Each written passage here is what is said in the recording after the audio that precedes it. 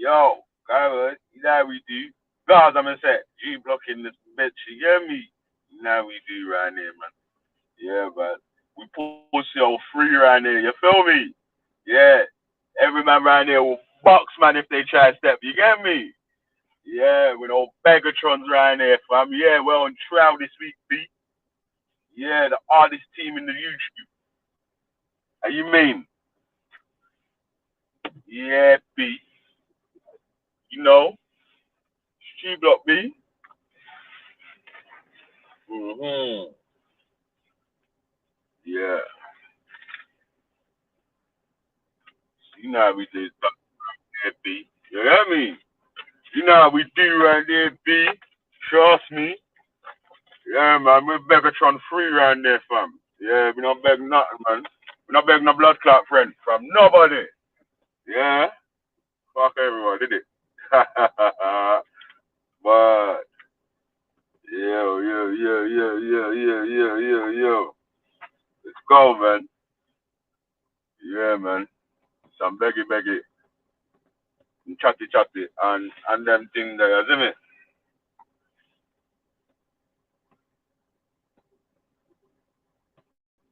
Mm. Yeah, man. So we're on trial today, B. So today I picked a question. I'm gonna try to get the man them or the ladies them or this participating audience to pick the question from next time still. So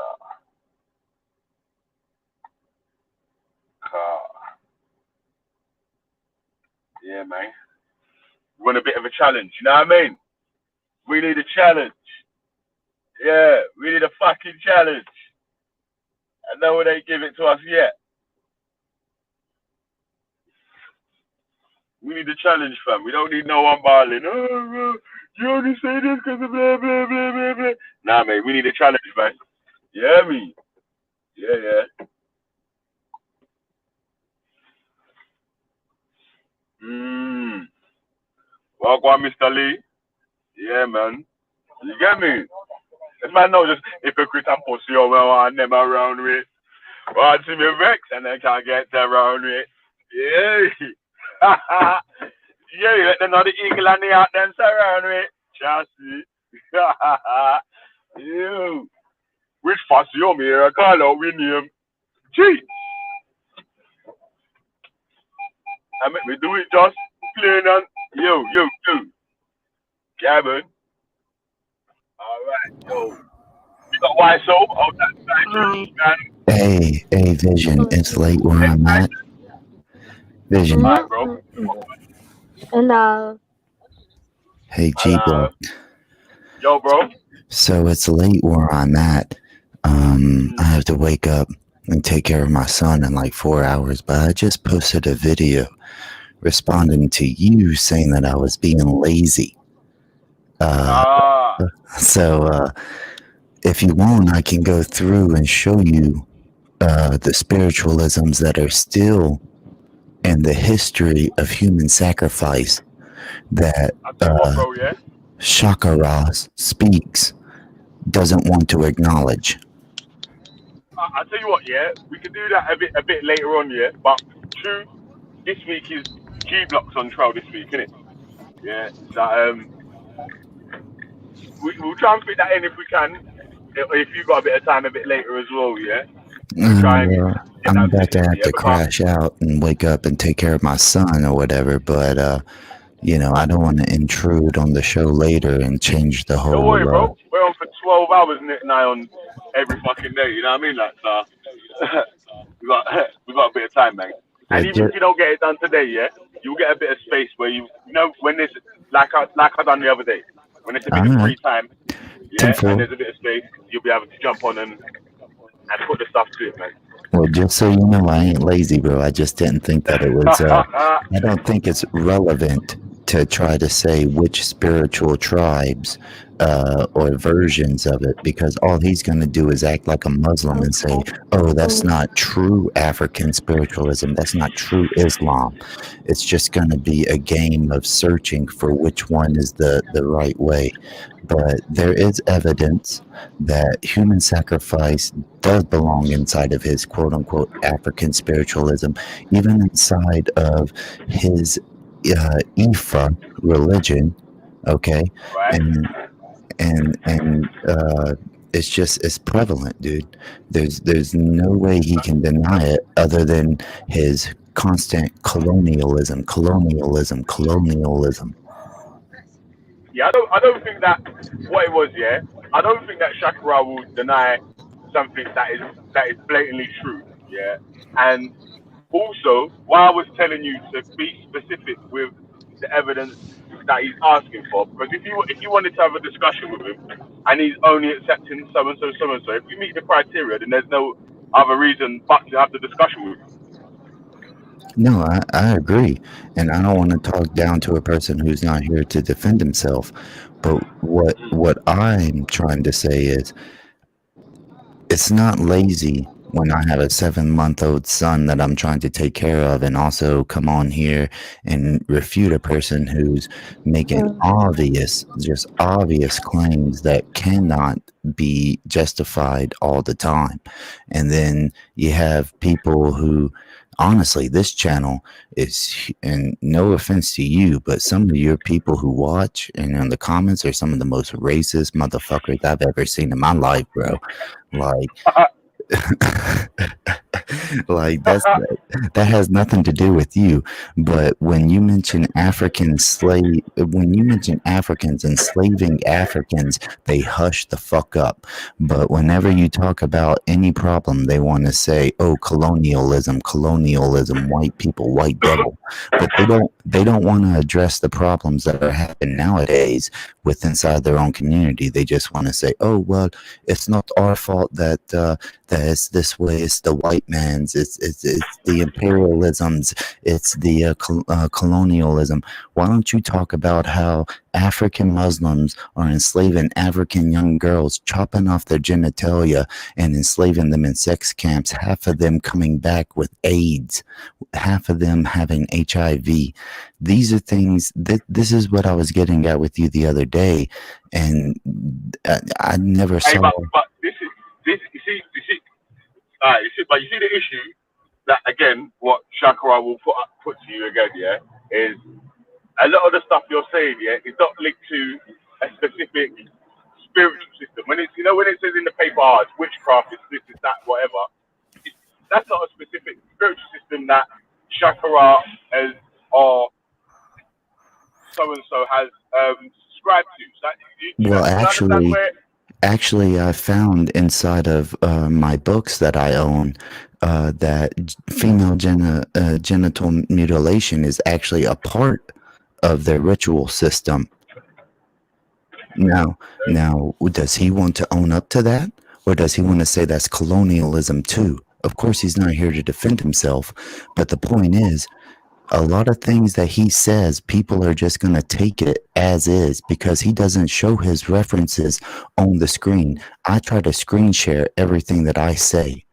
You know what I mean? I could do it right now. Morning. What's going on, bigger? I could screen share all of my references right now, and I ain't scared about it. Let Ryder really just finish his point. And true, he would say that has nothing to do with African spiritualism. But how many times when he's talking about African spiritualism did he call me the colonizer? Okay, he refers to me as something I had nothing to do with, and then he talks about the problems inside of Africa with it, even with his African spiritualism as colonizers. He never refers to it as the problems inside of his own faith. That's what I'm getting at. Yeah. Well, like I was saying, yeah, in the chat, if you get the specific spiritual system that is practicing a way that you feel is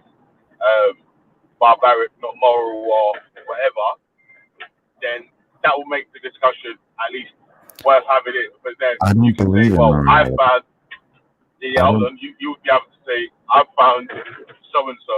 I Is it found my turn to speak? But I don't you haven't believe said in it. You haven't said morality. it in the text yet. That's not what I'm getting at. I don't believe in morality. I'm just saying if he's cherry picking, okay? And the audience is not knowing the sources. Yeah, he says, "Oh, this is the book that I'm reading. This is the author," but he doesn't show it. Or at least not when I was watching. He's not screen sharing what his source is, and he's only using one source. I'm using multiple sources, and there's a difference. And that's not true that he's using one source, man. He has screen shared information Okay, this I week didn't see while that. he's been, yeah, he has screen shared information while he's been doing presentations or answering questions this week. And again, presentation was the wrong word, yeah, because he never actually done a presentation on any of the African spiritual systems. It was literally asking the audience, asking questions about African spiritual systems to Shakara. So really and truly, it was down to all of us listening or anyone that wanted to get any questions off to research any of the 5 systems that he's sort of aligned himself to, and then bring the questions from there. You know what I'm saying? That might have worked out better. Like you might have been able to have a debate with him. Okay, that's fair because I mean, like you said, you're open 12 hours a day, and if he's on here for that long, I can only watch so much. So, like you said, he screen shared at times that I wasn't watching. Okay, I was wrong. I'll admit that.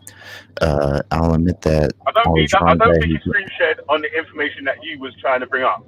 Yeah, but he screen shared when he was giving information that was linking towards.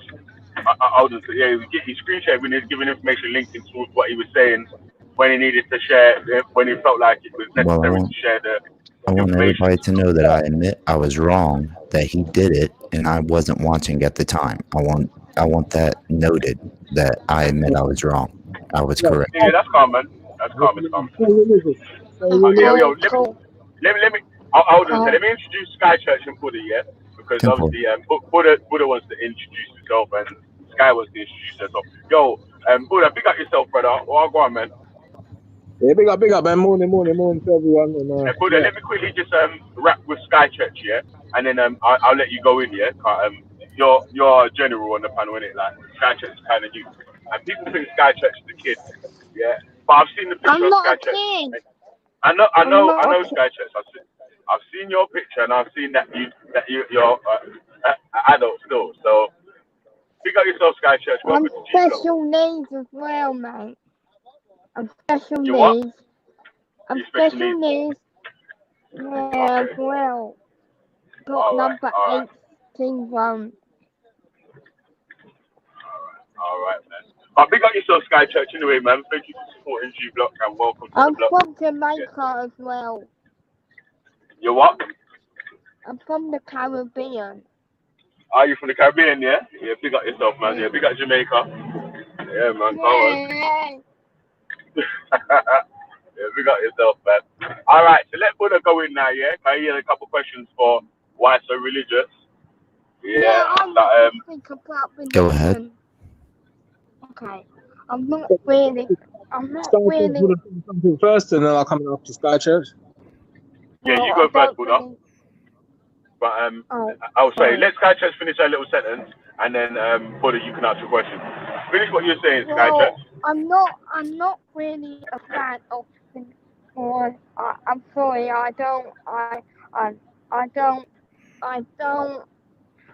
I'm not religious person. I don't want you to hate on people of religion. It's not very nice if people hate religion. You're supposed to spread love to the world, not hating. Amen. Okay, not yeah, man. So, what we do right there, Sky, yeah? Is there a separation of hating a religion's ideology as opposed to hating the person?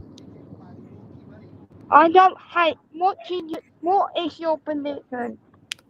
I don't have a religion. I'm an atheist. I'm an atheist. atheist. I don't have But what I'm religion. saying I is, don't have one.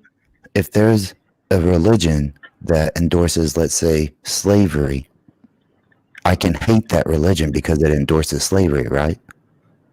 Yeah, but I'm not racist.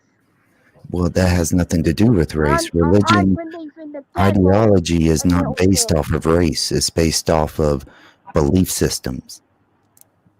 Right.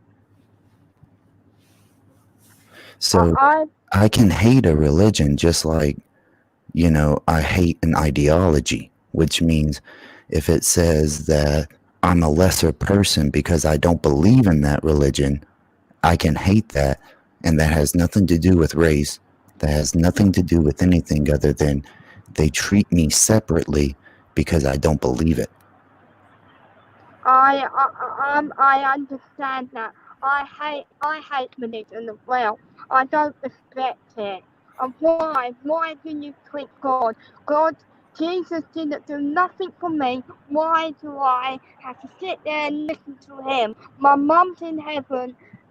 My family are not atheists, but they're in heaven, and I chose not to believe in him anymore. He didn't do nothing for me. Why? He's stupid. Anyway, you're right for hating him. I believe in you. You don't have to. You don't have to. You're damn right. Atheist is telling the truth. There's no such thing as miracles. God. Hello, Aurora Dawn. Alright, yeah, big up yourself, Sky Church, man. Let Buddha ask a couple questions now, yeah? I do want to ask a few questions. Alright, but big up yourself, yeah? Alright, yo, Buddha, you there still, bro? So I'm a bit late, and I just came in at the point where So Religious was saying something about slavery and African spirituality. I'm just trying to understand that part that you speak about. Are you saying that African spirituality has some part in slavery? Well, I mean, there is historical proof even in the video that I just produced that's on my channel now, and I could present right now that there is African spiritualism based on slavery.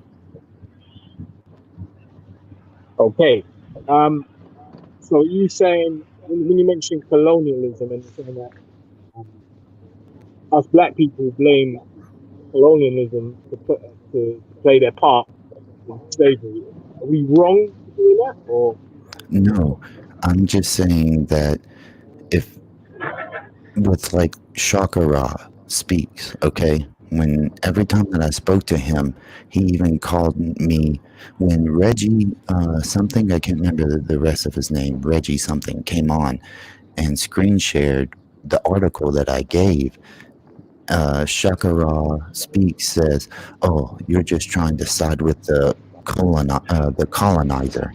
Now, that's where he breaks down anything that goes against his beliefs. Was this whole past week, it seemed like, was you're a colonizer, you're supporting colonizers. He doesn't want to accept that even the God he worships, okay, there was 5 of them that came to the earth in his spiritual history, and one of them conquered the earth, and the others came back down from the sky, and they asked for land that they wanted, and he said no, unless you subjugate your descendants to my descendants. So that is a form of how, and I doubt Shaka Speaks really knows if he's a part of that descendancy from Ulaman, I believe is his name. I have to have it in front of me to pronounce it correctly. But still, though, the whole spirituality was based off subjugation of other Africans. okay, that's something I can't really comment on because I don't have an in-depth knowledge on that subject. But I'm sorry, I can't hear you. You sound muffled. can you hear me now? Is that any better? That's a little better, yes. Okay, so I can't comment on that. I don't have an in-depth knowledge on that subject myself. But what I will ask is this: in your understanding, was that spirituality had more of an effect of Africa than colonialized slavery? Which one do you think had more of a? I don't know. It's hard for me to understand you. Your vocals sound very muffled to me. You said which one has which one had more of a blame? Which ones are more to blame? Which one the spiritual slavery or the colonial slavery? Well, I mean, the spiritual slavery is apparent throughout Africa's unwritten history, that Africans throughout different tribes have constantly enslaved each other based off tribalism, not race. So, I mean, I guess your question would really be, which is worse, tribalism or racism based off of slavery? And I guess that is kind of subjective. I mean, that depends on what, because these are people who are the same race, but because they live in a different village, they want to subjugate each other. Not, it has nothing to do with a difference that they don't understand. A lot of racism throughout history was due to misunderstandings of humans being humans and cultural divides. But when it comes down to tribalism, and spiritualism, if your deity says that we are the descendants of this, if your spiritualism says we are the descendants of this deity that said all other descendants must be subjugated, then there is a huge issue there. So, can you hear me, or is it still muffled? It's a little muffled. It's a little bit muffled. I don't know what that is, Okay, cool. Let me try and go on my laptop. Did that make sense, though? Did I answer that in a way? I'm going to try and get into that bit more. You know what, though, fam? You got to remember, yeah? Obviously, like, right, so you might want to have this debate with actually Shakara, innit? Because you're not going to get the answers that you're actually looking for from me or from Buddha, or you know what I'm saying? So, well, I'm not really looking for answers because I've done the research. I'm not looking for a bias interpretation. The question does come down to: do you think that racism, slavery based off racism, is worse than tribalistic slavery? And at least with racist slavery, it can be kind of, for a long period of history, be reasoned that it's because humans didn't understand that different races are still human, but they have different genetics, they have different how would you say this? Different anomalies, I guess you would say, in genetic makeups. Hey, why so? Shakara buns out any of the people that was selling slaves, as well as, you know what I'm saying? That Witness buns out any Africans that were selling slaves. I bun out Africans that were selling slaves or whatever. Well, I'm not talking about the selling of slaves. I'm talking pre-colonialism, that was whether they were capturing or selling it. I'm talking pre-1400s. I'm talking about whether we know what you're talking about.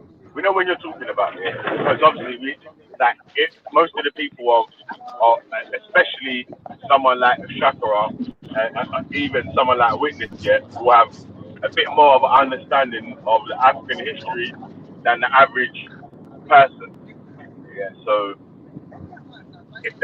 I'm sure, in my personal opinion, if Shakara had seen anyone that was capturing or doing slave trading, he would be against that.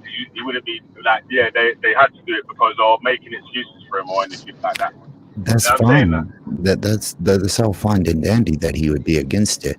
But the point is that the spiritual system that he abides by the Yoruba people, okay, with all of his gods, the very fundamental concept of it was that everybody that wasn't his descendants must be subjugated to his descendants. And I can show you that. You know, so that's, but does he know that about his spirituality history or not? I don't know if he knows Yeah. mythology Are you or not. talking about the Oyo Empire? No, I'm talking about the mythology of his belief. Yeah, the ether system coming from the Yoruba, yeah? From all the way back to Esra, issue. I'm sorry, issue. Um, I'd have to screen share all this. I mean, honestly, I don't want to talk about it when he's not here and reference him. What I'm saying is the issue here. Do you believe, G Block? Do you think it's worse to enslave somebody based off race or based off tribalistic ideology of religion? Say that again. Repeat that question again. That was just Is it worse to base slavery off a person off of race or based off of religion? Which one is worse? yeah, that's like again, like you just said when you answered it. That's like Religion. subjective, isn't it? No, but So that's the thing. It is subjective. It is subjective. And throughout history, all civilizations, all tribes, all civilizations, villages, really and truly, yeah. I'll they've tell you what all though, gone yeah. through it. If I had to choose out of race and religion, I would say subjugating off a race is worse because if it's whatever race the people are, they can't change their race. If it's a religion, you can join or leave the religion. I agree. I'm just asking the question. You know what I'm saying? Like, and that's where it comes down to. And inside of the ideology, the spiritualism, the belief of these African spiritualism, the history of it is that it was based off of descendants must be subjugated, which, if you think about it, Africa was homogeneous, right? So they didn't know of any other race. So they were enslaving people strictly off of the belief that they were descendants of a certain deity, okay? Which in let's say primitive times would be a form of racism because they didn't know of any other race. They just knew of each other as tribes. But I hear what you're saying still, yeah. But like I was saying, first of all, really and truly, you want to have this discussion with Shaq or even with Witness, innit? Because Witness is a Yoruba man and he understands the political issues that was happening at them times there. You get me? So when you're asking questions like this year, I'm just giving you what I think. This ain't like, factual answers or anything to do with how the people was at the time. I can't give you anything like that. You get me? I can just give you how I feel with 2020 I growing agree. up in the UK. It's all You feel me? subjective. What we're talking about here is what you feel is worse.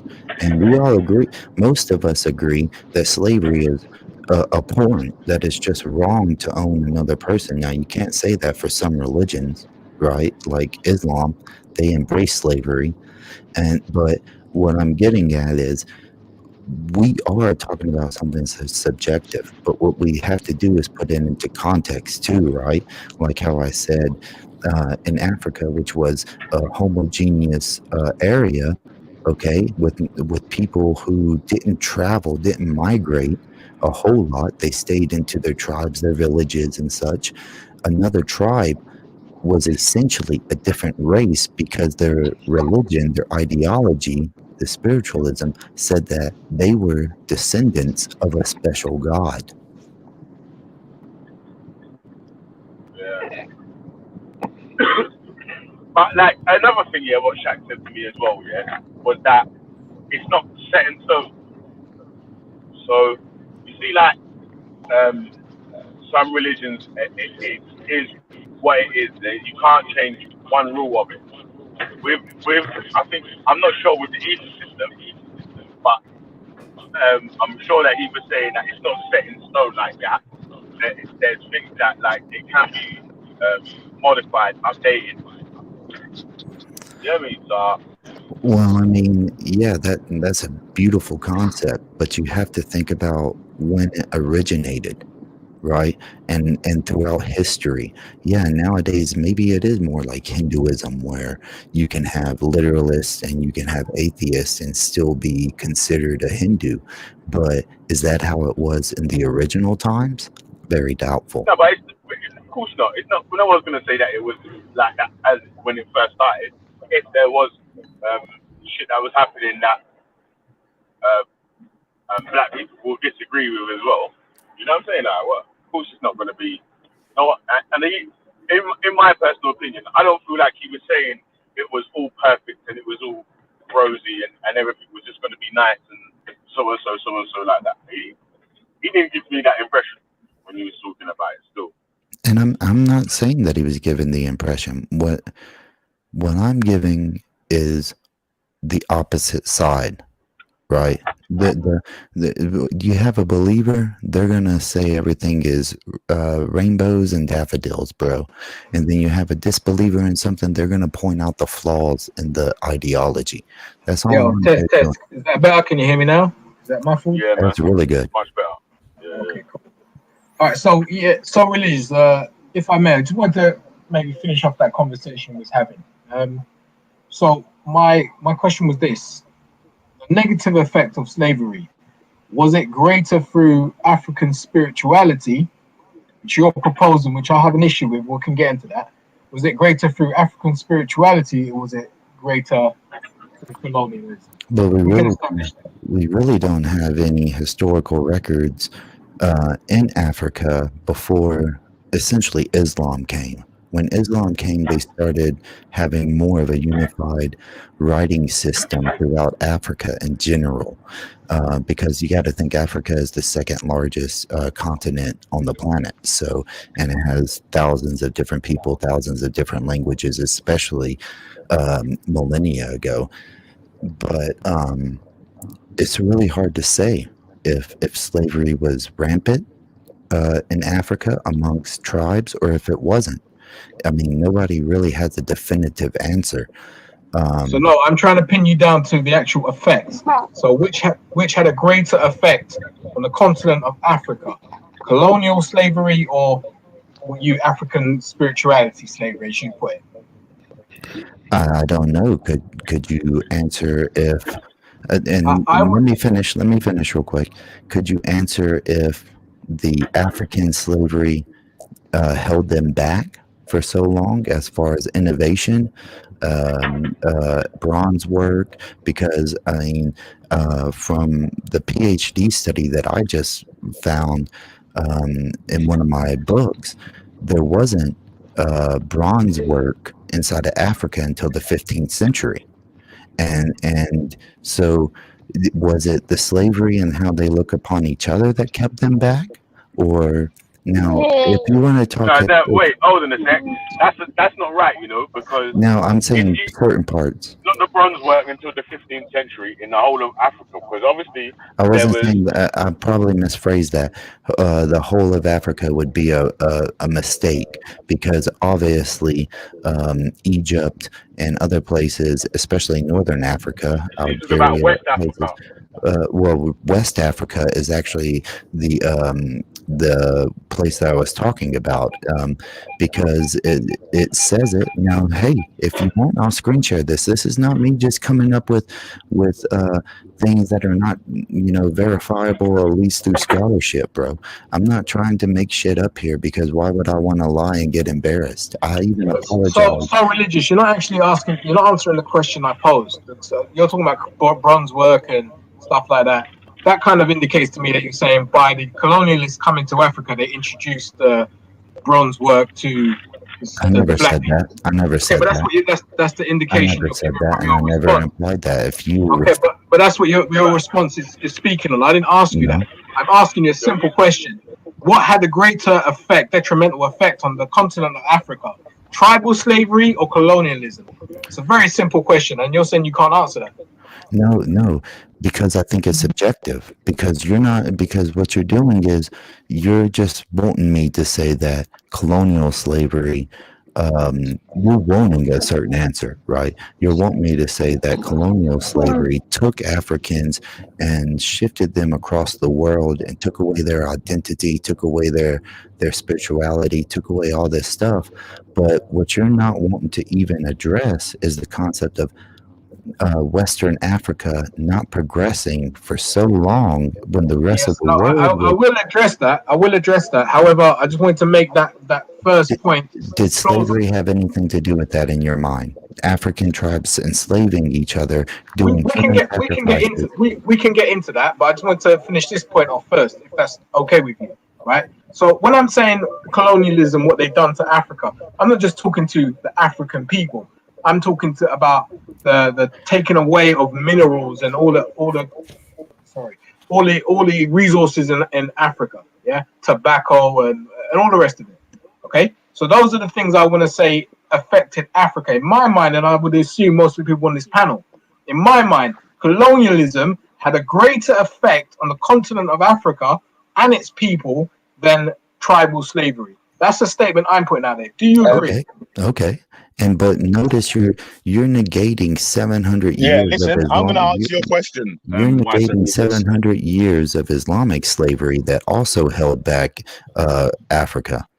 Wise religious. I want to answer your question about the bronze or the whatever, yeah, because there was the Benin Empire that had loads of artwork and whatever that they had, but even there was iron and whatever smelting that was going on around East Africa that continued over to West Africa as well. So in the BC times, I think it was 600 to 900 BC.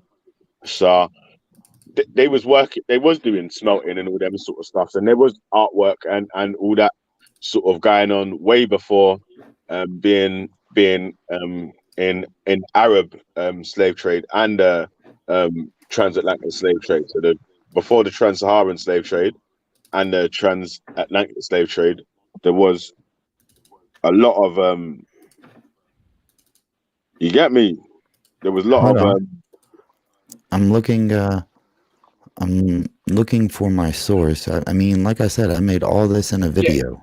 I hear you. So religious. I just wanted to maybe get you to answer that question. When you said you're bringing the Arabs and all the rest of it. Arabs were colonizers as well, were they not?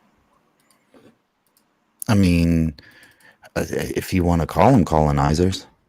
Yeah, they were. So specifically, I've already asked you the question. Do you want to ask it again, or shall we just move on? And you could just forget about that question.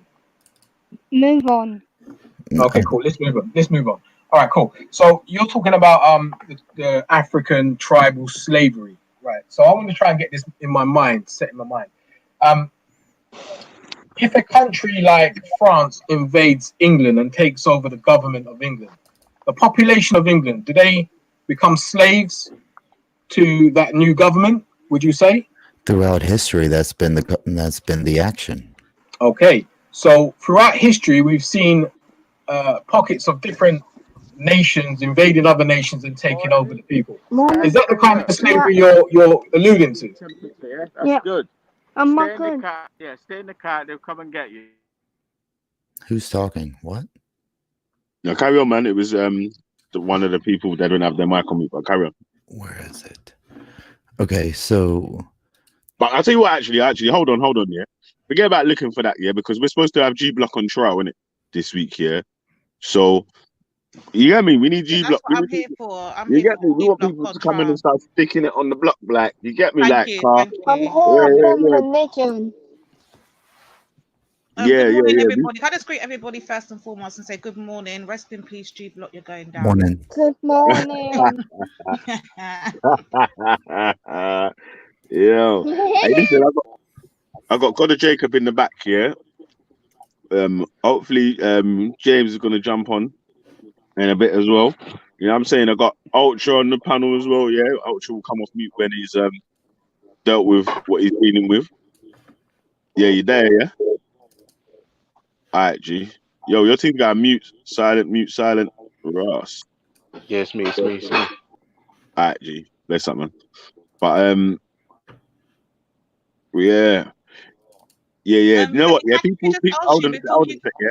People Yeah. in the chat, yeah, take it a bit easy with Skycheck, yeah, because Skycheck has got special needs in it. Okay. Yeah, so take it a little bit easy with Skycheck, yeah. Skycheck has got special needs. She explained a Yeah, bit I got earlier. number 8 syndrome, mate. Yeah. So take it a little bit easy with us, though. No So problem. I got it. Big up yourself, Sky Church. I just wanted to know, but Thank before I you. get stuck in and Thank you, slicing. lazy who? Oh, divine. good morning. Morning. Yeah, I just wanted to ask Velly, like, before I No, just don't start, ask Feli nothing. You lay ask me in. the question. Man. You're so Shut your mouth. You can just stop right now. So I just want to let you know, like, the Father, the Son, and the unholy Spirit, all of you unholy people up here, yeah? Before I take you lot all down and lay you to rest and bury you 6'6" and all of that good stuff and all that, what do you lot stand for? Like, just let us know, innit? What does that mean? I don't understand. Yeah, you're gone. I Yo, don't understand the question, Lady Divine.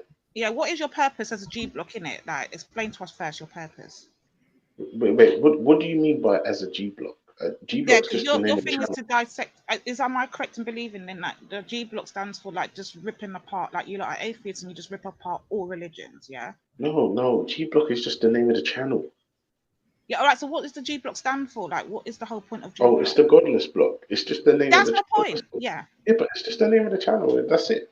Okay, so the whole purpose over here is for people to come and discuss the religions, and then you lot just destroy the illusion. Yeah, fairy tale killers, in other words. It's just literally a safe haven for atheists, right? Because let's be honest, especially on the Speaker's Corner scene, it's heavily dominated by theists. So we've got a channel for atheists. now you know what it is, yeah. It's literally just theists. yeah. A question can be put, yeah. Question of the day can be put, whatever, and then hopefully we'll get people that are for and then people that are against, and then you know what I'm saying, like, and then we try to get the reasoning. If it's anything to do with any facts or whatever, try to get the facts up, and hopefully the facts speak for themselves, innit? Like, and yeah. We hope that clears Lady Divine. No, what it is that I get it. Now, get me wrong. I just wanted to make sure I'm clear on what you guys are standing for and what you do, because obviously I don't do religion either, innit? But I do believe in a higher power, and I guess that's where I separate myself from this G block thing. Kafir. And hence why you'll never hear me repping G block, yeah, because I can't do that. I do believe in a higher power, force, whatever you want to call it. I don't know. Some people say God, whatever. I call it an energy, innit? You lot don't. So you're a pantheist. You're Right. more like a pantheist. Yeah. And if we start to ask you questions about that higher power, it will just mess up your dreams. Shut up, yeah, unholy father. Shut up. Just shut up.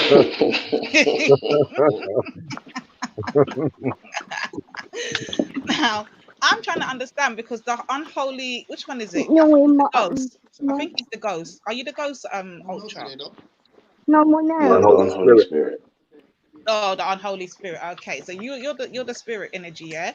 I want to know. You don't subscribe to no religion. You don't subscribe to none of these, I guess gods or anything like that. But you claim you stand on morals. Look at your name, most moral. But your morals actually don't stand for nothing when you're worshiping the Bhakti. Like, let me know why I'll go on for that. I don't believe in morals. I don't believe in morals. Yeah, that's why it's a religion. You don't believe in morals. But Ultra, get them where you get your morals. The concept of morality is supposed to be universal, but throughout the whole earth, everybody's morals are different. And you see it within religions, especially. And then you see it within inside of agnostics and atheists. Like you can have an atheist that believes that abortion is okay, or you can have an atheist that says abortion isn't okay. So I don't really believe in morals. But that's because why so religious. Atheism says nothing about a person's worldview. It's the answer to a single claim about a God belief, and that's it. No, I agree. And then, Oh but yeah. to most religious people, you have to have a God to have morals. If you don't, a lot of their arguments, as far as theists goes, is that you can't have morals because you don't believe in God. There is no God No, to. but no, why so religious? We don't listen to those people. They're No, what I we call agree. zombies. Let me finish real quick. And their argument is you don't have a God to give you morals, so you can't have morals. And I agree. I don't believe in morals. And the way that I say to them is, There the, is and the way I Chrissy say to Jeff. Jeff the, and Hey, Chrissy Sky, hold on, are yeah, here. because someone's talking. Yeah, but Sky. the way I think of it is, between Chrissy, all I'm of the wondering about gods my in the whole computer. world, all of the beliefs, none of these gods have the same moral landscape. They don't have the same moral code. So yeah, morals don't exist. I'm worried. I'm worried about it. Is it cancelled, Chrissy? I'm upset because it's cancelled. Safi Ali wants the Orthodox more to ask, what is your yardstick to measure what is right or wrong, and who has the authority? Now, to me personally, right and wrong is law-based. And, of course, throughout human history, we're going to have problems. We're going to make mistakes. Slavery was a huge mistake. But even inside of religions like Islam, slavery is still morally okay and actually a form of righteousness.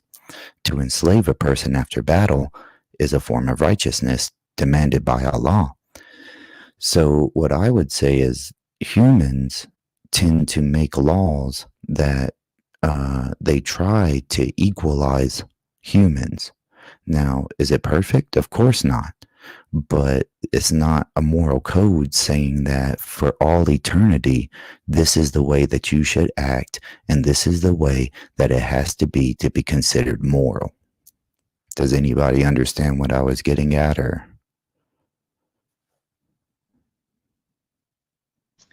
I'm tracking. I get it. Okay. Yeah, Lady Divine, did you understand?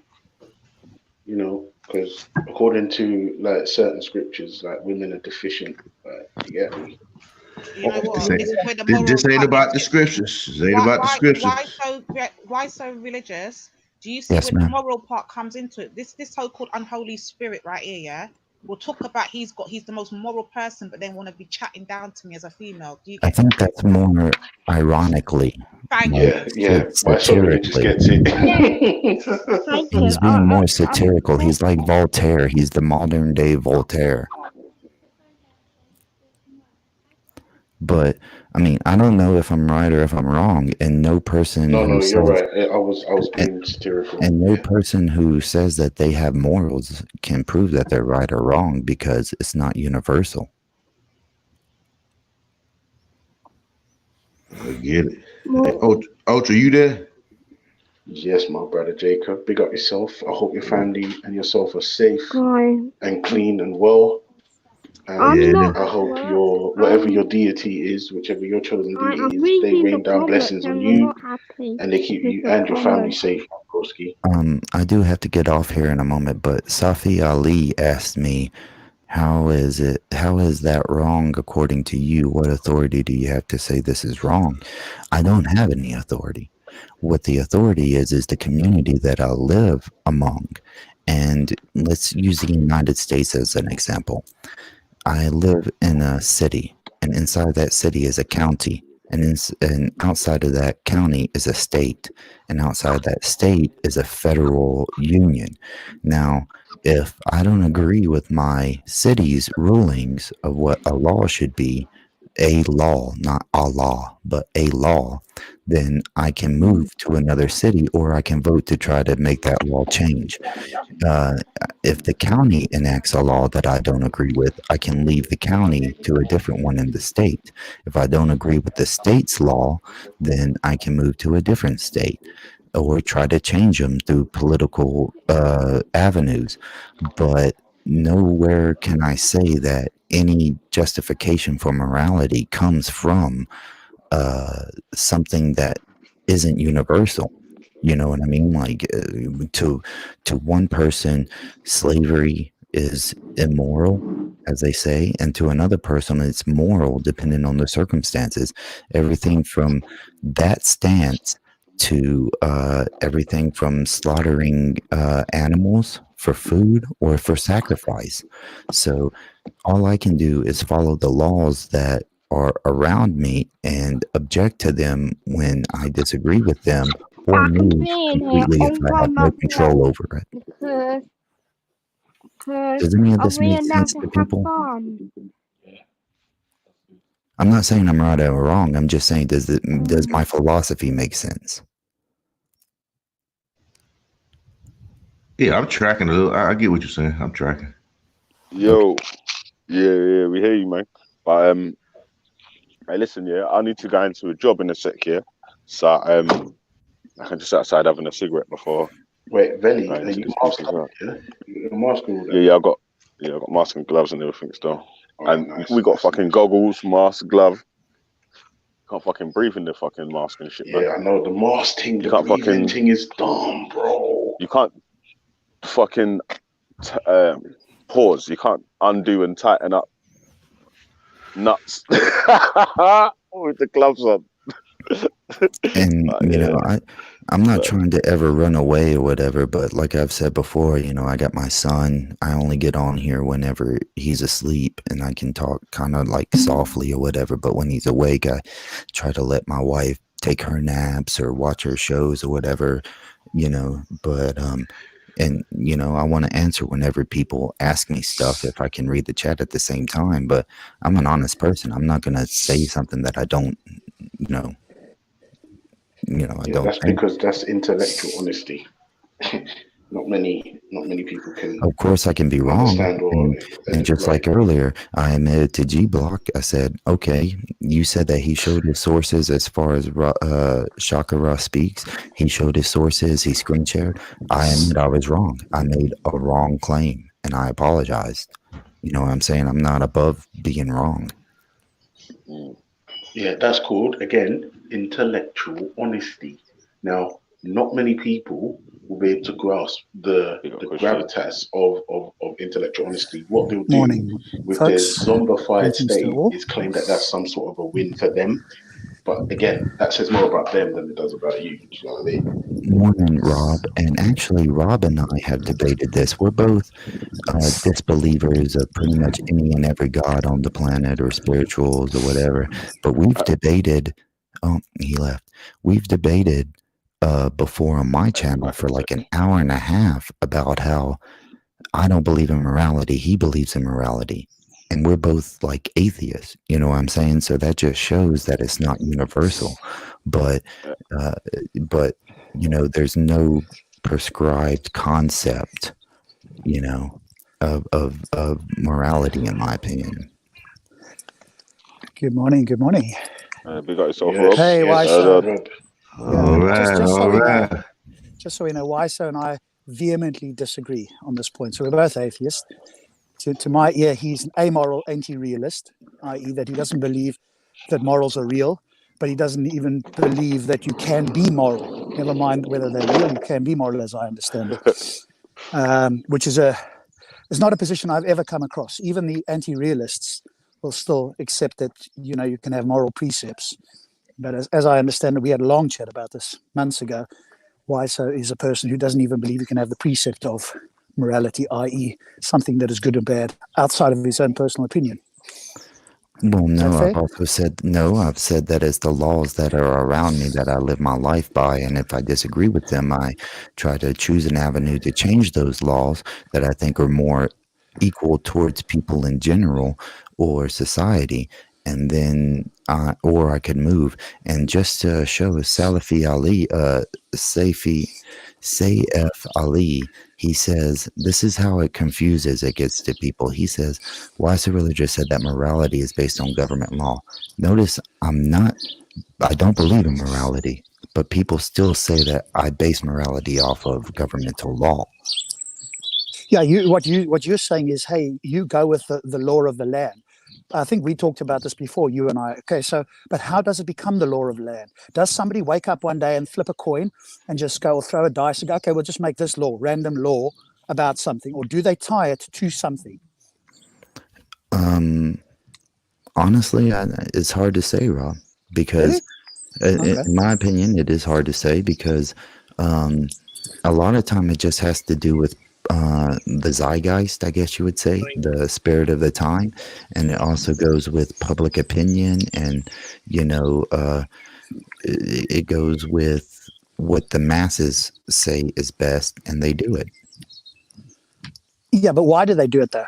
There's an underlying reason why they don't. Again, they don't just randomly do it, wake up or flip a dice. I don't think that's proven, that there's always an underlying reason that can be proven. I don't believe that. So you don't think there's a reason why people do something? Let's think of it this way. Saudi Arabia in 1967 made slavery illegal. Okay. Now, do the vast majority of Muslims believe that slavery is immoral?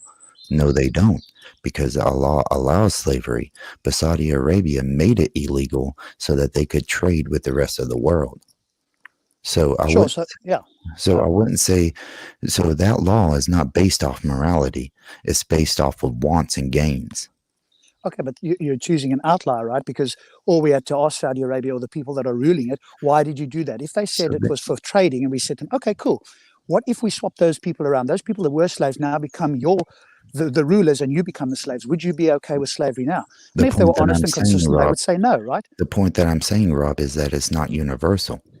That they didn't change their laws or their morale. They changed their laws, but they didn't change their morality. And so it's not universal. Okay, but you're pointing to people who are being inconsistent, i.e. they're changing it for reasons that isn't actually the underlying reason, right? So they're doing it for a pragmatic answer. Because if we swap them around, all we have to ask though, why? So is, like I say to the Saudi people, would you be okay if we swapped the scenario around? So those people who were slaves prior to 1967, would you be okay to be a slave? And if they're consistent, they would say no. So the fact that they're doing it because of trading is not the real reason.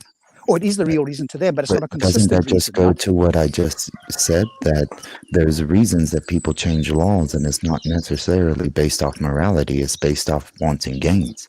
That was the example that I gave before I gave the example of Saudi Arabia. Okay, so your view is that the people will do things that is not necessarily in their well-being. It's not necessarily in their interest. So people will have random reasons for doing something and they will then call it moral. That's the view you take, right? No, because I don't believe in morality. Why would I say what they did was moral? Okay, so by their lights it's moral, not by what you say. So they will say, hey, I'm doing this because... Even by their lights.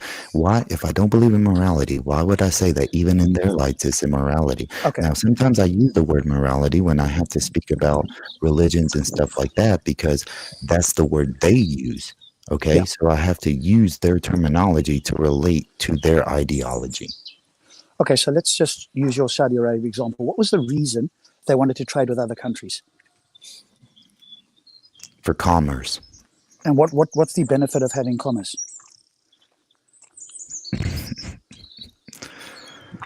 Oh, man.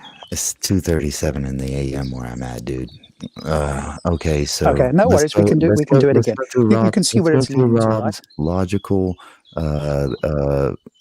progressions, as he likes to do, and I like them. I like these tests, but it is late for me. But let's do this. You can do it again later. Commerce. Why do they want commerce, Rob? Because they want to expand their wealth and power. And what is that? What is the advantage of doing that? Is there an advantage? Wealth Firstly, and power. Would you agree that they're doing it for an advantage? Expanding wealth and power gives wealth and power. So that's the advantage, Rob. Okay, but if somebody didn't have wealth and power, is there a difference between somebody having wealth and power and somebody having no wealth and power? By their lights, not yours, by theirs. Do you not think that's an obvious answer?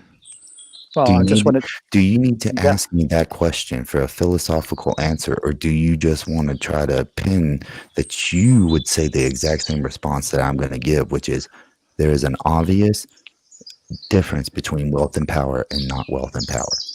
What is the obvious difference? Just so we're all clear, because I don't want to misrepresent you. By their lights, For lights, one, you not can yours. make the laws. You can be without morals and still make laws, and people have to follow it, or they have to try to find avenues to change said laws, or they have to move to a different area. Correct, right? And so ultimately, if we shortcut this, let me get to the shortcut point there. Would you agree that having wealth and power benefits those who have the wealth and power by their lights for their well-being? Phrase that again, please. I'm sorry. Sure.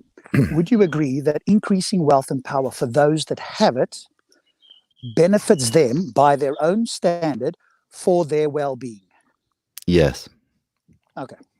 And To me, our possibly shortcut- possibly for those around them, as a community, not just family members, but as a community, a state, a nation. Sorry to Yeah, you can interrupt expand it. quickly. Can I just? I'm a bit lost here. When you're talking about creating, you can have morals, have no morals and still create law. How do you create law with no morals and equal this law fair? I'm trying to understand. Could you ask that again? Like, how do you have no morals and still create laws? And then how do you deem the laws fairly? Like, without morals, I'm a bit confused. Well, I mean, there's definitely laws that are not moral based, right? You would agree with that, right? Yeah, to a degree, yeah. So then that just answered your question, that you can Not make laws that really. are not morally based. Not really, because if you're having a group of rules going down, or how do then we get deemed like what might work for some and what might work for the other? If there's no moral aspect to it, is what I'm trying to. Because also morals are personal; they're not universal. Because the morals that you have as, let's say, a pantheist is not going to be the morals of Christians or Jews or Hindus or anybody else other than you. It's all personal. There is no universal moral code. One could say not to kill a person is moral code, but then you'd also have to say that in a fight or flight stance, you could be the one who dies as opposed to the one who lives. And then it comes down to, oh, well, that's an extreme circumstance. It gets into this fluffy nature. Let me just check something, Weiser. Do you believe there are things that are right and wrong? Forget the word morality. Are there things that are right and wrong by your lights? There are things that are subjective. Okay, but are they subjectively right and wrong by your lights? Up to the moment in the situation. And So if if people, okay, let's use theft. Okay, let's say that somebody steals from somebody. There's a law to prevent them from stealing from that person. Am I the one who says that taking someone's objects is right or wrong? I would say that it's against the law.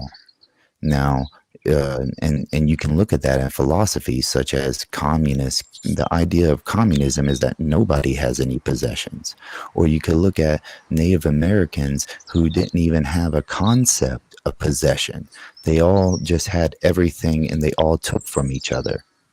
So that the concept of theft didn't even exist inside of their societies. Well, within their own societies, but when they met a different tribe that was coming onto the land they currently sat on, then obviously they had conflict, right? But I just wanted to confirm, so I'm very clear with you. You do think there are things by your lights that you would call right and wrong, but you think they're subjective, and you think they're underpinned by the law. Is that a fair summary? Rephrase it. I'm sorry. It's really late here. I'm sorry. I've been up for like 18 You think hours. by your lights, you think there are things that you could label right and wrong. You think they are subjective, and you would go by the law, whatever the law says. You wouldn't say the law is right or wrong, but you would go with the law. But Or you I would feel try like, to change it, or I would move away. okay, cool, yeah. But you do think that there are things that you yourself would say is right and wrong subjectively. There are things that I don't agree with. There are actions I don't agree with.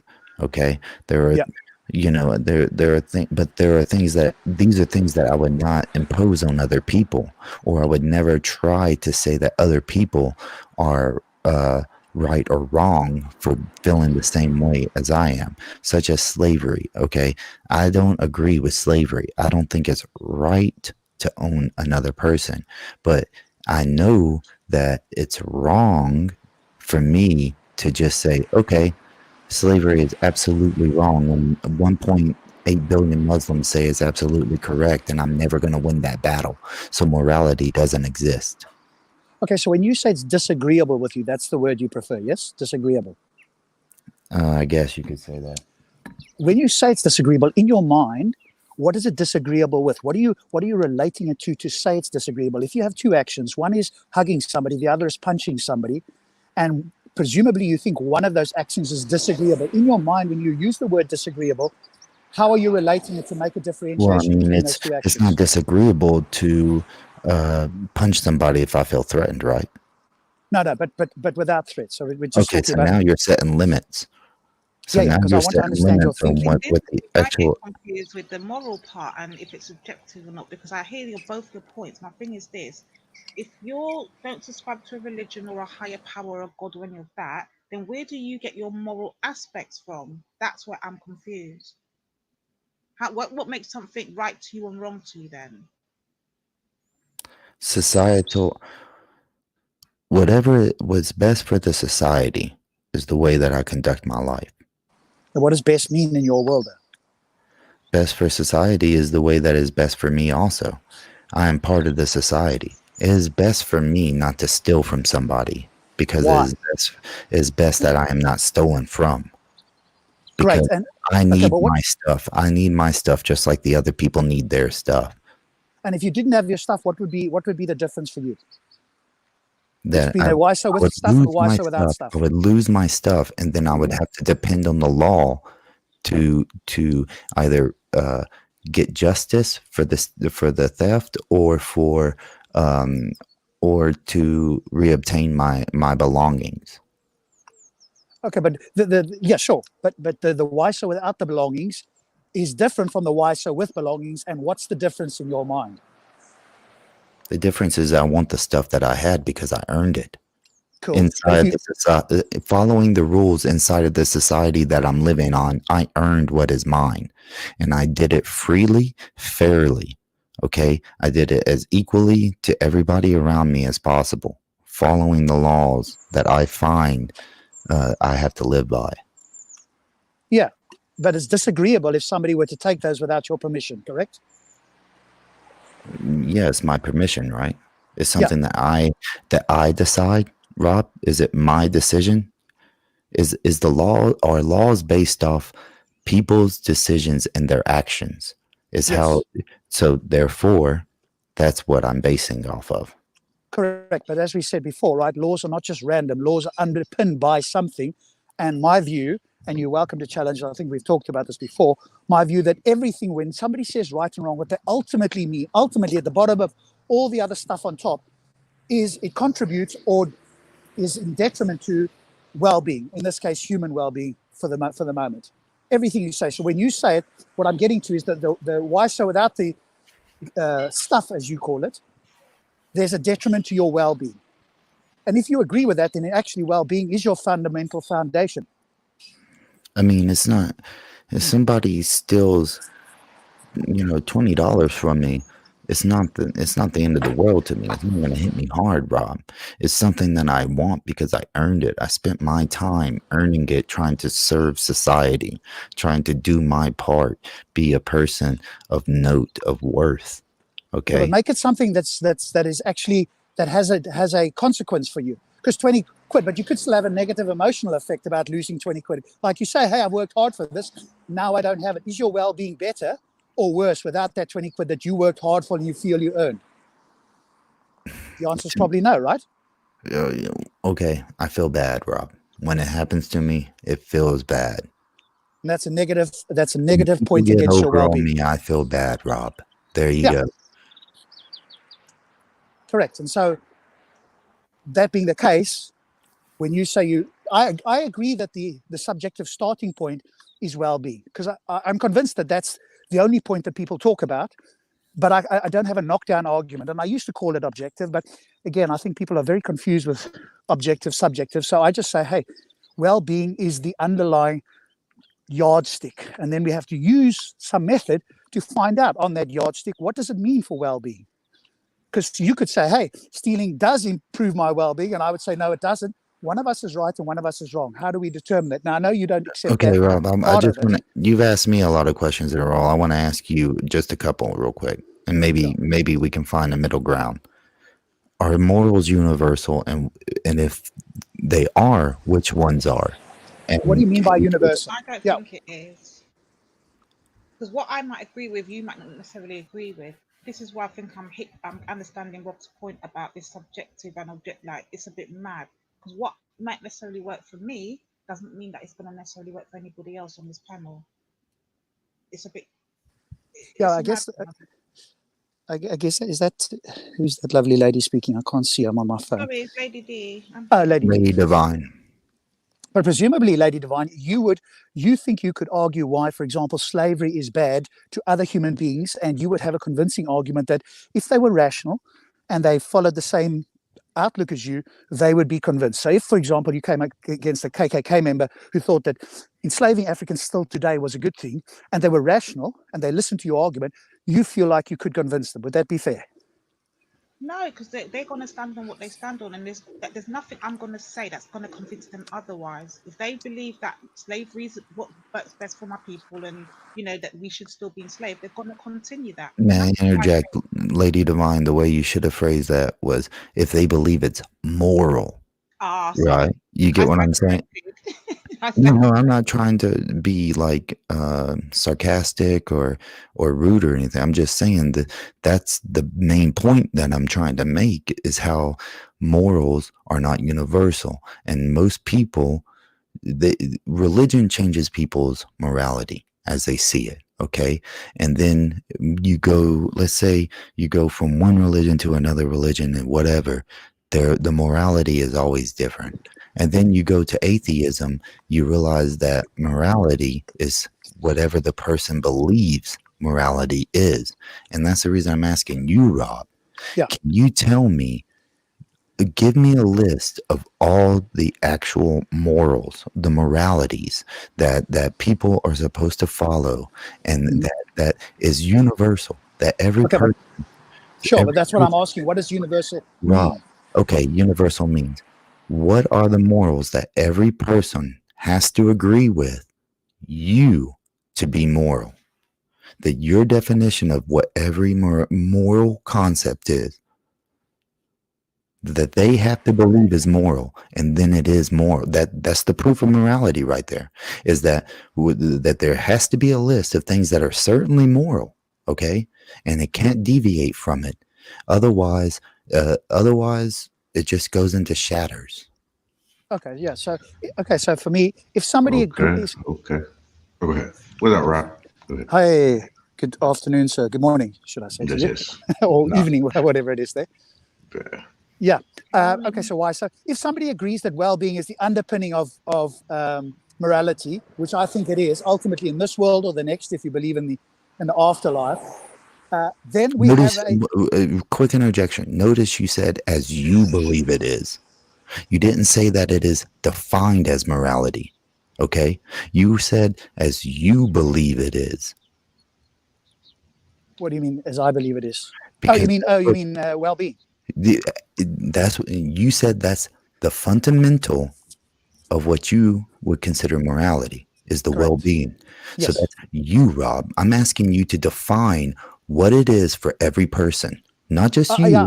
No, but I think it's for every person. It's well-being. Every person. I think it's you well-being. have evidence of this. And we can ask that, and I think it's a priori, but I could make an argument for it.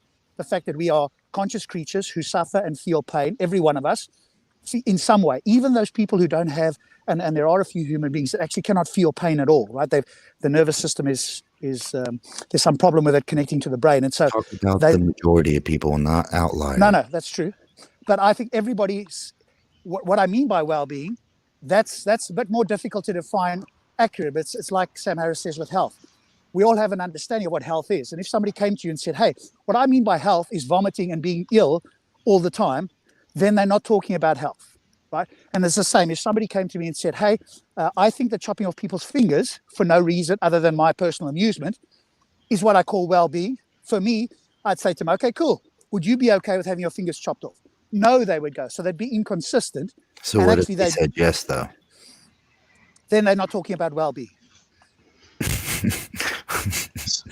Hey, why so religious, man? Hey, you was going down. I was going to open up with this line of questioning because you kind of hitting it where I kind of want to go. When you really think about atheism, you're really going against a state of mind, somebody's state of mind versus a claim that's really not substantial in a sense. You get what I'm saying? There's So when you, actual philosophical, I think maybe borderline nihilism is the concept, but I don't really consider myself a nihilist.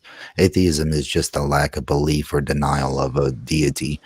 yeah, Of but God. when atheists say it's just a lack of belief, then why y'all insist about going on about God is not needed to explain reality when y'all deal with evolution, quantum theory, multiple verses or multiverses, Sidetrack note, dude. That's a whole all these positive beliefs. So when you say it's a lack of belief, that's just a cop out. I actually agree with you on that, Jacob. I don't use that term. So I actively disbelieve that gods exist. So And you're then I just give you my anti-theist, reasons and why. I'll accept that. Yeah. No, but that's the difference, right? I'm what's called a strong atheist, somebody who says, I do not believe a God exists. The weak version of atheist, as some people define it, is somebody who says, I lack a belief. But if you ask somebody who says, I lack a belief, what do you believe about the proposition? So you They consider will have me a a weak belief. atheist? Say again? I mean, I use the term, I'm an atheist, but I definitely don't think anybody who listens to me say that I'm a weak atheist. No, it's not meant in a derogatory sense. It's just to define the difference between somebody who says, I lack a belief, and somebody who says, I do not believe. There is a difference there. Some people think it's the same. It's definitely not. And I'm sure you'd agree it's not the same. I say I do not believe a God exists. You say, if that's your position, you say you lack a belief. And as it's I would reasonably just well... go on by the actual definition. But see, Rob, here's my problem, man. Go ahead. No, you go. No, when I talk to a lot of atheists, they always say, "Well, we just operate outside the norms." You get what I'm saying? So what does that mean? if you use the reasonable person standard, that's what I'm saying. Outside of religion, like they don't deal with the gods and this. We operate outside the norms, meaning we don't deal with religion, we don't deal with this, that, and the third. So, with that being said, if you're using the reasonable person standard, you should be able to tell me where did the universe come from, the designs, where did morality come from, laws of logic, consciousness. You should be able to tell me all that.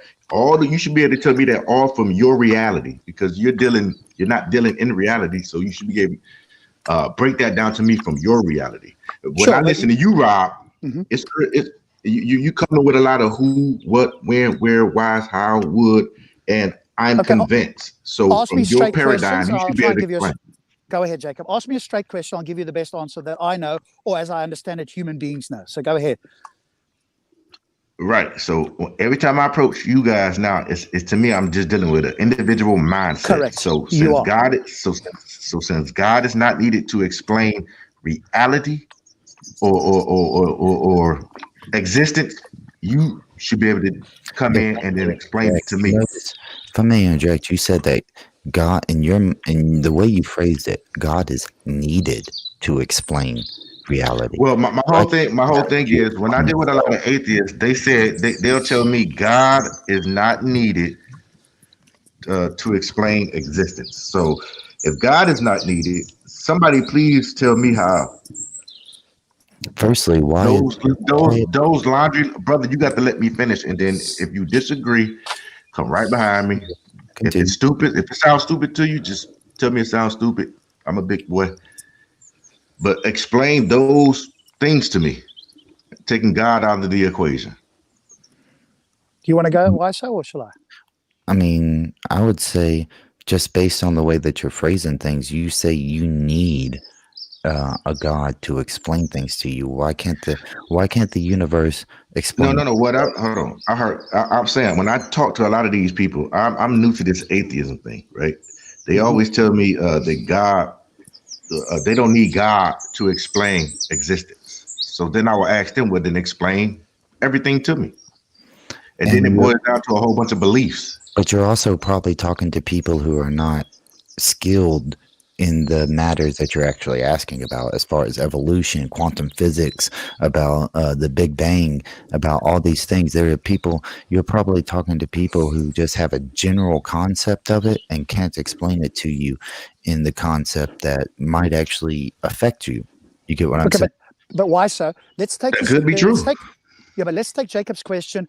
the most charitable we can. Would you agree, between you and I as atheists, there are some explanations that we don't yet have? Would you agree with that? Of course, yes. Okay, that's all.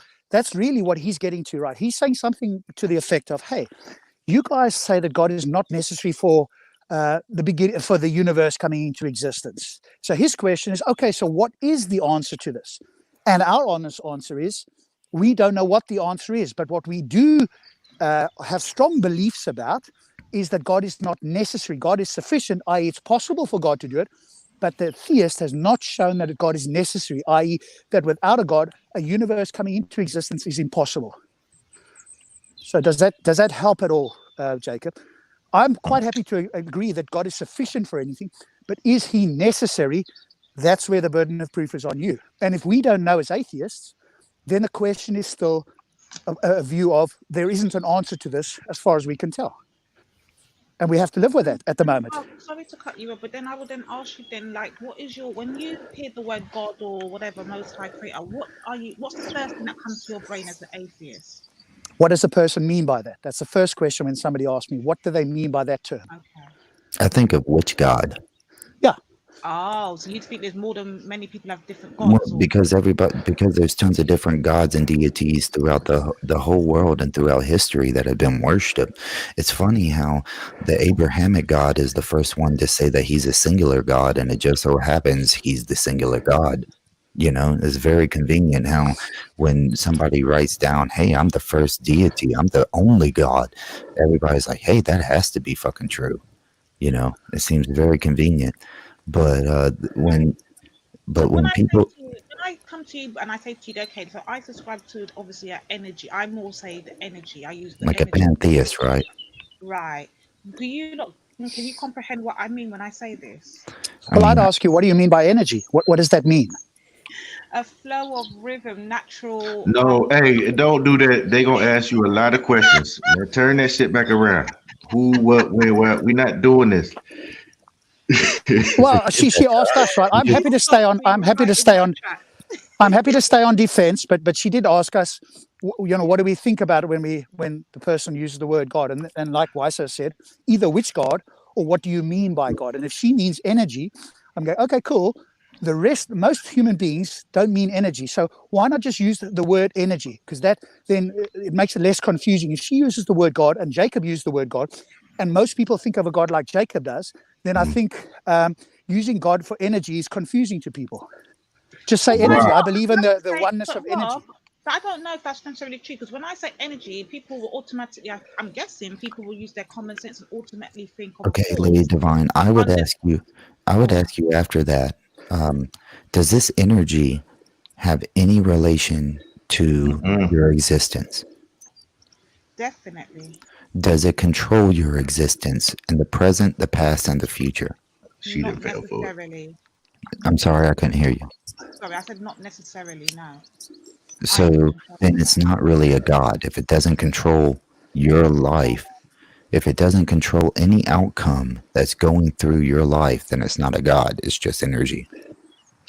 I mean, we can't stop her using the word, though. Why so? No, What I'm we can not point out, against her calling it a God. I'm just saying, like, theologically, a deity controls, or at least a deity, if you're like a, what's it called? Just a yeah, but she could just deny that, right? She could just say, well, I don't care what the...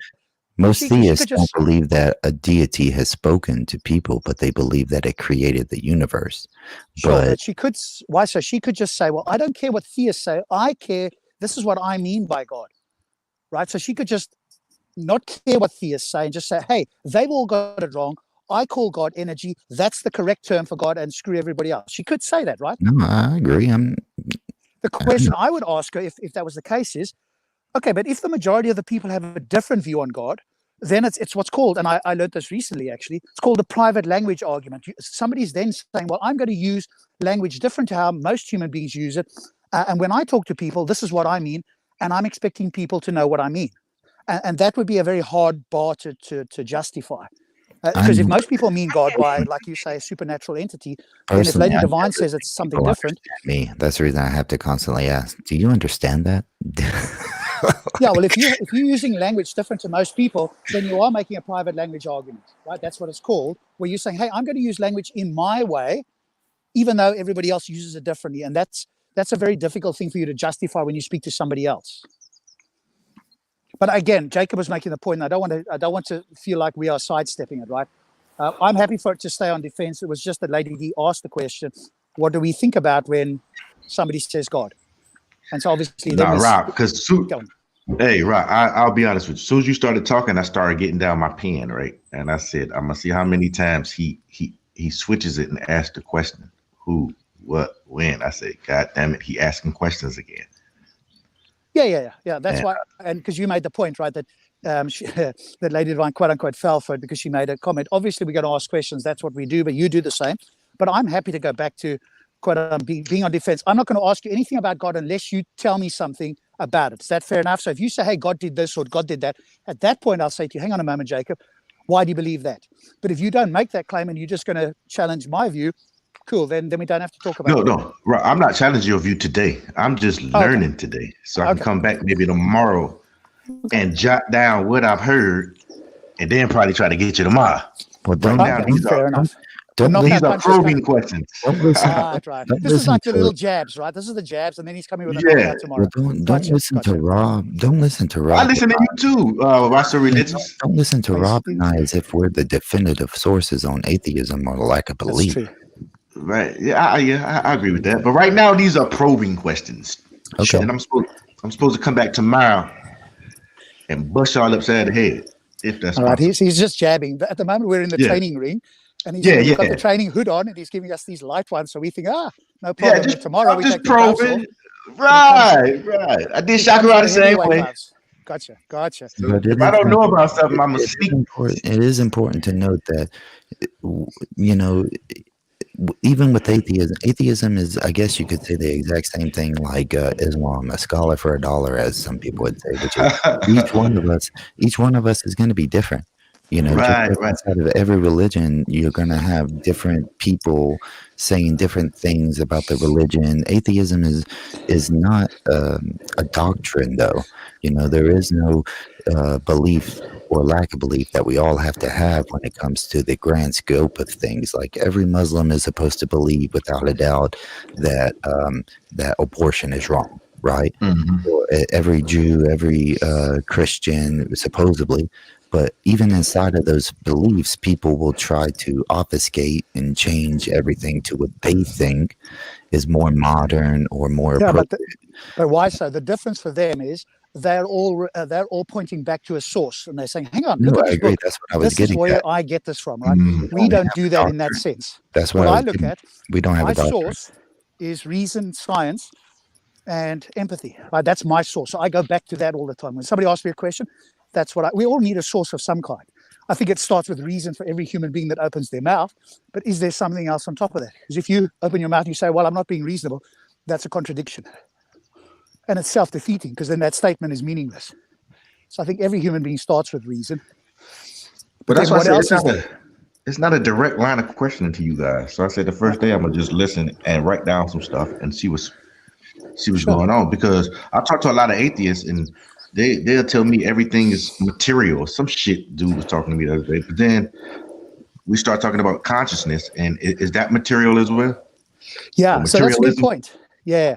So it depends who you speak to as well. The more sophisticated people will reduce something down to, I know somebody who thinks everything is physical. And if you listen to his argument, it sounds fairly good. I'm not necessarily convinced that's the case, but if you had to ask him what he would say to you about consciousness, for example, is it reduces down to the physical brain. So in that sense, whatever consciousness is, it reduces to the physical. And so therefore, its origin is physical, and he takes it to be physical in origin, even if he can't describe it, what it is when your eyes are open and, you're speaking or thinking.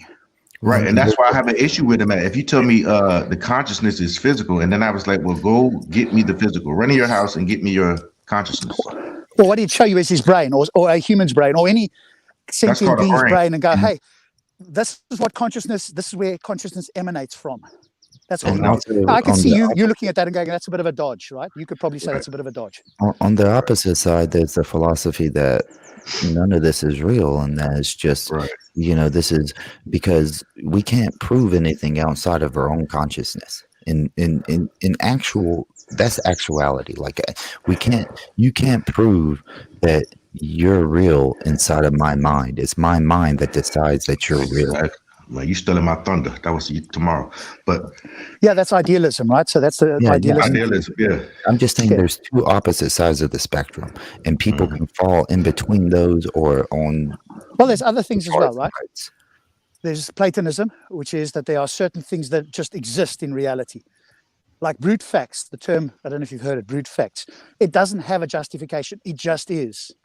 A bit like God, right? Some philosophers have made the point that God is a brute fact. Because if you ask why is God necessary, they would say, an advanced theist would say it's in his nature. Well, that's just a circular argument, right? So I think ultimately something boils down to a brute fact or an infinite regression, because I don't accept circularity. And a brute fact is like an axiom. But Rob, some atheists will accept things that they can't see or that can't be all the way proven, but then will reject God. You got to make that make sense to me. Okay, like give us an example. Like for instance, consciousness. I told the dude, show me consciousness. Okay, but when you say it exists, and I said, speaking. Go on. Yeah. What else we talked about? I don't understand that example though. Laws of logic. Go get me the laws of logic. Well, he kept telling me, well, they exist. So what he means, though, I think what he means is, was he a materialist? That person who was. Yeah, he's a materialist. Like he has to touch, see, da da da da da. Yeah, I think that's a more difficult one in the sense of, like you say, what are morals, right? They're a concept, so they refer to something. Mm-hmm. If there were no minds, would you agree? If there were no minds and there was no beings that could suffer, would the term morality even make sense? If the universe just had stars and nothing else. Right, I get everything he's saying, but I put the burden of proof on him to prove it like he does with me with God. So if you're going to hold me to this criteria about X, Y, Z about God, then if you bring something to me, wouldn't the answer be, if you're asking him to prove consciousness, for him just to say, "Are you conscious?" Yeah, and then I would say. So then that's the proof of it, right? Not for me, because remember, he's a physical guy. I'm a physical touch. That doesn't matter, just because not everybody's 100% on all of their philosophies, because philosophy tends to be a lot more expansive than most people ever study or learn. They just say, "Oh, I've read like a half a page of something, and that makes sense to me, and I agree with it," until somebody else brings up another logical flaw or philosophy towards me. So he can be a materialist where he says, "Hey, you have to prove that this can be touched or this and that," and then you say, "Well, bring me consciousness," and he just says, Right. "Well, aren't you conscious?"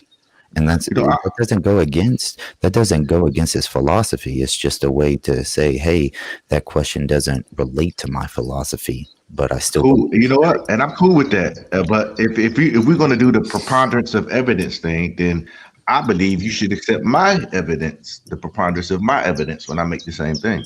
But Jacob, do you not think that there's a category difference between consciousness and God? Do you think those are separate categories or the same category? Yeah, remember, this is a pissing contest, so I'm trying to win. No, well, I just want to clarify. So when you say the two, consciousness I don't know. and I've God had are a few separate. beers In my tonight. view, at You might least. lose. In my view, at least, consciousness and God are separate categories. It's like car and aeroplane. They're not. Right. They both travel, but they're separate categories. So either So I don't think that consciousness and God are in the same category. So when you ask for a proof, obviously we ask you, "What do you mean by proof?" And you'd say whatever you say. And like Weiser says, we could say, well, it's a priori. The fact that you're asking for proof demonstrates consciousness. What does it mean to be conscious? To have input, to respond to events, to think about things. That's what consciousness is. The fact that you ask that question proves you have consciousness. Would you accept that as a deductive argument? I would accept it, but in a debate format, I wouldn't. And me and this guy, all we do is debate. So, but coming from you, yes. Okay, but what would you then? Then, of course, the question is. Divine wants to speak. Okay. Go ahead. It's not even I just wanted to know because you like are talking about consciousness. So I would like to ask, Robin, why so you just as atheists, when you go to sleep at night and you wake up in the morning, how do you then relate that to no powers, no energies, no nothing? Remember, you don't subscribe to any of that. Why do you think that we don't believe in energy? Well, just you said earlier. I tried to ask earlier. What do you lot stand for? Like, Energy cannot be created or destroyed, right? I mean, that's like a universal law.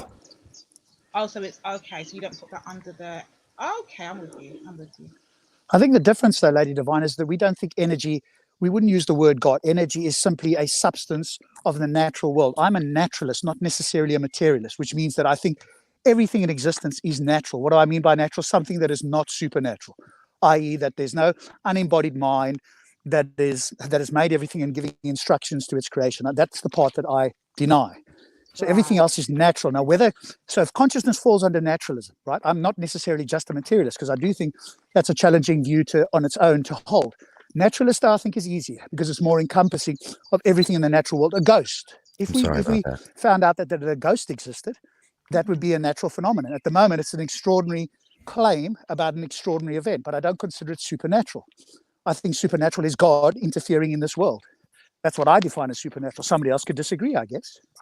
Wow. I'm sure somebody else does disagree. Wow. That is mad. Come on. It's easier for me to defend, and that's what I believe anyway. It's easier for me to defend naturalism than it is materialism, which is a subset of naturalism anyway. And as God of Jacob pointed out, consciousness, the first-person perspective, isn't material in its own essence. It does reduce the material, that I agree with, sure, that it emanates from the brain. If the brain is destroyed, consciousness ceases. It's like a flame, a fire, right? When you put a fire out, the fire doesn't go somewhere else. It doesn't sort of go to another realm. It just ceases. Same with consciousness. That would be the analogy I'd use with consciousness and the brain. Rob, if my friend argued from a naturalist state of view, then I would rock with him. But he's a material guy, so. But maybe he is a naturalist, but he doesn't know it. There are people who do. That's the thing, man. Most people have not read philosophy enough to. They haven't read Kant. They haven't read Socrates. They haven't read any philosophies really. They just know what makes them feel like they understand the world around them and the universe around them. And then when people question that, they don't like. Honestly, with Rob and I, the last time that we spoke about, I don't believe in morality. I don't believe it exists. It was the first time I ever had to explain that concept to people. So when I listened to the video beforehand, afterwards, I sounded like an idiot. Now, when I came on today, I felt a lot more confident because after that, I listened to it and I was able to think about my response a little bit and why I don't believe it or whatever. Not saying that I'm right or I'm wrong about it. I'm just saying I felt more confident after having to explain myself. And that could be somebody who you pushed them nonsensical maybe to the point where they actually had to instantly realized that they did not have their philosophy down, their belief systems down to the point that they could actually defend themselves, and they had to reevaluate. I think what Jacob, as you say, I think what Jacob is doing is a good thing, right? He's challenging his friend on materialism, and if his friend goes, okay, actually, consciousness is a bit of a problem for materialists. He can go away and research it, right? So I think asking people questions about their worldview is fine. But I think Jacob as well, hopefully you would agree that if somebody doesn't know, that isn't an L for them. That simply means that they need to go away, right? If there is, in fact, a refutation or a rebuttal that is sound, you could call that an L. But if you're going to come back tomorrow, then I think, there's going to be questions that I can't answer, right? But that doesn't mean there isn't an answer. It just means that I'm not the smartest guy in the world. No, but I don't. When we're talking, I don't do L's because I don't know enough about. No, I agree. I'm not a great subject. L and W person. If it was about the Bible, you were strong in the Bible, then I would say, somebody can win and lose. I don't know enough about this, so yeah. Jump in here quickly, second. Just Belly, just so you know, I think we've got a few people in the back that want to jump on if you can hear. And Rob, I got to dip out for a second too. Sorry, Lady D, go ahead. No, it's okay. Rob, you've got a question from my brother, Guster TV in the chat. It was nice speaking to you, nonsensical. He asked, Rob, Lady Divine, can you ask Rob, without gravity, could he exist? That's a question for you, Rob. That's a good question, actually. I'm not sure if you could exist without gravity, because I think gravity is a fundamental force of the universe. If gravity didn't exist, then there wouldn't be planets, stars. So on that basis, I'd say probably not, as I think about it, having been one of the core, if one of the core forces, as it's called, the core theory, if one of those were taken away, then I wouldn't exist in the form I am now. I think that would be the answer I would give. As I understand it, they are fundamental to our existence and the existence of many things in the universe. We just don't know what a universe would look like, though, without gravity, or with the gravitational constant being different. So would I, as a human being, or you? Probably not, because it's something that is inherent to the universe and is required for Well, I most mean, material stuff. flat earthers don't believe in gravity. Yeah, but that's nonsense. I mean, I don't take flat earthers seriously. I think that's Well, like it's hey, believing in fairies. but that goes exactly into what we've been talking about here for the past few minutes. Is that it doesn't matter what to a lot of people. It just matters what their belief is. It doesn't matter if something is universal, if it can be verified, if there's a list of things that are certain about it. To them, it's just about their belief. Yeah, but I think you need more than that, right? Because if everybody, WISO, just had a belief, you would agree that there are beliefs that are in conflict with each other, i.e., that only one of those beliefs can be true, or they could be false, depending on whether it's a dichotomous Rob, belief, like the belief in God, right? You and I are critical minds, right? People, we want to look at ourselves critically, not just the people that we discuss with. We want to look at ourselves critically, but not everybody is based off that. There are a lot of people out there who want the simplest answer, and they want the simplest explanation. You know? Yeah, but I think most people that come onto panels will at least try to give reasons, so forth. So I agree, not everybody thinks critical. Have you listened to the panels on this channel for the past few days, bro? Yeah, I do listen a fair amount. Yeah, I do make a universal statement, which I think is quite a bold one, and I haven't yet found somebody to disprove it. And I'm talking specifically about the Abrahamic religions. I think every single Abrahamic theist has lacked critical thinking at some point in their life that has allowed them to go into this belief. And then what they do afterwards is try to justify it with philosophical or other arguments or scientific or whatever. But at the time they made the decision, hey, I believe a God exists, at that moment, I don't mind who it is, William Lane Craig, you name every single theist, and if I had to ask them enough questions, I would be able to highlight. They might not agree with me, of course, but I'd be able to highlight Rob, when I think their critical thinking was not operational. Were born into it, believing from 4 years old before they knew anything. Yeah, sure. That is just absolute, and they've never had to question it because it's been a belief with them since they could even. Yeah, but that's not the people that we talk to normally, right? The people we talk to are either born into it, or they claim that they are convinced, right? And they claim that they've thought about it, and they're going to give us reasons why. That's the people I they'll claim. But Rob, you can't tell me that Ummah is one body who came on to Gin and Tonic show under the name of Muhammad Qasi, and we talked about, I don't know if you remember, we talked about that one time that it says in his hadith or his history. Let's keep it to atheism, because they don't want us to go into religion. I get it, but what's the point you're making? That he's not critical thinking? Is that the point? What I'm saying is it's totally possible, and there's a lot of people who do come onto panels who have never questioned anything outside of what they've been taught since they were born. That's what I'm saying. I'm sure there are. They are so. Here's the thing: as absolute as you and I seem, even though atheists are not really that much absolute people, they just deny. They deny that their gods exist, other gods exist, or whatever. But when the science changes about things they do believe in, then they'll change their minds. Theists aren't like that for the most part, bro.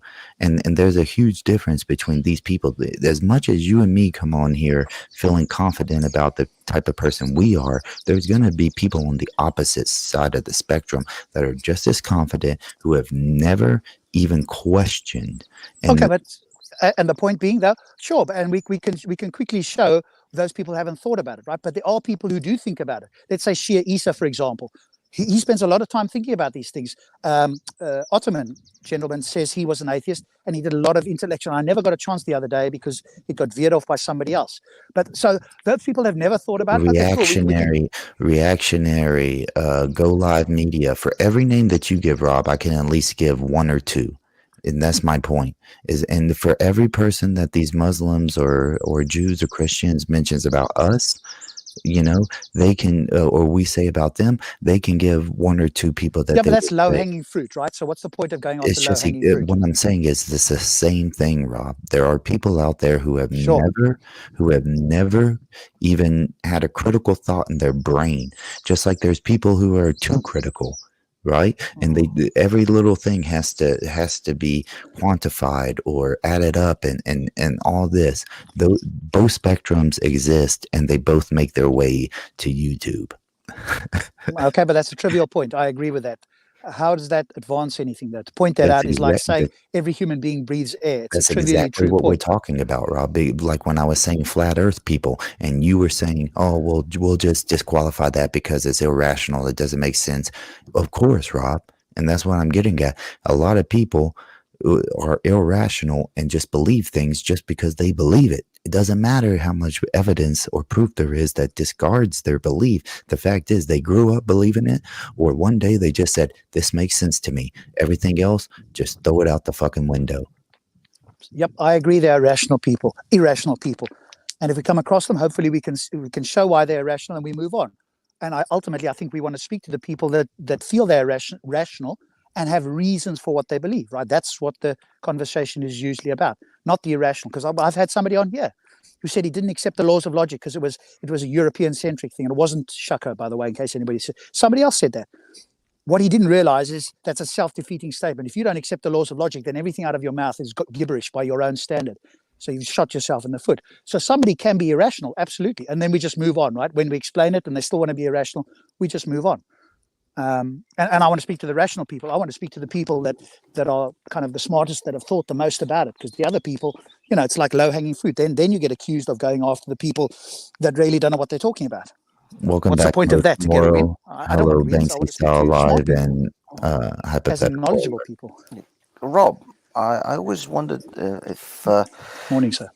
Morning. How's it going, guys? I just wondered. Have a good day. I got to get off here. It's fucking 3:30 in the morning. Yeah, get some rest, buddy. Have a good one. I just wondered. I've heard this argument, and I wonder your take on this.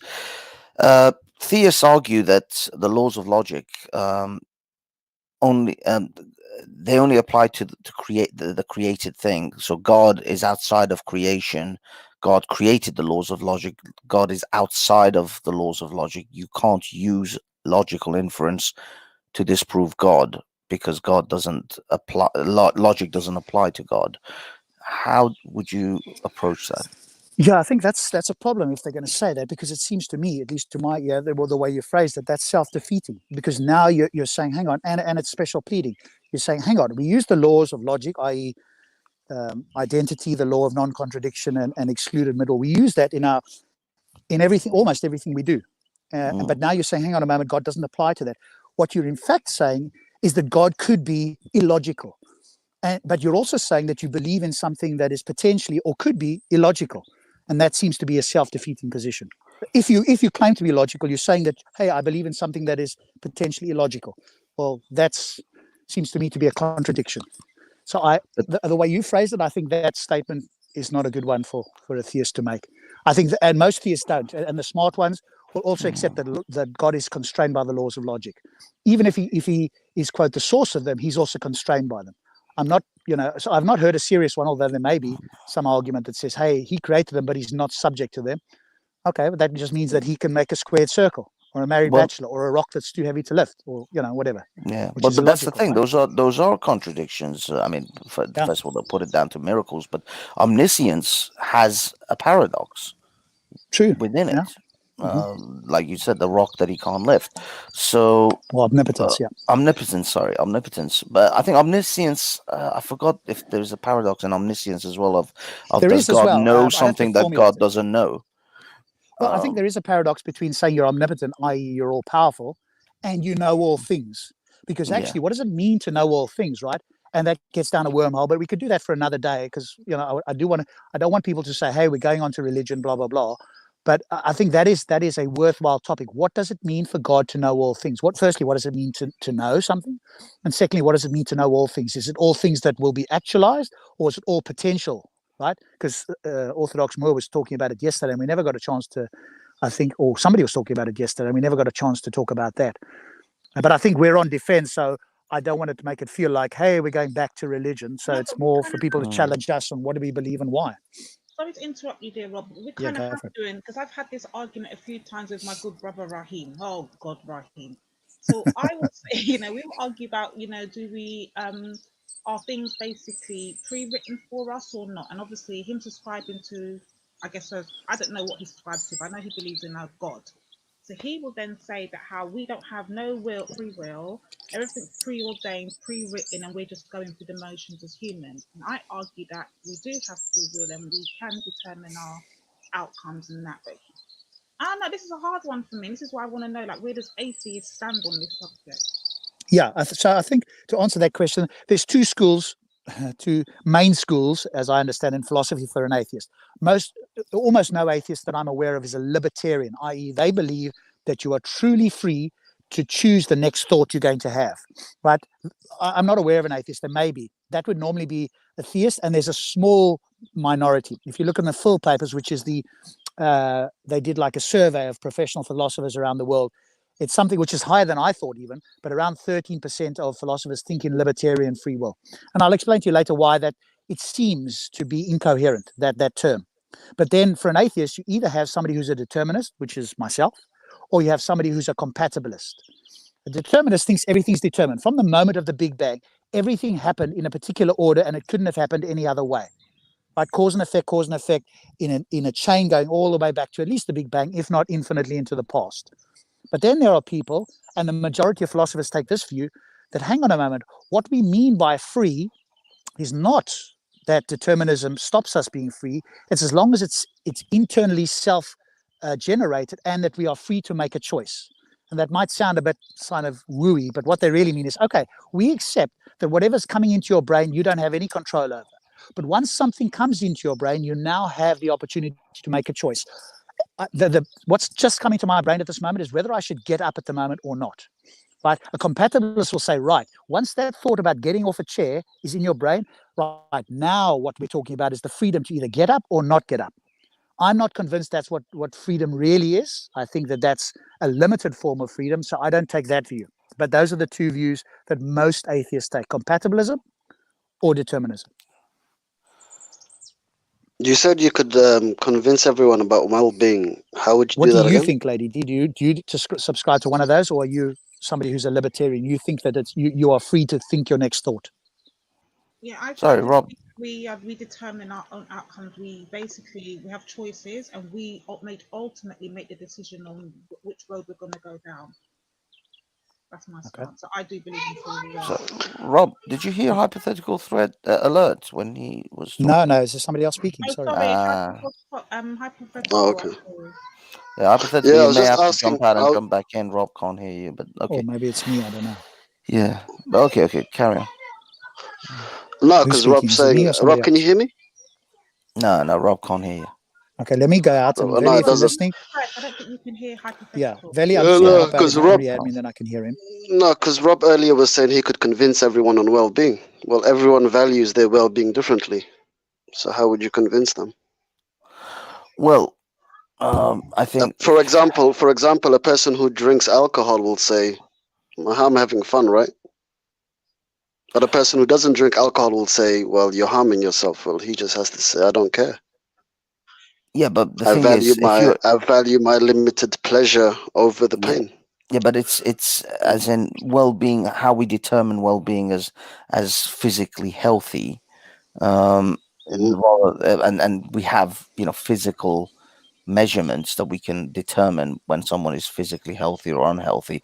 So you can say you enjoy drinking alcohol. The effects of alcohol upon your organs is not. It's beyond your opinion of whether you're healthy or not. He understands that. He understands that. But I'm just saying we will end up valuing well-being differently. Well, I mean, again, as I say, it all depends on whether you're measuring well-being by the person's sort of satisfaction of their life, or whether you are measuring it by how well their organs and their physiology is Well, that's operating. that's how he values it. He values it by the satisfaction he's getting from the alcohol. Well, that's, I mean, yeah, okay. Then that person is, you could say he's happy, or that person is happy with their life, but they are not. You couldn't say that that person is a healthy person. Oh no, he acknowledges that. He Yeah, Drinking acknowledges that. But I'm just alcohol is saying haram. you can. Well, I'm just but saying yeah. even on well-being, you Drinking can never get alcohol is people to agree on haram. it. Well, I think I don't. I mean, yeah, you're right. There's a difference between health and well-being.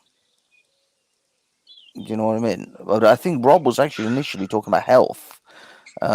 He wasn't talking about well-being. It was an analogy, right? So Yes. Health we is use part health of as, well-being. yeah, Health it is is part part of of it. well-being. It is part of it. That's Yeah, right. sure. That's right. But I just wanted to quickly go back to Lady Divine because I want to see whether we can just check something with her. Because on the free will thing, if you think you have what's called libertarian free will, what that really means is that you are free to think the next thought that comes into your mind. And if you ponder it for a short while, Lady Divine, I think you would come to the conclusion that you cannot choose the next thought. In fact, it's incoherent for that statement to be made if you postulate it. Because what would it mean for you to select the next thought that you're going to think? That would mean that there would be a range of thoughts available for you to select before you think it. And if you think about it, that's self-defeating. That's irrational. Now, if you're going to go with some other view, I think probably what you'd end up with is like a compatibilist view. And Daniel Dennett, who's one of the experts in philosophy of mind, actually is a compatibilist. And I listened to him speak to Sam Harris. And actually, I wanted to become a compatibilist. So I am a determinist. But I went into that conversation. I said to myself, let me be convinced by Daniel Dennett. He's a professional philosopher. He's much more well-known than Sam Harris. I'm going to listen to that. I want to become a compatibilist. And I came out there unconvinced, even though I wanted to be. So I actually had a bias against my current position so that I could be convinced, and I wasn't. But the libertarian free will just doesn't actually make sense. But I will argue, right? So, Rob, can I just quickly ask you? I don't mean to be personal, but did you grow up in any way, shape, or form in a religious belief or concept? Do you have that? It would have been originally when I grew up. It was like Christian, but like what's called a cafeteria Christian, in the sense of like we called ourselves Christian. There was a book around the home, but nobody really did anything. And then at some point, the family got into like what's called the Rhema Church, which is a bit like the Billy Graham type thing in the US, which is the happy clappy Christians where you sing and get slain in the spirit and talk in tongues and all that sort of stuff. And I was brought along into that. That's perfect. The reason being because I'm going to say this then. Did you not have your free will to choose? Oh, that's why you were bigging up the Christians last time, huh, Rob? 1 second, Mohammed. I 1 don't second. big up the Christians in that sense. But I was going to say, did you not have the free will to stick within that school of thought? And yo, what's up, Lady Divine? What's up? Right? Yeah, so that's a good question, right? Firstly, it's around did I have a choice? In the sense that something entered my brain. Once something entered the brain, then you can talk about choice. But I didn't. I wasn't like that. I had this range of ideas that were floating out there that I could just randomly select before I think about it. Because the proper version of free will means that you are free to think your next thought. And actually, if you think about it, Lady Divine, you don't know the next thing that's going to come out of your mouth until it pops into your brain, and then you open your mouth and speak. And even if you were to write stuff down, and I asked you, where did the inspiration for writing that down come from? And I kept asking you that question. You come to a point where you go, I have no clue. I have absolutely no idea. You try and justify it post hoc, i.e. you try and come up with a reason. But actually, if you thought about it a lot, you'd find it just pops into my head. The fact that I got out of bed at 8:15 instead of 8:17 is just a random event that I couldn't predict. But Rob, if I was to then respond and say, well, subconsciously probably it was already there, but it just came into my at that time consciously, and I done it out loud consciously at that point in time, what would you then say? Yeah, but then it would be a case of that. Then you're not free. Then it's not free. So if something's sitting in your subconscious and it just pops up, are you free to determine what it is that comes up out of your subconscious, or is that random? Now I'm hearing your points. I'm just Look, trying to. You lot. Listen. Yo, I think Rob, what's the difference between you being an atheist and Ultra being an atheist? Is there a difference between both of you guys? Not on the term atheist. Well, I assume not. I don't know if he lacks a belief if he goes with that view, or if he actively disbelieves. I actively disbelieve. So Ac- either he's a ac- weak atheist or a strong atheist, but essentially we Uh don't oh. accept that a God or gods exist, right? So Actually, Rob, sorry to interrupt. Someone's actually posted in text that they not only it's not about whether they lack a belief in God or they don't believe in a God. They actually reject the proposition that a God exists.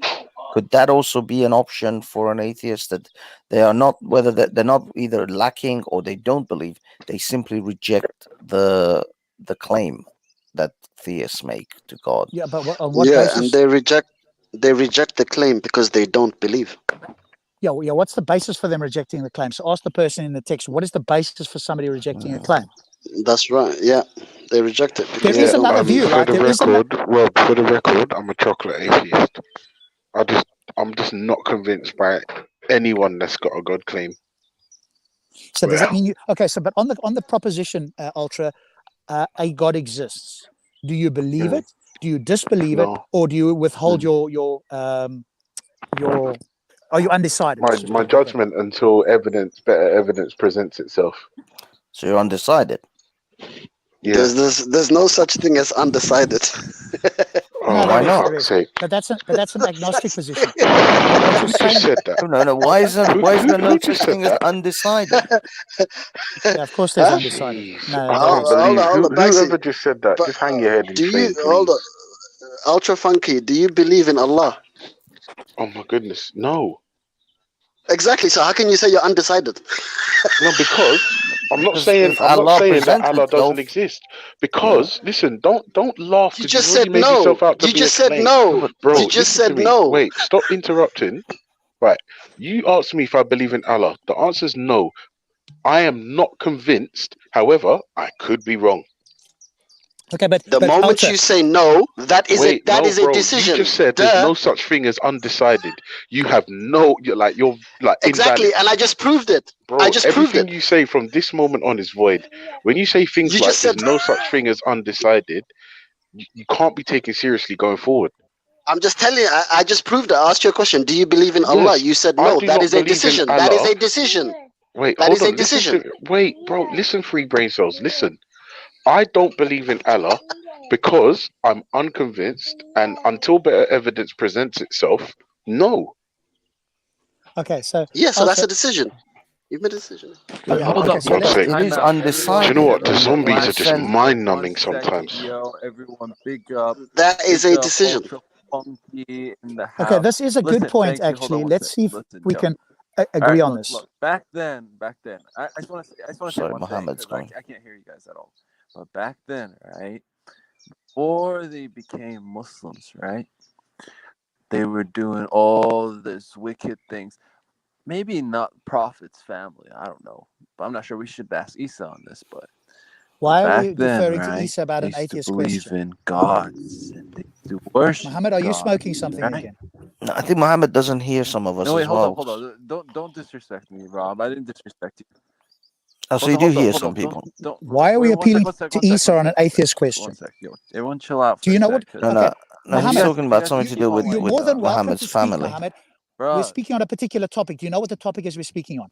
Rob, just let me say my piece and then I'm All right, I'm speak gone, on bro. a random I piece. just When you're want you done, to we'll go back to the original discussion because you just go off for the fairies, dude.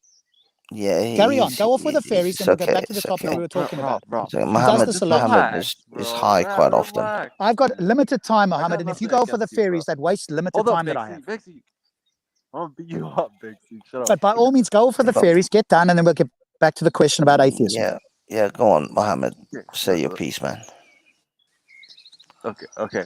Let me just say a couple of things. You get what I mean? So back then, they used to believe in gods, right? People would give all of their money to a statue and they would pray to it and stuff like that. And people would give all their money who were poor. And the people who were taking the money basically were the rulers of the time in Saudi Arabia and Mecca. Okay? So when the Prophet came, bro, he expelled that shit. He said, no, don't be doing no fuckery shit. Don't be hurting people and stuff like that. Don't be killing others and stuff like that. Don't be praying to these gods and everything like that. Why? Because we are all human beings, son. All right, now listen, honestly, but we're all human beings, right? At the end of the day, we have families. I have a mother. I have a brother. I don't have a kid yet, but Ultra has a kid. See what I mean? We all are the same people. No one's better than the other one, or nothing like that. I don't get Rob. Why are you trying to put people down? All right, so are you done there now? We'll go back to the discussion. Okay, Mohammed, That was thank completely you. irrelevant. Thank you. That I agree with was you feel better now. I'm almost done. No, you are He's done. almost done. So let's go back to the actual question on atheism, because I think No, what Mohammed, Ultra thank you. was saying That was short and is actually an pointless. interesting point, right? This he's gone off on a tangent. I've got limited time, so I apologize if I'm I've gonna seen. say please, because this is madness. I'm gonna just bow out gracefully right now. I'm done. I'm done. Come back, lady. Sorry to hear that, Lady Divine. Sorry to hear that.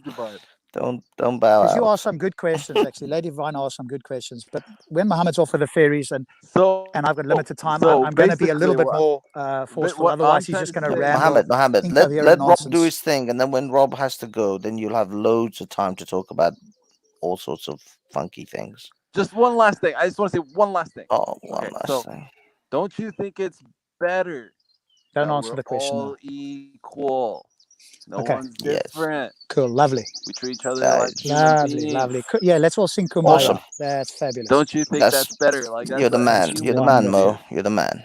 Okay. Yeah, that's wonderful. Rob, what was your thing? All right, so about let's get determinism? on to the thing with the atheism thing, right? With Ultra there, and this is something Big that up, is everyone. worth Big up. I have to talking go. about. Big up. Thank goodness. It's like he comes on and he's been smoking something. He just wants to open his mouth. He is and always ramble some baked. nonsense. He is I think he's a always lovely. baked. I know he's a lovely guy, right? I'm not saying he's not a lovely guy, but maybe he's lonely at home.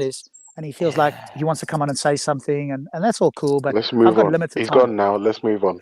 Cool. Yeah, let's move on. He's So, gone Ultra, with this idea on atheism about beliefs, right? When theists or atheists are talking, normally most people are talking about their beliefs, not their knowledge. And so, of course, Ibi is, and I've explained this to him before, he's confused. So when you say, hey, I don't believe a God exists, you don't have to talk about knowledge at all. You don't have to say, but I don't know.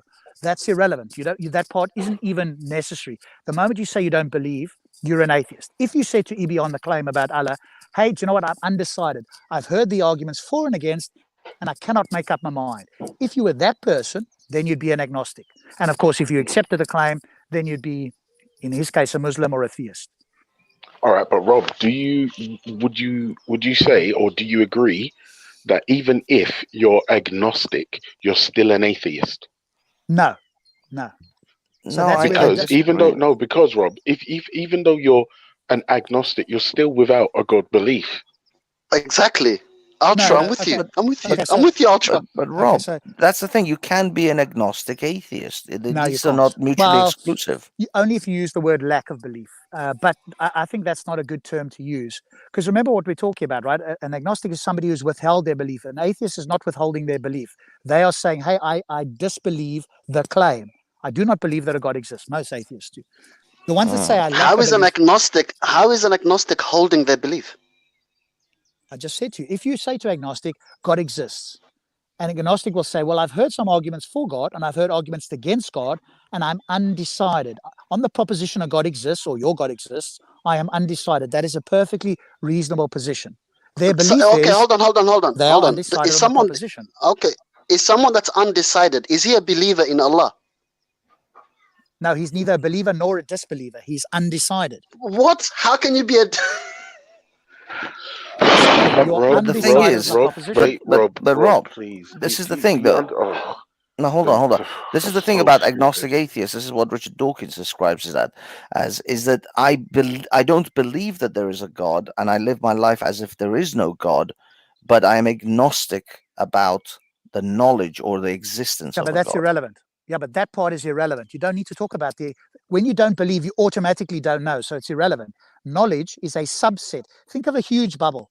That's belief. Inside the bubble, there's a smaller bubble, and that's called knowledge. Knowledge is a more powerful claim than belief. If you say, I don't believe something, whatever's inside the bubble is irrelevant. You don't need to say, I don't know. It's by definition, it follows that you don't know. You can't say, well, I don't believe, but I know. I mean, you know, so the disbelief term is irrelevant in that stage. So an agnostic atheist, and there's somebody online, I mean, he's done blog posts on it that has gone through this, through the philosophical literature, etc. And I'm in agreement. Now, he's more, you know, philosophically, he'll be able to give you the terms, but I'm in complete agreement with that. And if you do believe that knowledge is a subset of belief, then to say I don't know is irrelevant. You don't need to use that word. All you have to say is I don't believe. If somebody says to you, what do you know or don't know, if they ask you the question, you could say it, but it's actually irrelevant. If they know what they're talking about and you say I don't believe, they're not going to ask you, well, do you know or do you not know for sure? They're not going to ask you that, or they shouldn't. Well, they no do. reason to do it. No, people But that's do just because they don't know what they're talking about, really, or don't understand the term, right? If I say I don't believe something, and you say to me, well, are you sure you don't believe? I'm going to say I don't believe. My level of surety can range. There's a range there, but that's irrelevant. I don't believe. As long as my belief is less than 50%, I'm a disbeliever in that claim. Somebody who's on the 50% boundary is an agnostic. So Ultra, if he says, hey, I don't accept the claim that God exists, he's an atheist. He's not saying, by the way, neither am I, that we know for certain that a God does not exist. We're saying we disbelieve the claim until there's good reasons and evidence to believe it. Nobody's actually talking about knowledge here. We're not talking about what we know, we're talking about what we believe, which is the bigger claim. So saying no, there's no point in saying that. Just say you're an atheist. You could be a weak atheist or a strong atheist. That's fair enough. You could say, hey, I lack a belief. I'm not of that view. I used to be. And then I listened to, you know, some smart people. I mean, no, if you lack a belief, though, that denies the middle option. Then what does it mean to be agnostic, right? So somebody who says I lack a belief then suddenly claims that an agnostic is about knowledge. And if you look at the philosophical literature, it's not about knowledge. It's about withholding a belief. I think there's a better term than that, but you understand what I mean. Yeah, I mean, the thing is, I think what Hypothetical was addressing is that if you say you're an agnostic, but you don't follow any of the tenets of a religion that pertains to a God, then are you really an actual agnostic, or you're living your life as an atheist, but claiming to be an agnostic about your beliefs? Yep, the atheist. Yeah, I think that could be the thing, right? So somebody's living with a view that, hey, I don't know whether the position, I'm undecided on the claim God exists, right? And I'm going to live my life undecided on that claim, and that life, as you point out, is very likely going to be something that's naturalistic, i.e. that they're going to believe whatever there's around them. So they're going to look to somebody like an atheist. But if you ask them, what do you believe about proposition X, they will say, I'm undecided. Okay, do you believe that your position as an atheist is rational? Of course, otherwise I wouldn't hold. Okay, so when you so if you were to speak to an agnostic and explain why you are an atheist, would you consider him irrational? No, why would I consider him irrational? He would have to say something, or think something, or do something irrational, right? Well, because according to you, he should accept your position, right? Because your position is rational. Yes, but so is his position. There's a difference. How is his position rational when you don't hold it? Because somebody can hold a rational position that I don't agree with. That's entirely coherent. It's not incoherent to hold a. There's a difference, Ibi. There's a difference between rational and reasonable. I don't think that the agnostic position is the reasonable position to hold, but it's not an irrational position. An irrational position would be one that is self-contradictory or is incoherent. So he's not being reasonable. Okay. Correct. That I agree with. Yes, I don't think agnosticism is the most reasonable position, but it's not irrational. Neither is theism. I don't think that believing God is an irrational position. What's the difference between rationality and reasoning? Okay, I'll tell you again. So reasoning is based on what you believe about something. Rationality is there something that is incoherent? So if somebody said, I believe that my God both exists and does not exist at the same time, and that's my belief and I'm a theist, I'm going to say, you are irrational. That cannot be the case. The law of non-contradiction denies that. No, I'm asking for definitions. What's the difference in the definitions of rationality and reasoning? Well, we can look them up, right? But I'm giving you the way I would explain it to somebody. One talks about logic. The other talks about your confidence in believing something. When somebody is reasonable, they feel like you would feel that you're reasonable believing in Islam. I feel like I'm reasonable believing in or having a belief that gods do not exist. And when I look up the definition of reasoning, it just says the ability to make sense of something.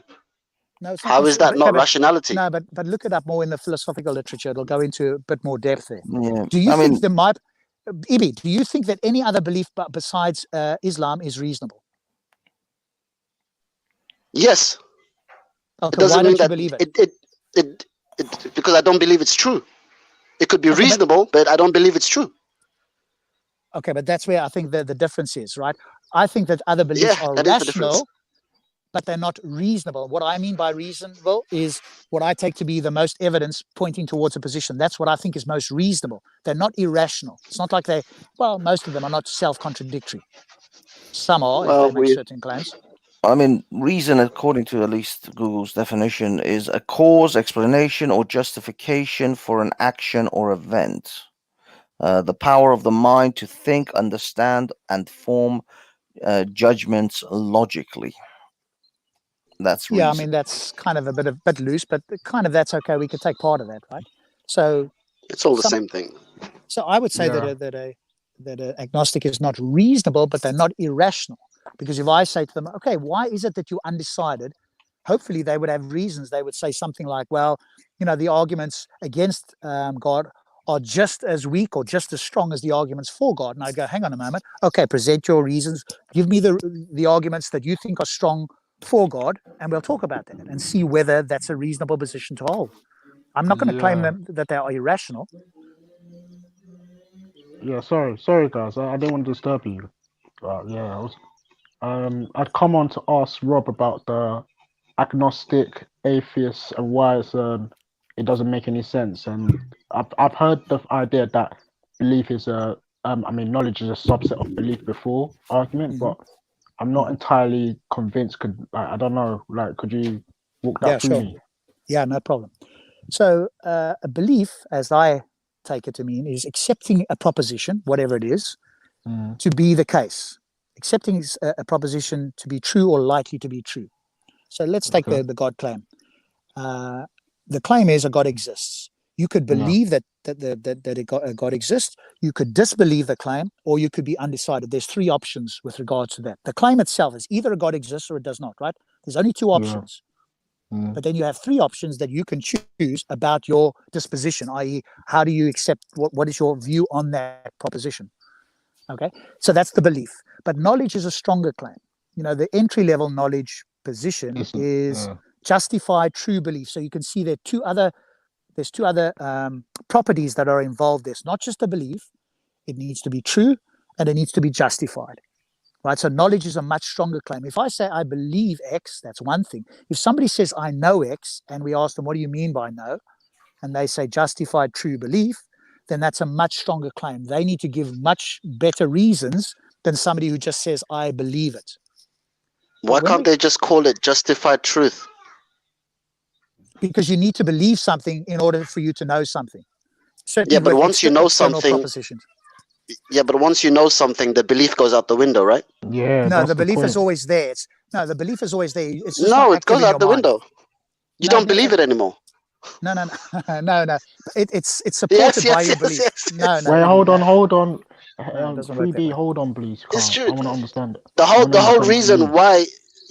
reason why you believed it is because you never had stronger knowledge of it. Now you know something to be true. You don't need to believe it. You know it.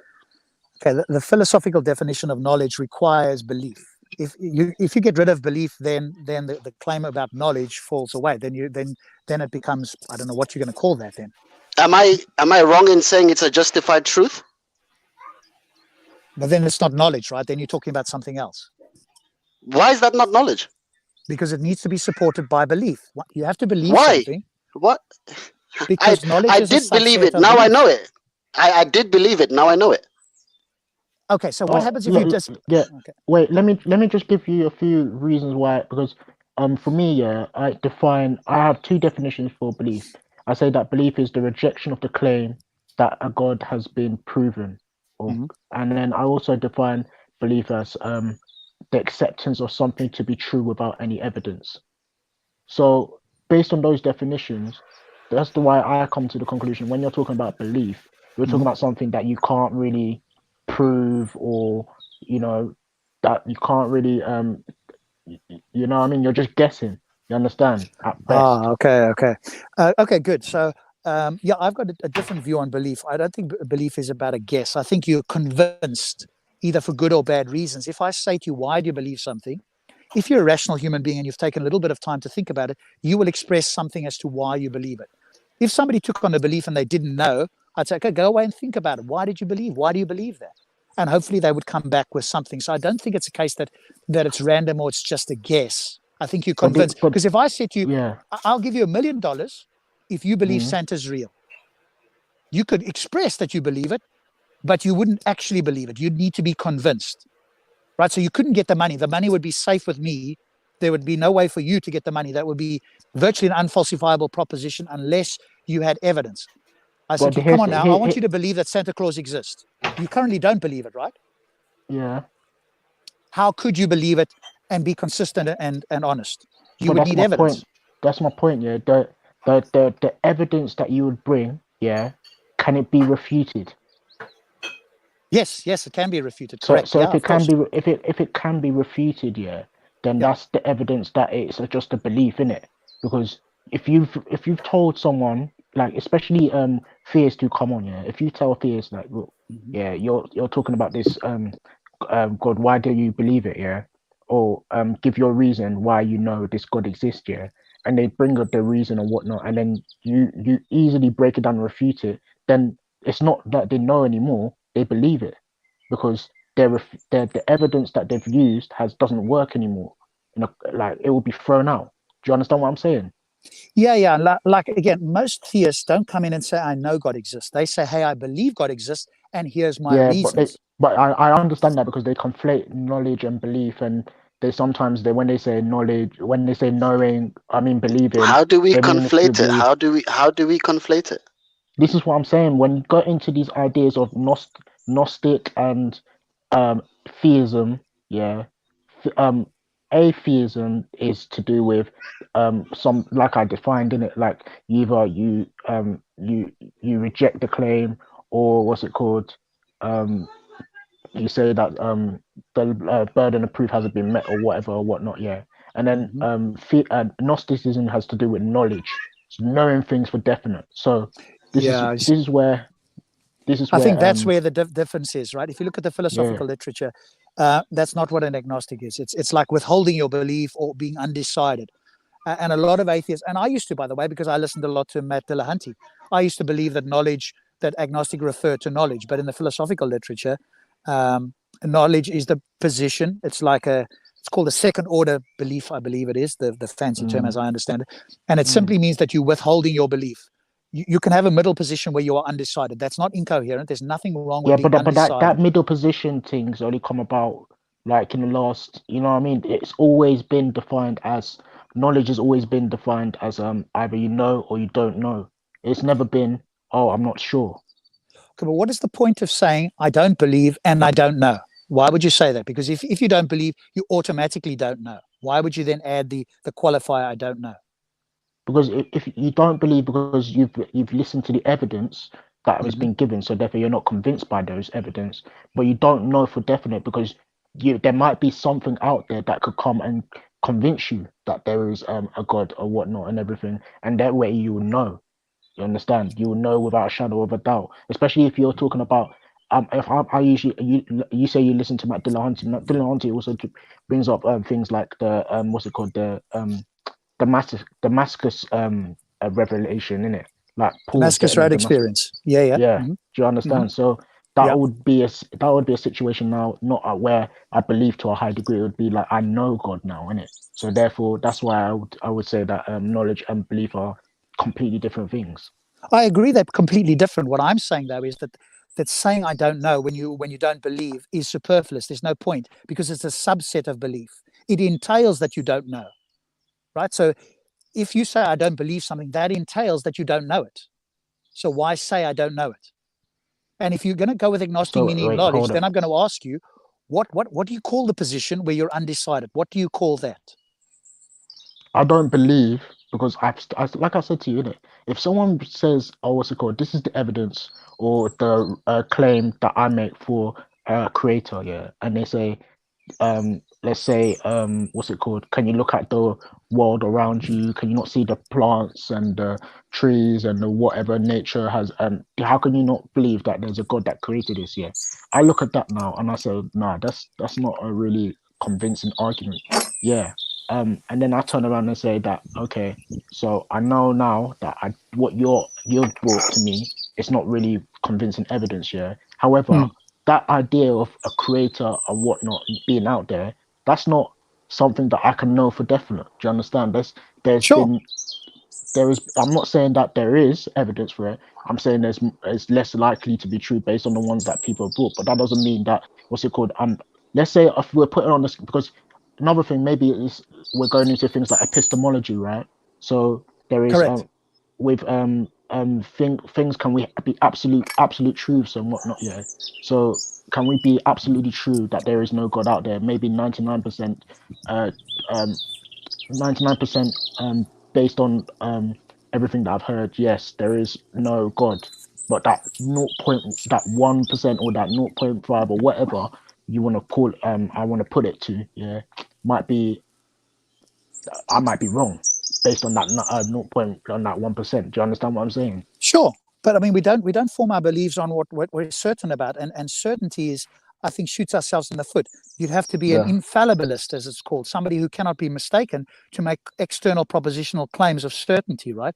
Very few people do that, and none of us do that, so we're fine with being fallibilists. A fallibilist simply means that you could be wrong, which is entirely reasonable, and most theists are fallibilists too. There's one or two that want to claim they're not, but that's a whole different ball of wax. But all I'm saying is that if you say, I don't believe that a God exists, then it's not incumbent on you to say, hey, I also don't know, because it's entailed in I don't believe. If it's a subset, it's entailed that, hey, I don't know. But that's the thing. I don't know how belief and knowledge interact with each other. My argument is that belief and knowledge are different. So when you say you don't believe, are you just an agnostic? No, I told you, an agnostic is somebody who withholds their belief, who doesn't say, I don't believe. Are you not withholding your belief with God? No, I'm actively disbelieve that a God exists. I think, Rob, what we need to know, because you believe a God exists. You believe a God doesn't exist. I don't believe a God exists. What's the difference between you don't believe a God exists and you believe a God doesn't exist? It's the same thing, basically. Yeah. Some people want to split it up. I think it's synonymous. Yeah, I think it's all playing in semantics right now. But when we're talking about this agnostic claim, because there's two definitions of agnostic. That you're coming from the point that agnostic is to do with we're not sure, so we've reserved judgment, whatnot, and everything. I put agnostic. Actually, no. That's not the way you're saying it. Agnostic is the fact that you're saying that what's it called? You can either know or believe. You can either believe, or how would you say it? Sorry.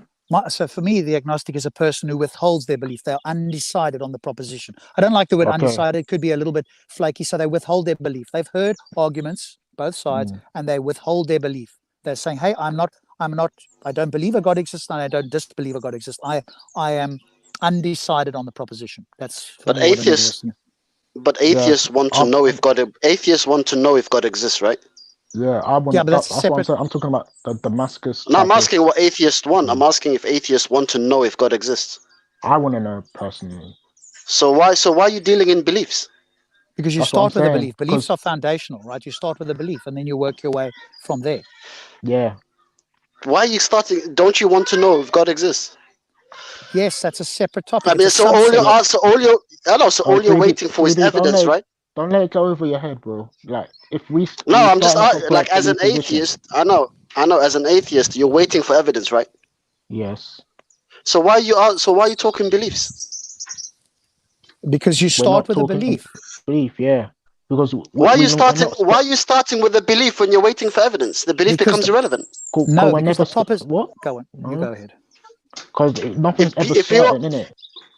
Listen to what I'm trying to tell you. If I say something exists, okay, for you to say I start with the belief is irrelevant, all you have to ask me is for the evidence, right? Oh my gosh, this is you start with the belief, right? I think the default again. You need to justify why you're starting with a The belief. default Alert. position.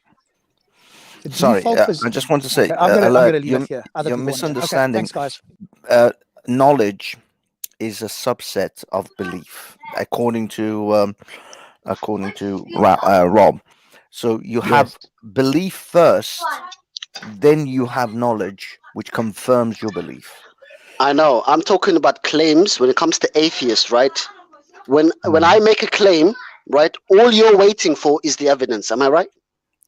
Yeah, but the thing is, you don't believe, and you have no knowledge of that belief. The thing that I'm you not don't talking. believe, you don't have knowledge of No, it no, anyway. no, Okay, Frankie, okay. If I Frankie's was to asking. present, okay, He's hold asking a on. simple question. Okay, if I was to present evidence to you, would that be a belief or would that be knowledge? Well, no, you would present the evidence, and then I would form either a belief, or if the evidence is strong enough, then I would have knowledge, which in turn, because I have knowledge, You're not I already have the understanding belief. me. First, I You're believe not. it, You're then not I have understanding me. knowledge of it. If I provided evidence of a car and you have the evidence of the car, is that knowledge or is that a belief? No, it's both. Belief, How? knowledge is a subset of belief. I would believe cars exist first, and then I would have knowledge that a car exists, and I have No, evidence when you for it. a belief is you accepting something that you don't have No, evidence this is the for. problem. This is Once the problem. I'm telling, that's the definition of No, belief. it's not. It's not. Oh my God. And this is what Rob is debating: is that That's the belief is definition of faith. Yeah, faith This is what guy you're needs to talking learn about. how to Venn diagram. Yeah, but the Just thing is, look up the definition of alert. belief. No, It's an belief acceptance isn't. of something without faith. without. No, faith. That's what you're talking about. Faith is the belief in something that Okay, you have what's the no evidence definition? in. Okay, what's the Faith definition of hang on, belief? hold on. What 3B What's the definition said is of belief? Tell me. What Okay, 3B let me- said. I would argue what 3B said is right. You know, belief is something to be true without evidence. It's the That's no different to faith. exactly. No, it's not. That's what I mean. An acceptance that something exists or is true, especially one without. Well, actually, yeah, it's especially one without proof. Exactly. But trust, faith, or confidence. I mean, the thing is, you form your beliefs, and then when you have knowledge of them, then your beliefs are confirmed to be true. The whole point I'm trying to make is atheist dealing in beliefs is irrelevant. You're just waiting for the evidence. That's it. That's how I put it. But I mean, Rob. Yeah, but obviously, hold on. That's assuming that you're correct, though. Yeah, we don't we see when I think someone said disbelieve or something like that earlier in it. Well, I wouldn't use that definition. I'd say that right now I'm agnostic atheist in it. Like I don't know God exists or not, but I wouldn't also say that I make the claim that I disbelieve. Like, Yeah, but I don't know. That's a weird. You can't. Yeah, this is Rob's argument, not my argument. I'd say I'm a 50-50 That agnostic. don't make sense.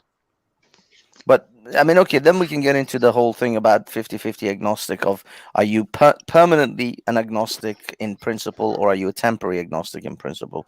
But I mean, I don't want to get all the way into that. I just in Rob's definition, or the way Rob puts it across, is that belief as knowledge is a subset of belief.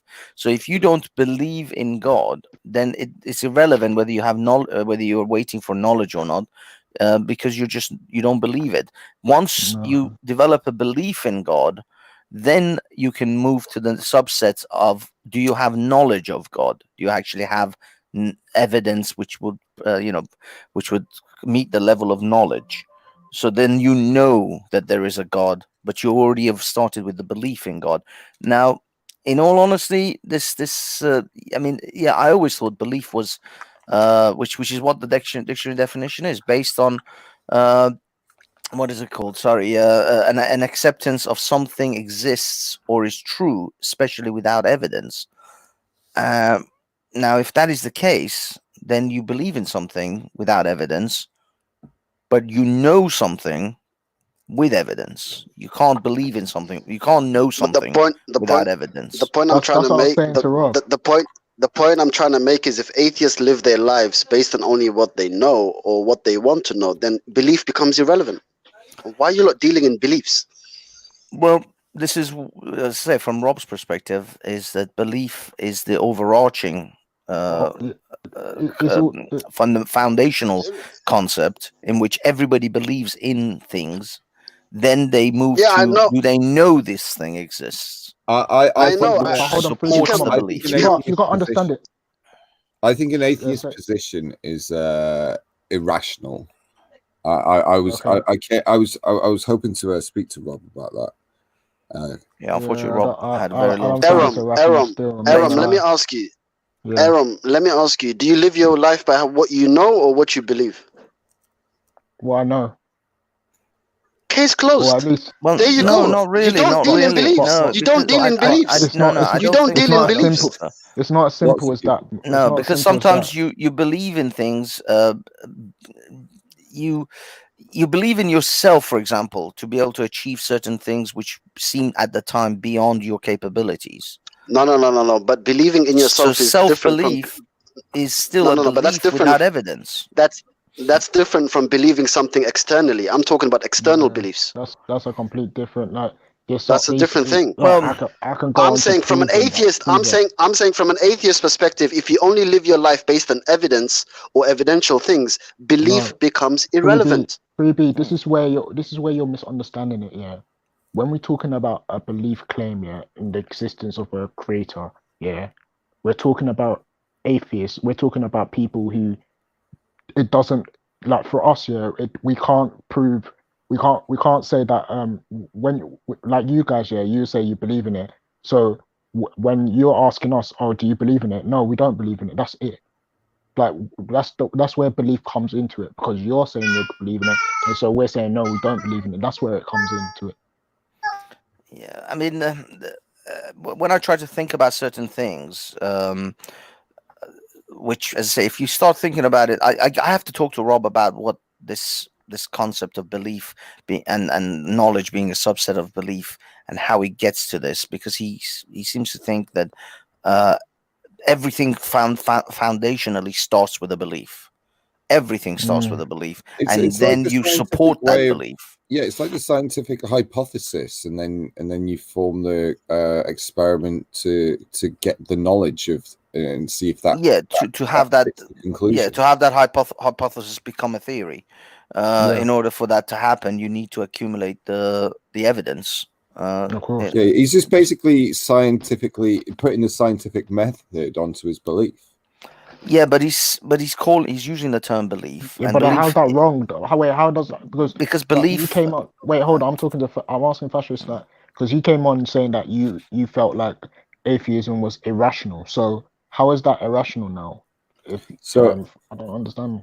I think it's all on your definition of God. So I think for me, for instance, I think it's more likely that the simulation theory exists. So if we called God a creator, just a creator, then we would have, our universe would have a creator, and the universe before us would have a creator, unless we were in the first universe, and then we don't know what. But where you see this year, this sounds no different to some of the claims what religious people make, because what is your evidence for being in a simulation? Oh, and there's there being there's lots of evidence for it, but I wouldn't say that I There's believe lots of evidence for it. I wouldn't say that I believe in the simulation theory either. I'm agnostic to, like, there's no way of knowing that there is no creator, and there is no way of knowing that there is a creator. So for anyone with a strong claim of saying there is no God, then But that's no different from that's what we say, innit? We can't disprove God. That doesn't mean that what's it called? There is a God. Do you understand? That's like that, you're playing semantics as well, bro. No, I think to be a staunch believer of God, so those who say I know that there is a God are just as irrational as those who say I know that there isn't a God. Like, you can't know it. And because it's a rational position to either believe in a creator or not believe in one, they're both rational. Then to say that you know that one is true, I am agnostic. Sorry, atheist. I mean, If he's But saying he's no an atheist, atheist no because atheist makes. Hold on, he is without hold a on. god, he doesn't believe in a god, then fair enough. But if he's Yeah. saying he's an atheist because he knows that there isn't a god, then No atheist makes that. Hold on, because even Rob didn't go down this deep here. There, you know, like you came in here talking about a Venn diagram, right? You know, there is agnostic, gnostic, and then theist and not an atheist, right? And on a diagram, when you look at the understanding of each of these definitions, yeah, there's something called a gnostic theist or a gnostic atheist. A gnostic atheist makes the claims that they know a god doesn't exist. No atheist I've come across ever makes a claim that they know a god doesn't exist. Like, that would be foolish. Well, I wouldn't say that would be foolish, but there's some people who say they're 99.9% sure God doesn't exist. Yeah. So what's wrong with that? I mean, it's. I think before we move on. Hold on. I think before we move on, when we say no, are we talking about experiencing something? No, some people are just like 100% sure that a God exists. They but don't how? even have to Yeah, experience it. yeah, but how are you sure if you don't experience it? Well, they would say that I guess that they have experienced it. Exactly. So it's experience. I'm talking about experience. But that's subjective, isn't it? Yeah. If they can demonstrate it, then it's not subjective, isn't it? Well, if they've got it on like video evidence that they've had a like conversation with God. I mean, if Even they can then, show you, if you experience it. What would this video look like? No, it's not a video. If you experience God, if you see God with your own two eyes, then that's knowing. Then that means you have experience of God. Do you always believe what you? So you've seen like lots of optical illusions, right? Yeah. So you've got to acknowledge the concept that you can't always believe what you see. Yeah, that's why optical illusions are designed to trick you. Yeah, so even witness testimonies of when people see the same thing happen, their witness testimonies are always different and sometimes contradictory. No. I'm not talking about testimonies. I'm talking about you experiencing it. Yeah, but that's a subjective. Hold on. No, the thing is, Alert is talking about subjective experience. Now, yes, sure, you can subjectively experience all sorts of things. I'm sure, depending on the kind of drugs you take, you'll have a subjective experience of many paranormal and fantastical things. But we do know that our brains are capable of being fooled and manipulated, be it by drugs or by a variety of different things. Even our own deeply held belief in something can actually fool ourselves into thinking things. If a whole group of people agree to something that they experience, is that still subjective? Yes, it is, because they still cannot objectively show, because the only time I can objectively show you that gravity exists. I don't have to tell you that it's a subjective thing. I can tell you what to do and repeat an experiment, which you can repeat 1,000 times, and you will get the same result. And but that's what I mean. But that's what I mean by us agreeing to something. It's subjective. Okay, that's what so I'm saying. I'll give you an example hypothetical. So we have a story of like lots of people watching Jesus walk on water, and there's now stories told about it in the Bible. We also have video footage of a guy called Dynamo walking on the Thames on water. Do you think they're both miracles? And do you think that they both definitely happened because there's lots of witnesses? I would have to test both of them to know. So you're now talking about objective testing. I'm talking about But what I'm if differentiating you could between feel believing what Dynamo feels about walking on water? I'm differentiating between believing in something and testing something, knowing something. Yeah, but what you're saying is that you would believe Jesus walked on water without any evidence, and yet when Dynamo does it and proves it by video evidence, by objective sources, you would doubt that. But and did you you would just want hear to what you test just that. said? Did you just hear what you just said? You said I would believe it without evidence. That is the definition of belief. Yeah, but what I mean is that you would believe Jesus, but you wouldn't believe Dynamo, even Well, though if I Dynamo's believe, evidence is actually stronger than Jesus's. if I believe, if I believe Prophet, if I can test if I can go up to Dynamo and actually test it, why would I need belief? I would just test it But why would you believe Jesus? because I believe he's a prophet of God. But you don't believe that Dynamo is a prophet. I don't believe Dynamo is a prophet. No. So the caveat for your belief in Dynamo versus belief in Jesus is simply calling him a prophet and having enough people agree that he's a prophet. I have the ability to go to Dynamo. I have the ability. Okay, 1,000 years from now, we'll have a bunch of people who believe that Dynamo walked on water. We actually even have evidence, video evidence of Dynamo walking on water, but you do not have access to Dynamo. But would that make his claim to be able to walk on water stronger than Jesus's?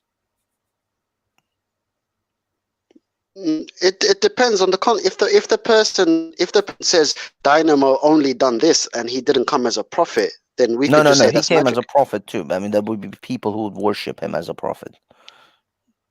If people worship him, then people worship him. Yeah, but that's what I mean. So you're saying to me that the only way, the only caveat, the only criteria I require for Dynamo to become as believable as Jesus is time and the number of people who believe he's a prophet.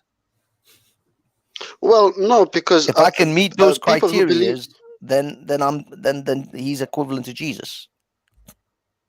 No, because prophets didn't just come with miracles; they came with more than that. And if he came, with, No, but they did. No, but they did because Joseph Smith came with just a handful of supposed miracles where he could translate certain artifacts about the message of God, and people believe he's a prophet.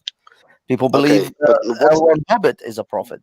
But what's the point you're trying to make here? We just lost the point. That the difference between Jesus and Dynamo is time and the number of people who call him prophet. And in fact, Dynamo's evidence is stronger than Jesus's because he can show you video evidence of him walking on water, which you don't even have even a pictorial evidence of Jesus doing such a thing. You literally have personal statement. And even though we have video, I never said I did. I never said I did. Even if we have video evidence of Jesus walking on, Dynamo walking on water, we know for a fact that he didn't walk on water, and it's a trick. There'll be some like plank below the water, or it's some trickery going on. So we still know that he hasn't done it. But it's not a belief anymore. But it's not with our own eyes. No, that is knowledge. We know that it's impossible, and he's a magician. So why can't we then assume that Jesus? It's more likely that Jesus tricked people into believing that he was walking on water, and then this story was that to me that's a more logical belief to have. So that's even if he existed at all, and if the stories are not purely made up. What you think is more logical is subjective. But it's irrational to believe that somebody walked on water 2,000 years ago just because it's written down in a book. It's not. No, it's not rational. It's not irrational to believe a prophet had miracles. No, it is. It's irrational to believe in things that you have no evidence of. That is the definition of belief, Banksy. I've been trying to educate you on that for years. Yeah, I know, and it's irrational. That is why it is irrational. Okay, so Banksy, but so you're just making my point. An atheist shouldn't deal in beliefs, right? Well, I mean, again, I have to discuss this with Rob in regards to what is his take on this concept. No, I'm asking you. No, I'm asking you. According to you right now, what you just said, without evidence, based on what you just said, you should not deal in beliefs, correct? I think that personally, beliefs and knowledge are separate, and to believe in something without evidence, then. I don't see. I don't believe in things without evidence. Yeah, that but is Banksy. irrational. Yeah, but Banksy, also, accepting something without evidence is belief. That's the whole point. Yeah, but what I'm saying is, I think it's It's a irrational. clumsy thing what you're saying. So but you're saying, so it's a according to clumsy way of Banksy, saying it's it, but it is. irrational. Hold on. So according to Banksy, it's irrational to have beliefs. Cool. No, it's not. That's the It's thing. not irrational You to have Ralph beliefs. is not believing. Ralph is not believing. It is a non-belief. No, I know, but I'm asking you. It's I know it's a I know it's a non-belief, but according to you, to have a belief is irrational. To have a belief without evidence. You can That still is the believe in definition. things. If you don't have evidence, that is the Can definition. can I just jump in here? But this is what I mean. I have to find Can out I just exactly. jump in here? It's not irrational to have a belief. It's irrational to have a belief without any evidence. But that is the definition. But that's the thing. Yeah, of Alert is belief. saying that there is no belief. If you have evidence, then you have knowledge. No. Exactly. That's the whole point. Exactly. No. You need proof for knowledge. If you have evidence, Oh my God. you have basis for the belief. I suppose if you're looking at it in the way like you just mentioned with the scientific system of hypothesis, you can have a hypothesis, and I guess belief would be a similar sort of thing, without actually having evidence. But it would only be a belief without evidence until you can provide good evidence, in which you then elevate it to the stage of knowledge, or in scientific terms, theory. The way I like to look at belief is, I think there's the way I like to describe things is, I think there's a possibility that this is true, or I believe that there's a possibility that this is true. And if I think there's no possibility, I believe that there's no possibility, or if I know there's no possibility, That's just having a because of no. this That's just evidence. having a rational. No, that's just having a rational belief. It's not the definition of belief. These are rational ways to Actually, there is another term. This is something theists always say. Do you know that your wife? How do you believe that your wife loves you? Now, the term I use in these instances is, I have a reasonable expectation based on evidence. Just like I don't simply believe that my car is going to start in the morning. I have a reasonable expectation that my car will start based on the fact that my car is of a certain age. I service it regularly, and I generally take care of it. But remember, the moment you say evidence, we need to now unpack that. Well, as I said, I have a reasonable expectation based on evidence. On evidence, yeah. What's the evidence? Yeah. Well, the evidence my car is going to start in the morning is because I service it, because it's a new car, because it's in good condition, etc. No. And it has started every morning for the past year. You don't know without fail. No, you don't know your car's going to start. That's in the what I morning. said. I said I have a reasonable expectation. I don't. Yeah, that's know, a belief. But that's a belief. It's not a belief. It's a reasonable expectation. It's not a belief without evidence. It is a belief based on some evidence. It has evidence behind it. What's the evidence that your car's going to start in the morning? The evidence is the fact that I take care of it, that it's been serviced, that it has, it is a certain age. It has reliably proven itself to work in the past. So now it is reasonable for me to expect for it to work in the future. But it isn't that I guarantee. It's no guarantee, but it is reasonable to expect such an outcome. Yeah, it's reasonable. That's all I'm saying. Yeah, it's a reasonable expectation. It's not belief, because belief is without evidence. But that's not evidence that your car will start. It is. As I say, it's a reasonable expectation based on previous evidence. Previous evidence, yes. Yeah, yes, you can say based that. on the evidence of its previous, the previous workings of this vehicle. Do you know what I mean?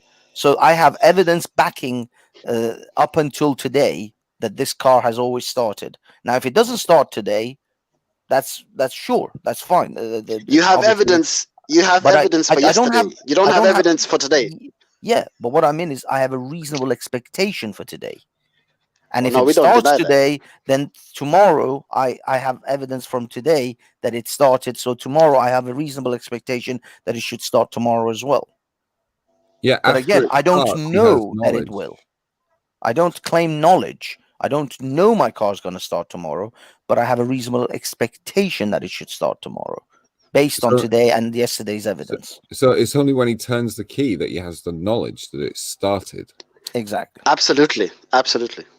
Yeah, And at that moment that's onwards, direct I can witness. say I have knowledge. I have direct because knowledge and because that evidence. would be direct experience. Yeah, but that up until that point, But I can have a reasonable expectation based on previous evidence, based on evidence Absolutely. that I have built up. And there's I agree. I there's agree. hardly I any agree. room for subjectivity in the like turning on of a car. But when you're talking about the experience of God, you have to tell me first what that experience would look like. Because if you're just going to say a bright light in the sky and a feeling of like something with Euphoria. me, then that's not good enough. Did I claim experience of God? No, No, I'm not saying but you when have. if you But if I'm you just say saying people have for those experienced who are God, definite who say that they know God exists, then Mm. I would say, If someone says they know God exists, please bring him to me. oh yeah, but there yeah, are I people think, who say yeah, they there know are. God exists. They say they have had the Holy Spirit come upon them, Oh, please show. I mean, I and don't it know. wasn't in Holy Pornhub Spirit. either. The I porn. speak to these people all the time at Speaker's Corner. Yeah, there are plenty of people who claim that they've had the holy the Holy Spirit take them, and they've had absolute direct experience of God. And prophets also claim similar things. Muhammad claimed that he saw Angel Gabriel and XYZ, and over a billion people believe him. Even prophets themselves make similar claims to having the holy, God give him some form of experience. Moses saw the burning bush. So you know what I mean? There's lots of similar sort of things that people have claimed that they know God exists at that point. For them, So it's yeah, knowledge. because the idea of God is outside of like any sort of testable science. I just think any belief in it or belief like it doesn't exist, or knowledge, fascist, or fascist knowledge beware. that it does, or knowledge that it doesn't, is just like it's So you irrelevant don't. and impossible to So you kind don't. of scientifically So you do. talk about. So you don't believe we have a creator. It's impossible to know, is what I'm saying. So the No, only I'm asking you. so the only I'm rational. asking you what you believe. I I don't wouldn't say know. it's I impossible don't have a to belief. know. I don't have a belief You don't in have a or belief. out. Yeah, because But it's impossible to know. Okay, so you're No, only but dealing with knowledge. You don't. Okay, that's honest. You don't deal in beliefs. That's cool. yeah, but this No, is what I I'm mean. okay This with is that's what I that. where was trying to say Rob's. earlier. I think it's a clumsy way, because I was trying to work out what you were saying before I came on the panel. I just think it's a clumsy way of what saying it, but you are in a sense right. Yeah, but the thing is, Okay, this is let me where not Rob. use. Okay, let me not use the word belief. Do you think that everything is random? No, I think randomness So, exists, but I believe in cause and effect. So it was but also you interesting do listening to your free will discussion, because I don't believe in free will either. you do realize that the opposite of randomness is intentional. No, not No, necessarily. What's the definition of random? If it's not random's random, just it doesn't random. mean it's intentional It's either. just Well, different no, each what's It doesn't time. just indicate look that up it has to be intentional. just No, look up the definition of random. Just look up the definition of No. random. Yeah, it's fine. okay, I Random, will, but just because because it's I'm. not random, it Hold doesn't on. mean it is intentional by To not look up by the a conscious definition, intent. just Hypothetical. look up the definition of Please let random. me respond, and I will tell you what random means. Random is like something that's just different each time, and it's not No, connected, and it's not connected by no. cause and effect. That is what What's random the is. It fascist doesn't. beware? Do words have It doesn't. definitions? Do words have definitions? Do words have definitions? Go on then, get the definition and tell me where it's different to what I just Okay. said. Okay, let me get you the definition. I mean, tell me the exact word for word, because I don't The know truth what is, yeah, Okay, we have the random. word enthalpy. I mean, I've got here random, made, done, or happening without method or conscious decision. A unknown, unspecified, or odd person. But That's a noun. there's something called enthalpy and entropy, and some people define enthalpy as this I think it's order and entropy is disorder. Is it? I'm not too sure. I can't remember. It's been a while still. Yeah, everything's becoming more like the universe started really ordered, and as time progresses, it gets more disordered. But even then, that's not actually entirely true, because when you actually look into the definition of disorder doesn't actually mean, the entropy doesn't actually mean it's complete disorder. There is some order within that chaos that they're talking about. Yeah, it's just more like diverse.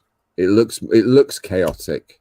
Yeah, exactly. Well, So if you're talking about entropy on a universal scale, then yeah, we have entropy in the universe, but within the universe, because its entropy is only chaotic or doesn't result anything if it in a closed system. Now, the universe can be a closed system, but within the universe, we have open systems such as the planet Earth and the sun, which provides energy to the Earth. So the Earth is not a closed system. So the concept of entropy doesn't apply to the Earth. It may apply to the universe, but it doesn't apply to the Earth. If you know what I mean. Because the Earth has a source of energy. Sorry, I was munching on something, so I didn't want to talk when I was munching on something. Yeah, I would say that this idea even of universe, in it, there's different concepts to it as well, where some say that, you know, our galaxy is actually a universe and not actually like what we describe as a galaxy. So yeah, there's different ways. As in, like, our galaxy obeys certain laws, and that when you go to other galaxies, you're going to see different laws being applied and whatnot and everything. So well, I mean, the thing is, all of the galaxies exist within the universe in the greater sort of sense, but that's and there the is point. certain laws which point. apply to all of the universe, like gravity, for example. Yeah, but that's what I'm saying, that even this idea of the universe is something that would obey a certain law, right? So they're saying that, what's it called, that the fact that there is different So you mean there's a different laws of physics in different galaxies? Yeah, so they're talking about that's a new galaxy because it's behaving a certain. But maybe I think Rob might come back later and clarify that. But yeah, I've heard stuff like that being explained as another definition for why there's a multiverse or different galaxies or whatnot and everything. Well, no, I mean, multiverse is a different thing to the different galaxies. Galaxies are effectively, you know, our Milky Way. The galaxy we exist in. Well, there's like the Andromeda galaxy, which is the closest one to us. That galaxy still is under the same laws of physics as us. We're not separated from the laws of physics. The gravity and the strong force, the weak force, all of these things still apply to every galaxy within this universe. If you're talking about multiverses, then you are talking about different universes. Sure, and this is part of string theory, they would have potentially extremely different laws of physics. The laws of physics that apply here would not apply over, in another galaxy, but in another universe. But in this universe, all the galaxies fundamentally have to follow the laws of physics that we operate under. They, at least from what we know. I don't know if there is something new that indicates galaxy. I just can't see it. I can't imagine how a different just simply going to another galaxy would operate under different laws of physics. Like gravity and things like that are not going to be different in other galaxies. They would have to operate all under the same fundamental laws. I don't know. I mean, maybe there's something new that I haven't read that's upon. why I said when maybe Rob, because I heard it from Skydive Phil. So maybe when Rob comes back, he can explain that, innit? Yeah, that's what I mean. I mean, there's someone in the chat as well. Atticus, I mean, he's agreeing basically the laws of physics don't change as long as you're in the same universe. That's what I assumed, and I was under the impression that the laws of physics are universal in this universe, but maybe Rob's talking about. So I don't know. I have to clarify it with him when when you get a chance to talk to him. As if he's been off the planet. Okay, there's another conversation taking place. Sorry, the other gentleman dropped off. Shame. He was right in it. So, Lister, what are you doing these days? What am I doing these days? Front line, mate. Delivering food to the masses. Front line.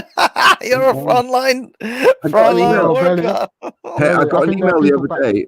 I got an email the other day from Deliveroo telling me that if me or anyone that I live with gets symptoms, we're entitled to an NHS COVID-19 test. Oh, wow. So front line, mate. I'm front line too, Lister. Oh, yeah, of course, you're for the bus company, so. Yeah. Belly. I think there are people backstage, Belly. There's a bus driver that died of it, isn't there? Yeah, no, there's more than one, bro. 2 drivers in my garage alone have died. Ultra, is it true that buses are free now? That you enter from Yeah, 100%. That's 100%. Like double, like if you have to jump on the back doors now, and the front of the bus is all taped off, so you can't get to the driver. So you can only enter through the back entrance, huh? But if you get on a Boris bus with the multiple doors, they've got card readers like near the middle doors and the back doors. So if you're traveling on a Boris bus and you haven't scanned in, there's a chance you might get nabbed. However, if the stickers on the door say no need to tap in, then you're covered. So not all buses are free then. It's some. Nah. Yeah, you have to just I would say be mindful. Be mindful. Well, I don't And catch a also as bus, well, like I said, you shouldn't actually be traveling unless it's for work or an essential journey. Yeah, I mean, I don't catch buses anyway, but at this point, I don't want to be on a bus, train, any public transport whatsoever. I don't want to be anywhere near it's them.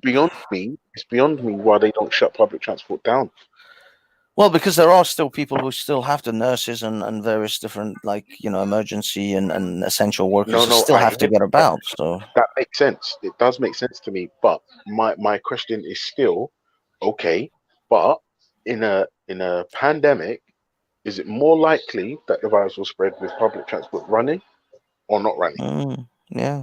Well, I mean, it's still going to spread a little bit through it, but people desperately need to get around to get to. Yeah, that's the problem. Unless they set up. Yeah, I mean, you got to imagine. How about the little old lady who needs to go to the supermarket and do some shopping? She doesn't have a car. She's still, Ubering it all the time. They might not be able to afford that. There's old pensioners. And listen, I've got a bone to pick with you. I ordered 2 pizzas and some cunt left it on the floor outside my door. Did they not wait for you to open the door? Yeah. He left it on the floor. They didn't even call. Did they buzz your number? Yeah, we have to. He knocked the door, and then fucked off. I mean, he should have waited, but we've got to leave it on the floor. I wait for them to open the door. I actually ordered pizza. The guy handed it to me. He came up to my door and gave it to me in person. No problems. Those delivery guys are just massive tosspots, man. Yeah, but I mean, I admitted the delivery guys that I order from is actually from the pizza shop himself, not Deliveroo or any third party. Oh, sorry, Banksy, do apologize. Oh, Atticus now. I read an article. In fact, I'll post it in the chat. Apparently, TFL are saying if this COVID thing doesn't end soon, they can run out of cash within a month. Now, who's going to run out of cash? TFL. They're going to run out if they keep this thing closed. Yeah, if something doesn't change soon, TFL are saying within a month they're going to run out of cash. Now, I won't lie to you. I don't understand how that's even possible. TFL makes a fortune in profits. How the fuck are they going to run out of cash? Exactly. I don't understand. No, they can run out of cash, but within a month. Yeah, and the thing is, if the services are down to a much lower level, then they've obviously got less people working anyway. But then again, they still have to pay. Yeah, this is the thing with TFL. Even if you're sitting at home and you're not working, they still have to pay you because you're under the part of unions and all sorts of things. Yeah, so they can't just fire they're talking about furloughing all their employees and putting them on the government retention scheme where, like, the 8%, whatever the fuck Yeah. it is. Hold on, I'm trying to find that TFL post. Just give me a second. Yeah, I Ultra, mean, you there? What's good? What's up, Bank? See, hey, how's it going? chilling, man. Nonsensical. Gotta Jacob. Nonsensical. Oh, nonsensical. Okay, okay. Yeah, how's it going, Yeah. dude? Oh man, another day, another day. I know. I'll be honest. I'm not joking. I'm starting to slowly get a bit pissed at this situation. it's starting to get under my skin a little bit, and I'm a fucking recluse that loves sitting at home. It's cramping your style, huh? Well, it's getting a little bit fed up. I want to go out. I want to hang out. I want to go see my friends. I want to go see my mom. I just, it's getting a little bit, a little bit awkward. Oh, so you still there? I got a couple probing questions, man. Because this is my first day I get to ask questions. Let's go. Let's get it. I don't know. Oh, it's a couple of them. Now, yeah, let's get it. Yeah. Now, doesn't it take just as much as faith to be an atheist as it does to be a God person? Don't you have to believe in? I would say no, because it's not that I don't believe there's a God. I've just not been convinced that there is one. So there's a possibility that God does exist. Oh, absolutely, sir. Oh, yes, sir. There's a possibility dragons exist. Exactly, but I want to narrow it down to this. I want to keep it in order. So what's preventing you to go seek that evidence? Because you seek evidence and other stuff. We debate theists all the time. Hold on, man. Banks, you supposed to be on my side a little bit. we supposed to be prosecuting Ultra. He the G Block. He devil's advocate today. I'm an atheist too. I just like. But for right now, be devil's advocate. Yeah. Okay. I don't know enough about. I don't know enough about this shit. I don't know nothing about. Ultra. How come you don't believe in God, Ultra? You heathen. No. I'm saying the evidence. What have you done to seek out that evidence? Ultra, Banksy, I know you got to answer for every goddamn thing. Well, I won't lie to you. Obviously, I grew up in a West Indian Christian household, and I've told this story a million times. I'm standing like a broken record. I apologize, but my nan was a wonderful person. She was a Christian. She raised me. She looked after me, and I'm gonna say a lot of her behavior was influenced by her religion. But I don't know necessarily that she's read the Bible from cover to cover. I don't know if she has. I've never quizzed her on it, because the only thing that was important to me was our relationship and not the why. It's only as I've obviously become like less religious, I've started to look into things. I read the Bible. The problem I have is I don't have a great memory. But the things I read in the Bible for me didn't make sense. And then you use the internet, and then you were like, wait, hang on a second. No, this doesn't make sense. This isn't right. And blah, blah, blah. And we've been through it all. And I just said, nah, this Christian stuff for me, it's nonsense. So your dear granny was flawed. Yeah, well, of course. But she was an amazing person. But flawed. Yes, sir. As we all are. Now, my question is, I guess I got another question. Do you live your life? Do you live your life according to what you believe, or lack of belief, or the lack of belief, the stuff you don't believe? What do you mean? Like, give me an example. Right. So you only like, I believe that the sun is gonna rise. I believe the sun doesn't rise. Whatever sets it displays itself. It's true. It doesn't rise or set. Yeah. Well, you getting the gist of the argument. I'm being sorry. Right. So we believe this stuff, right? So do you spend your time in operating in non-belief, or only that which you believe in? Well, it's an interesting question. Let me think about it. Right. I believe that the sun will. I'm going to say rise, but obviously, I know I don't give Just for the rise. sake of the argument, I know what you. Yeah. Sun's going to come up. No, don't put that in your mouth. No. Sun's gonna come up and No, it's not good for you. No. That's what happens when you have kids, man. That's see, Ultra. He want to believe in God, but you don't want him to. That's what the problem is. All right, yeah, take it. Sorry. All right, sorry. Come. Sorry.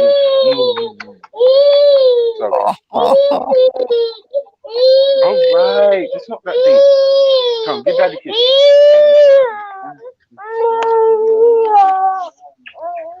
All right, go on. Go and play now.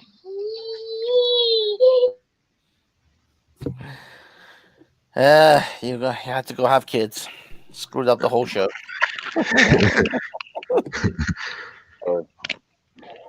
Sorry. Sorry.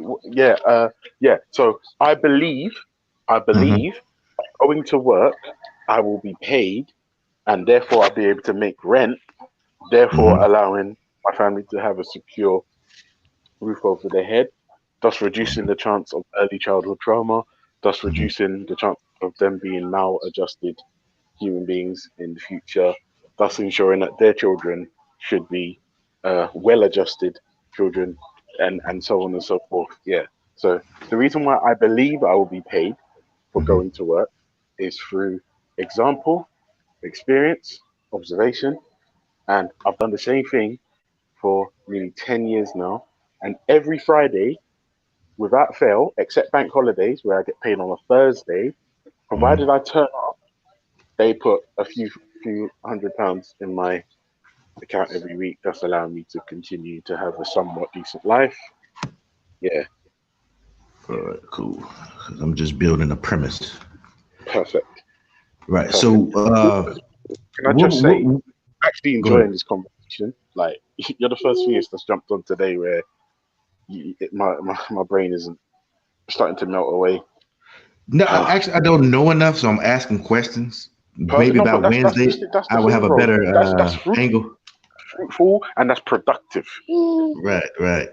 So what would take you out this atheist paradigm? What would we say? What would be, or they would put you on a path to be like, okay, God coming down and saying hello. Thanks. That'll be a pretty good start. Yeah, like, to be honest with you, I'm not even sure if coming from the clouds and coming to talk to me, say, Ultra, yeah, I'm real, see, haha. I'm not even sure if that would convince me, because if I'm the only one that saw it, then essentially I'm fucking crazy. But the thing is, if you felt it and you saw it, then you would be convinced of what you felt and saw. Now, whether you can convince others is irrelevant. Does that make it real just because I believe it? Something can be subjectively real, whether others believe it or not. It's subjectively real to you. Can Santa Claus be subjectively real? To you, yeah. To a child of 5 years old child, subjectively, it's real. Santa Claus was real, right? But objectively, he was never real. Yeah, but that's what I mean. It could be subjectively real to you. You wouldn't be able to convince anyone else of it, but you would know, and you would internally be able to justify your belief. But you simply wouldn't be able to convince anyone else. Santa Claus was never, even if you believed in him, even if everyone on the planet at one point believed in him, Santa Claus was never objectively real.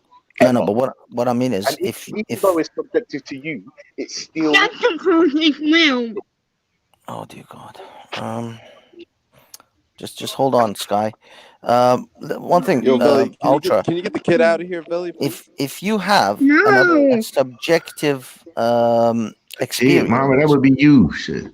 If you have a subjective experience of God, and God talks to you and only you, and you can prove it with all the tests that you know that you can prove that God is real to you, but then God refuses to appear again in front of anyone else, or displays itself in any form in front of anyone else, you would know it's real. You just can't. You don't have the evidence to show it to anyone else that it's real. So you wouldn't be able to prove to anyone else, but to you at that moment, you would know that it was real. Yo, Banksy, look. When I was growing up, my mom never talked about Santa Claus because, do you get what Muhammad, dude, it's just like the most random individual ever. It's just like shit that you come out with. Go on, man. Go on. Tell me. Tell me your story. Banksy, look.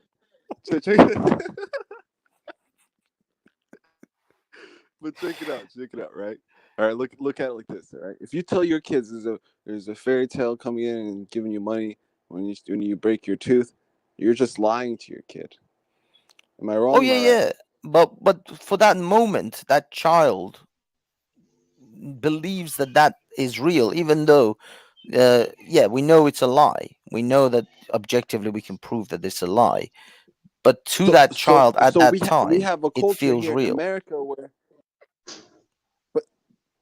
But Banksy, look, so we have a culture here in America which supports lying, or kind of, in a way, to your kids. What, are you talking about the tooth fairy, Santa Claus, all that?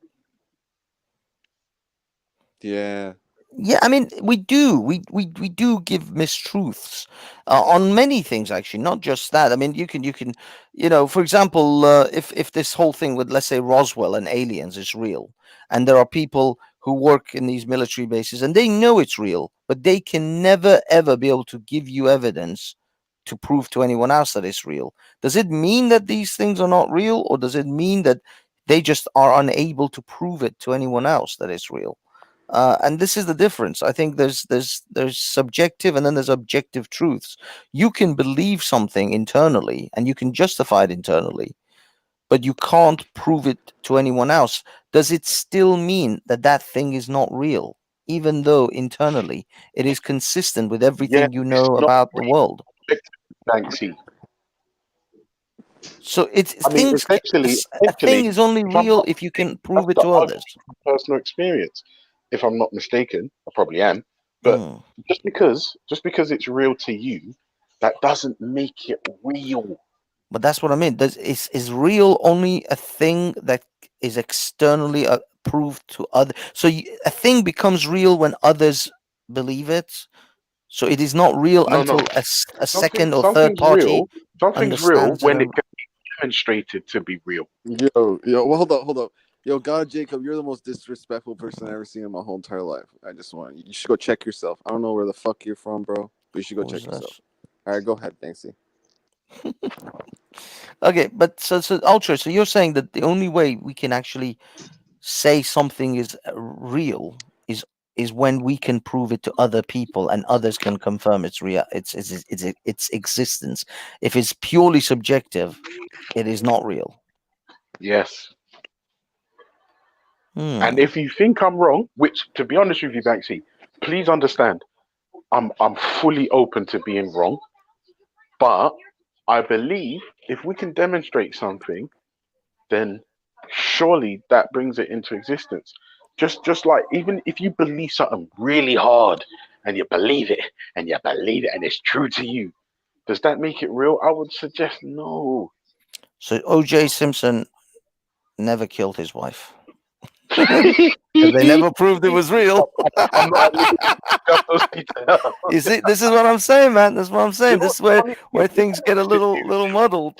If I'm honest with you, I don't know if he killed his wife. However, I would suggest, I believe it wasn't proven that he did. But let's be honest. Like, we all know the juice. It never happened. He licked down the woman. And don't forget, even in the justice system, there are miscarriages, there are wrong verdicts, so Epstein committed suicide. There's loopholes. It's crazy. Epstein committed suicide then. Yeah. You see? Is it real? Well, no one else. You can't prove he didn't commit suicide. The funny thing is, it's possible that a coroner can, or security cameras. But again, like I said, in the justice system, like it's not perfect and there's Oh no, miscarriage. I agree with you. I agree with you. It's not. I'm just saying that I'm finding, although I'm an atheist through and through, I don't believe in fairy tales. I don't believe pigs can fly. I don't believe in dragons or gods, but I do have at least I can appreciate the concept that some people can internally have something proven to them. So subjectively, they know this is true, but they simply lack the ability to objectively demonstrate it. And to dismiss, I guess, if we dismiss subjective claims of truthfulness, I don't know. I mean, are we missing something? I can say that yes, you believe this, No, and I can accept that you believe this, but I can't believe it because you cannot demonstrate to me that Actually, you. if there's somebody who claims that they're hearing voices and the voices are telling them to behave a particular type of way, Yeah. would we say that what they're believing in is real, or would we call them a paranoid schizophrenic? Well, that's exactly it. That's exactly it. Because we have such faulty brains, effectively, and we have brains that give us That malfunction. that are not, that don't always function properly, that have all sorts of issues with them. Then, if someone says, "I have seen and experienced something," we are much more likely to think that this person's brain is malfunctioning, misfiring, than I that think they what actually did Banksy, do something. I think what Banksy is trying to say is that you would call him a schizophrenic, but you wouldn't disprove what he's telling you. Yeah, You wouldn't be we able still to wouldn't. disprove him. That's true. We wouldn't actually be able to disprove their subjective experience. We can only infer that this person's brain is for some whatever reason is not working right. Yeah, But we would never really know that this person's subjective experience was the truth or not. And unfortunately, that's where it comes down to. You can say God will come down and talk to you personally. Schizophrenic. Like, sorry, if somebody's telling you they're hearing voices, and to remember, Banksy, use your example. To them, it's real. Yeah, that's true. But this is what I mean. This is why I can't accept theist claims. You see, this is my position on theism is not only that I don't believe that there is a God, I don't believe the people that tell me that there is a God. I can't, because I know people lie. I know people bullshit people all the time, every day. I know people who, just now with the example we used, believe something themselves, but they can't actually show me evidence of it. So you can believe whatever you want to believe, but don't tell me to believe it based on only your personal experience. And also, don't tell me it's real. Yeah. Like, don't tell me it's real, and then don't tell me I have to respect your paranoid delusion. Yes, well, that as well. I mean, to set up rules and regulations on how I can even discuss your subjective belief. I mean, this is what I find even more insufferable, is that those who believe things that they cannot actually prove to be true to anyone else expect me to respect it and they set rules on how I'm allowed to talk about that belief. Yes, and how I'm allowed to treat that belief, and how I'm supposed to respect it, and I'm supposed to be all gracious about it. No, this is your delusion or your belief. I don't have to respect Banksy, do you think your claims. Do you think existence is random? Well, I mean, just now when we were I looked up the term random, and based on the dictionary definition of random, which is in accordance to this, made, done, or happening without method or conscious decision, then yes, existence is random based on that definition. So you think all the natural order we have came about? You think it's reasonable to believe that this order came randomly? Yeah, because it has no consciousness. If there is no consciousness, then, and according to that definition of dictionary definition, then yes, it is reasonable to expect. There is no reason to believe that there is consciousness behind it. Order does not necessarily necessitate consciousness. You can have order. No, I'm just saying. Do you think it's reason? You think it's more reasonable to believe that randomness, we got order from randomness? Yeah. We can get order from randomness. We see, the thing is, it is depending on your perspective of what you think is order. I don't see this universe as ordered, and I don't see this universe as an orderly system. You think it's ordered because you only care to look at it from a particular Okay, perspective. okay. Forget the word order. Do we as humans benefit from nature? It's not whether we benefit or we don't benefit. We are part of this nature, and I know. Do we benefit from it? Do we simply benefit from are it? where we are because of it. Why can't you just answer a simple Because it's question? not Do a- we because it's- benefit from it? Because it's not a benefit or harm. Banksy, do you get vitamin D from the sun? My brother, I don't know. I think we need nature to survive. I would argue that. Right? No, but the thing is, nature. But We what are they're part saying, of but nature, what, and but what it's they're saying, this benefit is random. But the thing is, you're saying benefit. Does a child who has leukemia benefit from nature? I'm not talking about a child. I'm talking about benefit. No, but that's what I mean. What do you mean by benefit? Who benefits? What Do you benefit consider from vitamin benefit? D? Do you benefit from vitamin D? Vitamin D is part of my makeup. I've Oh my evolved God. into taking these things, these chemicals, these there's no point. these chemical compounds are the essential things that have come together for me to survive. I don't benefit from it like as if I'm taking something from it. It is what I am, and I require it to live. You don't benefit from choose vitamin to D. benefit. I don't choose to benefit or not No, who's benefit from it. It is exactly? what my body is made up of, and it is what my body, my meat machine requires in order to survive. So it's not I'm benefiting something. I'm not taking something willfully. It is what I am. Who said? Why are you answering questions that have not been asked? No, but you're saying benefit as if you're inferring from what do you mean by benefit? You have to then define what it is that you're telling me about when you say, do I benefit? Oh, what do I mean? Okay, I'll tell you what I mean by benefit. Going from a less better state to a better state. Does that make sense? No, I don't. Oh my God. Let me say it like this, Oh Banksy. my God. If we didn't have things like, I would say, bees, natural, insects flowing around, or grass. If there was if all of we take the grass away, made everything concrete, could we not? Does that benefit our life, or does that make our lives less? Well, I mean, again, it all depends on your perspective. If you are walking around in a city and you don't need, you can't have just tall grass everywhere where you're trying to work, where we're trying to do, actively live in a modern society, you can't have grass everywhere because grass requires attention. Otherwise it grows out of wild, it just makes everything look really messy, and generally it makes us traversing through long grass harder. It's much easier to walk fast through concrete than it is through long grass. I So think what the brother's trying to point out is if do the we grass benefit? was removed, if the grass was removed, could you still survive without it? That's a natural resource we have. Well, we can survive without grass. Grass is not something we need to survive on. We human beings can survive. Can we without survive grass. without water? Can we survive without water? No more than So we any benefit. other compound. No, So we we don't benefit from water. No, it's not a What? benefit.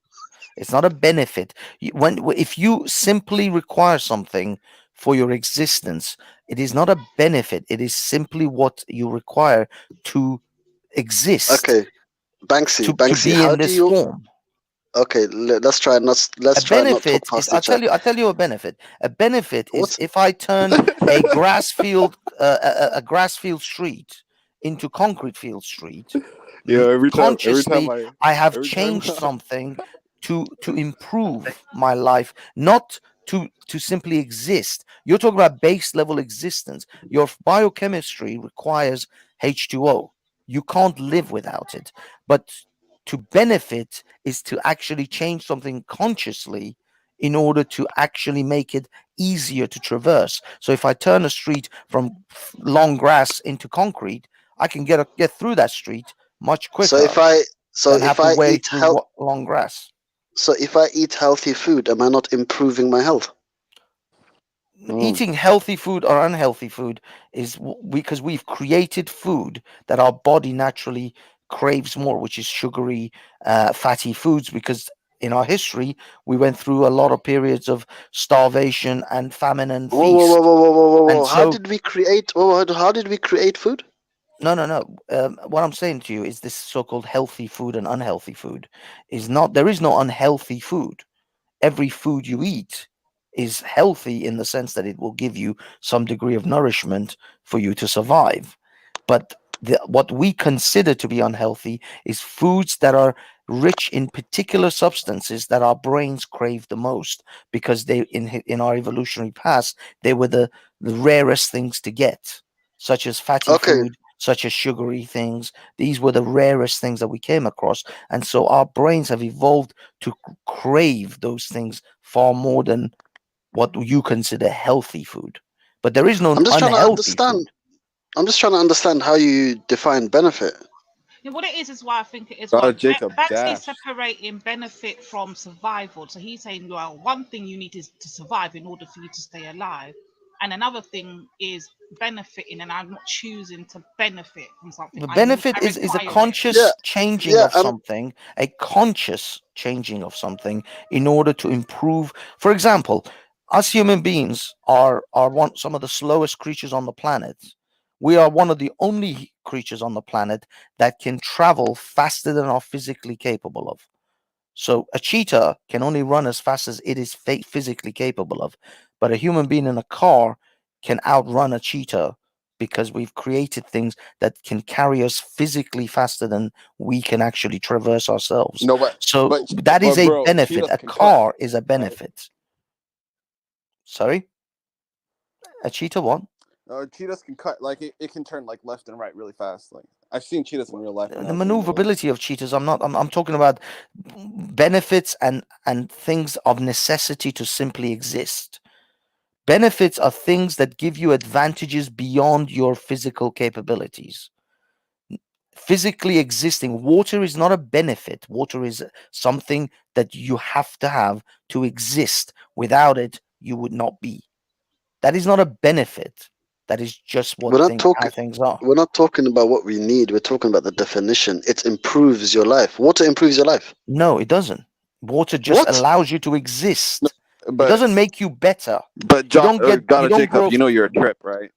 I would actually Yeah. You disagree know with you're a that, trip. Ben. That So you're saying. So Banksy, you're I'll saying. disagree. So you're saying if Water someone can doesn't drink purify your water. skin. Yep, it keeps your skin. You can benefit by your skin benefits from drinking water. Your Exactly. wings, all of Exactly. these things benefit by No, is a no. Your benefit by body. drinking Exactly. The thing is that it's not something that we've created to do something No one's saying beyond what anything we about need. It creation. is No one's simply talking a about thing that creation. you need to exist. Now, if you drink more water, you could say yes, your skin is clear or whatever improvements it may make. But That's on a called a front, benefit. but no, it's not, because it is Oh my just God. taking in excessive amount of the very thing you need to exist.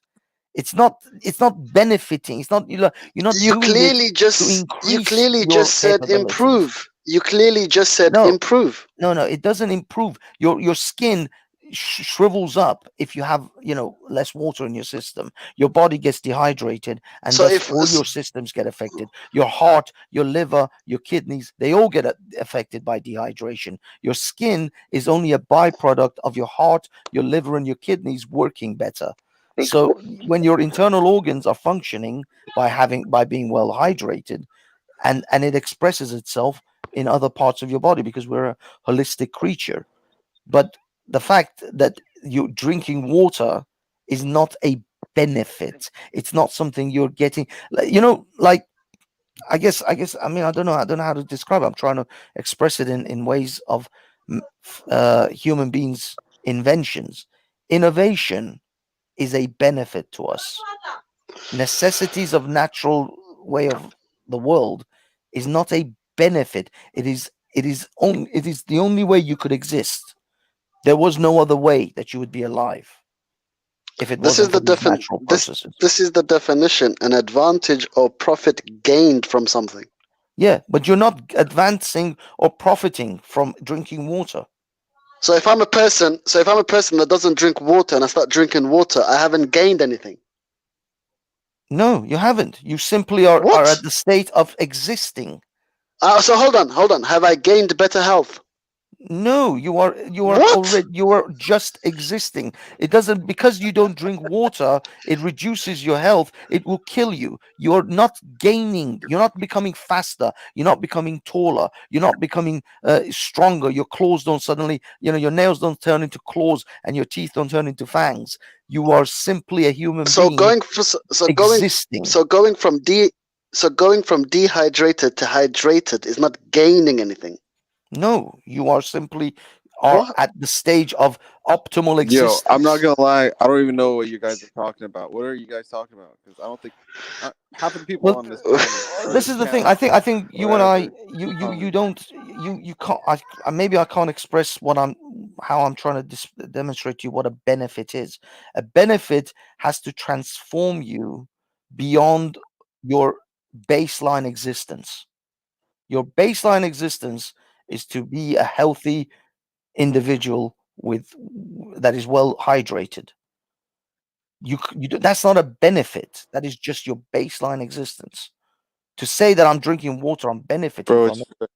If you didn't, you'd be dead. Banksy, it's 4 a.m. You know, we just ate like an Dude, hour it's not ago. 4 a.m. here. I'm not It's drinking 4 a.m. where water. you at? Please don't start Banksy off, Mohammed. Please don't start him off. Right now, I'm fasting, Banksy. I can't have water, Banksy, because I'm fasting. It's Ramadan. Well, I drank a lot of beer last night just for Ramadan. No, listen. All you guys are chatting about, who's correct or who's right. Lady Divine, got any more questions for me? Yeah, I want to know if you would get any benefits or any improvement in your life if you subscribe to a religion. That's what I would say no, because the majority of the theists, especially the Abrahamic lot that come on here, they just prove themselves to be zombie. And if I'm honest, I have no interest in being a zombie. So I would say, but it's possible that I'm wrong. It's possible we're all wrong. Benefiting from religion. I actually think religion does actually have psychological benefits to some people. Everyone's religion and shit like that. You see, this is where I differ from some atheists. I don't believe in this concept. Sorry. Sorry, I don't know if it's ultra. So, Lady Divine, from my perspective, although I don't need religion myself for any psychological benefit, but I believe that it is required, and to this day, it is still necessary for the human race. Certainly, some very low IQ individuals to have religion. Religion is a necessary component within human society still.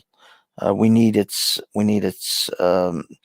allegorical, if you like, stories, its symbolisms, and some people actually do need to be told that a god will kick his ass if he goes and rapes and pillage, because people are still so stupid that I believe that if they didn't have God, they would literally rape and pillage people. You just have to go to Speaker's Corner. No, but the reason I'm asking you this for a reason, I'm just trying to get into the mindset of an atheist, isn't it? Obviously, I'm not one, but I want to hear how you lot see things. So I wanted to ask again now. I've heard, right, so that's your answer for why it's not beneficial to you. So I want to know now, do you think it will cause you any harm by subscribing to a religion as an atheist? For me, yes. For me, it would diminish my life. It would impose restrictions, and it would impose ritual behaviors, which would actually diminish my life and take my time from doing other things, which I find more beneficial to me, psychologically and physically. So I would rather be jogging in a park than sitting praying in a church, or praying on a mosque. I would rather be working on software development or application development or software engineering or hardware engineering than to sit in a mosque and listen to a mullah. I don't find that to be beneficial to me. I rather get spiritual, to get what I mean. Fuck that engineering shit. At the end of the day. Well, I would rather meditate if that's the what I case mean? then. But I don't see that as a religious That's good. There's practice. nothing wrong. Praying is basically meditation, bro. But I would Right? rather It's do it basically meditation. of my own choosing than to be subscribed to a particular rules and methods of a Christian or Islamic or Jewish or any other particular faith. I would pick and choose what I do at the time of my choosing, rather than being subscribed to by a mosque or by a church or by a synagogue. So yeah, if I were part of a religious tribe and Look, religious man, order, Banksy, I don't even go to a mosque. Last time I went to a mosque, bro, I almost ran out because I was yeah, scared. dude, I And you I'm don't come Arabic. You across. get what I mean? I'm Arabic. Yeah, but I don't think you don't come across No, as the listen, type that's right? religious. No, no, I it's don't just consider you a this is what religious I don't person, like talk shit. Mohammed. Do you get what I mean? I think you're Just culturally Muslim, but you're not really Muslim in a religious sense. So that's no, why I don't see you Banksy, in that way. Banksy, but Oh Lord, here they go. Banksy, Banksy, you I've don't know still what got Muslim questions is, for you, though. Banksy. Get You don't know ready. what Muslim is if you. Okay. But check it out. Okay, I was in the mosque, right? I don't like talking about this because we have some Sunni brothers in here, which Mm-hmm. big up to some of them. You know, Are the you real Shia then, ones. You know. Mohammed? Yeah, Are you Sunni or I Shia? come from a Shia family, bro. Oh damn! So are you No, like I'm from a Shia. are you from the? You're not in that case. You're not an Emirati or Saudi. You're probably northern Iraqi or Syrian or something. No, my mom, she's like from there. She's from Kuwait. I don't know if you heard of Okay. it. But Yeah. my dad, he's from Iraq. Do you get what I mean? That's what I figured. That's why you're probably Shia, for that reason. Probably southern Iraq.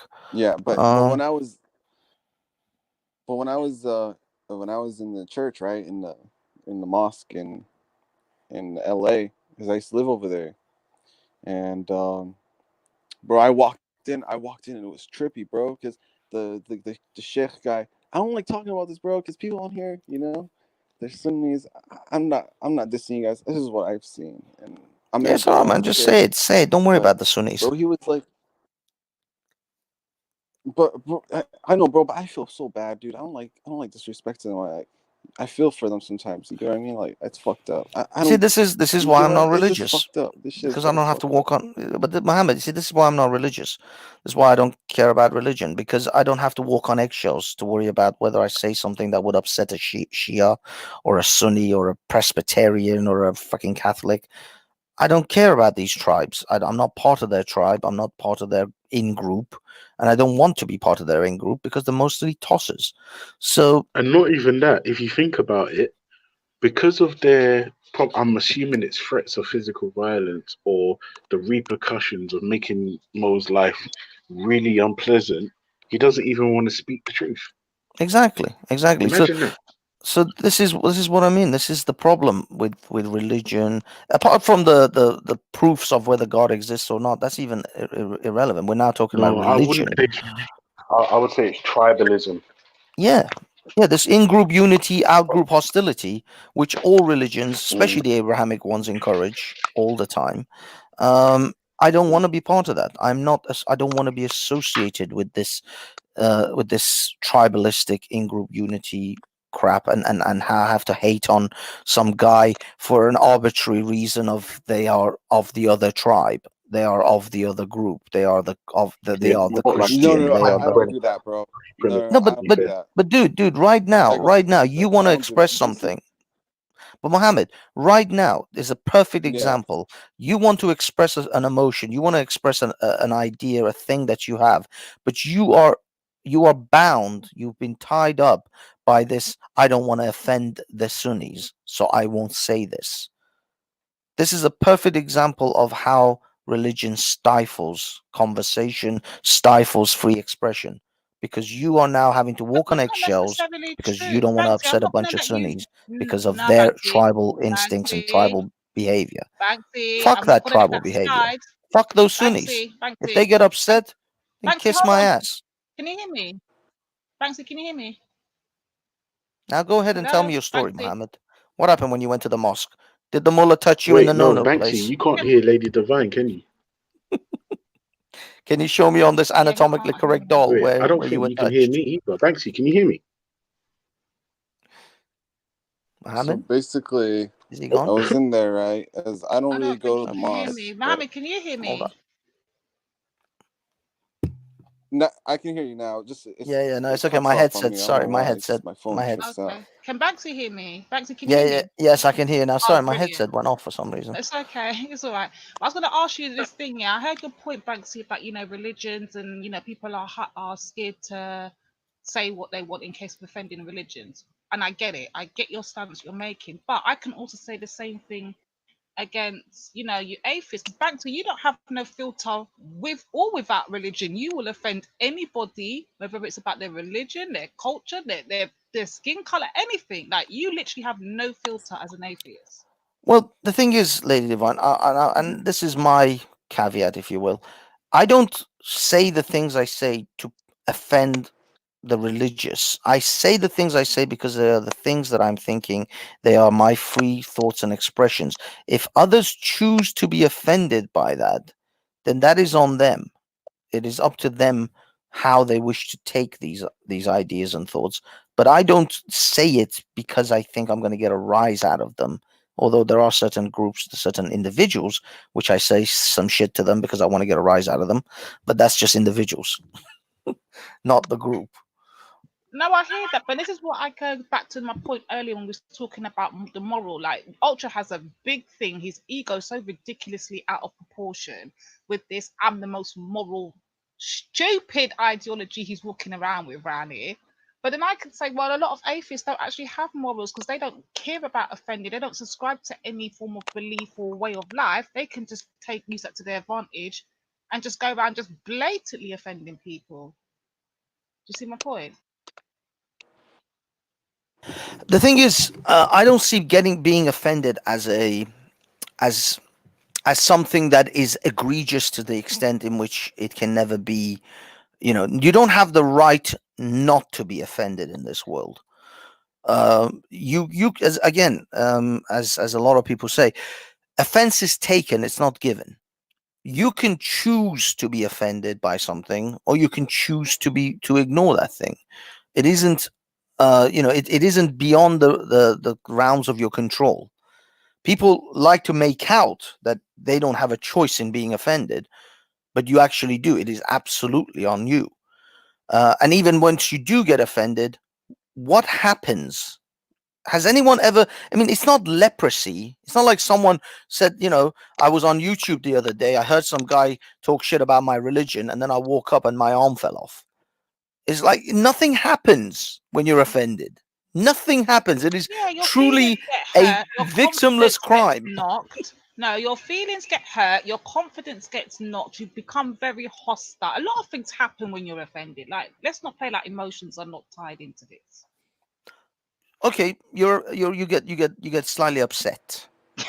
No, Look how he narrows I it think it's down. when Look at that. someone Look at offends that. you. You try to like think about it. You're like, why is this guy offending me? Maybe he's sick or something like that. So you start feeling bad. You get what I mean? You start feeling bad about yourself. I don't know, bro. It's a trip. Everything's just a trip. I don't trust nothing. It's just fucked up.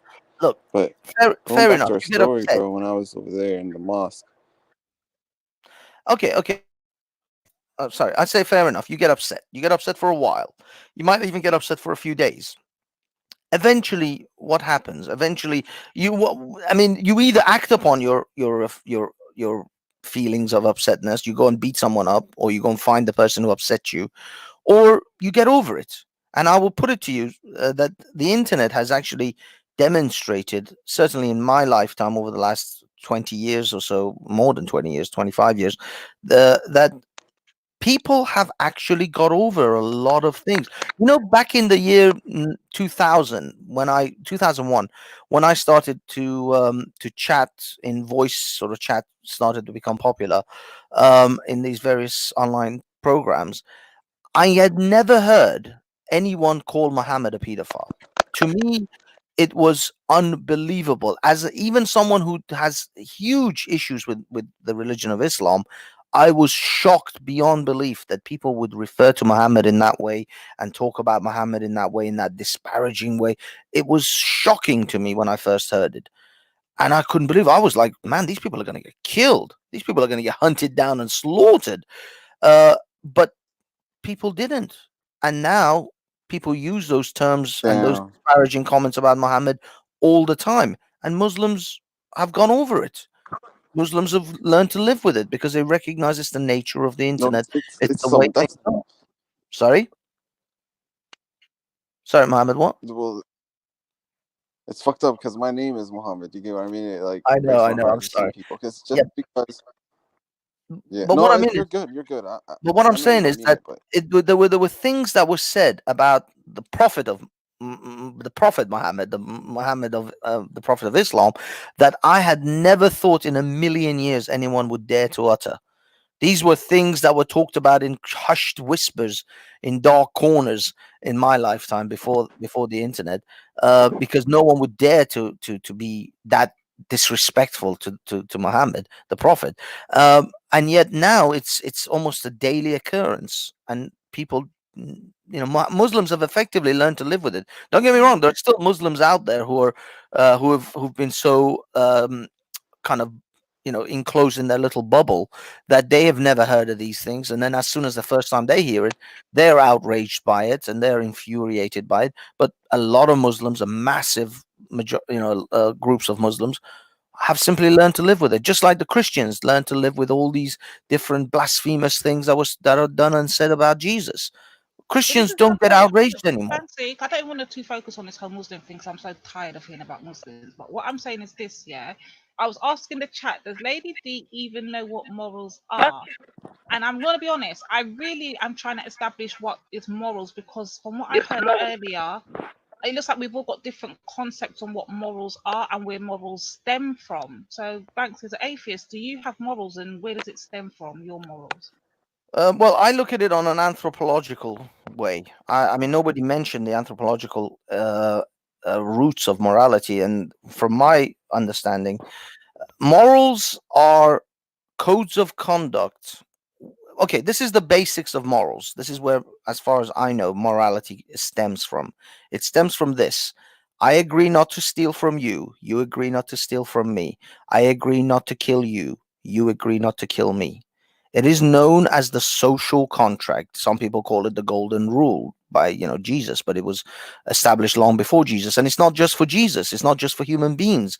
It is agreed upon. The social contract is agreed upon with lions, with piranhas, sharks, dolphins, killer whales, elephants, animals. All social creatures on this planet agree upon the social contract. If you are in a group, if you're in a social group, you agree upon the social contract that I agree not to kill you, you agree not to kill me, I agree not to steal from you, you agree not to steal from me. Because if we don't agree upon these fundamentals, then our race would not survive, our species would not survive. We would kill each other. And there are those in our history that violate these rules. They violate it to the out group. They don't violate it within the in group. Even the Nazis followed the social contract within their own in group. They just didn't follow it within their out group, who they considered to be the out group. Did not, they didn't agree, they didn't have a social contract with them. I don't have a social contract with a cow. That is why I'm comfortable eating a steak. I don't have a social contract with a sheep. That's why I eat lamb chops, because I don't have the social contract with those species. I only have a social contract within my own species. The social contract for me is only for Homo sapiens sapiens, not for cow, sheeps, and sharks and elephants. So we have a different view. That's why we kill those things without really morally being disturbed by them. But you kill another human being, and it can affect you. That's why people that come back from war have PTSD, because it violates the social contract. They have to every day violate the social contract in a war situation. So for that reason, and that's where morality comes from. Morality is built upon But those. then, Banksy, I would go on further to say this. I hear your point of morality, but then I would say, okay, then, so if we rewind, because obviously I think today, a lot of us, as today people living in the world now, our morality stems from our parents and our parents, and they all kind of have some form of embodied doctrine in some form of religion or faith or something along those lines as to where their moral compass came from, and it was kind of handed down to us as we go along. So if we were to go all the way back to the very beginning, the first man and woman on the earth, do you think they had morals then, or do you think it was something that was handed to them via a so-called entity, like we've been told regarding religions? Well, I mean, who hand down the moral, the social contract, the moral compass for whales, for killer whales, for lions? Who handed down the moral compass to piranhas? These are not something that is handed to you. These are things that you develop because you have to survive in a social construct. You have to survive in a social group. We are social creatures. We've discovered that we cannot survive on our own. Hey, Bansky. Good morning, Bansky. So Sorry. one question. Just let me finish this one thing. Are you ready for this? What do we need the police make for? a new religion, guys. Bansky, what do we need the police for? Banksy. Since we all made a social contract. Banksy, look, Banksy. Muhammad, let me give you a I'm gonna question. make a new religion for all of us, where we all believe in one God and we're not different from each other. The supreme, the high. You know what?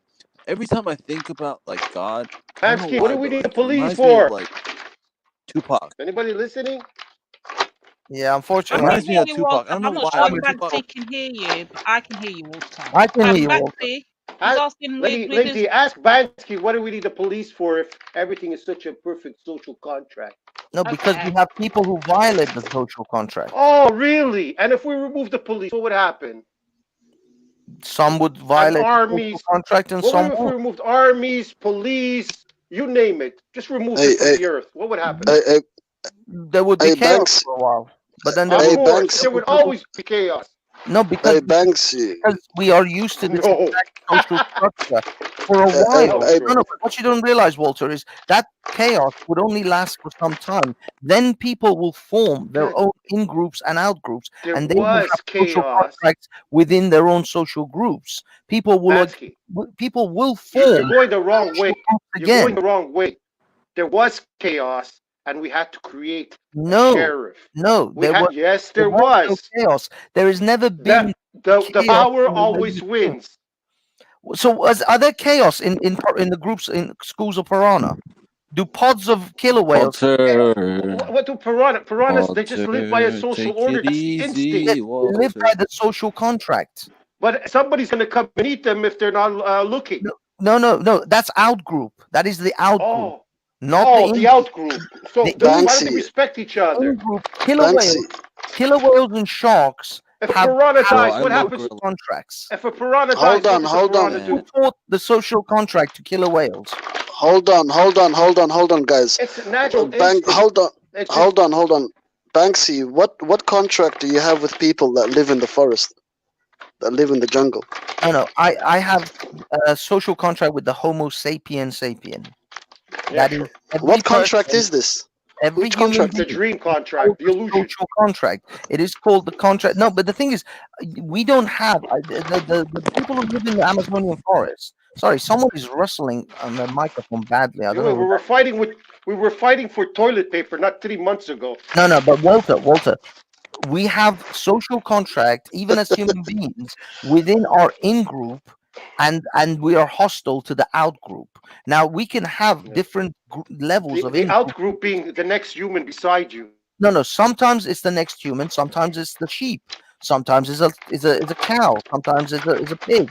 We don't have social contracts with those animals. I don't understand why atheists. I don't know why atheists constantly put humans with animals, knowing that we are when animals. there is chaos, when animals go, when humans lose something, they will fight to protect their family, be it whoever they're it is. in-group. That's the in-group.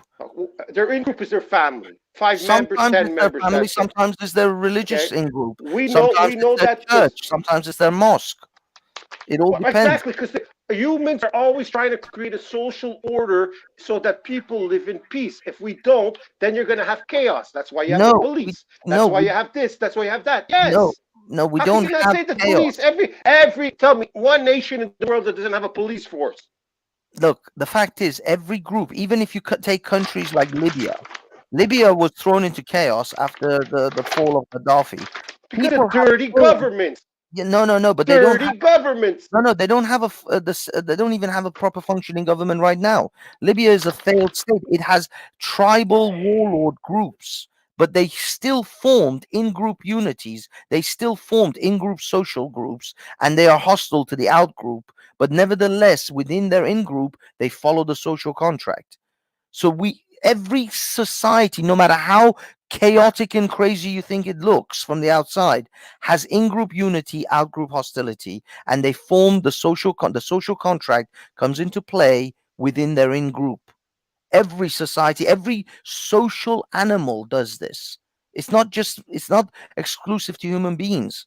Every When you social say when you say social contract, you mean just what the government's made permissible and impermissible? No. The government is an extension of the social contract. It is the greater extension of human development, social development. But the social contract, it is the basic understanding. Yeah, but people disagree on many things. So where's the contract? Yeah, because no, they don't disagree. They may disagree on the things that we built upon the social contract. You see, so the social contract is the beginning. It is the thing that forms the basis for our morality. It is not all of our morality. It is the basis for our morality. Everything else that we call morality and ethics. Social contract with who? Then this is where I'm lost. The social contract with your in-group, with your social group, with other human beings. Other human beings. You see, you got to recognize where I'm coming from. I'm coming from an evolutionary perspective. I'm coming from the perspective of the Australopithecus evolving into the Homo sapiens sapien. Human beings didn't just come about plucked out of thin air. We evolved, and our social contract also evolved with us. Yeah, we evolved 7,000 years ago. No, not 7,000 years ago. Yeah, when did the social order come in? Okay, Basky, when did the social order come in? 200,000 years ago? No, the social contract came in millions of years ago. Really? So how come it's not written down somewhere? Formed groups and tribes. Yeah, of course, that's in your delusion. The question is, we know for a fact that man woke up around 7,000-8,000 years ago. That's when he started flying. That's when he started. Yes. That's just modern history of human beings. That isn't the history of man. So how can modern history? So modern history only started 7,000 years ago. No, that's what we have. Just popped up. That's what we have evidence for. This is your excuses. That isn't what human beings have been around. How can we be around for 14 million years or 500 and then all of a sudden in the last 5,000 we're all of a sudden super smart. Walter. It makes no sense. Walter, we have cave paintings that go beyond 10,000 years. Beyond. You have how do you know the cave painting is 10,000 years? We have fossils that go back millions. Again, with the atheist we have fossils that go back tens and hundreds of thousands. What does that mean? Homo sapiens. So what does that mean? That means bullshit. What does that mean? It means we were smart 100 billion years ago? No. It means that we all of a sudden grew a conscience 100 billion years ago. Is that what you're meaning? Yes. No. It's not. We grew a conscience. The conscience, what you consider to be conscience or moral and ethical codes of conduct. No, what I consider to be alive, human. No, whatever. But what you call ethics? What you call conscience. Your conscience. Yeah, you call social contract. It comes from the humble beginning of the social contract, and we built upon that, and it is what we call morality and ethics. And only species on this planet. So of the 14 million years of creation or whatever, and all that, fluke evolution, all of a sudden the only construct of the whole planet is humanity. That 7,000 years ago decides they're going to grow a conscience. It's not even 7,000 years ago. Human history even goes back beyond. So the freaking Chinese history goes back 10,000 years alone. Okay, 10,000 years, let's say. 10,000 years. Now what? Where did it just pop up like that? No, it didn't pop up. That's what we have. It did pop up. No, You that's what don't we have believe it popped records up. of. That's what we have evidence of. It's not that it just popped up. It's the You fact don't that even we look. didn't You start have to. writing Okay, shit how down. far? Listen. How far back do you have to go to find one of our ancestors? Okay, let me see if I can find the oldest cave painting and tell you how many years that. No, I want to know. I want to know, like a human. When the human skeleton? When did it first pop up? I don't know. I mean, there's lots of different. No, come on, let's go. The human species. When is the first skeleton of the human species? The oldest known cave painting. Not the evolved. Not No, the no. evolved or the before us or the Listen. the second one after us. Walter, I want to know the oldest human skeleton. Human. Walton, I can Google that for you, but hold on and listen to this. Go for This it. is when human beings started to actually put things, if you like, on record. Yeah, if you will. sure. You find which one is- thing. which You is the find closest- something scratching on the cave wall, and The it's oldest automatically. known cave painting is a red hand stencil in was it Multiverse Verras cave? Anyway, it's I think it's in France. Oh, Spain. It has been dated using the Arenium thorium method drawing. to older than That's it. One drawing. 64,000 years. All these intelligent drawing paintings, and only one found. Pretty good. 64,000 Great years. hit. No. This is the oldest one that we found, and There it has must been be thousands of them everywhere. No. 64,000 years. That's when people started to even draw things. We were And in around. Spain, so they're already evolving in Spain. Sorry. They were already evolving in Spain. No. This is where they happen to find this particular painting in Spain, and it is 64,000 years old. And you're trying to tell me about 7,000 years of recorded No, history? you are saying it's 64,000 years, and you're saying it's a human that made it. Prove that it was a human that made it 64,000 years ago. Okay, it's a picture of a cow or some kind of antelope. Are you telling me aliens did that? No, I want to see. I want to see this painting. I'm going to read. I'm going to go. I'm going to go 64,000 because I know radioactive dating that could go 50,000 year difference. But all of a sudden, this one is right on the money. Well, no. This particular the fact is they are saying it is 64,000 years. Actually, 64,000 years, and was made by a Neanderthal. Neanderthal. There you go. It's not even a You human. don't believe in Neanderthals, of course, because So you it's not think even that human. everyone So in it's not even a 6,000 human. Wait a minute. So it's not even a human. Well, it's a hominid. It's not the Homo But sapiens. is it a human? Yeah, but it is. It is a human. It is one of our ancestors. It is our There you go. cousins. I want human drawings. But is it a from human? 64,000 years ago. It's not a Homo sapien sapien. It is a Neanderthal. It is a cousin. But is it a human? I don't understand what you don't understand here. Hominid common cousin. I don't understand what you said. Find the human skeletons and what we first drew and wrote and that. I mean, I can human find you the evolved. Homo. When the I don't mean the when Homo evolved into human, we should be at that moment starting to what? No. Human No homo. beings are No homo. Homo sapien sapiens. That is our category. That is the classification that we fall into. Homo Okay, sapiens. so that's the one we had 64,000 years ago. That was us. No, that's a Neanderthal. That is a cousin of our So evolutionary that's what path. I'm just saying. Yeah, but the fact is that asking you. if Neanderthals existed, Homo sapiens existed at the same time as the Neanderthals. Okay, find the skeletons. We evolved parallel to each other. We were around so at the same time. the Neanderthal was already drawing, and the humans were what? Well, we were still coming out of Africa. The Homo sapiens. What came first, the man or the woman? 64,000 years ago. What came first, the man or the woman? Neither Now we're one. in Africa. Back to Africa. Oh, they came at the same time? No, they didn't come at the same time. That's not how evolution works. 64,000 So what years ago, evolved? So what Neanderthal evolved was first? drawing What in evolved caves, first, man or but the woman? humans who are supposed to be smarter are doing nothing in Africa. Simultaneously at the same second? Wow. No, not at the same second. We were always Now there. we got two evolutions happening at the same time. See, this is the problem. You don't understand evolution. The fact is, course not. the first things that Evolution came makes out. everything changes every week. No, look. Evolution changes first- every week. Let me, at least, Walter. Let me get this one out, and then you can go and refute it. The fact is, the Evolution first takes there were every month. creatures like flatworms, and they actually Matthew, I know. First, there was a single cell organism, and from that we came, all of well, us. we've I got the know, single I cell know. organism, but I mean, I'm just trying to go I to know. multi-cell We organisms. were part of the ant families and the bug families, and we're just part of evolution. That's all. Fluke.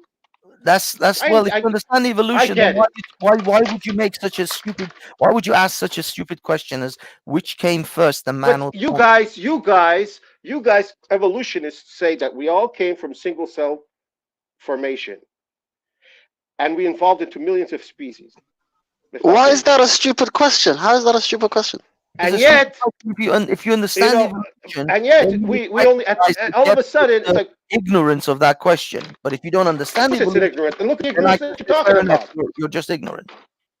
You go Neanderthal. So you're saying evolution didn't take place over time? Neanderthal drew a painting in Spain wall 64,000 years ago. Humans are in existence with Neanderthal, and you don't but understand we do nothing. Who was smarter then, Neanderthal or us, the Homo sapien? In Africa, 64,000. Is there any tribe? Okay, it's 64,000 years ago in Africa when humans were evolving at the same time. Who was smarter? We're all evolving simultaneously. Right. So just 64,000 years ago, there's drawings and paintings from humans on walls. Possibly, but we haven't. I mean, we may never We discover haven't them. found them. Oh, come on. Well, we haven't Really? found them. I'm sorry, the world's a very big amazing. The fucking humans place, really are stupid and hundreds slow. of thousands of years is a very long time. Well, Sometimes of you don't course. find everything. So is 14 billion years a long time for evolution to happen? Well, actually, it's four. It's not. It's about about 3 billion years for actual You've evolution. been of smoked. biology. You've been eating the drug of evolution. So you're obviously going to try to make. No, it work. I'm just in touch with reality. Mathematically, if the right questions are asked, evolution is like fluke science. It absolutely has no logic to it. That's what you No think. logic. Even though it is a single cell organism. Because wait a minute, a single cell organism. Wait a minute. A single soul. Evolution. A single cell organism becomes life itself without one iota of intelligence. All hitting the mark fluky every single time. You know, Walter, This is evolution. COVID-19, it actually mutated and evolves just like evolution It's described. not going to grow to a human being. Is it going to grow to a human being? Not this It's gonna particular turn out life a human form, being. because it's a virus, Oh, but really? it does mutate and it does actually change. You know, I always, sometimes structure, when I have, just like the way sometimes I have, evolution describes. sometimes when I look at my staircase in the basement, I see a new community starting to evolve. Well, Hopefully, you in have 14 some. billion years, we have humans there. Some fungi growing on in your basement. If you have some fungus growing in your Hold on. basement, then yeah, I'm going to wait 14 billion years. We should have a whole human race there. Yes, you can have eventually in time that fungi could become of course. a multi-cell life form. Yeah. It is already a multi-cell life form. It might actually develop intelligence. Well, yeah, to you, Fluke. Wait a minute, you're breaking down multicellular life forms, and you've got a guy on the panel who believes Jesus brought somebody back from the dead but can't prove it. I have more people to prove that than you have for proving evolution.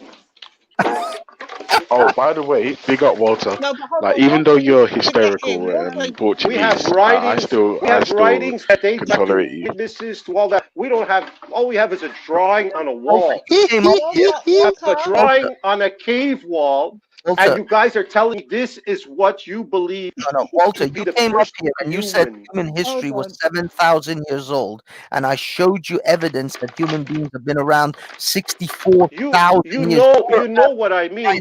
You know very well. You know very well that the way we're living has only started around 8,000 to 9,000 years ago. We're writing in scripture. We're writing on walls. We have languages. We understand it. This is not something that was happening 64,000. You did not have. You didn't have millions of Neanderthals running around. That's bullshit. Yes, you we can't even did. find two. 65,000 years ago, we did. But you can't even find. You could only find one. It's always one Walter, skeleton. sorry, quickly, Dude, Walter, all I quickly, need is before you one. go, Banksy, 1 second, before we But go that's what I'm further, saying. Walter, Find the you human just stop. skeleton. Listen The to me, first Walter, one. quickly. Walter, quickly, listen to me 1 second, please. What before you go any further, you need to stop answering their questions. You do understand that the atheists are supposed to be on trial right now, and we're letting them get away. Like, we need to hold these atheists What are you gonna answer for that what they question? stand for. Do you want me to tell you the oldest human remains? But this is, Let me take but a this is the wild thing. guess. But this is the Let me take a thing. wild guess. There's nothing. Let me There's take a nothing wild to guess. We critique. still didn't get to an There's answer. nothing How? to critique about atheists. There's nothing to critique. There's nothing there. Well, I think it's not a point getting critical because I can't really hold them Yeah, to I know anything. much more. I'm Not not me critical, again. sorry. It is me. I can't really hold them to anything because they don't seem to stand on anything. That's the Walter, hardest I love point. you too, man. Guys, can I just say this to Walter? Because Exactly. Just conjecture. Hold on. Walter wanted the oldest human remains. The oldest known evidence of an anatomically modern human as of 2017 are fossils found in Jebel Erhoud, Morocco, dated about 300,000 years old. Anatomically, How does that even? Wait a minute. Wait a minute. Wait a minute. individuals dated 300,000 years old, making them Wait a minute. Wait a minute. You're categorized. going back 300,000. How does that even make sense now? You just told me our ancestors beside us at 64,000. No, that was the oldest cave painting. This is the oldest human. You said it was You said it was made by a Let me tell you Neanderthal, guys didn't something when it you? comes to these skeletons. Yes, Neanderthals lived I can parallel, I simultaneously. can take every human Okay, being. so can we have a drawing of our human brother? I could from take every human 300,000 being years on my ago? block in my neighborhood right now today, young and old, and burn their bodies to the Yeah, your math skeleton. is not even working. I can put their skeleton in the same order as they do in the evolution chart. Many people sick, those bones can deform people. A lot of people have scoliosis. Those forms, you can't just say, oh, it must have been a monkey or caveman. I have a lot of people, a lot of elders here. If you burn them down to skeletons, their face will look just like these so-called cavemen. It's a finesse. Yo, it's your boy, brother Bernard Leeson Bay, Moorish American Muslim. Let me take a educated guess. It's been 4 hours already. We still haven't come to a solid answer about reality, right? 300,000 years old, Walter. 300,000 years So old. listen. You just told me that something that's They other than trust science that much. You just told me, Bansky, that something other than human sapien had drawn caveman on Neanderthals. They were drawings of cousins to human Okay, beings. to Homo okay, sapiens. that's our cousin supposedly. Yet we're already around 300,000 years ago, and Yeah, we have no and painting. so were the Neanderthals. So now we're all around, and they're the ones who are doing the paintings, and we're the stupid ones. No. It's not that we're necessarily smarter than them. How can we not be smarter? We were better than them in survival.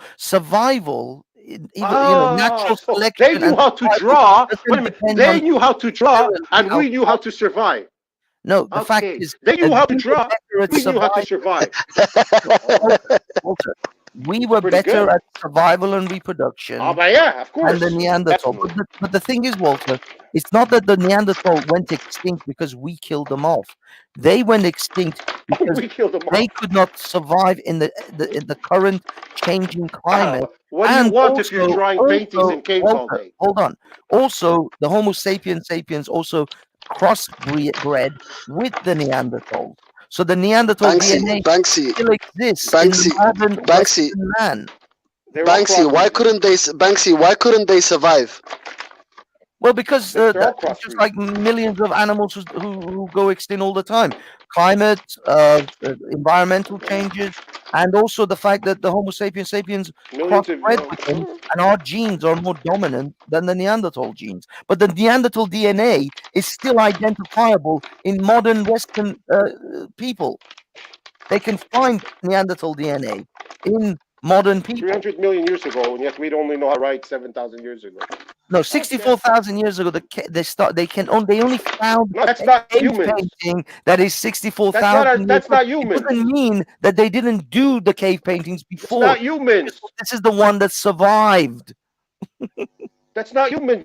You're saying that's It doesn't matter. We're already in existence. It is a hominid. It's not the What homo. Banksy is trying to If, what if Banks a is trying bird, to say if a is that bird there was carves a out drought. There was a picture on drought and they trunk, all it doesn't mean died. we're There bird was and a bird. drought and they all died. Drought. There's just. I Oh mean, my goodness, this is meant to be G Block on trial, and you're arguing about stupid bullshit. Next thing Bansky's gonna say, he's gonna see a beaver house somewhere, and he's gonna say, "We're part of the beavers." Like, come on. Walter, Walter and Bernie, please, I need your help in helping me put the G Block on trial. Get Hey, these look, atheists a to dam stand was for built by something. beavers. Yeah, let's That's keep what them on they trial. build This is what dams. they do. They want to sway off because they can't even. They have no sandy foundation. Man. Okay, well, help me get them, Bernie, please. Hang on a second, Lady Divine. Did you just ask Bernie for assistance?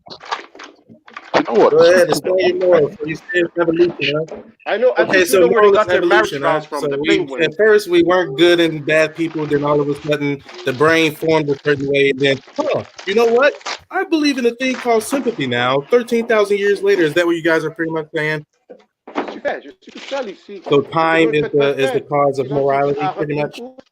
In the beginning, there was no morality, and then all of a sudden there was. There was always morality. There was always the social contract. With who? With whoever. Okay, so Rob said something different 2 days ago. He said it was evolution. See what I mean? You guys gotta get on one consistent thing now. Here, come on now. Which one is it? It's the evolution of the social contract.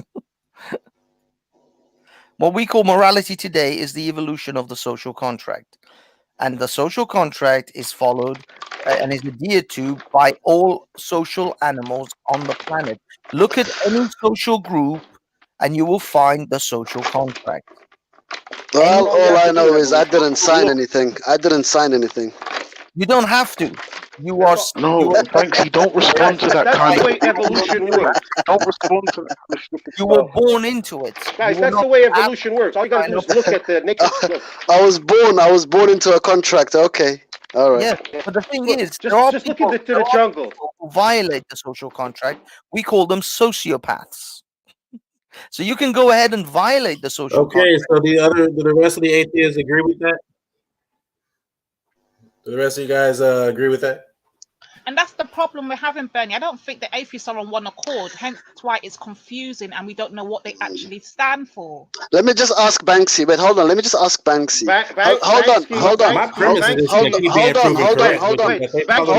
Hold on, guys. Hold on. I just want to understand this contract. Is an action wrong because of the action, or is an action wrong because of how the other person reacts to it? It all depends on the action. Oh, so it's the action. You have to. Well, it all depends on the action and whether it's wrong because of it's being wrong by. I mean, you're saying it's something is wrong for simply being wrong, or is it wrong because? No, I'm not saying. No, I'm not saying anything. I'm asking you. Let me. Okay, so I'm asking you: if I do something to someone and they don't mind, is it wrong? If it's consensual by them. It's hard to argue to say that it isn't if they are consenting to it. So hold on. Does consent happen before the action or after the action? The consent should be prior to the action acted upon that person. So again, if someone, for example, sexually assaults a woman and she doesn't mind, she doesn't care, is that okay? Then it's not a sexual assault, is it? Of course. What's a sexual assault? Someone doing something to you without your consent. Exactly. And if she doesn't mind, is it okay? It's not then it's not sexual assault. She consented to it. But she has. How did she consent? The action already happened. The action already happened. You just said that if she doesn't mind, then it's not sexual assault. If she doesn't mind, but you just said. But you just said the consent happens before the action. Well, as I said, she'd given consent. Whether she gave it, she didn't give consent. She just didn't mind. If she didn't mind, then she gave consent. That's called passive consent. No. Okay. Stop. So you hold on 1 second. Let me just make sure I got this clear. So you're saying that if you don't actually give consent before the actions happen, yeah? So I didn't give my consent, but my body was violated. And maybe because I didn't complain or cry or scream or moan about it afterwards, I've now giving my consent without giving my consent? Yeah, because you're not actually, if you don't call the police or raise alarm or actually complain or actually even mind, then it isn't unconsensual, is it? Oh, You hell no. You lot done lost me. consented. I'm done. I'm You don't done. mind. If you don't mind, No. Banksy, no. Banksy is actually right. How is it unconsensual? No. Banksy is actually right. But I'm just trying to figure out, Banksy, in your perspective, is the action wrong, or does the action depend on how the other person reacts? The sequence of events is irrelevant as long as all parties are consensual. Just because I said, I didn't say, yes, let's have sex, but I still went ahead and had sex, and I didn't mind afterwards, it doesn't mean just because I said, I didn't say yes first, that is consensual. It is consensual when someone has sex with me and I resist, and afterwards I complain and still continue to resist, saying I did not wish this to happen. That's so so it's based on the consequence, basically. No, it's based on the individual and their perspective of whether I liked this thing or I didn't. Whether I minded. Yeah, that's the consequence. Yeah, that's the consequence. No, yeah, that's the consequence. It's at the time, even if I don't say I consent but I do not object to it, it is known as passive consent. You can give consent without actually saying I consent. Okay, so so an action is right or wrong based on the outcome. The action is right or wrong based. I mean, again, you're now conflating things. Is it an action upon an inanimate object? Is it an action upon a person? What action? I'm talking about people. I'm talking about people, person to person, person to person. Vaguely, give me an example of what you say is an action, and I can then analyze that action. But you saying an action doesn't mean anything to me. I'm talking about interacting with human beings, from human to human. Interaction. Like I just said, touching a random woman sexually. Okay. And she doesn't mind. Is that? I'm asking, is that right? Then it's perfectly right if you touch a woman who likes to be touched. If I touch my wife, she likes to be touched. So I'm asking. Right. So the action in itself, touching a random woman in itself, is not wrong. Touching a random woman is not wrong if they consent, if they don't mind. It is only wrong when they do not wish to be touched. Okay, that's all I'm trying to get to. So it's not wrong in and of itself, even if she doesn't mind. I would say it's wrong both ways. Well, that's where we differ, because if a person doesn't mind being touched, and I touch them and they like me touching them, then how can you possibly? If you want to say that's wrong, then you can go ahead and say that's wrong. But I don't see any problem with touching someone who doesn't mind being touched. That's the whole point. You didn't know that they wouldn't mind. Well, if you didn't know when you touch them, then that's a chance. You see, that's where we actually, now you see you've taken it to a different category, because you don't know. It's the same category. No, because you said that first you said they don't mind. Now you're saying you don't know whether they mind. Now, you only know that they mind after you've done it.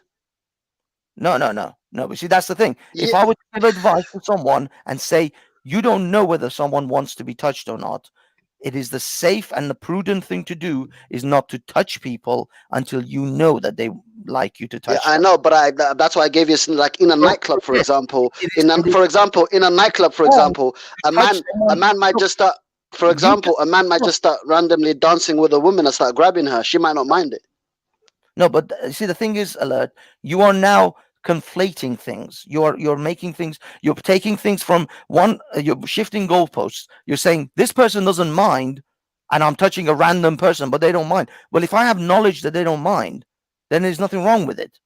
No. I'm saying if you don't have knowledge that they don't mind. Okay, so the question is, should I touch someone that I don't know whether they mind? No, that's not the question. That's not the question. Well, then, if that's not the question, then if you're saying that you don't know that this person minds or doesn't mind, then you should not touch them.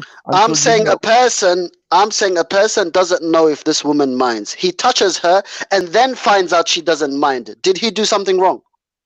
Well, if he finds out that she doesn't mind after he touched her, then he's got lucky. But if I were to be prudent, That's not what I asked you. I never asked you if you got lucky. No, it's not wrong once he found out that she doesn't mind. But it was Is the wrong. action wrong? Is the action wrong? No, the action isn't wrong when he knows that she doesn't mind. But if That's not what I asked you. You're dodging the question again. That's not what I asked you. You're dodging the question. If you touch someone, if you were telling me you should, is it wrong to touch someone without knowing that is that they like I'll it? give you an example. I'm going to tell I'll give you an you should not touch people if you don't know that whether they mind or they don't. But if you know that they do mind, then it's fine.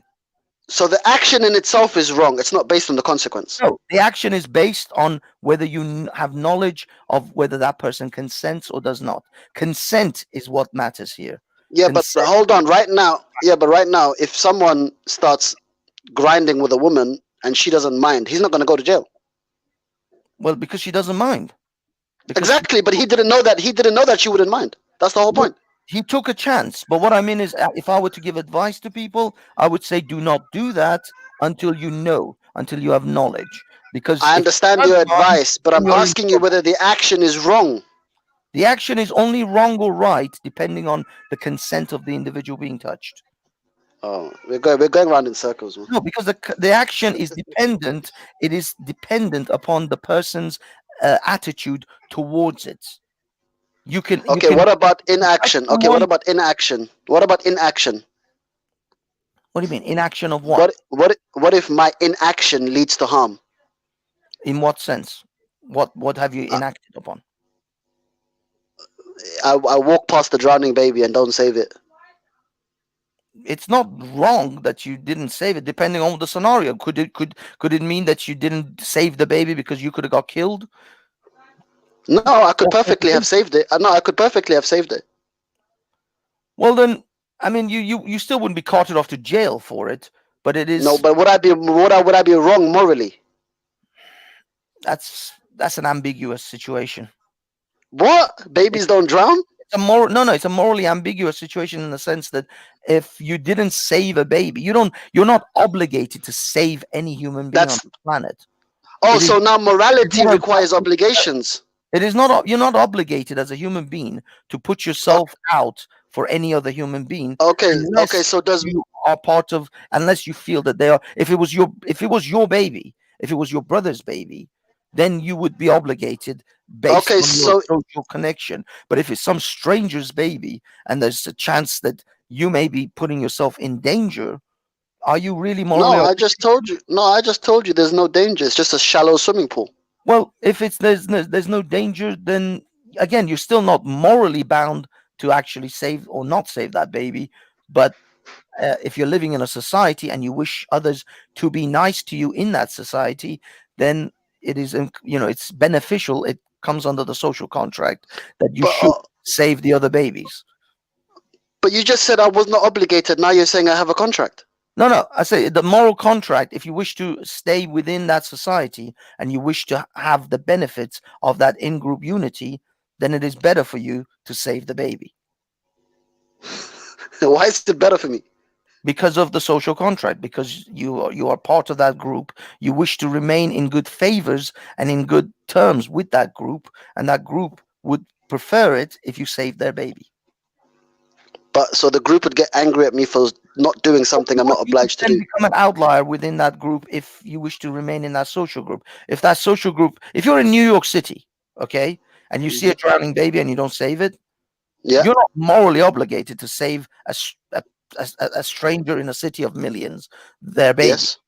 Yes. If you do it, you might be considered a hero and you may get some praise. And if you don't do it, people will like, he's a cunt.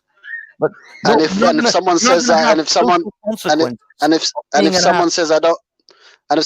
don't care about being praised, that's what I mean. You don't face in a city of like New York City or London. You're not going to face social consequences of being a dick. You'll just be a dick, but you'll get on with the rest. We're not talking about the consequence. I just want to know if it's morally wrong. Well, that's what I mean. You won't. But the thing is, whether it's morally wrong, it is not right. But you're not morally obligated to act upon it. If it's not right, then it's wrong. No, it's not necessarily the case. Fuck's sake, this is There are insufferable. scenarios in which it's neither morally Brain right cells, or what are you wrong. doing here, man? Morally neutral. It's morally God, neutral, you, but like, you you said literally it's struggle morally to neutral. understand things You said and it's then morally laugh, neutral, like but as if to hold say on. You you're said it's getting one up. morally. It's Hold dumb. on, hold on. You said it's morally neutral, but it's not right. It is preferred. My God. Don't know, man. Next topic, man. This is not going anywhere. Yeah, please. Yeah, a topic that It's free brain cells doesn't have to It's talk. morally Please, neutral, somebody. but it's not right. I think it should be a topic where our Ultra actually talks up and lets us know what the hell do you actually stand for. Do you know what the funniest thing is, ADD? We're supposed to be G Block on trial, and we've just got zombies talking shit that doesn't about shit that don't even matter. Yeah, but the thing is, Alert thinks the world is black and white. He thinks that morality is yes and no. Morality isn't a yes and no question answer. Not all moral circumstances are yes and no. The world I know. actually is more in the gray, and there are morally neutral scenarios. The Banksy, universe is Welcome to morally our world. Banksy, you can't say something is morally neutral and then say it's not right. But I'm not saying it's not right. You just said that. A minute No, ago. I'm saying it's not preferred. No. Before that, you said it's not right. That's what you said. Which you're saying? Okay, if you're saying if I don't save the baby, I'm not saying it's not right. I'm saying it's not preferred. It's not the preferred action. But you're not morally wrong or right by not saving that child because you don't have a moral obligation to that child. Do I hold on? I don't have a moral obligation, but do I have a moral obligation in the contract? Not if you're living in a city of like London or New York where there are millions of people. You don't necessarily have to have the social contract with every person in London or in New York. You only have to abide by the social contract on its basic level of I agree not to kill you, you agree not to kill me, I agree not to steal from you, you agree not to steal from me. I don't have to morally save your child. I am not morally obligated to save your child. All I have to do is I have the moral obligation to not kill you or steal from you. But I don't have any moral standards of whether I should save you or save your child. Okay, So I'm not violating the social contract by not saving your child. Okay, what's in the social contract? No killing, no stealing, no raping, and what else? No, it's I say these are the basics of I agree not to kill you, I agree not to steal from you, I agree not to violate and harm you in any way. But I'm not morally obligated to save you or make your life better in any way. Are there any more in the obligation, especially if you live in a society like millions of like in London? I'm just trying to understand the foundation. No killing, raping. Because these things shift. What you don't realize is there is shifting. Your moral standards shift depending on the size of the group you're in. If I'm in a group of 12 people, and that is my social structure, and that is my social surrounding, then you are morally obligated to save your child, to save your neighbor's child, because otherwise you would be an outcast within that social standard. Within that social if I have a moral, system, can change depending on the size and the configuration of the social group in which you're in. So my morality changes depending. So morality is just whatever the group says. Morality is based upon social groups. You heard what I said originally, right? Only social groups, only social animals have the social contract. That is why it's called the social contract. It is associated with society. I know, but just because a group of people say to do something, that doesn't mean it's right, correct? Again, it can be subjective, depending on whether the group. It depends on whether it will yield to your overall survival and reproduction, or it will detriment your overall survival and reproduction. So there's been plenty of times where where plenty of horrible things have led to the greater survival and reproduction of a particular group over the other, just like the Homo sapien sapien that actually drove the Neanderthal into extinction. Would you say that the Homo sapiens actions were immoral because it led to the Neanderthals extinction?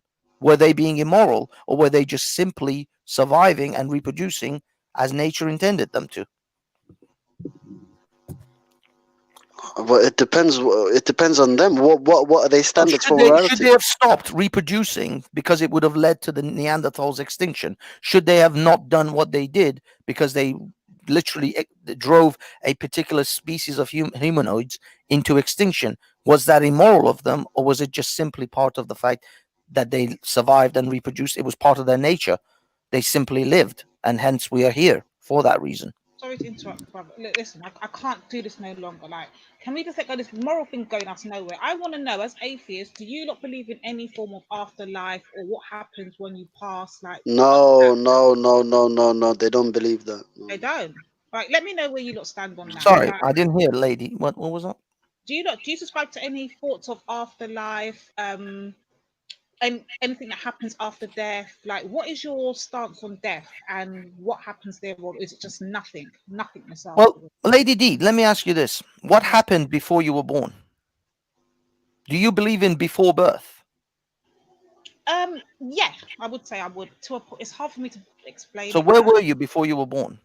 I was a concept within my mother and father, a seed and an egg.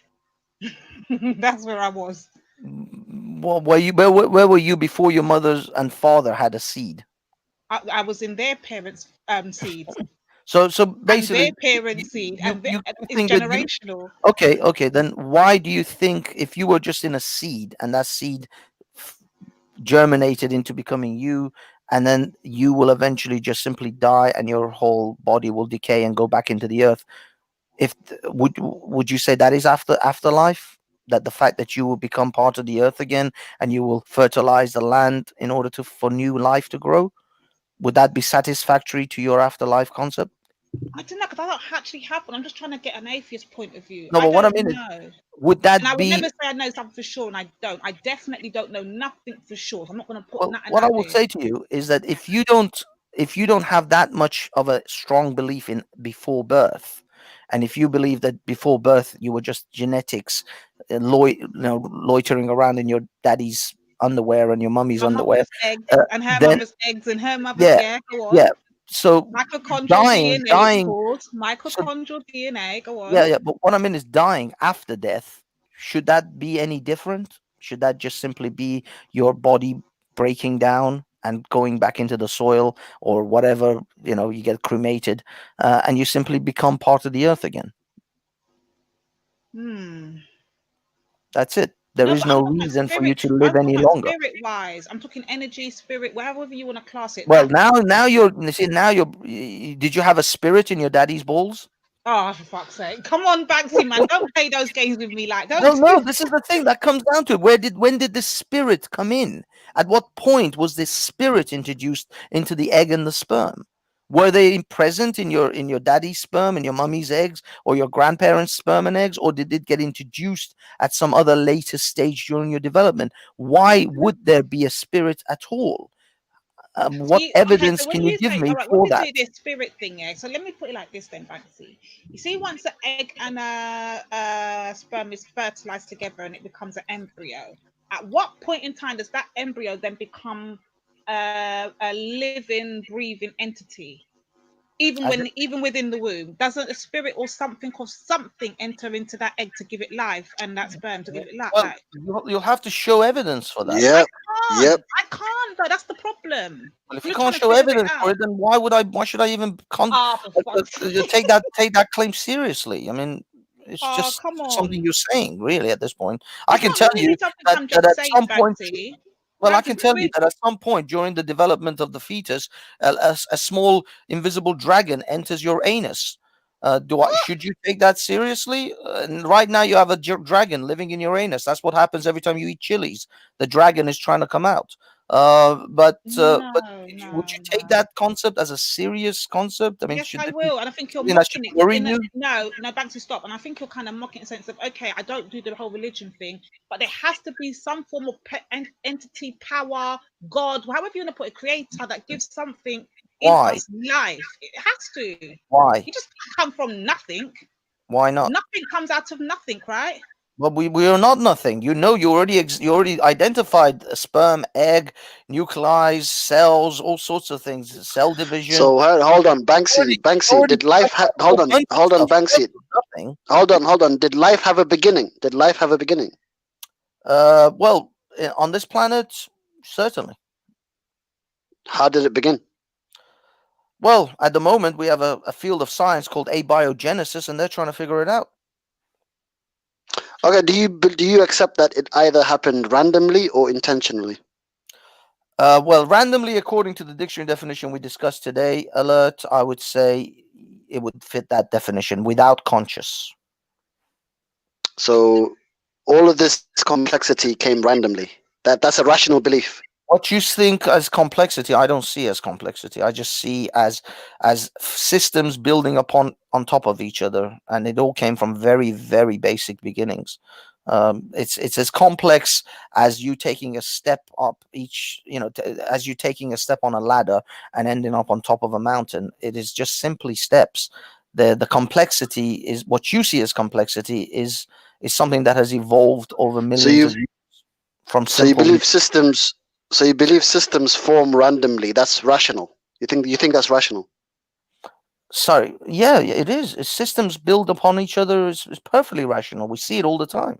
We see everything. I mean, take the computer system. The computer system started off as very simple things, diodes, and now we have microchips which are unfathomably complicated that human beings could not do it. We have to build machines to build these machines. Yeah, but that has intentionality behind it. Yeah, that's the point. Has because human beings did it. Nature doesn't. Nature has a set of basically unconscious scenarios that have fallen into place, which happens to lead to certain outcomes. And this is the outcome we currently are experiencing now. But there is no necessity. You realize that you're arguing with someone whose response is just going to be God did it. I know, but what I mean is, if you look at the system of life on this planet, Banksy, they fell into place. At the moment, they fell into place, and voila, we have human beings, women, men, children. You're conflating, or you're trying to conflate to it as if it's accidental. Just because they came into place from random, not unconscious occurrences, that doesn't mean it's random. Certain things, if I set up like tumblers. Whoa! Did you just hear what you just said? What? Just because they came in randomly does not mean it's random. No. It doesn't mean just because random, as we defined it as unconscious, that doesn't mean it's accidental. There's differences between accident. Forget accidental. Yeah. Random, meaning there was no intentionality behind. Yes. There was no intentionality behind all this order.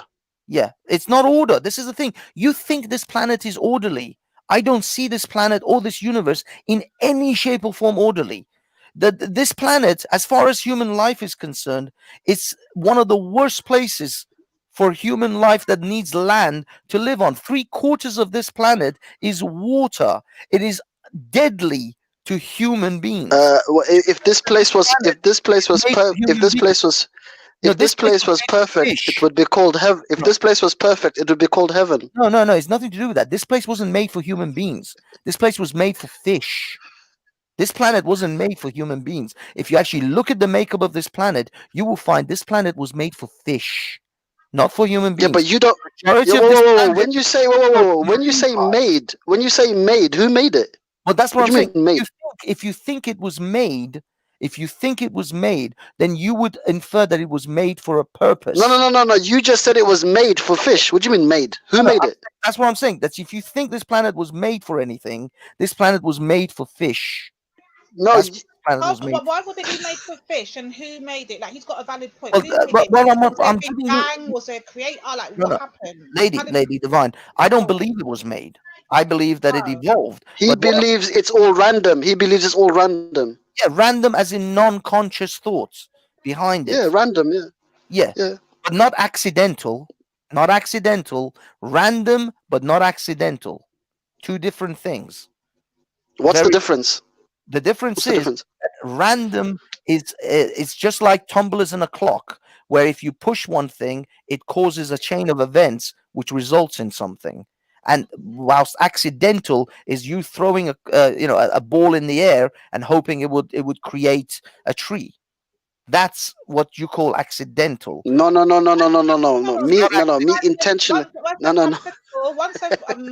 One second, yeah. Because if they're saying that this random thing happened and all these events basically became a chain of events and built up to what we've got now, is there evidence to support that this whole randomness happened, or is this just a concept that you subscribe to, Banks? No, there is evidence in evolution that this is unconscious evolution. Evolution with by natural selection will demonstrate that we evolved, but without conscious thought, because there are certain aspects of our evolution which, first of all, displays our marine ancestry. Second of all, it demonstrates that evolution had to have done certain things that if they were created, it would be an incredibly bad design to create something like the way we have. For example, there's a nerve. The question is, how do you go? Yeah. Okay, there's a nerve in our neck which actually goes. This nerve actually ends at the back of our where is it? Back of our nose, back of our throat, somewhere at the back of our mouth. But it actually starts from the top of our brain, goes down the length of our neck, and then comes back up and ends at the back of our throat. And yet, if a designer would have to do was created going from the brain straight to the mouth.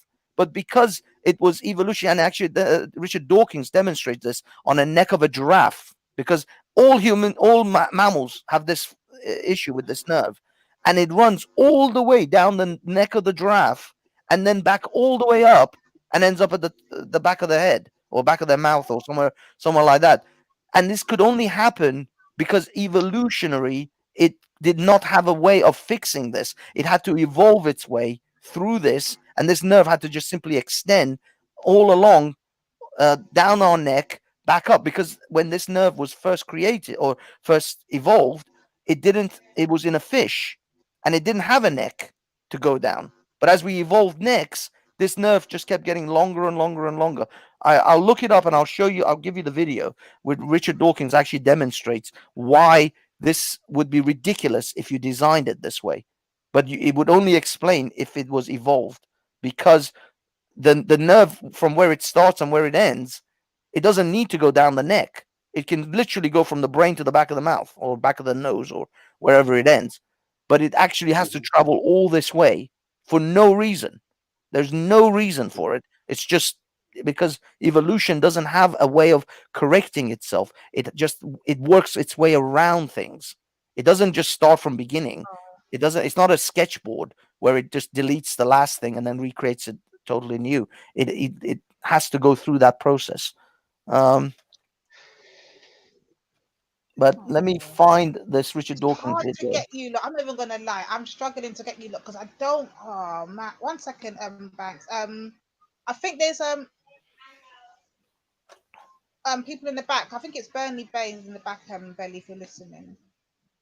I'm not sure, but yeah, I just want some evidence to support like this actual, world or the existence we live in, the earth we live in today, was created in some way that can say, okay, then I can definitely eliminate a higher creator or a higher power. But until then, and I've not seen any evidence for that, I'm still going to have the subscription in the back of my head that there has to be some form of entity or some sort that put this together. It just didn't bang and it happened, or a chain of events and it happened. I don't understand that thought process.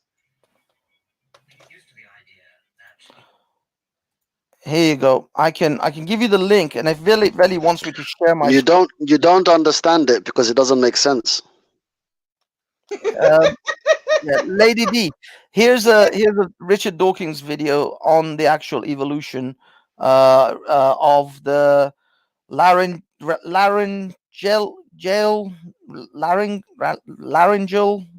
nerve.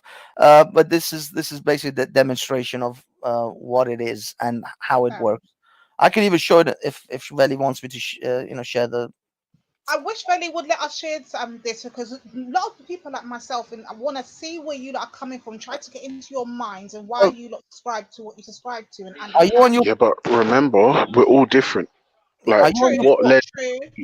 Banksy to atheism is not the same thing that led me to it. Banksy might be like 50,000 times more knowledgeable in science than I am. That doesn't make us any less atheist. You know what I'm saying? Atheism is not prerequisite to knowledge of any particular subject.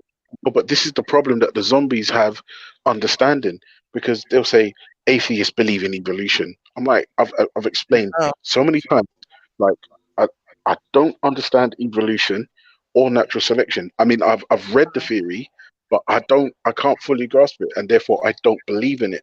But yet I'm still an atheist. That's why I'm struggling to grasp it now, because I can't. Yeah, but Ultra Funky, they're telling you that there's scientific papers on it. It doesn't matter if they're telling me anything, bro. The thing is, it's not. Being an atheist is not. So you don't believe the scientific papers. I don't get it. Alert. Believing in evolution or not is not a prerequisite to being an atheist. These two things are mutually exclusive. This is the problem. I never said anything. I was just asking him about the science. I was just asking him why he doesn't believe the science. That's all. The problem is, people think being an atheist is a worldview. Being an atheist is not a worldview. It makes no claims of other things. It is simply the rejection of belief in a god or gods. Having a worldview is a different thing. Now, Veli could be an atheist and be a socialist or a communist. I could be an atheist and well, I am an atheist that believes in human secularism, but my worldview is from human secularism, not from being an atheist. Someone else could be an atheist and be a neo-Nazi. Someone else could be Buddhists are atheists. Buddhism is an atheistic religion. It doesn't have a supreme overall God that rules everything. If you actually look into it, you'll find it is an atheistic religion.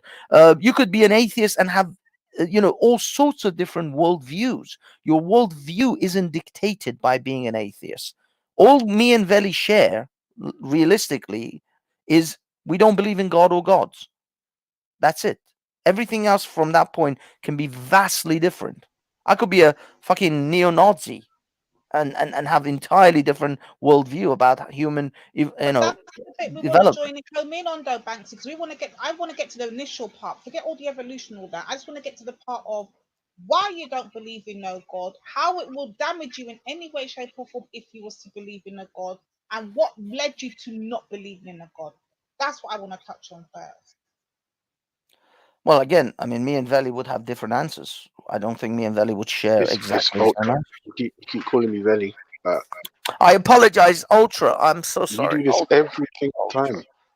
I'm so sorry, man. I'm so sorry. I don't know why. For some weird reason, I keep doing that. But yeah, Ultra Funky and I would have very different ideas. Actually, Veli would apply as well. I mean, me and Veli would probably have different ideas about all of those questions, Lady Divine.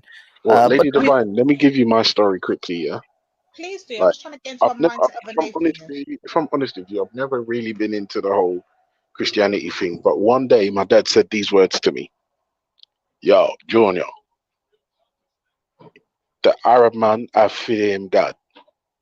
The white man, I fear him God. The Chinese man, I fear him God. Where the black man got there? Nature. And I thought to myself, like, I'm not gonna lie to you, those words were profound, and they stuck with that. When I heard those words, that put me on my journey, because I was like, yeah, like the Arabs have got their God and their books revealed in Arabic, and if you don't read it in Arabic, it's not the real thing. The Christians have got their thing in Greek, and the Jews have got their thing in Hebrew, and the Chinese have got their deities in Chinese. Where's the black man's thing? Like, and those words, like I said, those words for me were profound, and that started me on my journey. And then obviously being from a Christian household, when you read the Bible, there's some wonderful things in there, some wonderful parables that are lovely. And one of the principles I actually take from the Bible is, let he who is without sin cast first stone. I genuinely believe that that is a wonderful principle, and it's something a lot of us can learn from. However, the supernatural elements, to me personally, nonsense. Some of the stories in the Bible, absolutely immoral. And therefore, I don't believe that this book come from an all-loving, all-knowing, all-merciful God for all time. Because like a lot of this Abrahamic stuff is not compatible with 2020. And the Buddhist stuff's great, but it ain't African. Like, and remember, because our specifically our ancestors were snatched up, mashed up for most of modern history. Like, I don't know what my original name was. I bet Banksy can tell me what his granddad's name was. I can't do that. I don't Of course, it's not compatible because people don't even know what gender they are these days, man. They're confused. I don't think that has anything to do with. Yeah, Banksy, I told you don't respond to the. That is like so fucking far away. That's like random beyond. Dumb. Yeah, so Lady Divine, that's basically what set me on my journey. And obviously, being raised in a Christian household, when I read the Bible, there are certain things that didn't make sense to me. There are certain things that still don't make sense to me. There are things that I will say are just outwardly immoral, especially like by today's standards. Let me make that clear. By today's standards, there are things in those books that are immoral, and therefore, I don't believe Christians or Muslims or Jews when they tell me that their God is the best and it's great and it's for all time. Like it might be for them, but you need to miss me with that because I don't believe it. You know what I'm saying? No, and I do get that concept when I hear the atheists and they say things like, oh, you don't force your religion upon. I subscribe to that too. Look at that little punk, the father in the chat, that one there called Belly Vision, chatting shit back. Lady D, you still subscribe to a Sky Daddy? Not at all. Like I said from the beginning, like this morning, like I subscribe to energy, nature, those things. That's what I will class as my God. But it still has a concept where I cannot survive without these things. I need this in order for myself and other humans to survive. We do need nature. We do need these aspects. I think where we separate is that I don't believe in this Abrahamic faith thing. If you can prove to me from the Abraham, all other religions after that are done out here. All of them. Yeah, but but Lady D, do you think nature was created though? Yes, what I'm saying, there has to be some higher force, some higher power that how this all came about. Oh yes, so your concept of God is not nature, then it's above nature. But Lady D, the thing is, you said you believe in energy and all this jazz. Do you worship a match? Do you worship a lighter? Do you consider lighter to be of consciousness? Hell no. But the lighter produces energy. Yeah, but it's a man-made thing, isn't it? No, fire isn't just a man-made thing. Fire is said a lighter. You didn't say fire. Okay, a matches. Let's be clear. A piece of stick on fire. Okay, a lightning hitting a tree and it burning up. Is that somehow a deity? Is that somehow has consciousness to it? Did the lightning think about hitting the tree? Okay, that's a natural force that happened, and that's what came. But that's energy. That's my all point. forms of energy. That's electric energy converting into fire, which is a chemical reaction, and that is all energy. These are all energy, but is there consciousness in that? Does fire think about what it's burning? Of course not. So why would energy have any level of consciousness? Why would you infer thought behind energy? Because nothing doesn't just happen out of nothing. It doesn't matter whether it's via a rhythm, a vibration. There's something behind. No. I'm not talking about nothing. I'm talking about there is something. We all agree on the something, which is energy. But does that energy require to be thinking? Does it have consciousness? Is it consciously acting? Right, and that's what I'm saying. I don't think on the conscious level in that sense. When I see, I don't think I do a very good job of explaining where I'm actually trying to say. So when I would say conscious, my conscious would be vibrations, rhythm, natural flows of things. Okay, But I okay. guess Does if you any say of it have to think? conscious, you'll be thinking thoughts, and I'll be like, nah. Do you see my point? Okay, okay. So these rhythms, these natural vibrations, do they have thought behind them? Is there a consciousness behind them? I don't know. Well, is there any reason for there to be a consciousness behind them? So you're not trying to look, you're on trial here, not me. Don't do this. Don't flipping try that shit. Yeah, you ain't gonna do this. I'm not on trial. You atheists are on trial. And Yeah, you exactly. Let's get back to those power. conjectures. Let's get back to them conjectures. They're trying to morality. No. I'm just saying that if I don't mind, I have get no on that problem. morality. This concept of the straw man that the theists always pull on atheists about. Oh, you believe something came out of nothing is an absolute straw man. No atheist thinks that things came out of nothing. Not even Lawrence Krauss himself wrote in his book "The Something Out of Nothing."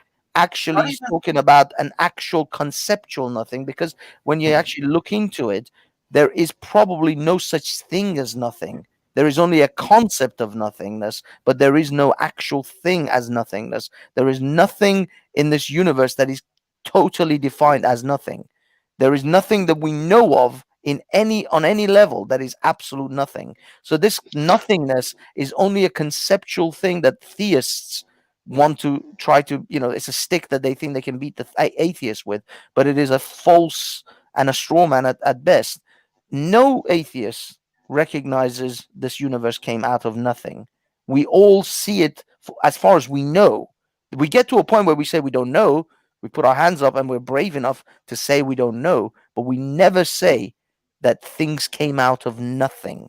Only the theists make that claim.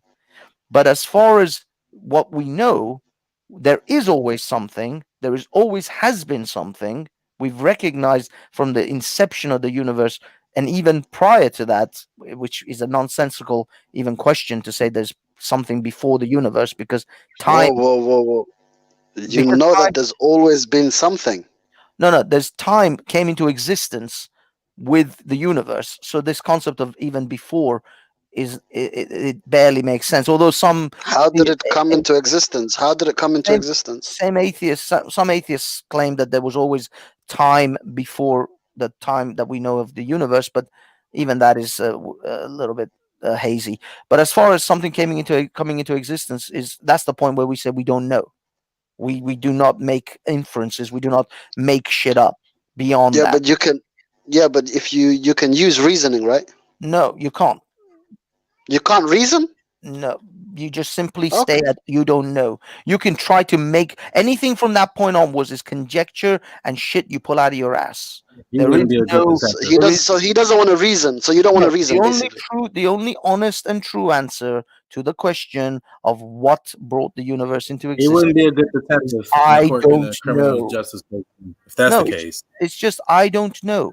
Use nothing but reasoning all the time. They never have. No, you can go ahead. You can go ahead, but I will tell you that everything you try to supposed reason is not reason. It's conjecture. It's wishful thinking, and it's shit you're trying to pull out of your ass. You're just at that point. From that point onwards, are trying to convince either yourself or someone else of something that you don't know anything about. Just say I don't know and shut the fuck up. Because that's what we do as atheists. We say we don't know, and we move on. All right, so we don't moving on. pretend. Let's try this. I do that as well, not an as atheist. a non-atheist. I do that. I just say I can't. Let me explain ask it. I don't understand it, but this is my thought process. I still have a higher power. Yeah. But that's the problem with the theists. The theists insist that we should know, that we could know, that we must know, and that is a false insistence. No, you don't know. You don't know. And no one does. Stop pretending that you think you do. Because I know you don't. I know you're bullshitting me. I know you're trying to pull something out of your ass.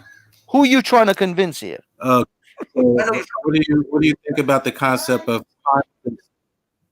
Okay. What do you think about scientists who creates life in the lab? What about the scientists that create life? What do you think about that possibility? Well, that is we finally created the first human cell without cloning, Any Well, of that. What do you think about that possible? abiogenesis. That's the field of abiogenesis and chemistry. What's that? It's a field of abiogenesis and chemistry. That's it. That's what that is. I mean, I don't know why you have a problem with that. Do you have a problem with the people? I don't have an issue with that. I don't have an issue with that. That's not where I was getting at. Okay. So what is the point? No. We don't gotta do that. My other statement I want to make. What do you think of the possibility of discovering that we were created by aliens? Something just more intelligent than us. Again, that doesn't negate the point of me being an atheist. Not from this earth. What do you think of that possibility? Just a possibility. That's panspermia, I think it's called, where other life forms created this life form, but that life form would also still be subject to an evolutionary process. So it still doesn't negate evolution. It doesn't prove God in any shape or form. It's certainly not a monotheistic and the creator of the universe. It makes no claims about any of those things. It could very well be that the life forms on this planet came from elsewhere. But both possibilities does obviously point out that it took intelligence, though. Sorry, but yet both possibilities will tell you that it took intelligence to create life. Now, wouldn't it? No, it just simply indicates that life was seeded on this planet from elsewhere, but it doesn't actually say that their life did not come about through a non-intelligent evolutionary process. So the life on the planet of the people who seeded life on this planet could very well have come about from a non-intelligent based evolutionary process. So it still doesn't negate that.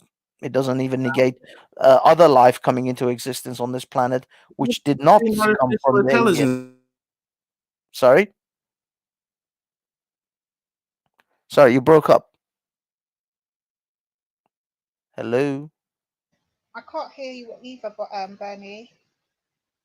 Yeah, I can't hear Bernie at all. Yeah, it's not a bad thing.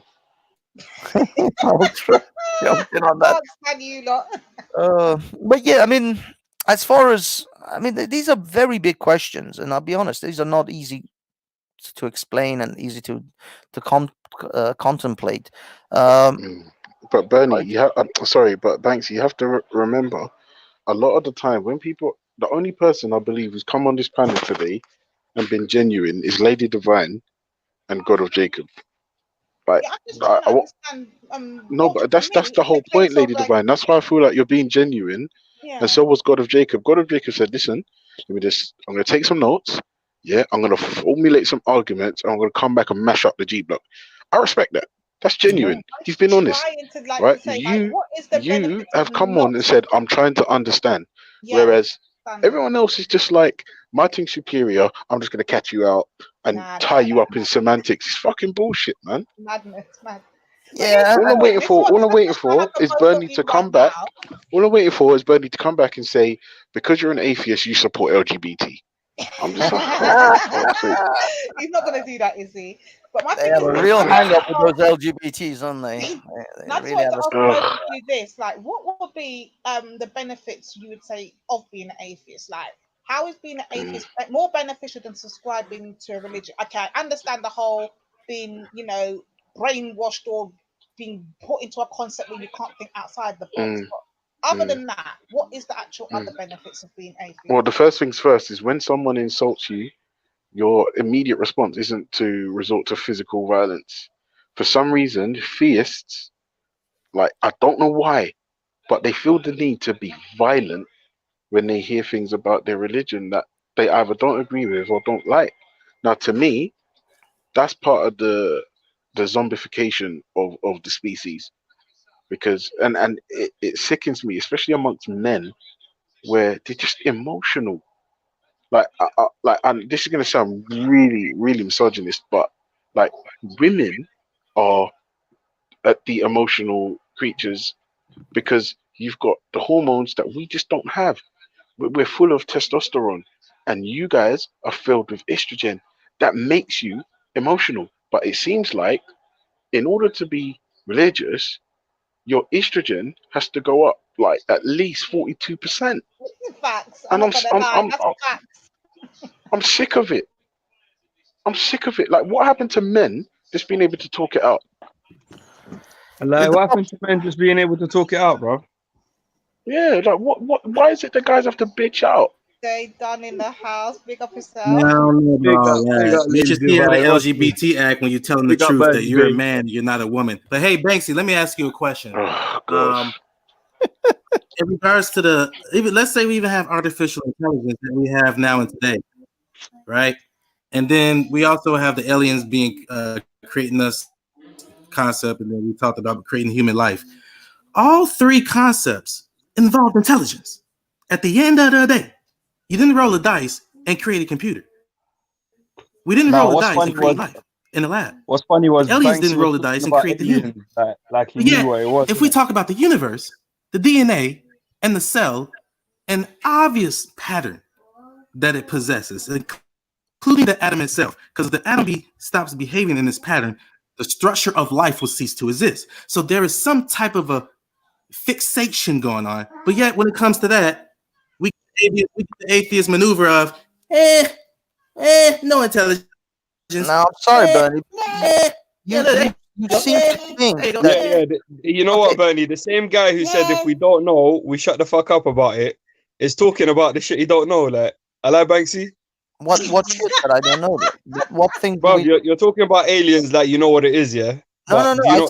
I said that if I, because you got to realize that I was just simply agreeing with Bernie in order to have a conversation on common ground. It's called debating on common ground. If I simply told him, "Oh, your alien concept is just bullshit," and the conversation ends there. But if you say that our alien concept means that these aliens have no intelligence, no, but that doesn't mean I agreed with the alien proposition. I just simply agreed for the purposes of debate. I didn't say I agree on principle that is actually true. But when if you're setting a premise, let's agree that aliens exist. If so, they have no intelligence. Like, no, are you hearing what you're saying? Intelligence. I said that their evolutionary path would still be an unconscious development. There is nothing saying that those aliens would have had a god that created them. What leads you to believe that? What proof do you have for that, Banksy? Because we have the evolutionary theory on this planet. So a theory, we observe. Leads you to believe. Do you understand what a scientific theory is? Yeah. So the theory of evolution, leads you to believe that aliens have no consciousness. No.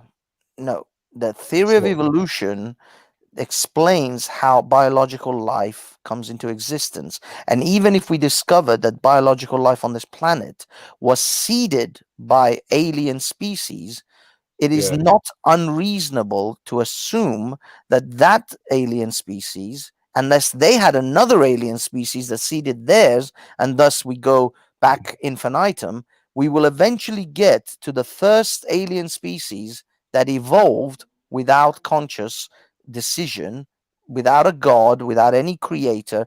They evolved on their first planet and through evolutionary means, and thus went on to other planets and started seeding other planets with life.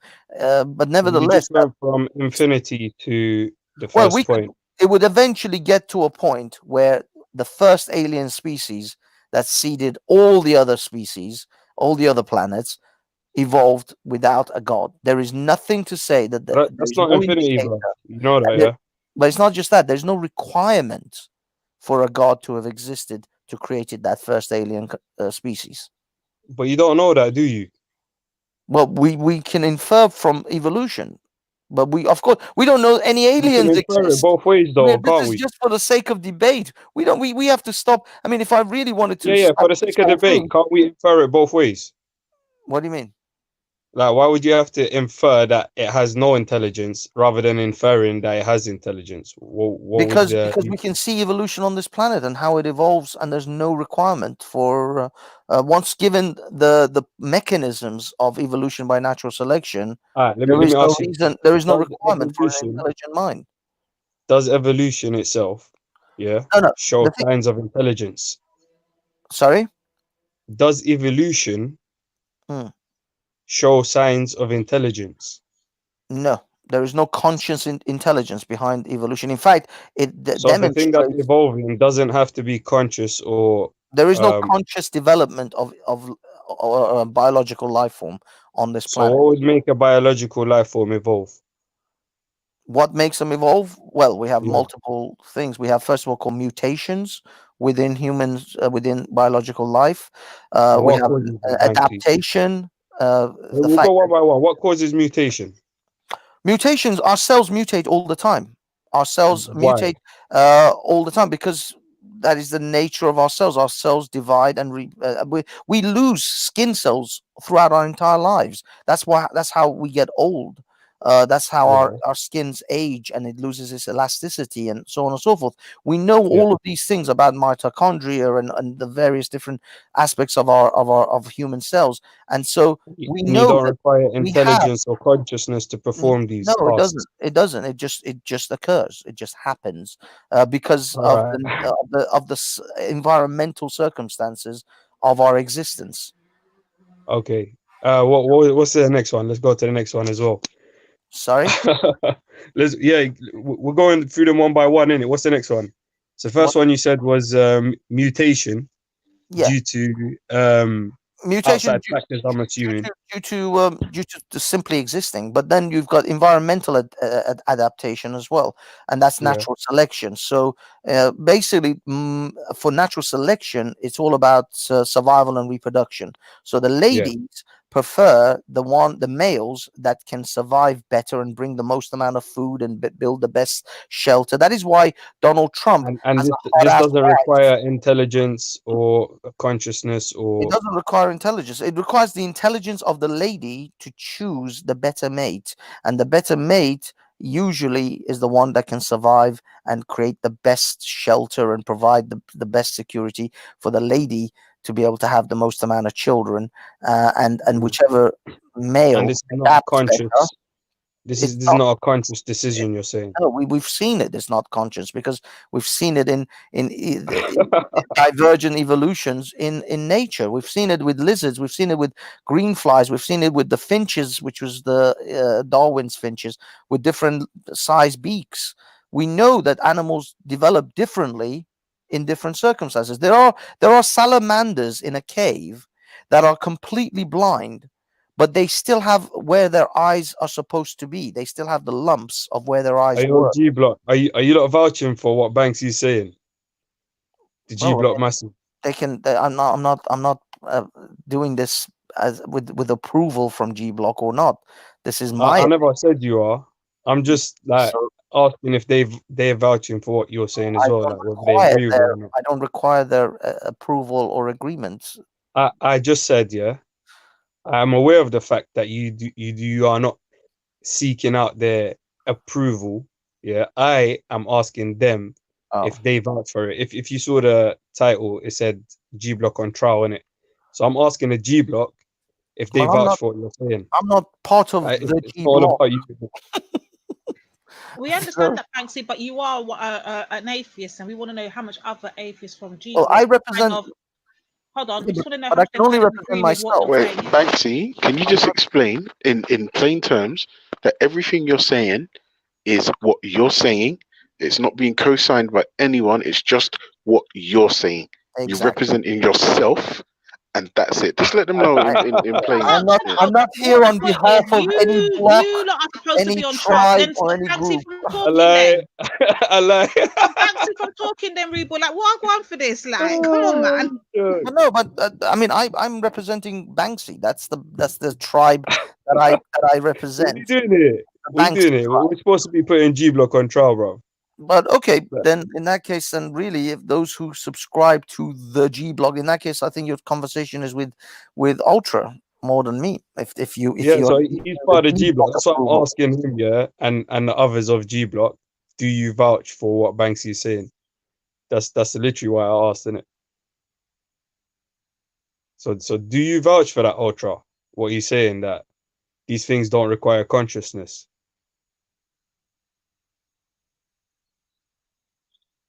Yeah, Ultra, you there? And you notice that G Block's running scared, like they're on trial. You got Velly that's just bitching it out in the chats here, trying to take shots. Yeah, you got Ultra staying on mute like some moist youth, right? James is ghosted.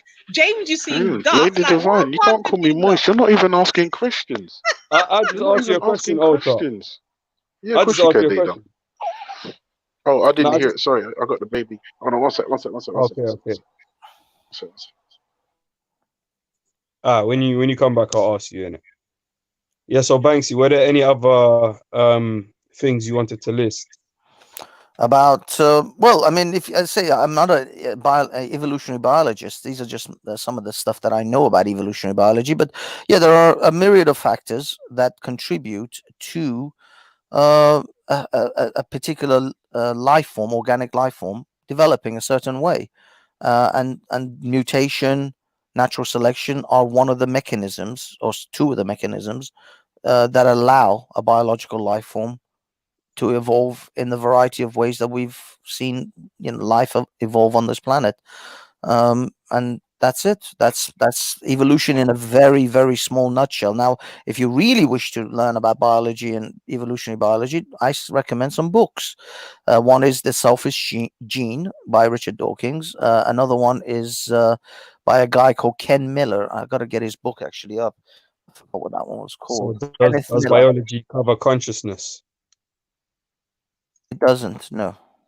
It doesn't. Okay. So what scientific studies are you using to back this theory of the lack of consciousness of these biological species who are evolving consciously? You see, they don't look at lack of consciousness. We don't know what consciousness is. Consciousness is an aloof aspect of the human or the mammalian mind, or the animal, if you like, the developed mind, which we don't quite fully understand yet. But evolutionary biology does not necessarily. This is literally what I came on to ask you, yeah, because you we don't literally just understand said a minute ago, yeah, like, yo, listen, we are just gonna go to the point where we understand it, and from that point, we admit that we don't know, and then we just shut the fuck up, innit? That's what you said. Like, you're talking about. And then, I'm not talking about consciousness. I'm talking about. And then you're going talking about. You're conflating things. I'm What talking am I about conflating, bro? life. Does life require a thinking, conscious mind to have created it? That's what we're talking about. Life does not require a thinking, conscious mind to create it. Now, as of why and how consciousness came into existence through a developing brain of a mammal or any other creature, just to get this clear, do you believe consciousness exists? Consciousness is, but you don't. Do you believe consciousness exists? Well, I am a conscious being, and so from my subjective experience, I have to say, yes, it must exist because I'm experiencing it. But can I show it to you? I can demonstrate its effects upon the world, but I can't pick up a piece of consciousness and give it to you. Just like I can't pick up a piece of gravity, but I can demonstrate that gravity exists. So how will you be able to demonstrate consciousness effect on the world? By acting. Yo, they done. I'm back. Mere existence. Yeah. So right now, yeah, you're telling me you can demonstrate consciousness by acting, but you're saying these things that made actions. Yeah. Okay. So these things that made actions that seemed like they would display consciousness, like adaptation and different forms of whatever evolution for survival and all these stuff, didn't require consciousness, and that's not showing signs of consciousness to you. Into existence, no. All right. Ultra, have you been hearing what Banksy's saying? I heard some of it. Okay, he's trying to infer. What do you agree with what Banksy's saying? I don't know. But ask me questions that are tailored to me, bro.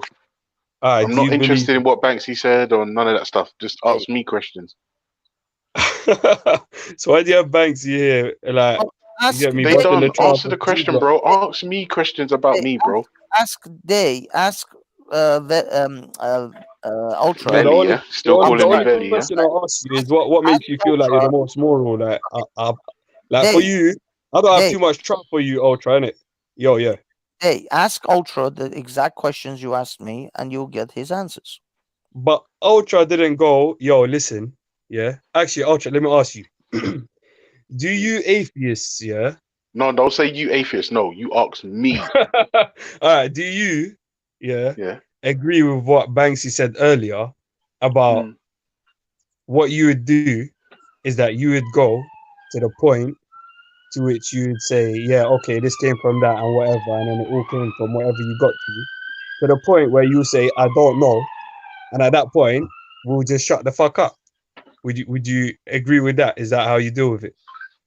Well, if there's something I don't know, of course, if I don't know it, I have to shut the fuck up because going any further is intellectually dishonest. All right. So do you believe that evolution required Nope, consciousness? I don't know anything about evolution. My atheism is not predicated on evolution or natural selection. So you don't believe in evolution? No, I haven't studied it enough to make a judgment either way. All right. So okay. Let me go right to the beginning with you. How do you believe we came about? I don't know. You have no idea. You didn't even think I've about. I've heard theories, of course. I've heard magic. I've heard God did it. I've heard energy. I've heard evolution. I've heard Big Bang. I've heard loads of theories, but I'm not clever enough, and I haven't done enough study to prove or disprove any of them. So there's none that you lean to that might sound a lot more feasible than others. No, but I've got rent to pay. I've got priorities. The beginning of existence is not as important as making rent. Yeah. So you see, he's saying I don't know, and he's shutting the fuck up. Yeah, but you're not. That's the problem. Well, because you're the one do who made that statement, bro. That's the problem. Because I do know. I'm not blaming Ultra. You get me? Because he's actually shutting the fuck up, innit? You are actually talking about shit that you don't know, innit? I do know about evolutionary biology, and I do discuss it because. But you're discussing consciousness organic and lack of it, and how they came about through the evolutionary process. I'm not talking about consciousness. When you're not talking about consciousness, I said I don't know, and I shut the fuck up. But when it comes to the biology of it, listen to it back, bro. Form, I do know about that, so I do make comments about that. Hello, everybody. Hello. Big up, bro. How's it going, people? Big up. Have you listening in, Raj? Have you listened to what Banksy's been saying? I haven't listened to anything, man. All I know is you just missed a whole hour of. All I know is that I accidentally yesterday. Sorry, Dave. I was just asking a question about what happened, and you got oppressed. Sorry, yeah, dude. calm, bro. Sorry. Like, that's what atheists do, innit? I know. It was like quite savage, man. I was like, oh, I was only asking a question. All of a sudden, Dayton was gone. You was on Raspect, that. What are you talking about? Stop slavery, fam. Raspect. No. Like, You know what? Big up Veli, because like I didn't even get the notification for the Lions Den. So if you didn't tell me your Raspect is live, you get me? He was my live notification. So big up, bro. I'm safe for that. So what is going on there? Why are you like the hated man on here at the moment? What have you done to? Wait, who's hated? No one's hated. What do you mean? Hated. We'll explain what he means in it. So first of all, hang on, just wait. They done before you do that, Raj. Just so you know, this is meant to be G Block on trial. Yeah. I'm doing. Before I go on here, let me say something. I'm gonna do something what's called juglia, yeah, and that means stirring the shit. And I'm gonna show that you guys also have like pressure points that you can push upon and get upset. So what happened, Dayton? Finally, we're making progress. Before we go any further, thanks, Dayton, for taking over because I've been trying to get them to like on my own all morning, innit? So I'm glad that I've been seeing that. I've been seeing that. Thanks. Yeah, we need to destroy these demons, man. Who started? One day came onto the G Block. Yeah. And that day, the G Block found a formidable opponent. Okay. So at one point, madness happened. I joined a few times into the panel, and then that kind of, allowed other people to find the courage and bravery to jump on and realize that, these atheists here are chatting the most waffle out of anything in the world. So Like they got destroyed that day. On the Oh, is it the one next with level. is it the one with Shifa? You know when Shifa was and then that stream suddenly disappeared. Is No, that the no, one? no, no, not. You mean the one where we were spitting? Yeah, no. Is it the one that you know when you had No, the before stream that. that was Raj, like do you hidden? remember when we were asking Veli, yeah, what happened to that video? And he goes, it's gonna take 24 hours to upload because it was long, yeah. Yeah, And I then we know. asked him the next day, yo, what happened to the video? It's been it might take 48 hours. Like Do the you know next what it is? day, he goes, bruv, it was like longer than 18 hours, so they don't upload it and Yeah, but or there's something like loads of videos that were gone over 18. So there's some Yeah, sort of no, like no. But thing the from the first thing inner. he said, look, on the third day, he said, "Yo, it was longer than 12 hours, so wouldn't get uploaded." Then we started getting onto him and saying, "Yo, listen, all your videos are longer than 12 hours, and they all get uploaded, and they all get cut on a 12-hour mark." Then he switched it, saying, "Nah," but it was like 16 hours in it. Then he switched it to now it's 18 hours, so it's not Wow. going to get uploaded at all. You know know what I mean? Yeah, you know what? That's what the communist China says when they don't want videos up. Isn't it? Yeah, I know. That's what they say. Is that Just it's make not up a little uploaded. thing, It's innit? not But uploaded. it's calm. Look, at that point, look, I'll big up the whole conspiracy, innit? At that point, yeah, like I came back on the thing where Bernie was dropping basically Bernie said something about Saudi Arabia and then something about man walk from Saudi Arabia to Africa, and like Veli was getting onto him about these things, yeah. And then when he got onto him about like him getting from Saudi to Africa, I was going to Veli, yo, is it so far fetched that a man walked from Saudi Arabia to Africa? And they try to make it sound like, nah, they done is saying that the first man came at Saudi and all this stuff, yeah. When I was literally just asking, is it really far fetched to a man to walk that distance? But it's not far fetched that we came from apes, innit? And then it became a whole argument. These men started hollering at the team to come buoy me off, like, you know what I mean? Oh, I get it now. So you like Shifa and myself gave them a blow, then they get upset. And Rod, then you've never given anyone a blow. The only person that you smashed up was Respect. That's Like, it not got behaving thrashed so. so hard, my spanner got taken, bro. Emotions were hurt, bro. Oh, right. Oh, so, okay, that makes sense now. This is the. But this is Veli the told thing me about that your Hang on a spanner got second. taken because Wait, there were they too many done. mods. Wait, they done. This is important. Are you saying that you busted up G Block so bad the only response was to take his spanner? Because Raj listen, did the same I don't thing, know. bro. He Yo, took listen, my has spanner. anyone else Let been that banned sink from the in. G Block? I No took one's his. banned from G Block. What are you talking about? No, has Yeah. anyone ever been banned off the G Block panel? I Like, was chucked banned off. out the studio and that? I was chucked You off. were, yeah? Yeah, they done a petition against me and got me out. What, they banned you off the studio Yeah, and yeah, out of crazy. the Oi, bro, chats and don't everything? listen to Raj, man. Yeah, they Raj did a is government shit. Get petition. blocked off Government the chats. petition. Government petition.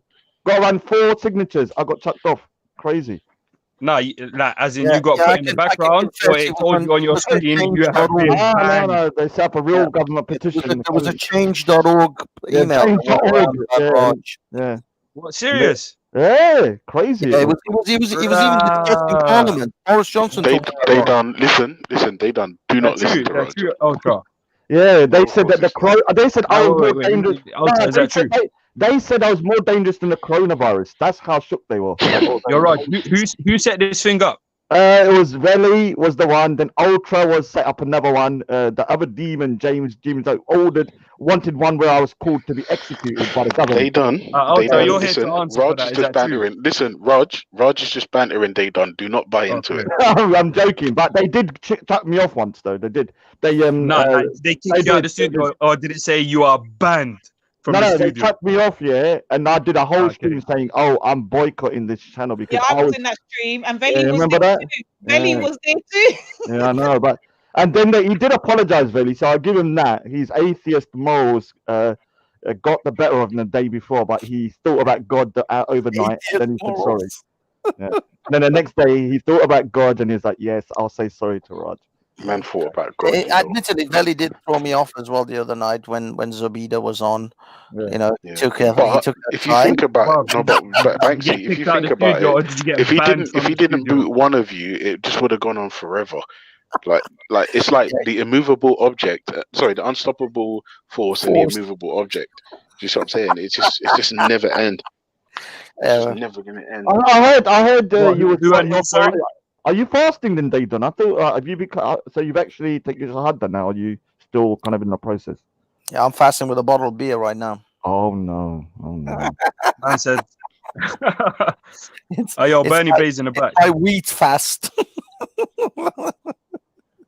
Yeah, can you Yeah, make you're on a sure mad that one. make sure that Raspet doesn't faint though?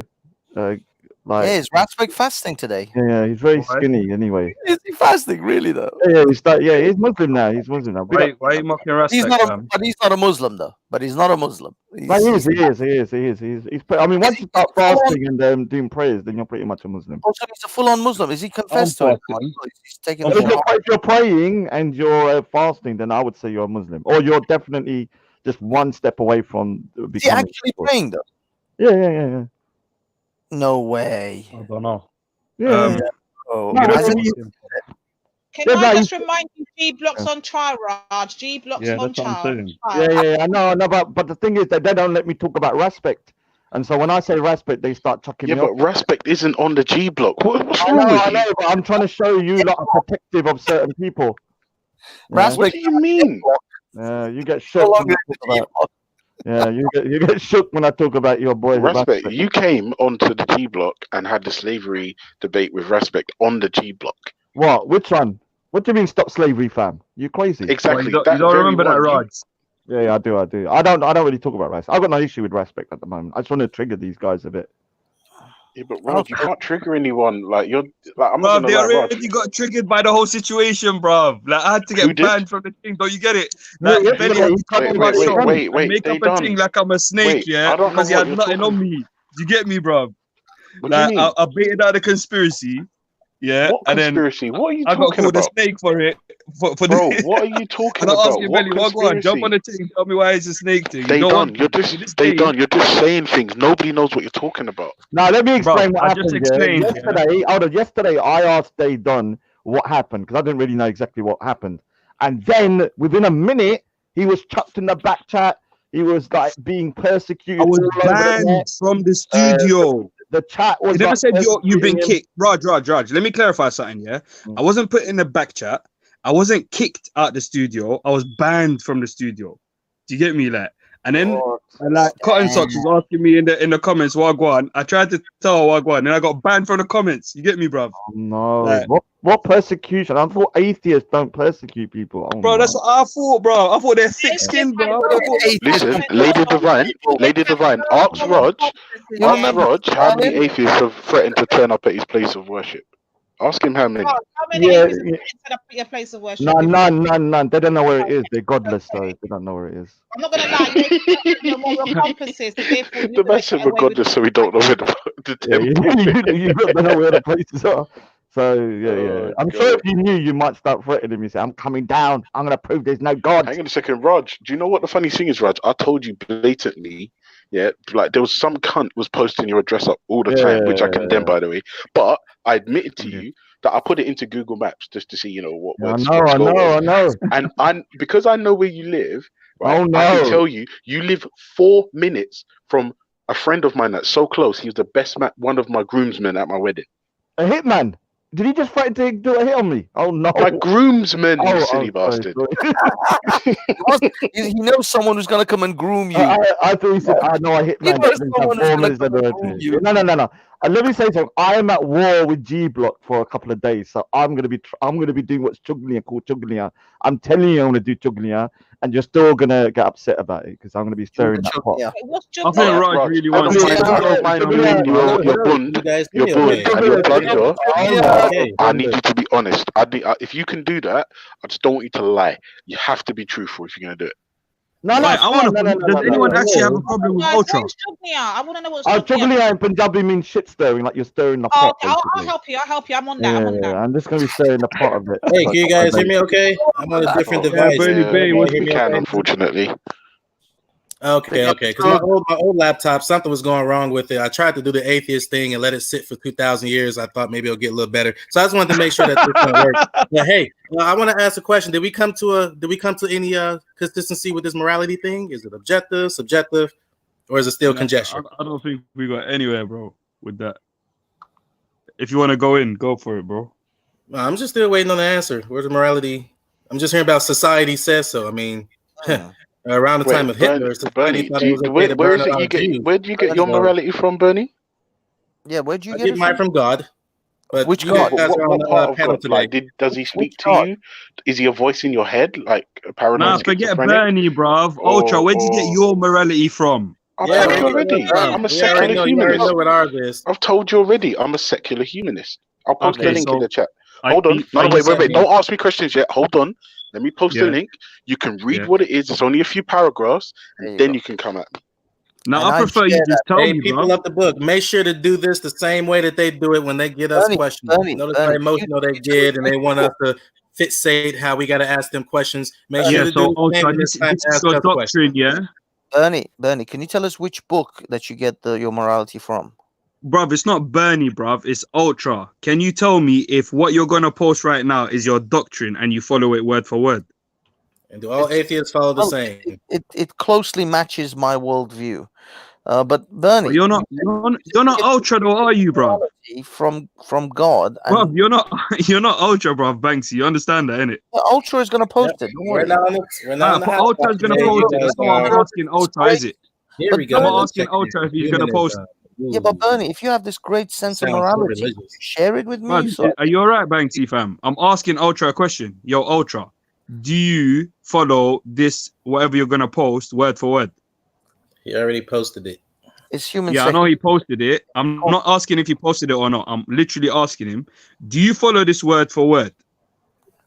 Do you follow what you're showing me you follow? Do you follow that Ultra Funky, are you there? What, are you calling up Belly? You calling up James Jones? Hey man, what should I say, bruv? Hey everyone, bruv, join the group, bruv. Hey, wait. Yeah, I got the answer. Everyone, shh, I'm gonna go off mute. You know what? They've actually got a backlight, with Rob's name on it now. It shines on. I saw it on London skyline yesterday. See what actually's going on. They're in their group chat right now, trying to figure out a way to get out of that. Let me let you know what time. No, I'm not trying to get out of anything. I'm not trying to get out of anything. I've got a pregnant wife who is more important than anyone on this panel.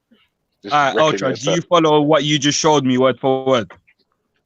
Word for word, I'm gonna say no, but it closely resembles how I believe everybody should act on the planet. So that's it. So you can twist it however you like, innit? What you talking about? What? Wait, hold on, bro. Crazy. There's See too the- many see the people link you put talking in the at back once. chat? Hold on. Wait, hold on, guys. Please, one at a time. I don't understand Okay. what all this hype and excitement is. G Block's on trial. Relax. We're not going anywhere. Calm down, please. Alright, so Rod. Like they done. Ultra put a Wait. link in the Well, back they chat, done. yeah? Slow down, broski. Yeah. Slow down. Yeah, I'm trying to get Raj up to speed so he knows what's going on. No, here. Raj is on stuff. Raj already knows what he's here for. Raj is only here to. Is it Bund or whatever Punjabi Right, word one is? thing we're not I going to don't know. take from you atheists is we're not I don't know going what to it take is. psychoanalysis to do what we want at the tempo we want. Go ahead, they done. You guys slow down. We all need to slow down. So slow down with the slowing down. Yeah. Go ahead, they done. Man, So, atheists are Ultra. so demanding. Slow down. Oh. they need to think about it a bit more, innit? So you Oh, don't. where's all these morals coming Wait, from? hang They're on a trying to second. put a lot Wait, of they morals. done. Is thinking about something a bad thing? No, I never said you need to think about it. I said they need to think about it more. Like you need more time to think about it, innit? So Yeah, what's wrong with that? I don't understand. You're saying that like it's All a right, bad here's thing. the 3 points I Just got slower here from this processing website. speed, So innit? check it out. Yeah, Yeah, I'm not the brightest bulb in the sky, bro. What can I say? Yeah, no, I'm not mugging you for it. I'm just saying you could be at a higher level of processing. You know what I mean? But you choose to be on them Yeah, things. But no, literally, where I am right now, I am very comfortable, and what I do works for me. yeah, you know what they say, ignorance is bliss, innit? But knowledge is power, fam. Wait, So what I'm ignorance asking how? I said literally what I do works for me. Where's the ignorance? Actually, reading Yeah. it, it's actually not. It's not actually not a bad. And I'm not trolling now. I'm reading it like the three kind of basic tenets. I mean, it's not actually a bad way to live your life. To be And honest. let's be real, Raj. If I say would Guru Nanak approve, what would he say apart from the no supernatural stuff? Oh, What would he say about the I would rest? say you're a demon. You're always using my Guru Nanak a day against me. He's the best. No, I'm not gonna lie. Yeah, In no, my he is a subjective humanist opinion, as well. he's the Yeah, hardest. yeah. He's the hardest. So yeah, I mean, In fact, I agree with a lot of the stuff it says in it, but I believe in God. But I do think this is if you don't believe in God, then this is a good way to But bro, you know what? I'm feeling really like there's base no your point morality, reading right? this.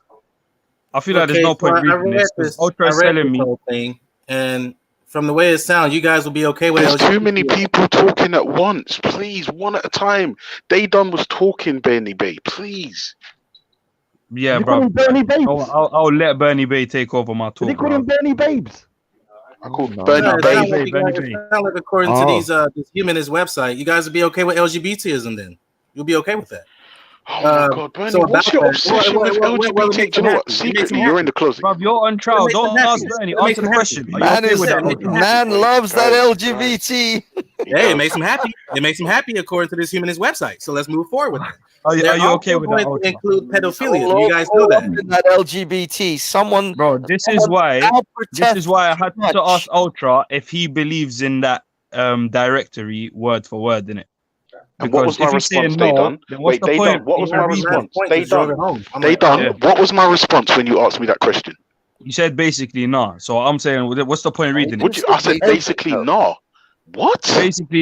Basically, you're saying you don't believe in it word for word. Am I mistaken? No. Shall I read it? Shall I read the three basic tenets? Yes I'm or not no. gonna lie. Bro, if he I'm not doesn't gonna believe in lie. it word Like, for word, he ain't the more or level of less. panelists today is just weak. All right, so let me just Don't read judge the the intellect. Just Let answer me the just question. one minute, I was guys. telling Veli you don't want no sleep day Hold on, done, bro. 1 minute, because no one's going to understand what they're talking about. So in this humanism, and let me it's going to take a minute to read it. So it's defining humanism. The three main tenets, which I don't think is a bad three tenets to have. The first is trust to the scientific method when it comes to understanding how the universe works, and rejects the idea of the supernatural, and is therefore an atheist or an agnostic. Well enough, that's not bad. 2, makes their ethical decisions based on reason, empathy, and a concern for human beings and other sentient animals. That's fine.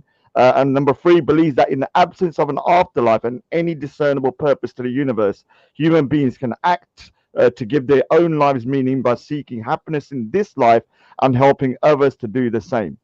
Yeah, I mean, that's a little bit more ambiguous, but I don't really have a massive issue with that either. So if you're what would drive you to even want to follow this? I don't even get it. What's your drive to want to do anything good? Wait. You say you don't get it, Dayton, and that's fine. That's honest because you don't get it. That's fine. What is it that about what Raj read that you don't like and or don't agree with? No, it's about what drives you to even want to do this. What drives you to have any humanity? Wait. Hold on. Before I answer the question, don't question it. Bernie Bay, please be quiet, man. This is not how conversations work. Go on mute and let me But this talk to ain't a Dayton. conversation, Ultra. Look. First of all, Wait, someone it's get not a Ultra conversation. science All right, book. okay, cool. Yeah. Someone get I thought Ultra it was. science. I'm not gonna lie. I thought it was a conversation between Yeah. adults. That's But what I just realized it's not in it. So someone okay. get Ultra, the most up-to-date science book that covers all the sciences. Let him put his hand on it and raise his other hand and let him swear to the God of science and law, that he will swear to say the truth, the whole truth, I'm and not gonna nothing but lie. the Do you know what the sad thing is? You actually think you're making a point. That's what's really sad. Like I don't know if you're I'm making trolling a joke or. in it, but my Thank point God. is, Thank God. yeah, that was a joke, innit? Wow. But my point is, my point is that you're on trial. You are on trial, innit? So you don't get to ask the people who are putting you on trial and cross-examining you questions. No, You are the nobody ones put who me on trial. you I put answering. myself on trial. I put myself on trial. You put yourself on trial, exactly. Cross-examination. So when others are on trial and you go, this is not about Jesus. This is about this, Guys, I about can't that. hear. There's I'm just too using many the same talking thing. at once. I can't hear. Dayton, 1 minute. So Banksy, do you agree with what I read out as your kind of? Yeah, I also do subscribe to human secularism. All right, so I mean, I don't really have a massive issue with that if that's how you're basing your kind of morality around it. I mean, yeah, I mean, it's not a bad tenets to live by. But Raj, what would stop them from switching in an instance? Like, did nothing in it. Yeah, that third one is a trap. Yeah, That third one is a trap. ambiguous. LGBT all day. Yeah, so the third one's a little bit ambiguous, a little bit more. Allah or fictional Jesus to stop you from switching. Religious people switch from their religious tenets all the time, instantly, and no God has ever punished them. So what's stopping you from switching? That's the question. It's not about religious people, is it? Look, 1 second. I feel like I need to read this title. When you say that, as if religious people don't switch. Religious people switch all the time, and they do the most horrendous things despite their God. Yeah, but they don't. On a serious note, like, Alright. do you No, do they're you? Hitler. Hold on, one He was minute. atheist. Monday. Is They this the one? don't. Yeah. They don't. So Yeah. the thing is that One second, Raj. One second, Raj. Because I feel like these lot came in here without reading the title. G Block Monday, G Block on trial. How are G Block morals measured? That's what. you're right. Actually, you're Correct right. me if Is I'm that the wrong, bro. title? Yeah. Wait, That's the Raj, title. do you see yeah, when you read out what yeah. humanism is? You read out what humanism is, and Daydan's response was, "I don't understand what drives you to follow that." Like, Yeah. like So it's can you not even explain to so me are you what saying? drives Are you to you follow that? saying? Is that an Are unfair you question? asking me? Wait. Let me just clarify. Are you Yeah. asking me what drives me to not be a cunt? Yeah. What drives you to not be a cunt? Yeah, because in my subjective opinion, is Yeah. as human beings, it's better for a happier existence. It's better Yeah. for us to get along than not. So when you decide to be a cunt, what is driving you from not being a cunt? Are you telling me you can't not be a cunt? I can be, but if I did wait, listen, if I decide to be a cunt, that means I'm no longer following the humanism that Raj just read out. Yeah. Do you see what I'm saying? So if I stop caring about people, if I stop caring about my fellow human being, if I stop caring about having a pleasant existence, then I can indeed be a cunt. But remember, I've got more reason to not be a cunt than to be a cunt. For instance, I'm married and I Because have of other children. people, innit? Wait, That's your reason, innit? yeah, I have a wife and I have children. Also, remember, I was honest when Jesus, the fictional character Jesus, said that he who was without sin cast first stone. I like that rule. I really do. I really like that. I really like that. Character, yeah. Yeah, I like that rule. But like I said, for me personally, it's better. Like for instance, if I say to you, Daydan, listen, we don't agree on a theological level, but we're still human beings. We're still dudes. Tell you what, meet me in the O2. We're gonna do VR Mario Kart. My treat. Right. So we go, we do it, we enjoy it, and then we fuck off home. We've had a good time. Now, if I say to you, Daydan, meet me in the O2, and then I hit you in the head with a spanner. Yeah. Like, right. Which one is better for your mental health and your physical health? But bruv, what is to stop you from saying, yo, Daydan? No, wait, Daydan, wait, just follow me. Just follow me. Just follow me. I'm answering your question. Just follow me through. Which one's better? Me asking you to meet me for VR Mario Kart, and I'm telling you, it's fucking sick, by the way. Yeah. And then, or meeting me in the same spot, but just so I could hit you in the head with a wrench. Like, for me, obviously, it will be the Mario Kart one, innit? Right. Now, the reason why for me that is a good thing is because I enjoy life, I enjoy happiness, and I want others to too. Yeah. That's it, bro. Say that to the guy who cheated on your wife and you invite him to the VR to hit him over the head. Are you okay for doing that? That's what I'm saying. Nothing is stopping you from hitting me over the head. Nothing. No. Do you get me? No, that's right. Yeah, Let's make up, bro. Except my humanism. My humanism is it's not because of humanism, but humanism accurately describes how I feel about the world. I feel like it's like I said to you, it's better for us to get along than not. That's just how I feel. You can prove me wrong. If two of you talk at once, it's very difficult for me to hear. Is your drive what other people think about you? Is that your drive? No, I don't. No, I do not care what anybody thinks. Except, is your drive? Wait. I'm not gonna lie. I do care about the way my wife feels about me and the way my dad feels. I actively try to impress those two individuals at all times. Also, I do need to set a good example for my children, so that's important for me. So which one is the main drive? Your dad, your wife, other people, or yourself? No, they're all encompassing. It's all one for me. And also as well, I want human beings to just enjoy life and not enjoy life. Do you see what I'm saying? Hey, listen. You're planted on the G block as a decoy, innit? I don't know what you're doing here, bro. Like, what do you mean? I've been Oh no. Oh, you know what I mean? Like, bro, he answers all questions in a way. You're being bad, Wait, are you saying that because I'm being honest with you, is upsetting you or you don't like it? Like, how do you want me to lie to you? No, it's just like, bro. Ultra, I think no. I'm hearing, from what I'm hearing, Ultra, you're coming off like a politician right now. Yeah. Like, Oh no. I'm telling you straight, you're coming off like like a Trump. people pleaser, like you're humanist. You're on all this libertarian talk, like you're Mahatma Gandhi. Libertarian? Like, What? you on? Bruv, are you not Wait, coming off as libertarian? Trump? What are you talking about? Bruv, you know what she's talking about. Libertarian? That's the thing. You stuck on one word, libertarian, instead of clocking what she's talking about. No, she said I sound like a okay. politician. That's fine. But when she said Yeah. libertarian, that was the bit where I was a bit like, ooh, I don't know. Sorry. He That called bit's you a not decoy, dude. Ultra. He called you a decoy, man. Come Yes, on, but man. Raj, he's entitled to have his opinion. You can't shoot a dude down No. just because you don't like what he's saying. He's entitled to say what he wants to say. No. Are you saying you're not Ultra?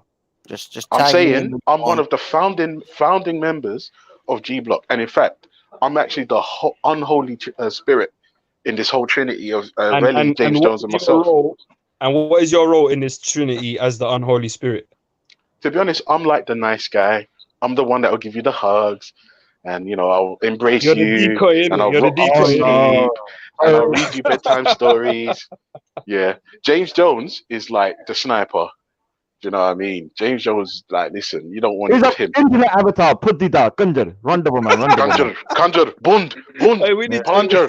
I will give you my space if you come to. You say they done. Bund Listen, to they you done. guys. Is there something else that you'd like to know about Ultra and why I'm an atheist? Or Well, I didn't get anything from what you said. I follow this thing, but I don't follow the thing because I make up my own mind, depending on my wife, me, other people. You get me? Like, bro, none of it. So you do understand. You just literally broke down my position. So you did get it.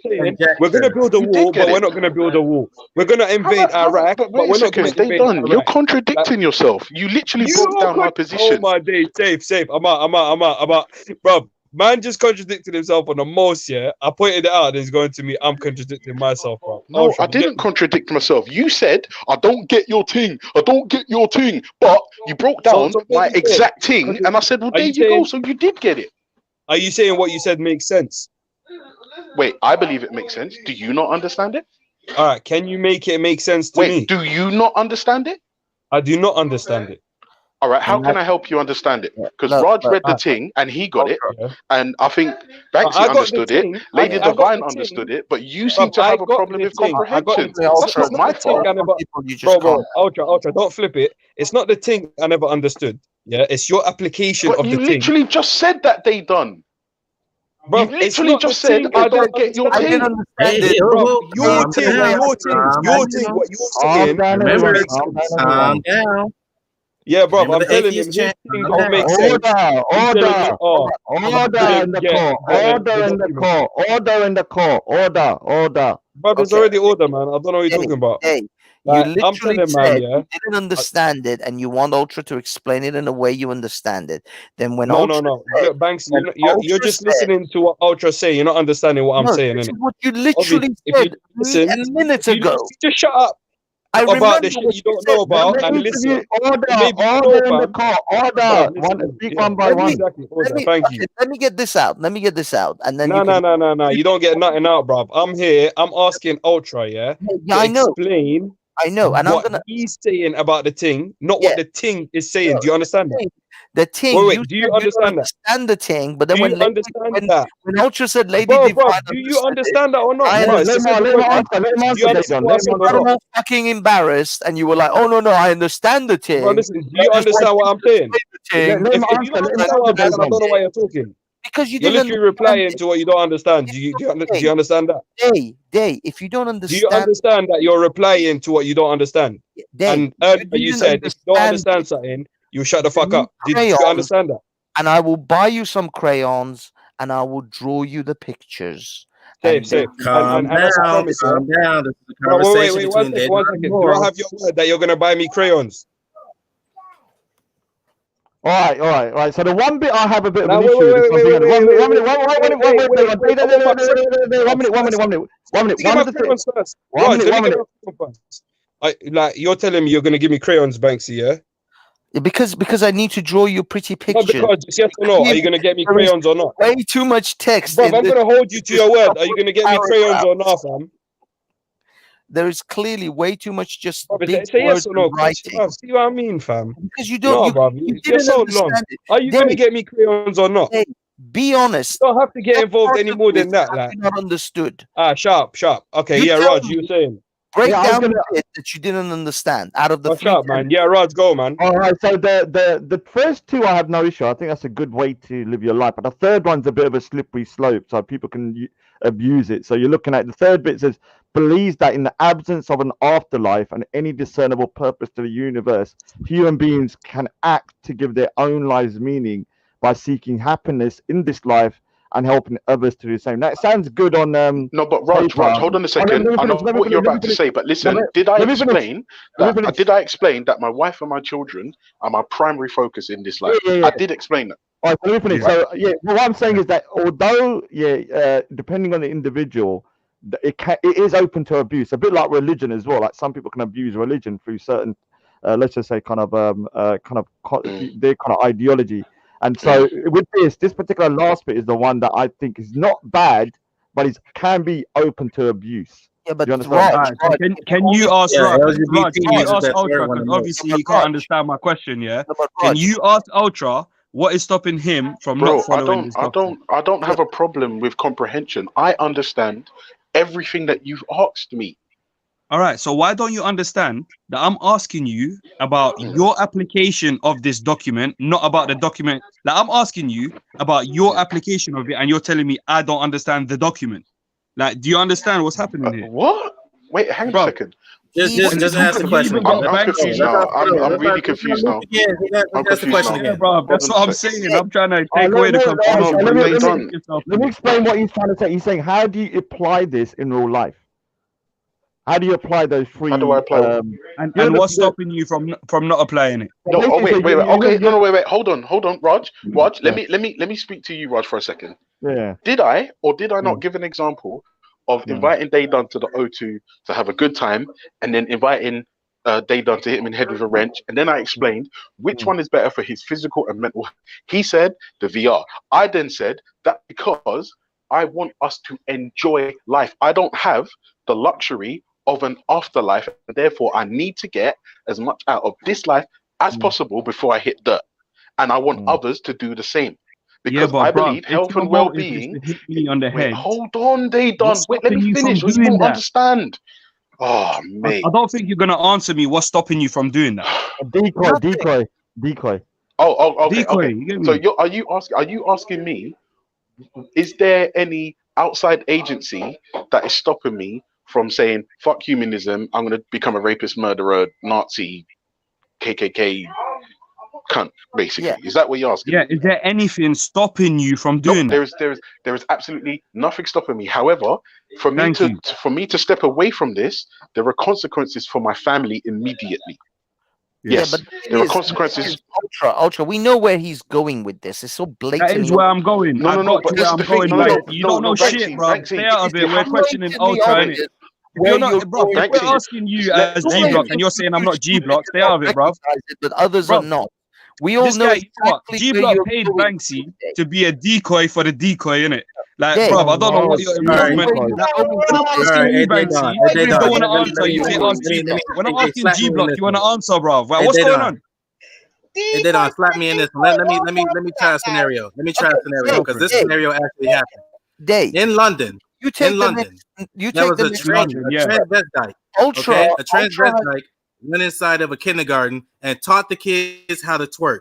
What do you think about that? Utilizing this humanist concept. What does that got to do with human secularism? I think that's good. I think according to this humanist thing is good because everyone's having fun, innit? So everyone was good. Laughing, and everyone was having a good time. No. It doesn't say anything about fun they done. That's a straw man. Learning how to twerk. What do you think about it? Everyone's enjoying themselves. They done. Why are you being disingenuous right now to prove a point? That's really, it's really beneath you, and it's showing. Actually, you're a man of incredibly bad taste because in nowhere in anything Raj read does it say about having fun. You know what I mean? If you're saying that that's bad taste, it should tell you something about G Block, bro. Because I'm using you lot's tactics, No, and you're saying you what don't do you like mean use it. lots tactics? They done. When have I ever used tactics on you? Yeah, this is the problem. You see, they think Maybe not you specifically, but right now this decoy thing you're doing, you are involved with James Shaw and the template.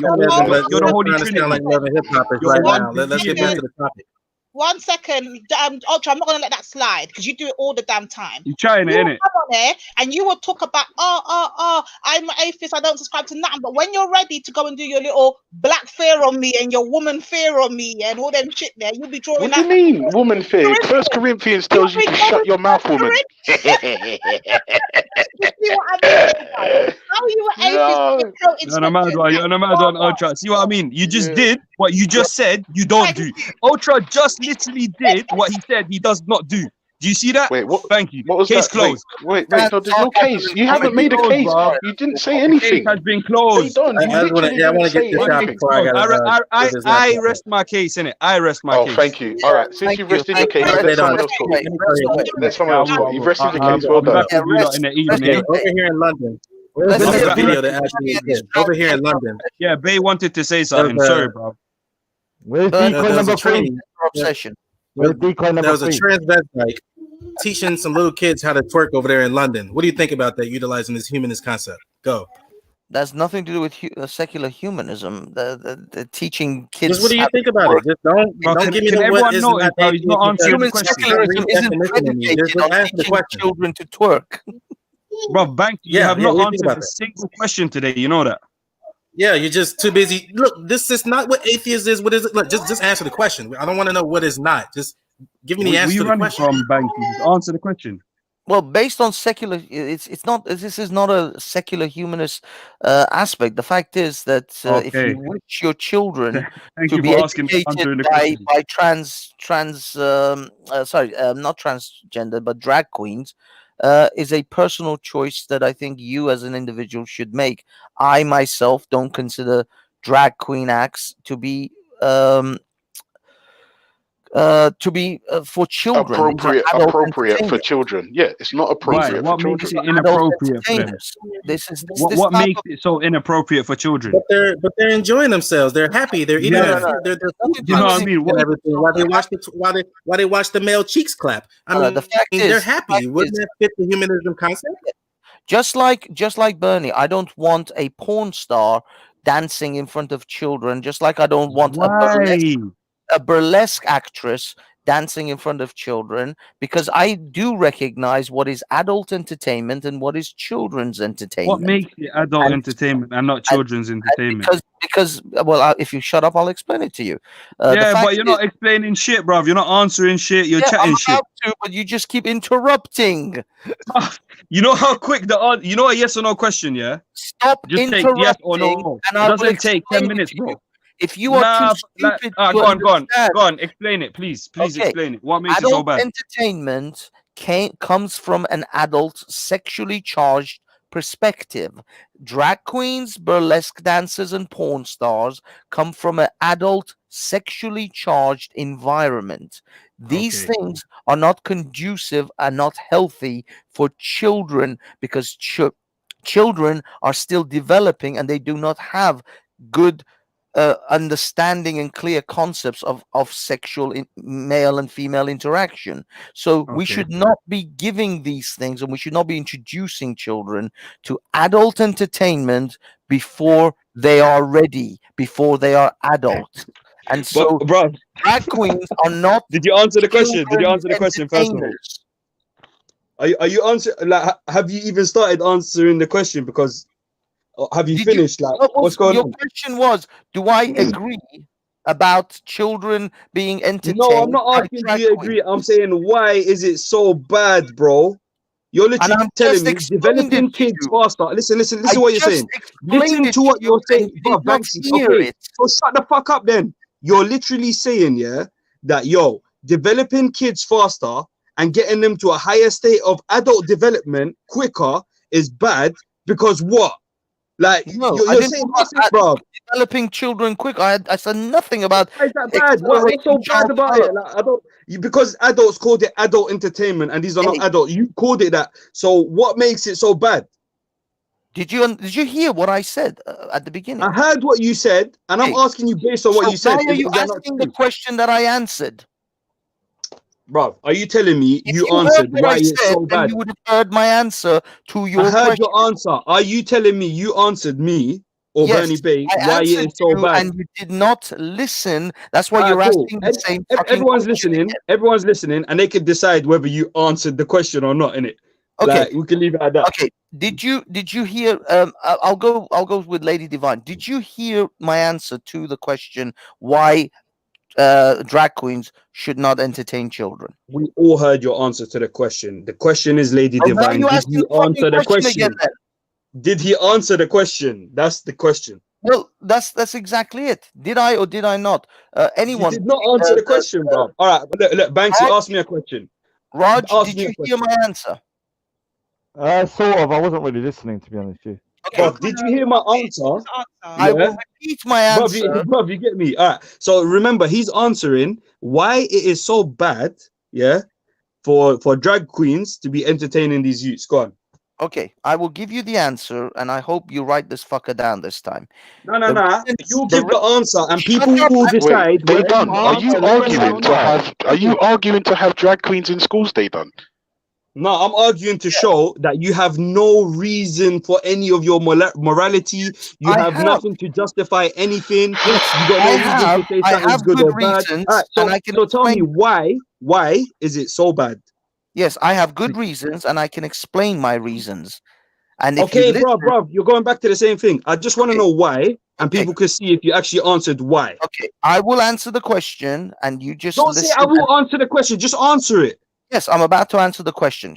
Please Bro, be quiet. forget I'm about to answer it. Just answer it. Okay, shut the fuck up, and I will answer it. Bro, you stop chatting shit about something that got nothing to do with the answer and just answer it, bro. Okay, the answer My is this. God, hurry up, everybody! I'm going mad. Hold on. The answer is this: drag queens, burlesque dancers, and porn stars are adult entertainers. They are not children entertainers. We know the difference between adult entertainment and children's entertainment. And adult entertainment has a strong sexual connotation to their to the performance.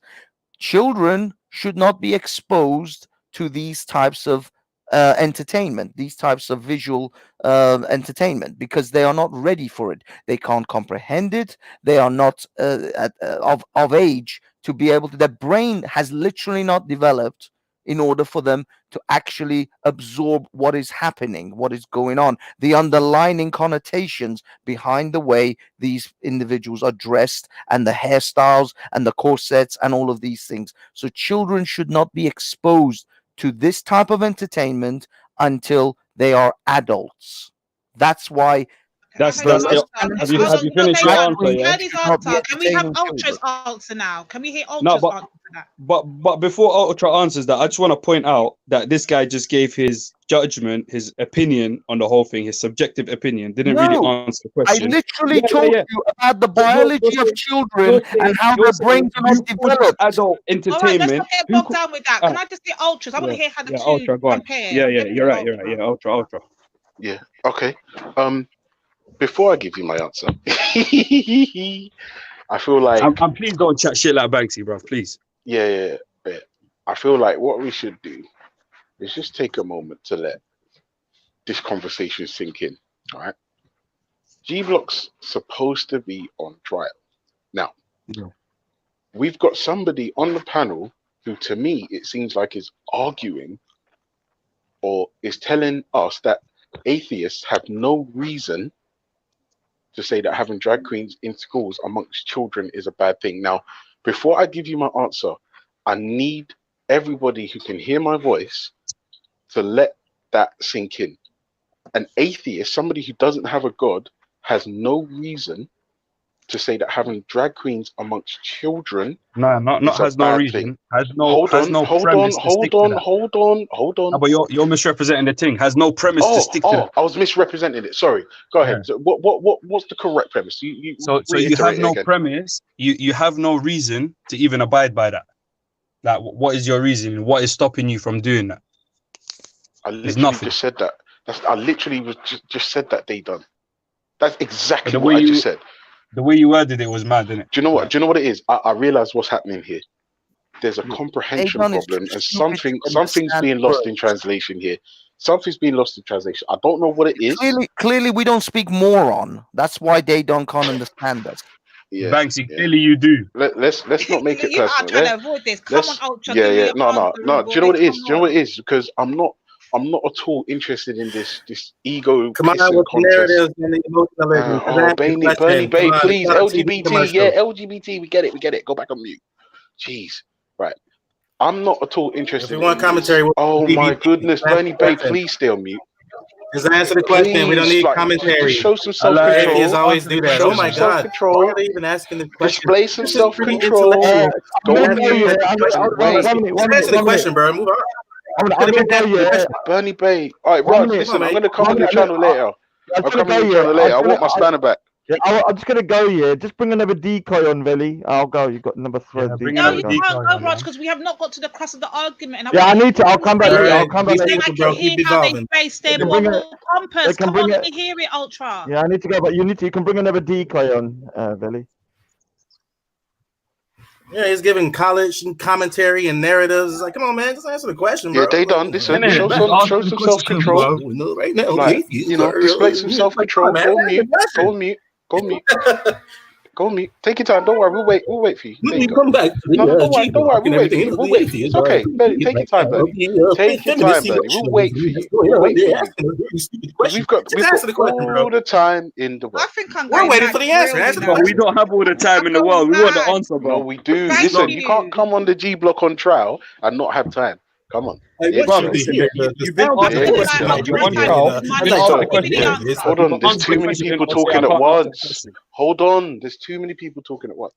And Sorry, everyone's Lady saying the Divine. What same did you say? thing. Oh, okay, yeah, they done. Sorry, what did you say? I'm saying everyone's saying the same thing. Answer the question. Oh, I hear what everyone's saying, but don't tell me what to do first of all. Know Rob, you're on yourself. trial. don't let me Wait, have You that. put yourself on trial. You put yourself in this position. We didn't put First you of here. all, first of all, know yourself. Like, don't get too out of control with it. Like, just know yourself. Right? Listen, Second of Belly all- wanted no sleep day done on the panel. No sleep day done is Wait, on the what do you panel. mean I said no I'll sleep? join in Have the you not evening, slept? but you get me. You wanted this, you Have got you not this. slept? Nah. That makes sense. Yeah, I've been saying, bro. You know what I mean? Yeah, no, Yeah, bro. everything's falling into place now. It makes sense. Like you know, obviously in fact, forget that. We'll talk about that later. Yeah. So this, like I said, this pissing contest that you seem to be engaged in, I'm not really interested in it. I'll tell you why. Banksy Bro, explained to you. So you're gonna explain some next thing instead of answering the question. See what's going on though? Where's Veli? I'm done with you, Ultra. Veli, come on here and stop trying to Lady Divine, like Lady you Divine, get you haven't asked Everyone. anything. Ultra. Just chill. Just chill. They need to. Just chill. I'll tell you why. Yeah. They shake it after taking the I'll tell piss you more why. than We've got a Morris American Muslim who's obsessed with gay lords, right? And that's fine. You can do your thing is your thing. He's not. And, He's asking you why you're they obsessed with it. They done asking me a question about Chinese in primary schools, and I'm trying to give they done my answer. But Bernie Bay seems incapable of like displaying self-control, which to me as an adult man is sad. But whatever. Now, Dave, Bro, it's his let me question. answer your question. Yeah. It's Bernie's question. Okay, don't worry. It's okay. Don't worry. I'll wait for you. Come on now. I'll wait for you. Don't worry. It's okay. Let me know when I can answer the question. Well, if you will, anytime you like. Thank you, Dayton. Thank you, Dayton. I appreciate that. You're a good man when you slept. Right. So longing at the thing, Ultra. Trust. How many more words are you gonna get to before you answer the question? I was about to start and then you guys interrupted, but obviously that's all right. We're just longing out. So My wife is crowning at this point. The baby is coming out. Please answer the question. Do you know what it is? I'll tell you the truth. I'm just let him say all his premise and let's see if he answers. No, there's no premise. I've just been engaging in exercise to manipulate you, and it was working. Yeah, and I feel really proud of myself. Anyway, so it's definitely working. One thing I will say is if you don't understand the psychological reasons why having drag queens or any sort of adult materials or entertainment around children, if you don't understand why it's bad on a psychological level, forget atheism or humanism. That's insane. If you don't understand why it's a bad, if you don't understand why it's detrimental, wait, hold on a second, wait. If you don't understand why it's detrimental to a child's psychology, if you don't understand why early childhood trauma is bad for a child, right, regardless of whether you're a theist or non-theist, you need to go and see somebody. You need to go and see somebody, and I urge you to see a GP as soon as possible. Why? That's my answer. Why? That's your answer, yeah? Why is it so Yes, bad? sir. No, what's so bad about having trauma? No, wait, no, they done. That's my answer. That's okay, so I'm asking you, what's so bad about giving a kid trauma? Ultra, be honest. That is a very big. What I'm going to get to is how did you come to this moral? Did you just ask me what's bad about giving a child trauma? Did you really just say that? Yeah, because you don't want to answer the original question. No, you're done. You're I'm done. going to ask you a dumb question because you're being dumb. Right, let me just be very clear. Exactly. Ultra, listen. Let me be very clear what I'm saying. Because obviously I'm not agreeing with this whole thing, letting kids whatever. But I want to know your actual reasoning as how you came to the moral compass it's bad for the children. Did you a religious thing? Was it something you were told? Who handed? Like, get to the point, innit? That's what we're trying to get to. Where did your moral compass come from? I think he knows very well that none of us. How many times have I said the same thing? Rod read the thing to you. Did you not hear him? But you don't get your thing from there because you can manipulate how you like. Don't answer for Lady Divine. No, don't do that. Don't disrespect the Queen. Lady Divine, did you not hear what Rod read up? Like, see how we try to flip it, like, you get me? Man did not disrespect no Queen, Lady Divine, like... did you hear what Rod read up? Did you read the link that I posted in the back chat? I didn't. Honestly, I didn't. All right, okay. Let me post it again. Just take a minute and have a quick read, yeah? Like, in fact, no. Let me copy paste. Oh, it doesn't work. Hold on. Let me just ask this question again to get your answer again. Do you abide by these? No, I've given you my answer in regards to early childhood trauma and subjecting children to adult materials. I'm not asking you that. And listen to me. The mere fact that you asked that question to me says something's not right with you, and I'll tell you why. Is not right. Early childhood development has got nothing to do with atheism. Nothing. It's psychological, bro. It's biology.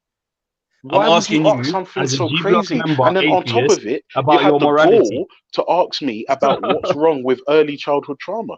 You said, what's wrong with that? What is this, sleight of speech or something? Like, just answer the question, fam. Oh, actually, they done. Hey, that's a ding, ding, ding there. Because us as religious people, we can come with the same concept. Okay, we say just like you just said, it's psychological, right? It's a behavioral thing going on.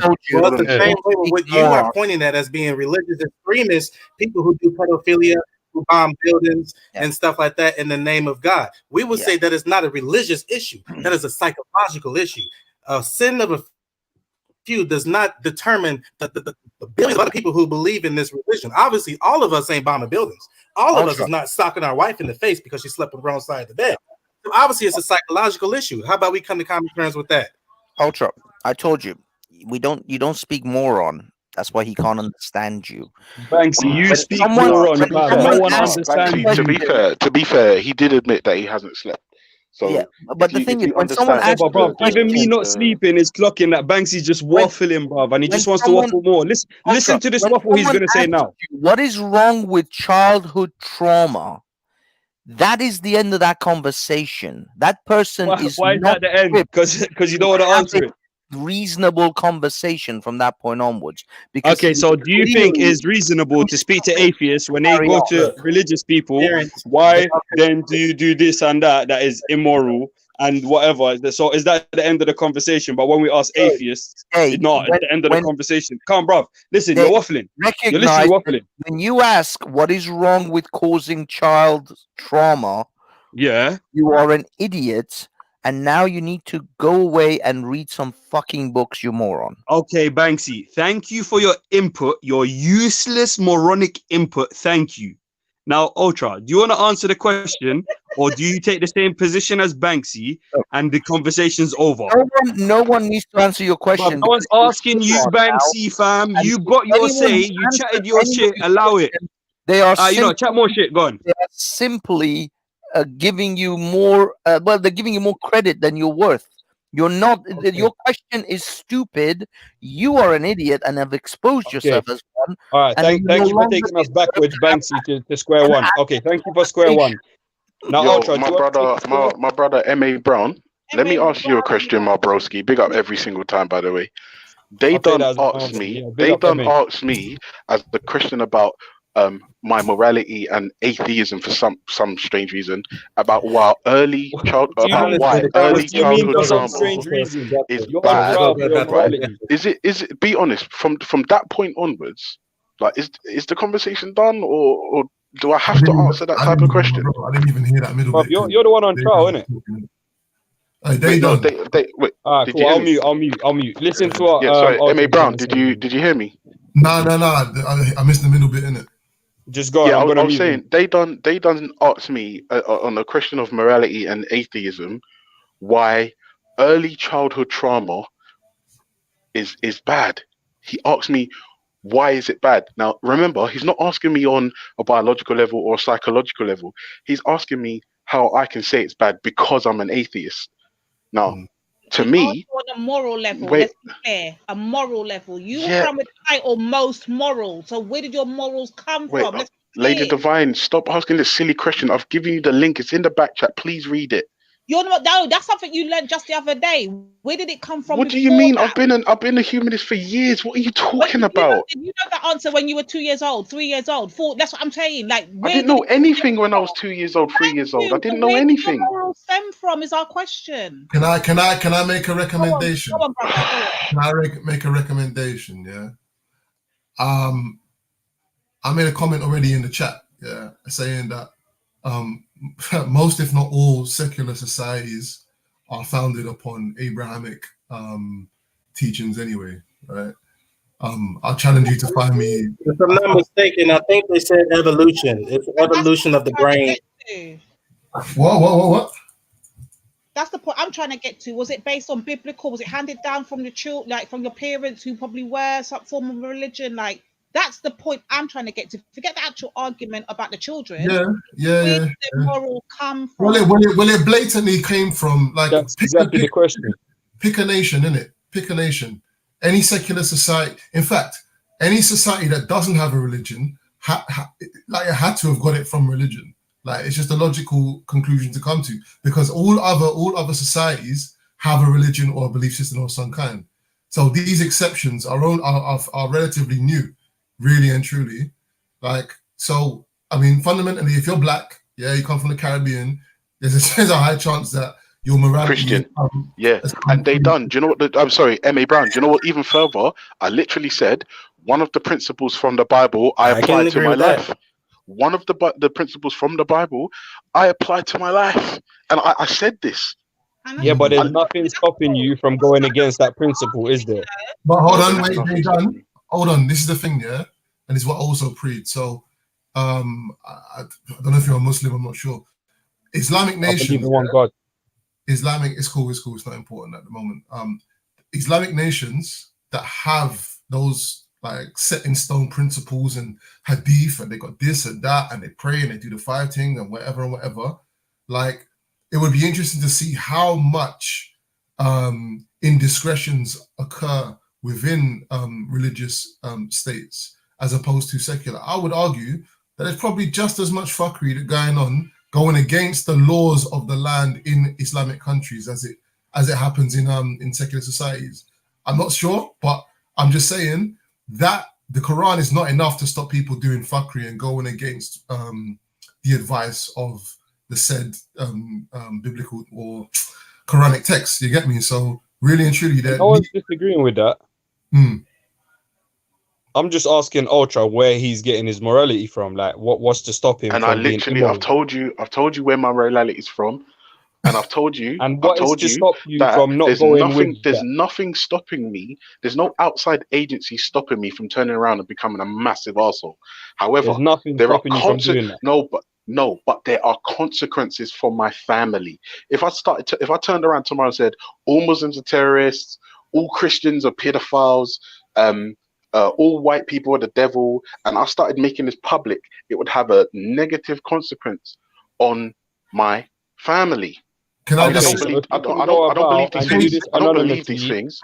No. So listen. So if you can go about this anonymously, where your family won't be hurt or nothing, you wait. do it. This is why this thing's going on for too long. Yeah, you lot are not trying to necessarily find a synergy between the ideas, the different ideas and perspectives, isn't it? They done. Yeah, you're asking a question on the premise that, first of all, without some type of external agent, so external reference point, that it's impossible to fully exercise a moral code, right?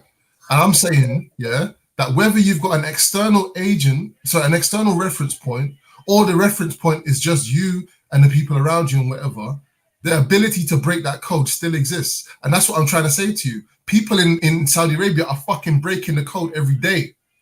Right? Yeah, but that's not the problem. The problem is that Ultra believes. Now listen. The problem is that Ultra believes if he gets away with something, it's calm. But if you don't get away with it, it's not calm. Wait. Where did you get that from? Because you're saying you're just making things up now. Listen. So listen, you asked me where did I get that from. You're telling me because your family will be in danger. So if you can do it in a way where your family won't be in danger, it's calm.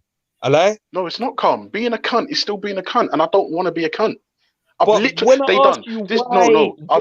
explained to you. I literally explained to you, and I gave you the example that it's better for us as a species to get along than not get along, and I want that for everybody.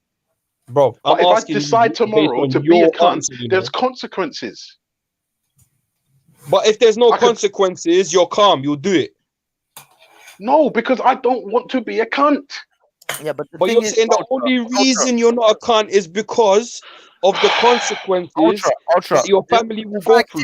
What Jay is trying to get to is that he thinks that somehow, because an invisible God hovers over the Muslim or the Christian, that the Christian is gonna go on his shit and waffle for a second. Go on. Break those codes because of that. He's gonna say shit that I didn't say, by the way, innit?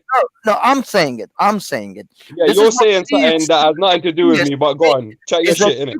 He thinks you can break your codes because you have nothing to hold you back, but as if the Muslim can't break his code or the Christian can't break his code because God will stop them. No, God has never stopped a priest from raping a child or a Muslim from fucking killing a homosexual and throwing them off a roof or beating his wife to death. Yeah, but these don't worship God in the first place. They don't believe in God in the first place.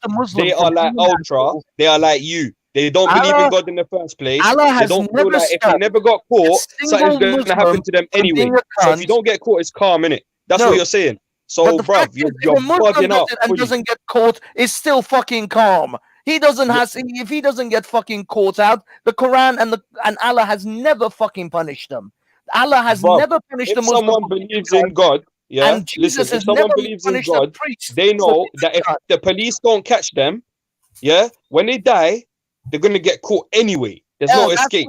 Ultra has a thing where if the escape thing is calm. Any Christian will ever be punished, or any Muslim will ever be punished for what they've fucking done in this life. You have no evidence for that. This guy don't want to listen, bro. You're telling me I chat moron, but you're chatting the most moronic shit in the world. You want to talk and not listen.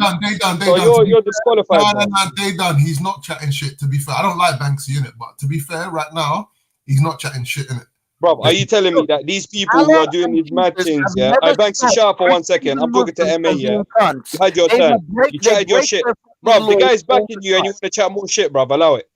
MA Brown, what I'm saying is these people, if they believed in God, they would know that if they done bad things, they're going to be punished for it, whether humans find out and punish them for it or not. You get me? If they get away with it in this life, there's no way to get away from it in the afterlife because they believe in God and they believe God is just. And they still go and do it anyway. They still go and do it anyway. Because they don't believe in God, bro. They still beat their wives. They still kill, bro. You're not. Are you listening to what I'm saying, Banksy, or not? They still do it. Are you listening to what I'm saying, Banksy, or not? It makes no difference. It makes their morality no better. Are you listening to what I'm saying or not? Are you chatting to yourself here? All right, yo, let me say something, man. What it seems to me is this, let me break it down to this. The presence of the two different moral codes, so the secular, whatever secular society you're talking about, the laws and statutes that are put in place to coerce and also punish people for straying outside of those laws and codes, right? Versus the Quran or whatever holy book, right? Is either of those strong enough to stop the majority of people from doing fuckery? And that's the basic question. And I would argue that even though I've argued for both sides, yeah, to a certain extent. I would also say that the ability to revise these moral codes and whatever is probably an advantage. You get me? It's probably an advantage in there somewhere where you can revise the moral code, or even beyond that. If Ultra is saying that his morality, even though it's founded upon some biblical moral positions, right? If he's saying that he can decide, okay, so there might be new shit that comes along. So like transvestites, we ain't really had them for too long in the society, right? If they come along and suddenly transvestites are becoming teachers and stuff, and they're teaching youths how to whatever the fuck Bernie said, right? He can now make a decision on something that doesn't exist within those doctrines, right? Not actually exist, right? Yeah, it might talk about sex and whatever, but this is a new precedent, right? There's no, I don't believe, well, I don't know if there is, but I don't believe that there's any mention of transvestites in the Quran. You get me? So this is something that's now come along. I said have to twerk. Have to twerk. Huh? He said twerk. Yeah, I know what he said. I know what you said, bro. We don't have to come and say it again, man. You know what you said, innit? You just don't want to talk about it. Yeah, but the whole point, M.A. Brown, yeah, is there's two kinds of people. One kind of people who believes that if they done something wrong, there's no way, yeah, to not get that justice for that thing they done wrong or for what they done right, innit? Another type of people, yeah, like Ultra, like Banksy, yeah, is saying Actually, that, it is nothing quite new. In the calm. Quran, it said that Satan will convince man to change his creation. Man will be convinced to change his own creation. So there you go. Yeah. So, like, if you agree that there's nothing you can get away with if you do a madness, and then if you agree that if you get away with it, it's calm, and if you don't get away with it, like, it's peak. Like, don't you see that these are two completely different ideologies, in it? And which one do you think is more prone to doing the peak thing? To doing the what thing? To doing the peak thing. The what? Peak? To do something bad.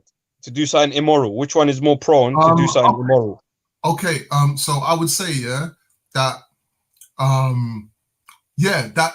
first and foremost, both positions need to have immediate punishment to initially fend off those misdemeanors, isn't it? If both positions, but one of them doesn't. One second. Let me outline this. Yeah. If both positions don't have immediate punishment to fend off the thing, then we're walking into a different territory, right? Because so if you've got a particular nation or civilization or whatever that has that immediate punishment for all the fuckery, yeah, then you're not going to see that level of fuckery that we see today, right? So if we say that both positions don't have enough of a robust immediate punishment, or you can have a discussion and see which one has the most robust immediate punishments, then you're going to go into the area of, okay, is there fuckery within the actual laws and statutes that exist within these nations? Is there fuckery that has been slipped in? You get me? Like this LGBTQ thing, someone could say that that's fuckery that's been slipped into the secular paradigm. And some would say that within the Quran, I don't know, I can't think of a line or whatever, but I'm sure these men can. There's some fuckery that's been slipped into there. Now the question becomes, can you edify that fuckery out of that system's laws and statutes? You get me? This is where we're going to end up. I'm just giving you the timeline and the narrative of how we establish which is better. You get me? Now if you get beyond that, then you can talk about afterlife and these types of things and whatever. And also I could say that the idea that you're going to be punished in your afterlife for this stuff, that might add something a little bit extra, you're right, to the initial, you know what I mean, I don't know what to call it, those initial boundaries that are placed in front of you to stop you from doing fuckery, innit? So I'm just outlining that so that people can kind of grasp how we're going to measure this thing, because it's just going back and forward, and it's not really getting anywhere. You get me? Well, Bro, Yeah, can but I ask you quickly, just to let me jump in quick, yeah?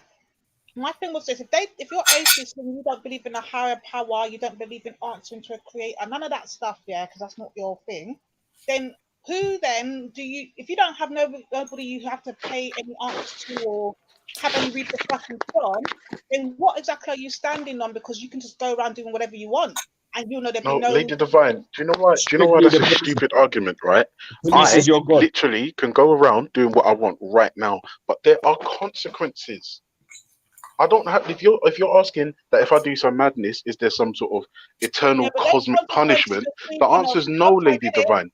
Ultra, I get it. There's consequences in the fact of in this life here, you have man-made laws. I'm talking like if you don't think of anything after the fact, like you don't subscribe to none of that, then in your brain there is no. It's just like you're dead and I eat that. There's just no. Yeah, but Lady, that's enough of a consequence, right? This is what I'm saying to you. Like I just outlined it to kind of give you a little thread to go with, innit?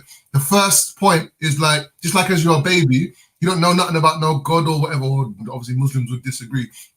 You know nothing about no God or whatever. Your decisions are going to be based on pain and reward, right? So there's certain things you're not going to do because you're going to be experiencing pain as a result. If you put your hand in the fire, you get burned, blah, blah, blah, blah, blah, blah, blah, right? So I've outlined to you that both societies, so both types of societies, secular and religious, yeah, they both have they both have doctrines that outline what the immediate punishments are first, right? That could be enough, and that is enough for most people to not do fuckery. It's enough.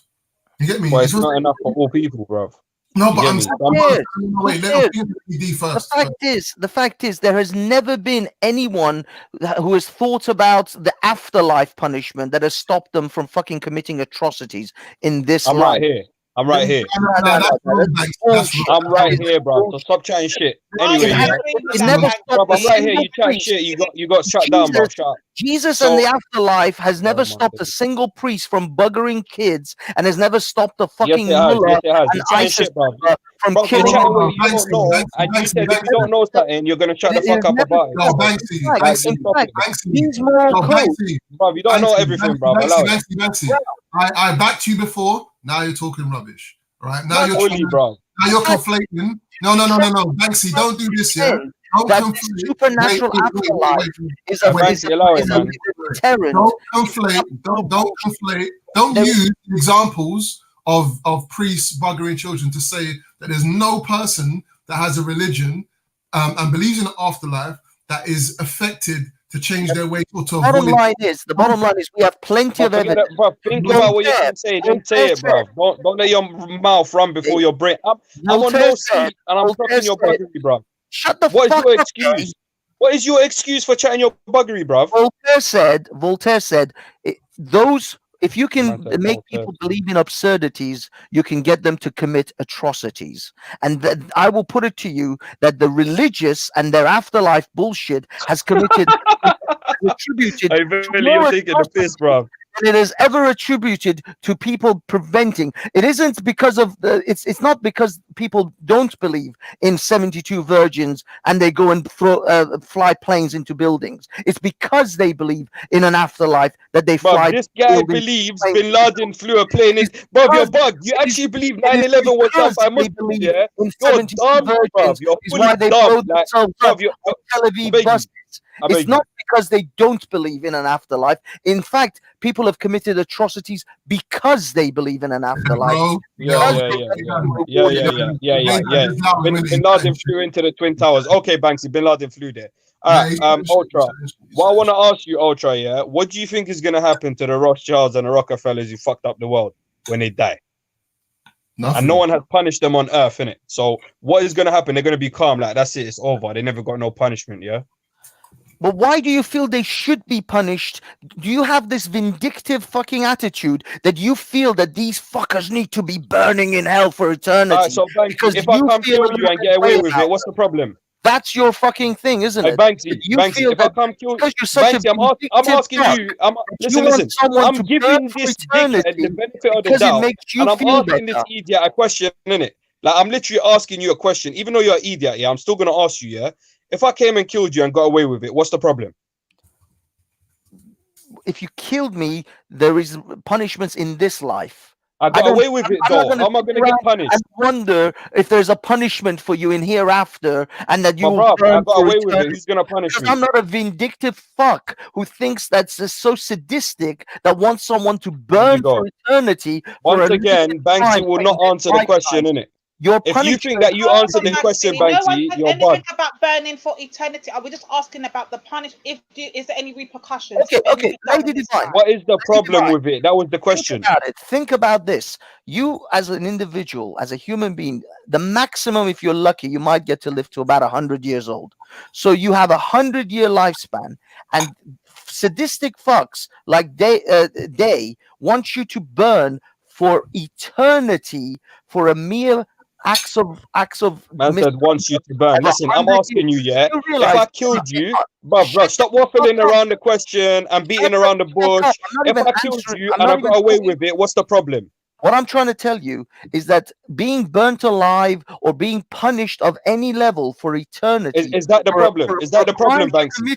Is that the problem, Banksy? Span is in itself Is that the problem? the most sadistic act a person All right, could all right. possibly think of. So again, It is Banksy far is not worse answering the than question, the fam. crime that the person themselves committed in Hey, this Veli, life. what are these people you got up on here, fam? Like, bro, are you serious?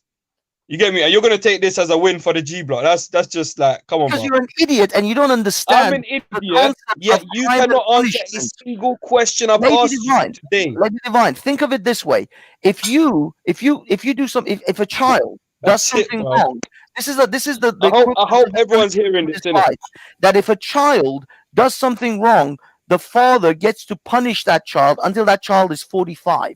Is that considered a fair punishment for for something that a child did? Would you consider that even remotely fair to punish a child for 45 years for something they did when they were 12? So, bro, are you gonna divert instead of answering the question? It's not about diverting. It is answering your question because So you're you answered. So wait. So you answered think- my question, yeah? Yes, because you're sadistic. Okay, and you okay, think okay, the okay, person okay, gets okay. Say, punished if you for answer my question, then eternity that's it. for a Conversation crime over. that they committed Conversation over. Chat to Lady Divine, in innit? Because you answered my question, innit? finite So go on. lifespan. Yeah, yeah. I'm a moron, but you answered my question. Yeah, yeah. I'm trying. I'm so trying. So Banksy, this is what I'm saying, yeah. To get the religious part, then that's we're gonna get bogged down with the whole burning and hellfire and all of that. I ain't got time for that. What about Hello? karma? What about karma and those kind of things? You Yes, that comes around in this lifetime. That's what Ultra is talking about, being a cunt. You be a cunt in this lifetime, people will be a cunt back to you. And So your you life believe will be in karma, miserable Banksy? because you're an asshole. So be an asshole in this life, and the karma will come back to you in this life. But So there is Banksy, no you believe in afterlife. karma, yeah? And I'm not going to sit around sadistically rubbing my hands, all gleeful and happy that somebody is going to be punished for eternity for something that they did in Bro, this life. you're a Or bit of a twisted, cunt in this life. perverted brer, yeah? You're the same guy who said, see that kid, little kid that you scratched up his neck, yeah? I want his hand chopped off and I want it on my mantelpiece so Yeah, I that's can watch karma. it every day. 1 second, yeah, so I can watch it every day and I remember that kid and look at that and laugh. So you're thinking, let me finish. I'm applying Muslim Same way I let morality. you finish, let me finish, innit? No, I'm applying Your Islamic mindset is morality like that. So for you're applying Muslim- your mindset and deflecting it onto other people and saying this is how other people No, think. no, You're that's- twisted, bruv. So problem you is- think everyone else is twisted. problem is What's you're the too problem? stupid And you're not seeing it. because You you're get too me? stupid. You're a moron, so you're calling others a moron. You're too Like you get, stupid do you not see what you're doing? The connotations, because unfortunately, Dave, you're too stupid to get the connotations. Bruv, don't say behind you're that. stupid. Is it true what I said or is it false? No, because you're an idiot and you What? don't No, is it understand the true or false? connotations. It is Bruv, false. I Your literally just asked you, is it interpretation- true or false? You said your no. interpretation is false. I'm an idiot, but I asked you, You're is an it true or idiot. false? You said no. Yeah, And because I'm your an idiot. interpretation of that is stupid and false. Bruv, your Want me to tell you if it's interpretation true is or false? stupid. You're saying, ooh, someone's gonna chill there, rubbing their hands, saying this guy's gonna burn for eternity. And the reason you're saying that is because that's how you thought when you believed in God. Because when you don't believe in God, you wanted a little kid's hand on your mantelpiece. So every time you walk into your yard, you see a little kid's flipping, what do you call it? decapitated whatever hand on your mantelpiece, yeah? So you can watch severed hand, yeah? So you can watch and see, yeah. I just said severed hand, yeah. Thank you for your correction. For once, you said something useful, yeah. And you're gonna sit there and watch this hand with your evil laugh, like you said, yeah. And now you want to deflect this mentality, and you actually think everyone thinks like you. That's the problem. You think everyone thinks like that. Hey, the fact is, there is two scenarios out of what you said I can take. Either you're too stupid to realize what I said, or you are disingenuous with your comments. Because what I think your problem is I'm too smart for you to chat shit and get away with it. Idiot. Then in that case, I will go with the idiot. I'm too smart for you to chat shit and get away with it because I'm an idiot. Bro, are you not hearing this guy? Bro, Veli, are you allowing this guy on your chat? Bro, this guy is single-handedly giving the G Block L's, bro. Single-handedly. You understand the connotations and the implications. Even Ultra don't want to jump in. Bro. Yo, Mohammed. Hey, did you understand the connotations and the implications of what I said about that child? I don't understand shit what you said. I'm a moron, innit? I don't. Bro, listen. Is it the understanding of what you said? Then I don't understand shit what you said. Like, I'm a moron, innit? Allow me. Well, if you understood it, you could explain it to me. Bro, I just said I'm a moron. Allow me, innit? Explain it to me then. Bro, is it alright for me to be a moron? Am I allowed to be a moron? Oh, you are a moron, but I just want to know. I'm a moron. Okay, so are you gonna allow it then? But no, I'm gonna expose. So you want to chat to a moron? Yeah? You want to chat to a moron and try explain something to a moron? That's what you want to do. Explain by asking you to explain to me the meaning and the connotations behind what I said. What did I say? You want a stupid moron to explain something to you? No, I'm exposing you. By asking you this question, and your inability to answer it. You've exposed me. I'm a moron. I'm an idiot. You've exposed me. Case done. Yeah, you get me? Because this is Dayton's trial. You've exposed that I'm a moron. In that case, I will take this as a W for exposing. Take that. Bro. You can have that. That ain't even what I'm at. I'll take the W, bro. I'll take the W. Take it. All right, it's not worth it. Everyone, 1 sec. Just let me just think this through, bro. Yo, Banksy, just give me 1 sec. Dayton, what's going on? I don't know what the hell is going on. So basically, yeah, honestly, I'm asking this guy Banksy, yo, what's so bad about me killing him and getting away with it? Yeah, and then his answer to that question was, oh no, there's religious people who are rubbing their hands, waiting for you to burn in hell for 1,000 years. You get me? Because his perversion in his mind, yeah, makes him think everyone thinks the same way he thinks. Because clearly, yeah, when that kid took his hat, he scratched up the Ute and he said he wanted the Ute's hand on his mantelpiece. He wants his severed hand on his mantelpiece to watch that and laugh and be like, yes, I have this kid's hand. You're not being asked the question, Banksy. You got your time to chat. Your case is over. He's asking his explanation. No one's asked you shit. No one's asked you nothing, Banksy. No one has asked you nothing, Banksy. Hold on. They done, yeah? One second, MA. Are you conceding your W, Banksy? Oh, for fuck's sake, man! Man. Idiot, and all right, shut up, I'm still a win. All right, take your W and giving it now a false account of what I am actually saying. So you are lying at this point on my behalf. Did I say that you said something that you didn't say? One second, M.A. Brown. I'm sorry, M.A. Brown. I'm sorry, M.A. Brown. But I really need to ask Banksy this question. All that shit, man. Forget that. Bro, listen.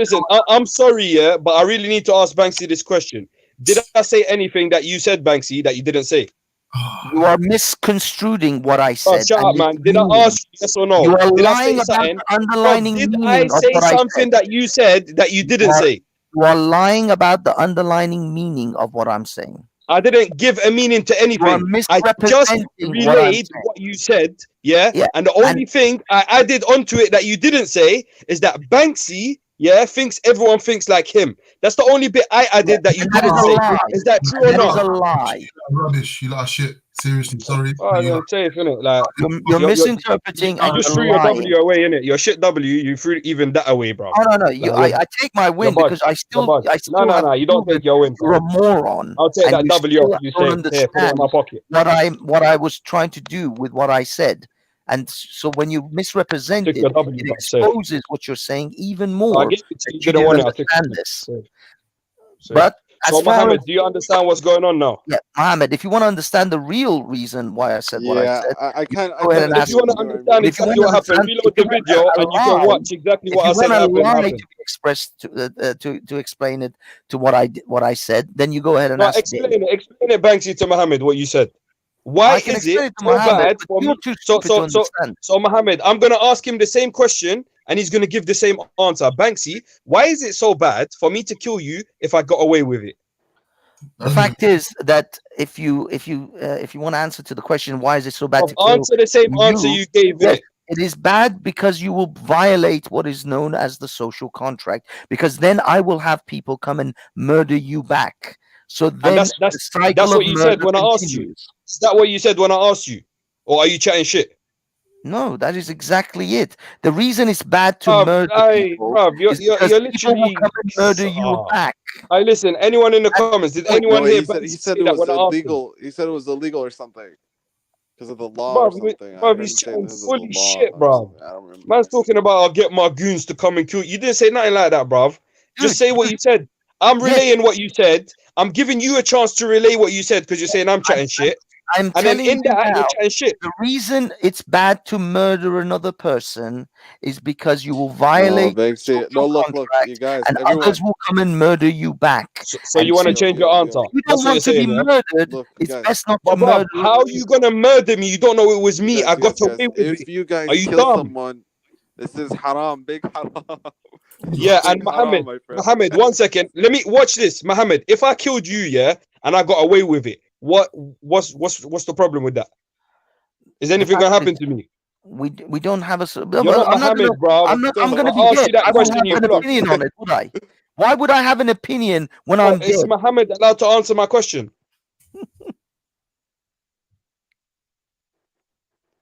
Go ahead, Mo. If you killed me and got away with it, that's some fucked up shit. And you're gonna have to deal with consequences. Karma can come in this life or the next. That's what I believe in. All right. So if I don't get my karma in this life, I'm getting it in the next. Yeah. Banksy, do you believe in that? I don't believe in the next life, so no. All right. Do you believe in karma? I believe that the world has actions and reactions, cause and effects. Karma So is do you believe- just a do you believe name in karma? term for cause and effect.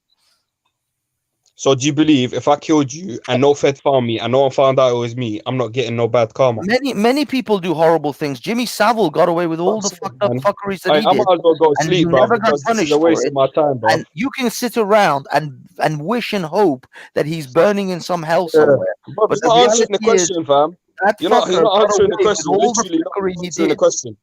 That's You're well. The literally not fact answering is, the question, bro. someone like Jimmy Savile got away with the shit he did. Yeah, Someone bro, like wasting my Hitler time, bro. got away Safe, with safe, the safe, shit he safe, did. safe. Take Although your L and had take, committed bro, bill your suicide. L and smoke it, innit? The fact is, there are lots of bad people who get away with the shit they did. I'm not going to sit around and pray that they're punished for all eternity because I'm like some sadistic fuck. Banksy, I got it. Can I just ask a quick question to both you and Ultra? So I'm hearing you and I'm listening to what you're saying, yeah? And you're saying that, okay, you don't believe in the afterlife, you don't believe in all of this stuff. Cool. But do you think the people that then do believe in that stuff, that they can will such place as, I guess, a heaven and a hell? Do you think they can will that? Because they believe in it, it becomes a reality. No. Okay. Dragons will never be real, no matter how much I wish for dragons. I don't believe in fairies, and fairies will never be real, no matter how much I say I do believe in fairies. It makes it's wishful thinking. Remember earlier on when what's his name, Rob, was on the panel?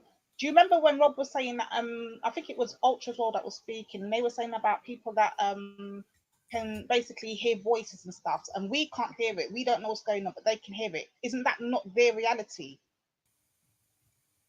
Well, I mean, yeah, people think they're Napoleon. It might be their reality that they think they're Napoleon. That doesn't mean they are actually Napoleon, though.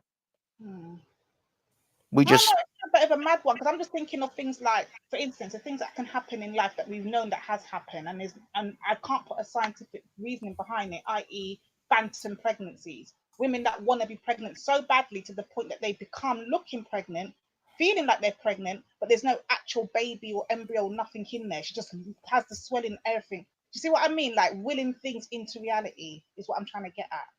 But they're not willing it into reality. They're not actually pregnant, and they never have a baby. They're just thinking that they are. It's their mind. Right. But they don't. I mean, has anyone willed something into physical reality? That's what really matters. If I pray that I want a Porsche, and I can actually materialize a Porsche, then that's something. Argument. To be fair, Banksy, I have heard this and I have seen this. I've heard that people can create their own realities. This is why I'm asking the willing thing, because I've heard that you can create your own. Like if you're thinking this can happen, this can happen, this can happen, or what if, and it does eventually happen, would you not say that you kind of willed that into existence? Well, you see, this is the tricky part about believing in self-belief.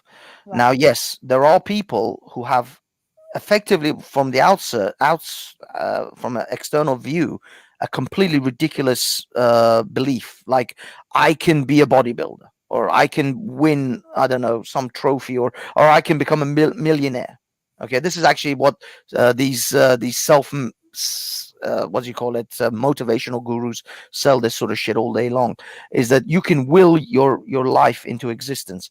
And yes, to some extent, I will say, if you believe that you will become a millionaire, and you believe it so hard that it drives you to work and do certain things and make certain companies, or you know what I mean, it drives you, that this almost a false hope, but it drives you to action, then that action will result into realizing your dream, no matter how incredible it may seem.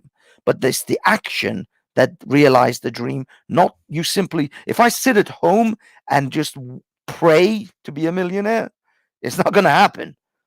You have to have action behind it. There has to be physical action behind that will. If it's just wishful thinking. I definitely get your point, because I would say then, why would they have such things that you can buy, like dream boards? You know, you see loads of people doing dream boards and trying to think, this is what I want the next 5 years, this is what I want for the next 10 years. And I do get the whole action behind it. Don't get me wrong. I'm just thinking, if you can do that and will that into reality and work towards that, what makes us think that religious people then, because we don't subscribe to such a heaven and a hell and all these whatever, what makes it not a reality for them? They can actually go to these places that we might think sounds crazy. Well, I mean, again, it all depends on, like you're saying, if a woman sits and says, I wish to be pregnant, and just doesn't do anything about it, then nothing will happen. If she says, I wish to be pregnant, and then starts having sex with men, there's a good chance she'll become pregnant. But it's the action of having sex with men that is going to get her pregnant, not saying I wish to be pregnant. That wishing will just drive her to action. So again, you can say I wish there's a heaven. It doesn't mean you're gonna no matter how much you wish, there is nothing saying there's gonna be a heaven. There's no evidence for such a scenario. But when it comes to things of the physical of this world, then yeah, you can will yourself to action. And it's that action, but it's always the action that causes the thing to come to fruition, to become reality, not wishing for it. They say, a pair of hands at work is worth 1,000 clasped in prayer. So yeah, you have to do something about it. You can't just wish for it and magically for it to happen. Seriously, I just want to understand how atheists then see it. Like, I don't know if M.A. Brown or Rob. Yeah, I want to ask a question. Go on. To anybody on the panel, at what point does a theistic society become secular or atheistic, in your opinion? Because it must have happened to all Western societies at some point. What are the markers? What are the signifiers that indicate that turning point when a theistic society becomes atheistic or secular? Well, I mean, I think Rob might be a much better place for this, but I think, I mean, in the case of the Western civilization, it's the Enlightenment. It's the period of that Enlightenment that actually was the spark towards modern society. But Rob, would you wish to? I think there's a couple of things there. One is when the laws of the country become secular.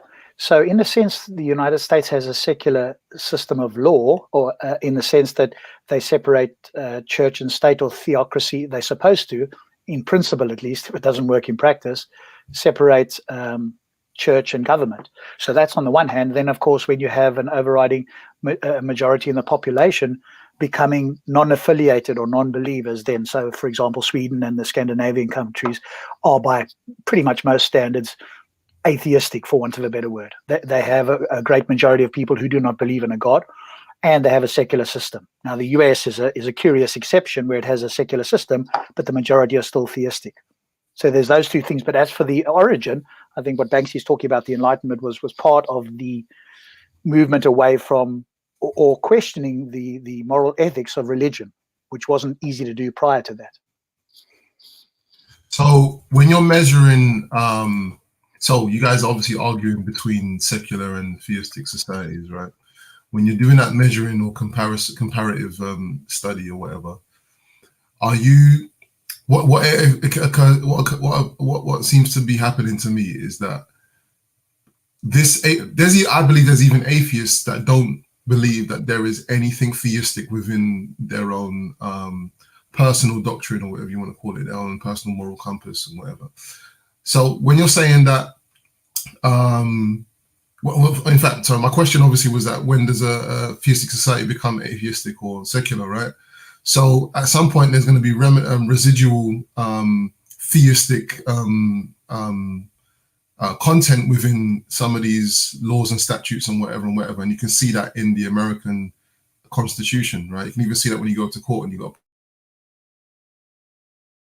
and say, "So help you God," and all that kind of shit. My question now is, like, how are you not measuring, like, how are you not establishing the difference between these secular societies that are still carrying theistic traits in them versus obviously theistic societies that like just operate either under one religious text or guideline, or multiple, like I don't know, maybe Israel, Palestine, or whatever. How are you measuring it, and what's the value of this measurement? Because what I don't seem to understand, what I see is that their degree, like secular societies, are degrees of theism by which people have come to their own, what they call their own conclusions on morality and life and whatever, but it's not their own conclusions, right? It's just an evolution of a previously held belief system, and that the laws, yes, they may be relaxed and they may be incorporating certain things, but it's like, I don't see that there's a either or. I don't see that it's a us versus them situation. I see it as an understanding of how you came to become secular in the first place, and then to unpick what you know what I mean? Like, unpick the thing. You want to ask one question at a time, because I think you had about 3 or 4 in there. So try one at a time and we can go through. Yeah. All right. So I've even forgotten myself. So what? Yeah. Okay. Let me lay out some other stuff. All right. So U.S. Constitution, right? You said it's a secular society. You said the people secular state in the sense that it separates church and state, i.e., government. Okay, but if you're in conversation, would you just say the U.S., the United States, is a secular society? If by society I meant the majority of the people, then no. If by society I mean the governing principle, then yes. So I guess we'd have to be more clear on what we mean by society. Yeah. Right. No. I'm just going by what you're saying. So if you say that the governing principle is secular, but yet people are swearing to the Bible and it's, you know, under oath and whatnot, and you can probably see the word God splattered all over their constitution, how does that make it secular? But well, because secular is defined as separating church and state, right? So by that metric, it's secular, but by the majority of people, clearly they're not. It's still the majority of citizens within that society are still religious, and they find ways to circumvent the Constitution, as you've pointed out. And as I understand it, and I could be wrong, and the Americans can correct me, but under God we trust and that sort of stuff only came in the late 1950. So that actually wasn't part of the original. The original founders were deists, and Christopher Hitchens has written about this and talked about it. So the original founding fathers were deists; they weren't theists. So that's where it originally stemmed from. But people are finding ways around that, right? Because that's what they want to do. Right. So I didn't even understand. Actually, I didn't understand fully the meaning of the term secular. I just tied it in with atheist, so I've just learned something.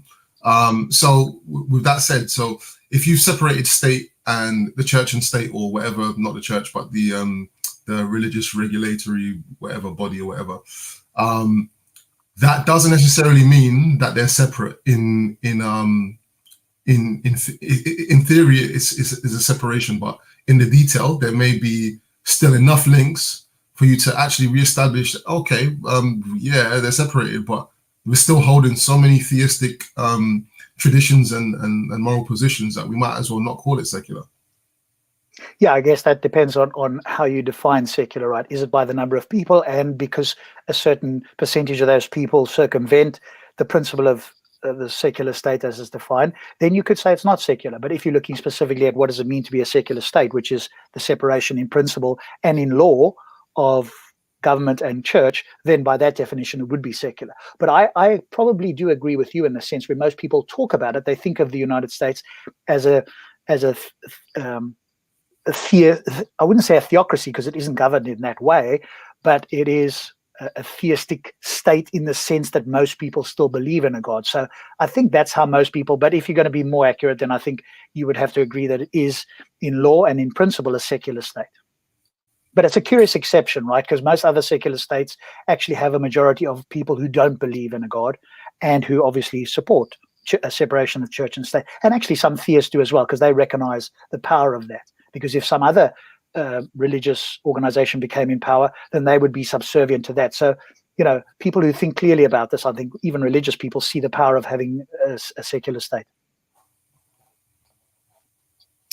Yeah, cool. There's more I want to say, but I don't want to get in. It's just too much. It's too much. I'm going to go. I would have gone along the lines of, okay, so if if you have a state, right? So if you have a nation that is separated church and state, and the laws and statutes that are put in place at whatever time of that separation still contain essentially the building blocks of religious doctrine and dogma, right? And in fact, even in the people are still largely religious, right? Then to me, what you have is an example of, like, forget about the separation of church and state. What you have is a theistic nation that is evolving into something to some people unrecognizable and to some people recognizable as a theistic state. It's just a matter of perception. Now, I'm not saying that I don't know the full constitution of the United States in it, and I'm not saying that even if it's still theistic, mostly theistic now, that in 10, 20, 30 years, you could maybe class it completely as secular, and then most people, you know what I mean? I'm not saying that can't happen.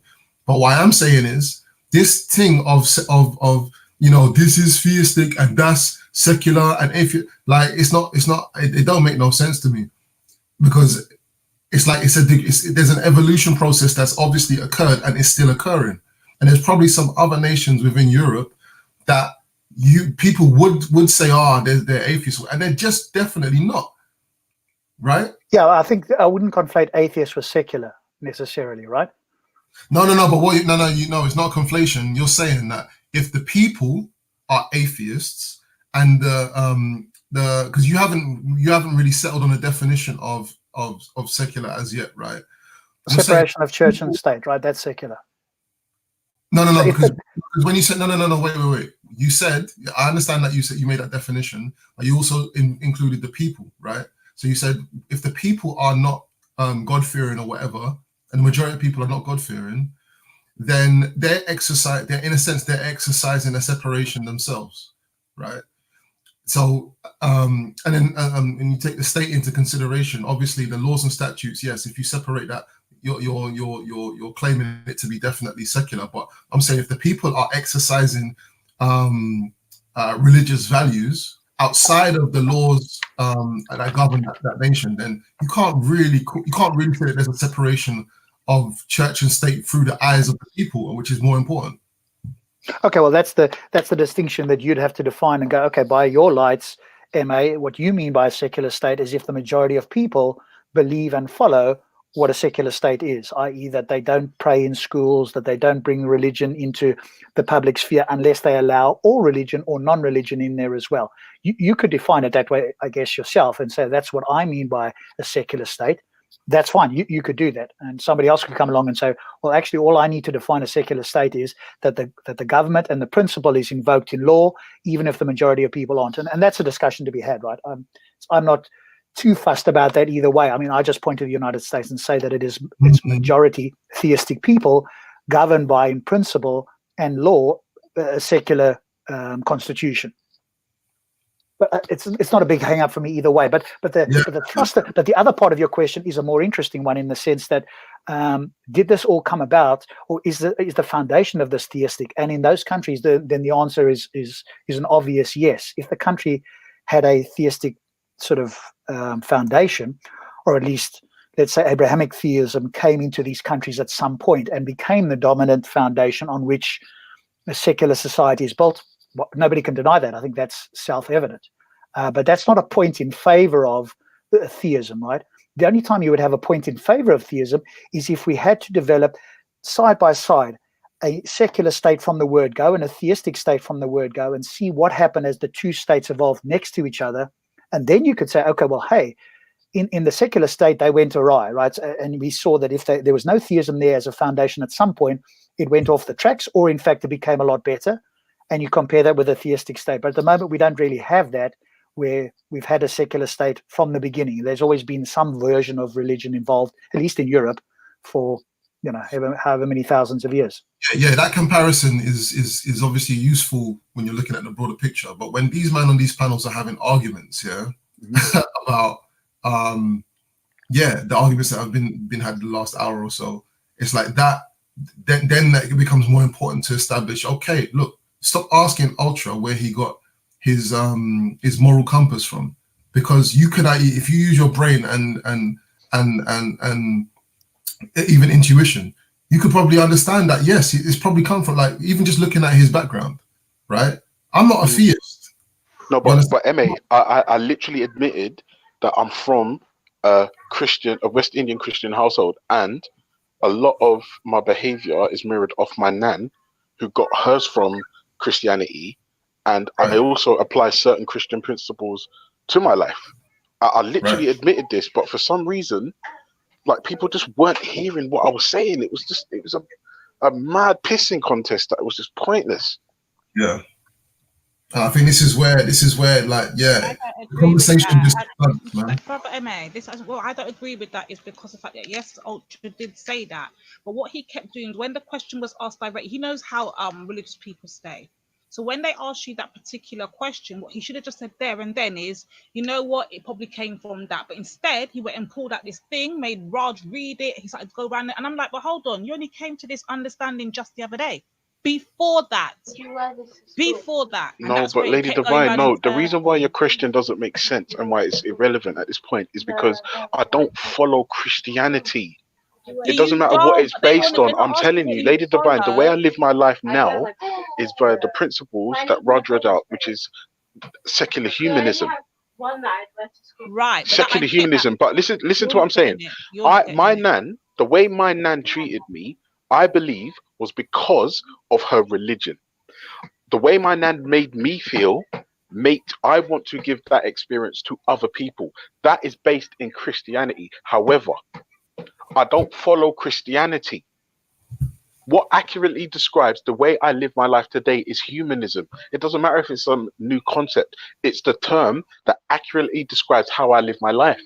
Yeah, how you live your life today. If that was a question, you would have been well in your rights to say that. But the question was, where did your morals stem from? Is what the I literally said Christianity. I said Christianity like 12 times. Okay. But Lady Divine, there's also that's kind of an ambiguous question in the sense of where did it come from? Some other thought processes prior, or where did it evolve from an ontological point of view? Where did the system of morals come from originally? Why do we talk about morals? So I think there's two ways you could answer it. You could say, okay, in Ultra's case, it came from his brand of Christianity, and probably in mine, some version of Christianity as well. Right. But where do we, as atheists, believe that morals ultimately come from? And it'll be an evolutionary process based on the sort of biological and sociological and psychological beings that we are. And that's where it ultimately comes from. Because if we were some other beings that could not feel pain and suffering, then the term morality would be, in my view, senseless. There would be no such thing that one could suffer and have pain. And so I think it's an evolutionary process that has happened through our ability to reason, to feel pain, and wanting to avoid that, for ourselves and for our community, and later on for the wider picture of people.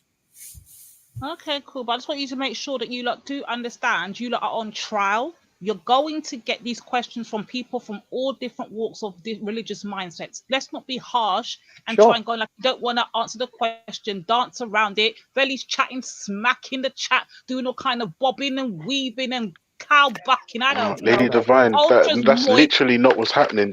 They done was on stuff, babe. The guy was on stuff. He was answering questions, but for some reason they done wasn't computing. I was answering questions, but Lady Divine, I'm not gonna lie to you. He asked me, why is early childhood trauma a bad thing? I'm not gonna lie to you. At that point, as a father, I checked out on him. I checked out. I'm done. I don't need to say. I don't need no, Lady Divine. Lady Divine. When somebody asks me as a father why early childhood trauma is a bad thing, I'm out. I'm out. That wasn't the premise of his question. I'm out. That's a dumb question. Go on, brother MA. I was just saying that's a dumb question, isn't it? I understand what my man's line of questioning was apart from that, which was obviously to establish that. I mean, what he could have done, and what I would do, like if I'm criticizing atheists, not criticizing, but if I'm exploring what they're really on, I'll be like, okay, so obviously your morals came from such and such and whatever. So do you not recognize that there are some things within religious doctrines that are beneficial, and blah blah blah? I'd come at it probably from that angle. You get me? But I'm happy with that, Emma. I will agree that there's some good things in religious doctrines, but here's the key. I think, in my view, killer question, right? Take what you like from God and don't believe in sure, there's good things and there's bad things there. But if to make religion something special, you would have to name for me a moral action that is good, that I would agree with, that is unique to a religious system. Now they have something, quote unquote, to use the word superior to a non-religious view. Because otherwise, whatever they bring, I can say, well, you can get that without religion. Right, so that would in fact give them some substance. Otherwise, they are just appealing to things that we can get from some other source. But by the same token, the fact that basically atheism. One second. The fact that it came from theism, that's like biting the hand that feed you in a sense. It's like, okay, yeah, you now have what you would term atheism or whatever you want to call it, but it came from theism, so you can't say that it's better. Like, oh, we've got some. In fact, yeah, you can say that you've got something better if you believe it's better, innit? But not better. Maybe we could use the word improved. Improved, yeah. Or adjusted, or even adjusted for the time. Yeah. And that's the better way to come at it. How is it improved? You take the basic tenets of Christianity and then you give it to yourself and you say, but I don't want God. To be honest with you, Walter, the tenets of humanism doesn't mention the supernatural. It's like literally, as a species, we are all we have, and it's better to get along than it is to not. But then I would also argue, right? If you start at the beginning, if you start at the beginning and if you remove God from this planet, and if you want to play this delusional game, take it right to the end, where we are no more. The only thing that gives you value then is yourself. What's wrong with that? No. Yeah, but what's wrong with that? If we say evolution, okay, is the primary thing of this whole universe, then you're giving value to your life. But at the end of the day, an animal just living his life is just as valuable as you are. Because But Walter, yeah, all this knowledge that we're getting, all this morality that we're supposedly learning about, at the end of the day, this brings us to the grave, just like the animal who doesn't give a shit. Excuse the language. Right. So you mentioned something that I was going to mention as well. So last week we were talking about African spirituality, right, for the whole week, right? Now those guys, yeah, they came up with their shit themselves, right? They developed their own perceptions of reality and nature and deified these principles and whatnot, right? All of this stuff that we're arguing about has come from us, right? So when man, no, to you it has wait. Let To me it's come from God. Make my statement. Let me hear him out, please, Walter. 1 sec. All of the stuff we are arguing over, yeah, in terms of moral guidance and whatever, has come from our perception of our reality. Yeah, that's my claim. It's all invented, right? It's all invented, and it's come from whatever state of mind we were in when, if and when. Now, Walter, wait. Why is it invented for? Why is it invented for? Wait, man, stop. Mute back and wait. Just tell me, why is it invented for? Mute back and wait. Let me finish what I'm saying, man. Shush. Yeah, so it's come from us. Just answer the question. So, I know where you're going. Brother, are you gonna just piss me off or what? Just shush. Well, for real, if we keep interrupting, it's going to take longer than it needs to. But I really want to hear his thought process because it actually makes a point. He's making a point. Go on. Right, like I was saying, all of this stuff that we are arguing over has come from us, right? So that indicates a number of things. It indicates that the initial spark of inspiration, if you want to call it that, yeah, to even create rules and laws and whatever, and to verbalize them and codify them came from us, yeah, before any Quran or any Bible or anything like that. And in fact, I would argue, and this is where you can link up last week to this week, yeah, I would argue that all of the shit that we're talking about, whether it's atheism, secular societies, theistic societies, Christianity, flipping Islam, all of these things have been derived from earlier spiritual beliefs. And those spiritual beliefs are derived from earlier and earlier, probably more atheistic tendencies, right? Where there wasn't any formalized belief system. There wasn't no book. There wasn't nothing. There was just people in the world looking at the world and trying to make sense of it, right? You can't tell me, like, whether Muslims want to not right. Last point. Yeah. Whether Muslims want to say that a revert is someone that we are born Muslim, all this shit and whatever, which I don't believe. Yeah, it's just a claim. That's all it is a claim, right? Whether they want to believe that or not, right, is irrelevant in terms of the development of moral codes and systems. It's irrelevant to that. And the reason I say that is because if they're claiming that, we were all Muslims originally, and then we lost the thing, yeah, and the dunya took over or whatever or what may have you, then we can still attest to the fact that humans had to start from scratch anyway and develop these things slowly, year after year, century and millennia after millennia. So it's possible for someone to either start with nothing and create all this stuff, or lose the so-called original religion, yeah, and start from scratch and still create it anyway. But brother, quickly before you I know where's he gone? I know Dan so what's your point? Back. One second. My thing is this, yeah. I hear what you're saying, and you're kind of proving my point, brother Emma, and this is my point here. Although I don't subscribe to none of these religions or whatever, no matter how far back you want to go, way before Abrahamic faiths, we always had a higher power, a higher being, a higher something, energy, whatever it is you want to call it. That's always been a part of our thing. So what I'm trying to understand is why, when atheists are now talking about they don't subscribe to nothing at all, is it hard for them to comprehend that, okay, these people might subscribe to a religion, but forget the whole religion aspect. What is the higher being aspect? We're trying to, the God, the Allah, whatever it is that they might want to call it, that's the bit they're trying to focus on. Why does atheists struggle to understand that they just have, why does it have to be a sky daddy, as Ultra would say?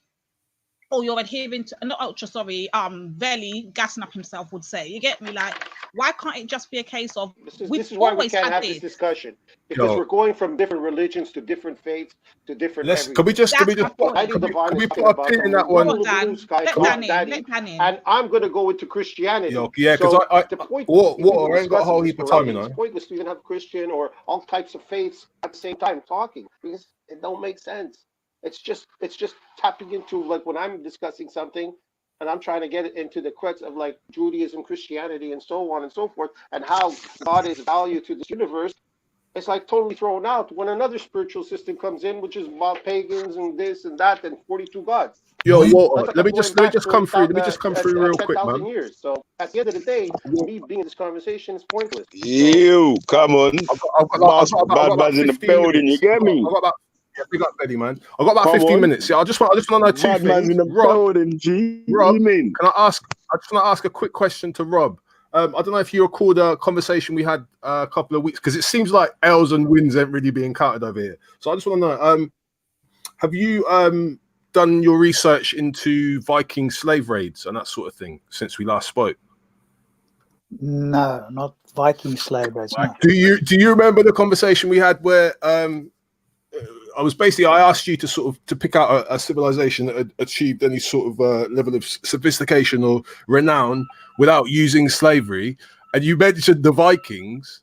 Did I? Yeah, you don't remember? I instantly came back with the fact that they used to launch slave raids on Scotland and Ireland and the coast of basically all over the place. So we're gonna stick on that one, but segue into the slavery discussion. So I just want to know what the panel think, right? Because this is a thing about morality. I think it was. I was actually looking. I was looking for James today. So I was looking for James Jones, but in the absence of James, I think I'll take it up with Veli. So Veli, I just want to know what your views are on the Modern Slave Act. What's the Modern Slave Act? I swear we went over this before. So it's basically what it says on the tin, man. It's an act that deals with the modern forms of slavery. And what's that? What's the modern forms of slavery? Well, as we discussed before, like county lines come up in that. Human trafficking, sex trafficking comes up in that. Forced labor, forced servitude, like working on gypsy sites or whatever, traveler sites, all that sort of unofficial.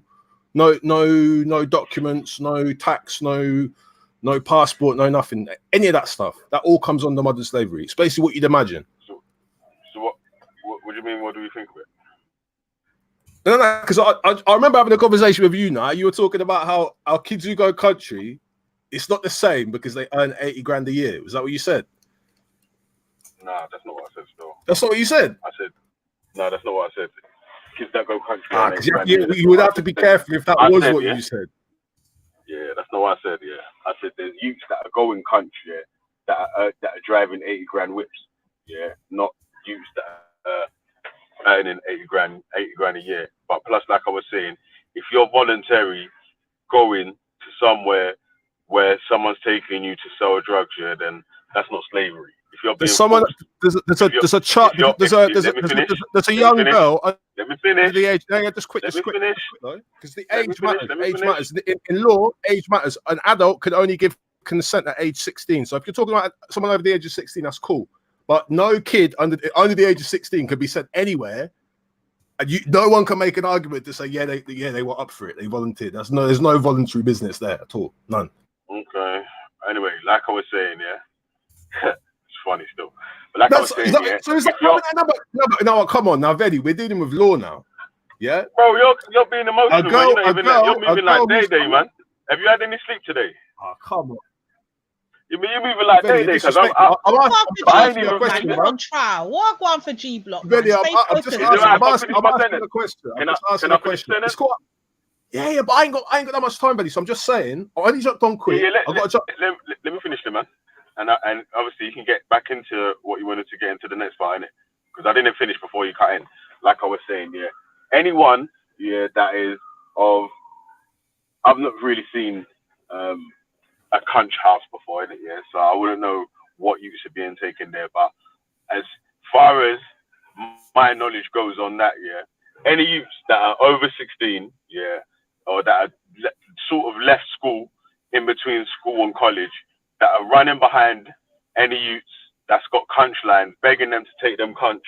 That's not slavery, bro. I'm not talking about no, but it is. Now you're redefining it because it comes under the modern slave But act. that's not How can slavery, you say bro. that's not slavery? What? It But if literally you is. go By to definition, someone, it is. listen, if you go to someone willingly, yeah, and you can leave whenever you want, yeah, that's not slavery. If you've taken by force and you've got no option but to go with the person, yeah, then that's a kidnapping.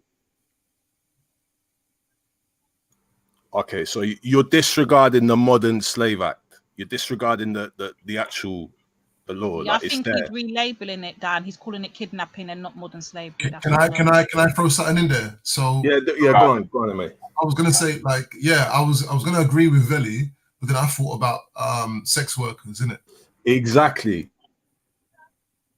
Yeah, but Veli, then I listen, weren't no, talking but about Veli, sex Veli, workers. you also Wait, just hold on. adjusted it. No, I weren't talking about sex workers. And I Now, didn't say don't do that the any emotional thing. I was just saying. I was just saying. Now, Veli, one second. Let me finish my sentence, man, because you keep cutting in before I even Veli, get you're to getting reply, emotional, man. and then Chill out. adding extra stuff onto it. Yeah, but because you're adding stuff onto what I'm saying, and that's not what I've said. Like, not, because you just just said sex clarify. workers, and we weren't even talking about sex No, workers. we You were were, talking because about you asked at the start. You said, no. No, said, you asked at the I start. You said, what do you mean? I said I- sex workers are included. I said drug traffickers. I said all of that is included. I said it's all included. No, you How said you that tell me now. what- That's not when we No, were first talking. You never said I that. just said it. When we was first talking, you never said that, I bro. just said You it. said Yeah, I that did. today. Yeah. Today you said that. But when we was first talking, you never I said read that. out the Modern Slave Act. I read it out. Yeah, now you read, Stan, you read it out now, but at the time, did you read all that out? Bruv, I When was we making an first argument. had this, when you was first talking about it, did you read all that out? Yeah, because I was saying, yo, what about the people that's getting kidnapped for fucking sex traffic and all them sort of things there? I will count that as more slavery rather than fucking But it's you not running behind. Veli. Listen, but bro, this is what keeps happening, fam. Every time I go to give an explanation, this man just cutting in, fam. It's like, Yeah, but bro, Veli, it's because I can see where you're going with your argument. I'm just trying to cut it before you get what I'm saying misunderstood. Because there's no point. We're talking past each other. We're talking at cross purposes. I'm saying to you simply, the Modern Slave Act is what it is, right? The British defined slavery when they abolished it, right? So I guess the British would know what slavery is when they're dealing with the modern form of it, right? So that's all I said. I don't know where this whole and this is it. You just adjusted it because you know full well a child under the age of 16 cannot give legal consent. They can't sign up But for a who's credit card. taking 12? But Dan, you're doing it to me now. You're doing it to me. I haven't finished. Listen to your argument. Listen to your argument, Dan. But listen to the argument that you're giving me. I haven't finished my argument. But listen to the argument that you're giving me, though, because you're strawmanning what I'm saying, bro. And I've never made this statement that any fucking 12-year-old is going with man them to fucking punch to sell fucking drugs. No, it happens. I've never said that. It does happen. It does happen, Benny. But I've never said that though. But that's not what I've said. That's not what I've said. Yo, this is what we was talking about. I was talking about the youths, yeah, that are running behind, yeah, because you know and I know that there's youths that are queuing up behind certain men that are begging them, yo, take me. I want to make some dough. I want to make some dough. Take me. I want to make some dough. I'm talking about them youths, not the youths that's been taken by force. If you've been taken by force, that's different. If you've been forced to do something, that's different. If you're making a willing choice, yeah, to try and do something, even if it's a bad choice or whatever, that's not force though, bro. No, but this is what I'm saying. Benny, you just adjusted your argument. No, bruv, it's the same argument from the start. But you didn't get a chance to get to that part. The same thing, yeah. Wait, listen, yeah. Why man's making this argument? Why man's making this argument? Yeah. Why man's making this argument? Yeah, it's because man's got bad enough on trying to justify slavery, innit? And ever since then, man's been trying to find a way to see if they can get us men to justify slavery. Veli, you do know I'm not Muslim. Veli, I'm not Muslim. Veli, I'm not Muslim. And I'm descended from slaves. So don't do this whole thing about I'm co-signing slavery. There's no need to do that. There's no need to do that. One second. I'm not echoing. No, it's the thing. But is it the truth, Dan? Is that the truth though? Am I lying? Is what? Am I lying? You're going too far. That you man got banded up on the slavery thing, and ever since then, you've been trying to plot for a way to try and bad G-Block up on some slavery thing. And it's never going to happen because we don't accept no Sorry, slavery. hold on. One sec. When have I ever been banded up on slavery? When have I ever been caught out on slavery or whatever? What's my position on slavery to get caught out on, really? But you wasn't condemning it. But that's what I'm saying. You can't be doing this thing where you conflate. You can't conflate my position with Raspect's position. I'm not Muslim. Come on, man. Be real. Nah. Come off it, man. Come off it, Eddie. This is what I'm saying. You're trying to force the argument. You're trying to make it out like I was somehow co-signing slavery. And analyze it. This is what I want to know. I've been asking you this question in the chat for time. I've been saying to you, what is your position on the Modern Day Slave Act? Yeah, that's what I've said. And you've been ducking it. And now you want to come out and say, I'm trying to force a win. I'm not trying to force a win. Man, we're talking about L's and losses and all of this. I didn't take no loss about no slavery thing. I just remember the conversation that a man who was making the most arguments against this, the other side of the fence, that sounded a little bit contradictory. You cannot endorse kids going cunch and taking part in whatever sort of activity you want. You can't do it. You can't do that and have it both ways. You can't say. Let me ask everyone on the panel. Let me ask everyone else on the panel, their opinion. Wait, hold on. Lady D, hold on a sec, yeah? Let's be fair, yeah? Let me ask everyone else on the panel, yeah? Their opinion, yeah? So everything that you've heard so far, yeah? Have you heard a cosign for kids to go cunch? No, Velly, don't do that. It's just me and you, bruv. It's just me and you. Velly. Come on, man. What did you just say? Me and you, man. You just said, me and you. Bro, what did you just say? You just said that we're co-signing. I've got about 10 minutes. I've got about 10 minutes. Bro, I just want to know. Wait, did you say that I was co-signing used to go country? Yes or no? Nah, but Velly, why were you just trying to? Did you say you didn't? No, hold on. Whoa, Velly. Bro, it's Velly. Just be straight. When did I ever say anything along the lines of I agree with, endorse, or silently co-sign slavery? When have I ever done that? Anyone that don't stand up against when have I done that? Co-signing it. Yeah. I can't exactly remember, yeah, because I ain't got a photographic memory like that still. And the shows are the shows are 15. The shows are like 15 hours, 12 hours shows. So I can't remember the exact point. And I'm sure if someone goes back through all the shows when we were talking all this slavery shit, yeah, and we stuck it on everyone, we asked listen, anyone that come on the panel or anyone that was in the chat that we knew was popular or whatever, yeah, we asked them the question about this slavery thing. Rah. Do you know what I'm saying? That and no one was answering no yes, no straight questions. You get me? Ever since then, don't do this, man, bruv. If I'd have said that, that would have been the case. I just said, boom, that's me. Bro, listen, Dan. You saying you got 10 minutes left, yeah? No, hold on. Wait, Dan, listen. You got 10 minutes left in it, yeah? So forget about the old shit, yeah? Let's get to what we're talking about now. You're just cutting me off. You're just cutting me off at the moment, bro. I wanted to have a sincere conversation. No, but hold on, Reddy. There's a second part to it as well. So I want to know then, yeah, what's the moral argument for kids going to cunch, regardless of whether or not you want to say it's modern slave act or not? Is there a moral argument? Did I say that there was a moral argument for kids going to cunch?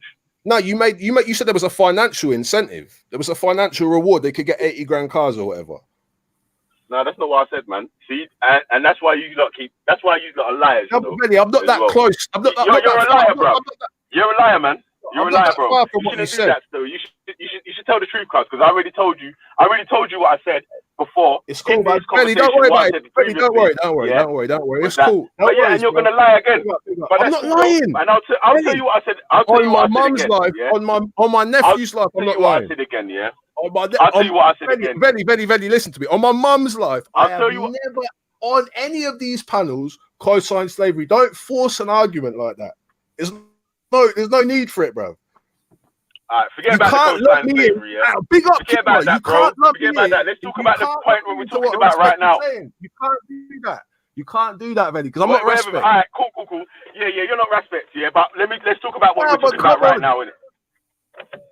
Yeah, but I just want you to. I want you to concede the point. Yeah, that I have never co-signed slavery. You're mixing me up with someone else. I don't know. You must have heard too many. I already said, yeah, okay. But You don't want to hear what I'm saying. I already said, yeah, okay, yeah. You didn't say that then, yeah? Okay, let's carry on with the point that we're talking about right now. I big up Rassi's in the chat as well. Yeah, allow it, man. Let's talk about the point we're talking about right now, then, bro. Yes, I'm just asking. So, do you agree that that's slavery or not? So when I was talking about youths that are running crunch lines, yeah, I said youths that are driving youths up country, yeah, driving fucking 80 grand cars, bro. That don't look like no slavery to me. You get me? There's youths that are chasing behind certain man, yeah, that are willing participants running up behind these dons, asking, listen to what, bro, stop cutting out what I'm saying, bro. It's like, do you want to have a conversation about this or not? Because get to a point. I've been trying to, Belly. I have. Belly, you called me a liar. You call me a bag of things. I just come on here. I'm just chatting. I just want to know what I'm going to do. Yeah? Really, I come on here for James Jones. I come on here for mute. Yeah, I'm going to let you talk, and then when you're ready to let me talk, I'm going to come off mute. You don't cut me already, Belly. I was making my point. You said something earlier, right at the start of this. People can go back. Yeah, I made a point that kids under the age of 16 cannot legally give their consent for anything. They can't get a credit card. They can't give their own consent to go on a school trip, Belly. You have to get your fucking mum and dad to sign a letter for you to go on a school trip. You remember them times? So how can you make any argument, or how can anyone make any argument that kids have the fucking agency, legally or not? It's ridiculous. And yo, Afghan, you just go and worry about people finding out where your yard is in Burnley, mate. You got Speaker's Corner skits on you, so don't worry about me, mate. Yeah, don't worry about me. And I'm not. Are you finished now? No, but the thing is, Benny, I literally came on here to chat to James Jones. Yeah, that's the one person I want to talk to. Me now, so forget about all that. Listen, it's like, no, Benny, I can't talk. Benny, just listen to what I'm saying. I'm only here 5 minutes. I'm gone. Yeah.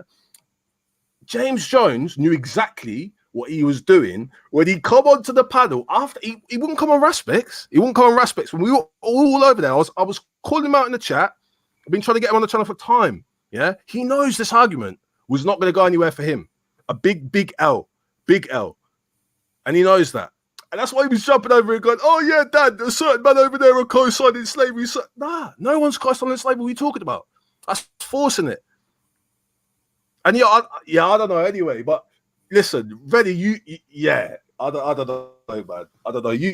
I think you know what happened just then anyway with the over 16, under 16 thing, because Lady Divine had to point out as well. She said, yeah, kids who are 13 get sent cunch. I call it grooming still. So I it's know, grooming. Where do you stand on grooming? Yo, where do you stand? Am I allowed to speak now, Dan? Yeah? Are you finished now? Where do you stand on grooming, rude boy? You're on trial. Where do you stand? Let me talk for a second, because a man said a lot of things here that I never said in it. A man said a lot of things that I never said, yeah. And man's trying to flip the whole argument into something different, yeah. There's no time you can rewind all the shows, yeah, that I said youths under 16 are going crunch willingly and rah rah rah. I said youths are going crunch out of their own fucking thing, not any age. And then when I spoke to you now, yeah, because you tried to get technical, yeah, you know what I was talking about when I was talking about youths. I weren't talking about fucking 12-year-olds, 13-year-olds, or youths that can't make a decision. Yeah, you knew the age, so I specified the age. See, again, I'll go on mute again so you can talk again, yeah? I'll go on mute again so you can finish talking again. You do your thing, man. Big up, bro. But I'll go on mute again so you can finish talking again. Because every time I go to clarify my point... I'm going to jump back in still. Yeah, every time I go to clarify my point, again, what happens? Man just comes in and starts getting emotional, cuz. Because man knows that man's lying, fam. I ain't got to lie or nothing, cuz. The shows are up. You can rewind them, remix them, and all that shit, bro. You get me? So, a man can lie and say whatever he wants, bro. But you can never find no clip of me saying, it's cool for you to go country. I never said that. I never even said it was a good thing. I said, wait, listen, let me finish my point though, yeah, because a man said a lot, you know. He basically said, yeah, that I was co-signing man to take 13-year-old and 14-year-old youths to go country, yeah, when I never said that at all. That's a lie, yeah. So I don't know where that evidence is, yeah. And then A man said that I said that youths are earning 80 grand a year in Crunch. I never said that. I said certain men are driving 80 grand cars and taking youths to Crunch, bro. That don't seem like no slavery to me. Yeah, that's what I said. I said right now. I said today. It sounds like you're saying and nothing with that, and this is where your moral compass will come in, bro. Bro, I have to be real. I have to be real. Let me tell you. That's fake. Nah, man, that's fake. Benny, how are you going to say that's fake? You know why that's fake? Yeah? Allow it, Benny. Why that's fake. Allow it, Let me explain why that's fake. God, let me explain them, man. Go because on. like you don't just want to try and catch little bits here without actually trying to understand what man's even saying. I'm gonna So after all that, I said, yo, I ain't even co-signing no one taking no one Crunch, because obviously it's a bad thing. You get me? I ain't co-signing no one taking no one to sell drugs, but I'm saying that it's not slavery. That's what I said. It's not slavery. If you're not being forced against your will, if you're running behind someone, and it's a bad decision that you're making, that's different. That's a bad decision. Yeah, you're making a choice to go. You get me? You might see my man and feel like, I want to be like him, innit? Yes, I want to get dough like him. I'm going to try. Benny, I want you to make a good argument. Stay on mute, bro. Stay on mute, man. Because it's like every time he was talking, I muted myself. Even though it's supposed to be a conversation, you didn't want to have a conversation. You just wanted to have a monologue. You get me? You didn't want to have a conversation because you just wanted to have a monologue. You get me? And try and strawman the thing. So obviously, that's I'm not true. To make the stillman back as it was. You get me? Like I was saying. So after all that, when I was saying, you are driving fucking big whips here and got big boy watches and going Crunch and doing this, that, and the other. I'm not saying it's a good thing or man should be doing that. I still said even though there are youths, I'm just saying that it's not slavery. That's what I said. If anyone's being taken against their will and forced them whatever, that modern day slavery act here, that's different, bro. Like that's not what we was talking about. We was talking about. It was what we were talking about. Hold on, let me finish. I'm not finished yet. We was talking about. I was talking about willing participants that run up behind the brothers to go Crunch, not the youth that's being taken against their will. Yeah. So you think I would have been talking about kids who willingly over the age of 16 go Crunch? You think I'm talking about them kids? You think they're the kids I'm talking about? You think they're the kids? You think they're the kids who have been legislated for under the Modern Slavery Act? No, that's not what I said. I never said. If I'm talking about the Modern Day Slavery Act, I'm talking about the kids who are affected by it and who fall under the remit of the legislation. How are you telling me it doesn't apply? You can't remix the law, Benny. You can't do that. Who's remixing the law? I said what I was talking about, and then you started to talk about this Modern Day Slavery Act. Oh, you a guy Crunch, it's Modern Day Slavery Act. You didn't say Benny, that was my first point. That was my first point when I jumped on. That was your first point when you jumped on here today. Yeah. When you was on the lines then and you was fucking flashing the thing, talking about imagine forget about that point anyway, But when you was on the lines then, when you was on the lines then, flashing the thing on the screen that was saying county lines is equivalent to modern day slavery. That's when I said no, it's not, because that's not the same. Yeah, but Vedi, now you're arguing with legislation. That's all you're doing. Now, how am I arguing with legislation? Because you're saying that by the definition of the Modern Slavery Act, that's not slavery. I'm saying, bro, I'm talking about is. So wait, did I say that taking a youth against his will to do whatever? But you're talking a lot about what you said. I said, and he's not modern day slavery. What are you talking about, man? You're just making stuff up, bro. No, but I'm not making anything up, Benny. You are. Instead, you're making stuff up, cuz, man. You can't get no W's around here, bro. You gotta chill out and do what you do around there. Benny. Yeah, you can't get around this. That's what I'm saying, Benny. That's dumb. You might, what you might as well do, No, but Benny, it's dumb. You don't make a line of questioning. Benny. It's dumb. You're just being emotional, cuz. It's like you can't get that W. I'm being emotional. You just have to chill out, B. You get me? That's what I'm saying. Man, are talking about wins and losses, bro. That's how you know. And wash off your heart, cuz. Because you need to chill and relax for a bit. My heart's clean, bro. Yo, next customer. Benny, I'm calm as well. Yeah, we want the next customer, man. All right. Then in the next customer. So, Benny, you haven't actually. This customer ain't finished. It ain't finished, Benny. I don't know if you think you've won this. You think you've won it. You need a new prosecution, TV. Yeah. It's not done. Shit, bro. It's not done, Benny. Making stuff up, bro. It's like you came and made stuff up, and then I'm not even gonna lie. This whole win-loss thing is just getting ridiculous. Benny, I haven't. Yeah, man, chill out, bro. No, it's just Benny, you do realise you're the triggered one. You're Benny, G-Block's supposed to be you're the triggered one here, here. and like people are just getting like tripped up on like stupid things. It's like it's not even that deep what you guys are talking about. Fam, trust me. Like, it's not even that deep. Do you know what that? Respect, jump on, man, because it's going to come like our buddy remembering one part of this argument. I did call you a snitch, and I called anyone that's trying to fucking just inform a man for no reason. That's snitching, bro. What, you telling me that's not snitching, bro? In a debate.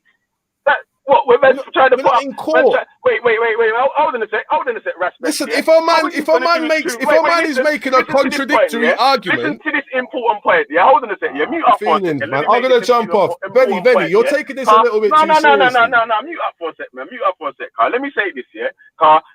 I'll be back, man. Later on, Benny. Listen. Yeah.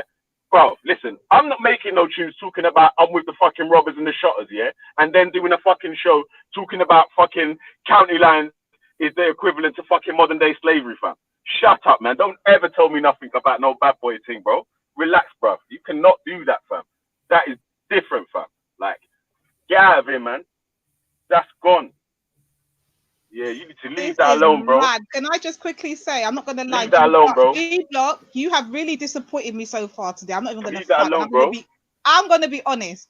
All day G-Block's been on trial, yeah, and I've been trying to get you lot, yeah. You lot ain't standing for nothing. You're not saying Lady Divine, nothing. Stop talking rubbish, man. I've been telling you exactly what I've been standing on. You got one man missing. Stop fronting, Ultra. Ultra, you didn't even want to answer your bad. We're actually busy people as well, man. And now, Lady Divine, all afternoon, I literally told you exactly what I stand on. I gave you the link, and all now I bet you ain't read it. You're on frigging trial and you lot can't take your beatings. Like, what kind of man up? What are you talking about? Woman, go make me a sandwich. Man up, man. We can't defend lies, bro. What are we supposed to do? When someone lies, yeah, what do you want us to do? Like, what do you want us to do? That's what you're supposed to stand there and just accept man's lie. That's a lie, bro. Got one question. Lie, bro. We're not supposed to accept that, man. You get me? I got one question, yeah. You see when I've got the show up right now as well. Yeah.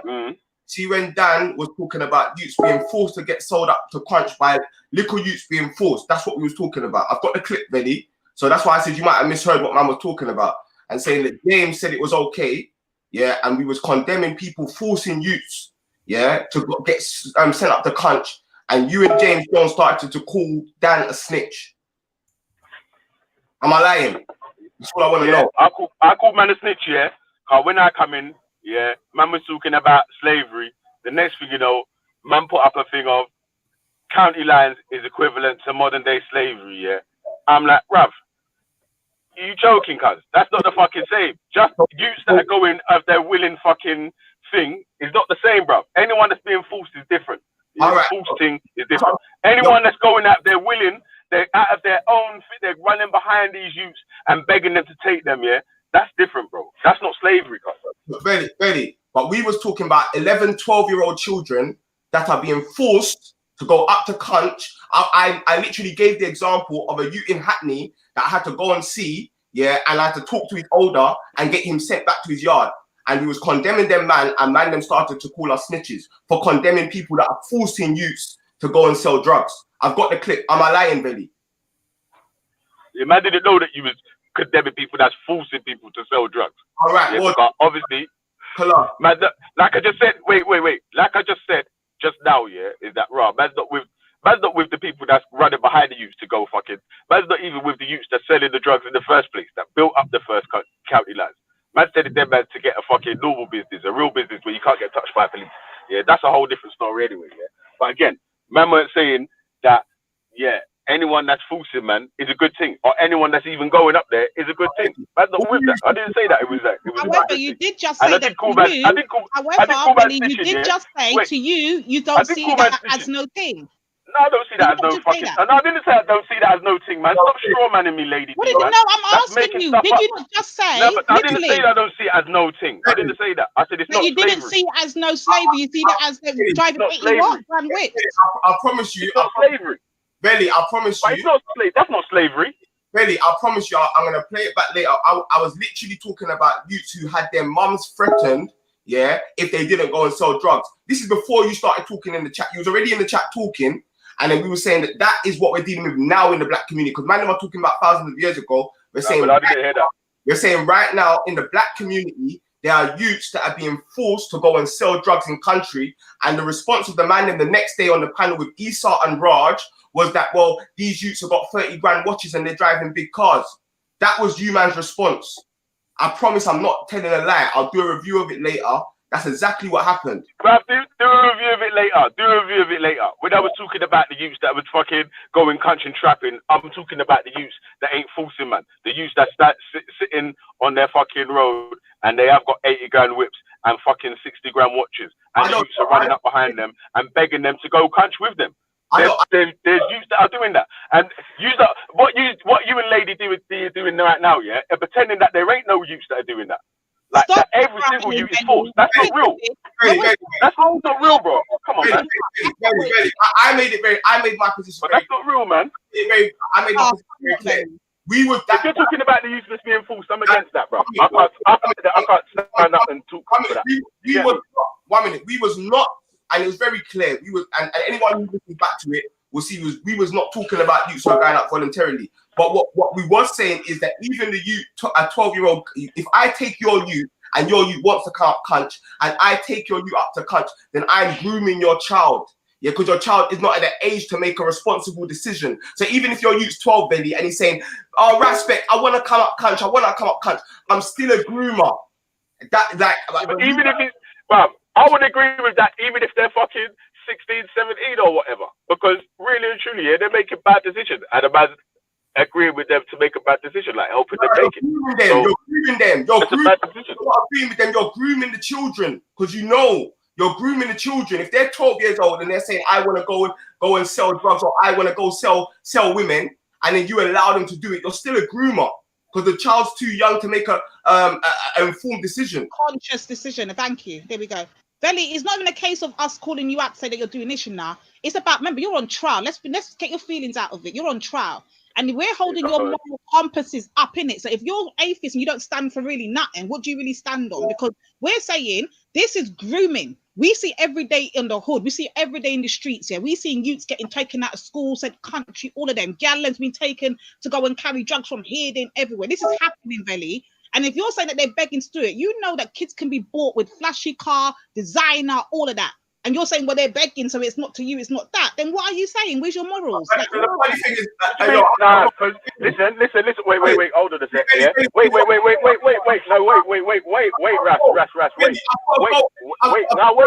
because I need to answer Lady D's point right there, yeah?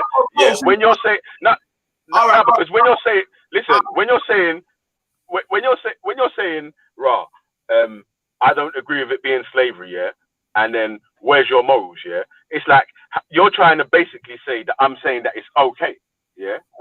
So you've missed out the part where I said it's not okay and they shouldn't be doing it, yeah? You're saying that you're going to miss out all that, yeah? And then carry on with saying, oh, where's your morals? And rah. How does that even make sense? Really, I can't that make sense. It's the same way when a man buns sub-Saharan slave trade, like the man them do the same thing, you get me? But like, what my main point is that when we were talking originally, we're talking about something where people are being forced to do something against their will. So that's slavery. Anytime you're forced to do something against your will, that's slavery. Simple, innit? You know what I'm saying? And that's exactly what we was talking about. We wasn't even talking about youths who are going out voluntarily. But then when the man them changed the thing to youths voluntarily, we still said that was grooming. But the thing is, this wasn't even your argument, Betty. Dan was getting on to James Jones because James Jones said it was okay. He was okay with youths selling drugs up in country, 12-year-old, 13-year-old. And Belly, Dan started to get onto James Jones, and then you and James Jones started to call Dan a snitch. And I say straight, bro, if you're a paedophile in the community, if you're a rapist in the community, or if you're a groomer of children in the community, there's no such thing as snitching on these people. Yeah, because end of the day, like, man's against that. You get me? I'll go out to all the gangs right now and ban every fucking man on the block that's sending youths up to Cunch. I've been doing that. Like, it's not a snitching thing. Man's been banning man who are sending youths out there, fam. Whether it's your youth, whether it's whether it's M.A. Brown, it don't matter whose youth it is. It's wrong. Man's not going to say, oh, well, the youths them have got 30 grand watches. Man's just going to condemn it straight out. Man's not going to make no excuses. But I've got workers in the background. Who made the excuses? No one ever made no excuses. I actually yeah, but no. Hold on. Because I need to answer one. Wait. I need to answer one person at a time in here. Yeah, because obviously, yeah, I got to answer each prosecutor at a time. Yeah, so let's take a gap between each one. Yeah, you can't go in together. Yeah, all right. So again, it's like man's gonna miss out all the parts where man said, bro, man shouldn't be doing that. Man's against that, and the youths are making bad decisions. Yeah, to say, saying that you've got 30 grand watch on and a 50 grand whip. Yeah, to say that is condemning it. That make sense, bro. Really, I promise you on my life, in the clip where you was breaking it down to Kia Issa, yeah, and Raj what countries, nobody condemned it. The only thing you man said was the youths them are getting 30 grand watches. You didn't even condemn the grooming side. I promise you, Belly. Belly, I promise you, when I play the clip later, not at one point did you or James Jones condemn it. All you did is say the youths have got 30 grand watches. When you was talking to Shia Issa, yeah, and explaining to him what country was, nobody condemned it. All you did is say that Dan's making a wrong equation and youths are making money up in cunt. That's all you said, Belly. I promise you. Like, you did not condemn it. Neither did James Jones. You was calling the man them snitches for fucking condemning people who are sending our youth to sell drugs, and you was calling us snitches. But anyway, I've got to go, yeah? But like, I'll play it later, and I promise you, I'm not telling one lie. I just listened to it before I came on here, just so I knew I wasn't wrong. Yeah? I listened to it. I know what took place. I never heard the actual initial argument or whatever, but I will listen to it. And Belly, I'm not going to lie. If it comes to find out, because we know Raspet can remix it, I'm not going to front, yeah? But if I come to find out, yeah, that you actually didn't even say that, and then you kind of just brushed it off with, well, they're driving whips or whatever, you know I'm coming to bun you out though, Belly. You know you're on trial, innit? You can bun as much far as you want, man. But like you're trying to say, fam. Again, when I was talking about the youths, yeah, that's got the actual crunch line, yeah, that's sending the fucking youths in there or whatever, yeah. I'm talking about them, innit? Like, right, that youth's got so and so. So these youths are gonna be running up behind my man, like, please take me, because I fucking want to get the watch, I want to get the car, I want to get the trainers, I want to live your life. You get me? I want to be you. Of course, that's why they're following. You get me? Man's not saying that it's good. The man's not saying that it's a good thing for the youth to do. Man's just saying that's what's happening.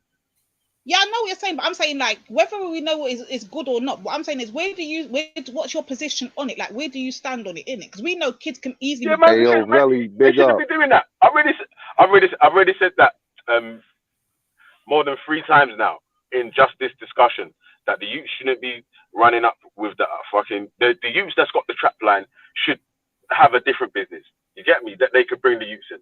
If they had a real business, yeah, that was really legal, yeah, that they could bring the youths in, obviously that's going to be much better. Then the police can't touch them. All they need to do is pay their tax and do good business. You know what I'm saying? They've already got the framework in Fingerbop. They know how to do to work whatever they just need to transfer their business skills to something else. You get me? That's what I'm saying. I'm saying that I'm not telling the youths them to go and sell drugs or nothing like that, or even to follow against behind the youths that's selling drugs or whatever. But what I am saying, yeah, is that the youths that are willingly go into country, like I said on the first time, yeah, the youths that are willingly go to country, yeah, that's not slavery, bro. Like, how bad it is, whatever, everyone might want to ban it out, and it's fuckeries and so on, but it's not slavery though. Like, the youth that's being forced, yeah, that's a different thing. Yeah, the youth that's being forced, if you're being kidnapped from your school and man's bungling you in the car, taking you to this place, that place, oh, that's different, isn't it? Yeah, that's not your choice. But when you're begging the brothers to take you, and then you're jumping on train or in man's Valley, hustling, man. But that's different, bro. That's different, man. that's you making bad decisions, innit? Because of poverty and other effects, innit? You know what I'm saying? That like, mainly because of poverty, innit? Yeah, but fucking again, like men's not saying it's a good thing. Yeah, so I'm just saying that was the actual argument about slavery or was it about grooming? Because I don't know what it comes. Yeah, no, the argument was about basically, what it was, was that true. Russ had to do his thing when we was talking about the Islamic slave trade, and it didn't come off that well, It's like since then, man, you've been trying to fucking find ways to justify or to try and make the other man them have to say shit that looks like he's justifying some form of slavery. So it's see, you justify slavery as well, you get me? And it's not that, cuz no one's not justifying it. No one's not saying it's a good thing. Right. And no one's not saying that it should happen. I'm out of it. Yeah, I'm on it. Yeah, if it's point scoring ego, allow me. No. Lady D. Do yourself the fairness favor, and review the thing yourself so you can see for your own self. You've not heard from anyone else. You've seen with your own eyes. You get me? Again, and if I am wrong, if because like I was saying, I weren't saying that it was a good thing or whatnot, So I don't feel like I should be in a position where I'm in the wrong for saying that you should be going country or Israel. I'm just saying that when man are saying that the willing youths that are on this thing. Yo, Valley, what's good? Comparing that to slavery, nah, man, that's not the same, bro. Okay, go on. At the end of the week, there'll be a conclusion in it, so we'll see how this all pans out. Yo, Valley, why you sounding vexed, man? No, I ain't vexed, man. Big up yourself, I ain't vexed, man. You know what it is, Like I'm saying, it's when you know what, when I'm talking there or whatever, it's man's into the conversation, innit? Like, so man might even sound vexed or whatever, but man ain't really vexed or nothing. You get me? Like, when the tone gets lowered and no one's not having to shout over each other, I'm not shouting still and nah, you have to, and you get me? So man, man's not vexed, man. Yo, Valley, what's the topic, man? I hear somebody. You get me? What do you mean? What's the topic? G Block is on trial. We're one man down. One of the holy son, whatever the hell he is, unholy son, is not even showed up today for his beating. Veli's up here going back and forth about some point scoring thing, and Moist Ultra is silent. Like, what for G Block today? Like, what's going on? Shout out to the G Block. Hey, listen, Is there anyone else that wants to ask any more questions, Because I got Dan in the back here. He wants to come and pepper some bullets. You got me? So let's let Dan in so he can bust his gun. You got me? Go on, I'll jump. Bust his gun, man. Let me send him back. I know. Look up people. We send out hell. They never kill nobody yet. Lie them out. Go on chatting on them brains. You hear me? Them can't test cars. Yo, Veli, you can't sell. Listen, atheists can't sell no one hell. You know that. You don't believe in hell. So I know. Look up people. We send. So you're gonna have to work out a new place to send me, bro, because I don't know about all that. Bro. Yeah, you're gonna have to send me to Misrepresentation City. Yeah, bro. You're gonna get a gunshot in your brain cell, bro. You're gonna have to send me to. You're gonna have to send it around the straw man city. No, man, I got 50 cows waiting here for James Jones. This is what I'm saying. You caught a little deflection. You caught a little flack. You caught a little in and out. Dan, listen to this, But it's the thing, Veli. That's right. The argument that I had was James Jones, and it's the thing. You stepped in the way. And that's what I'm saying. You didn't even really know what James was arguing for. For when I called out an argument that I'd had with James in private, and I mentioned that, you didn't know what we were talking about. So what Raspek said just then was 100% correct. We're not talking about the kids. But that's because I was thinking, why would man be calling man a snitch or whatever? And that's what it was for. Because it's like, right, how are you bringing out an argument that you have had in private onto some live show? Like, because well, what do you mean? Snitching, fam. It's like, right, man, I can't really talk to man in private about nothing. Benny, if you tell me in private that you believe in God, and then you're on a stream talking the most about you don't believe in God, I'm gonna be like, yo, hold on, bro. Didn't you have a conversation with what you said you believed in God? That's it, bro. No, but that's it popped into my head natural like that. I'm thinking, how's my man talking this hard about There's no criminal implications in me believing in God. No, hold or on, not Veli, believing in Veli, God. one sec. Lady D, I think you're hearing what I'm getting at now, Lady D, yeah? The discussion I had was with James Jones, yeah? James Jones knows I'm not talking about none of the grown, mature, the older heads on the block who said, no, I ain't finished, Veli. You're cutting me off again, bro. I gotta hear him. Let him finish. We were never talking about that. That's snitchy, though, man. This private convo into public thing, that's snitchy, fam. If I find out James Jones believes in God, he's allow getting me to talk about snitchy or what. I'm gonna mute my mic, innit? You're doing a little bit too much to defend a conversation in a manner you don't really know that well. I had a conversation with James, yeah, and then I hear James doing the most on the other side of the fence. So I'm like, oh, hold on, bro, this don't make sense. From what I know, you said you agree, at least on paper, in principle, some way, with Utes going cunch. And this is the thing, I was having a whole argument with him about grooming, yeah? And me saying, in my opinion, all them groomers, whether you're grooming someone to go and do some sexual thing, or you're grooming kids to go and do some criminality up in cunch, that's nonsense to me, bro. And that's what me and Pat were saying. Hey, James, one sec, guy, one sec, hold up, 2 seconds. Me and Pat had that argument, yeah? And James was on the other side firmly. And it was only when I realized, hold on. This is the Modern Slave Act. So how can a man who's talking about he's against all forms of slavery, how can he co-sign a particular form, a modern form of slavery? That's it. That's the point that I made. Yeah. We haven't got to get into any details about switching or whatever. No. A man can't say one thing offline. A man, hold on. I'm still not. I'm talking to Lady D, and I'm saying a man can't say one thing offline and then hold another position online like it's cool. Nah, you call that out. That's disingenuous. That's the reason I've been circling. I've been circling. Oh, I still finished. All right, when you're finished, let me know. Don't worry, you go for. I forgot what I was going to say. Yes, but even if he agreed in private to something that he can disagree with later on, he can change his mind. He can just say, "Well, I disagree with it now. Now I found out that it's that bad. I disagree with it." Now what? Yeah, so let him say that. But he hasn't said that. Then, on the other hand, though, Veli, but then if you're going to do that, then be honest with it. Stand in what you're saying in it. Don't try to give one impression on one place and then a whole other. That's fuckery. That is immoral. You have no morals now. Let's be honest. Who?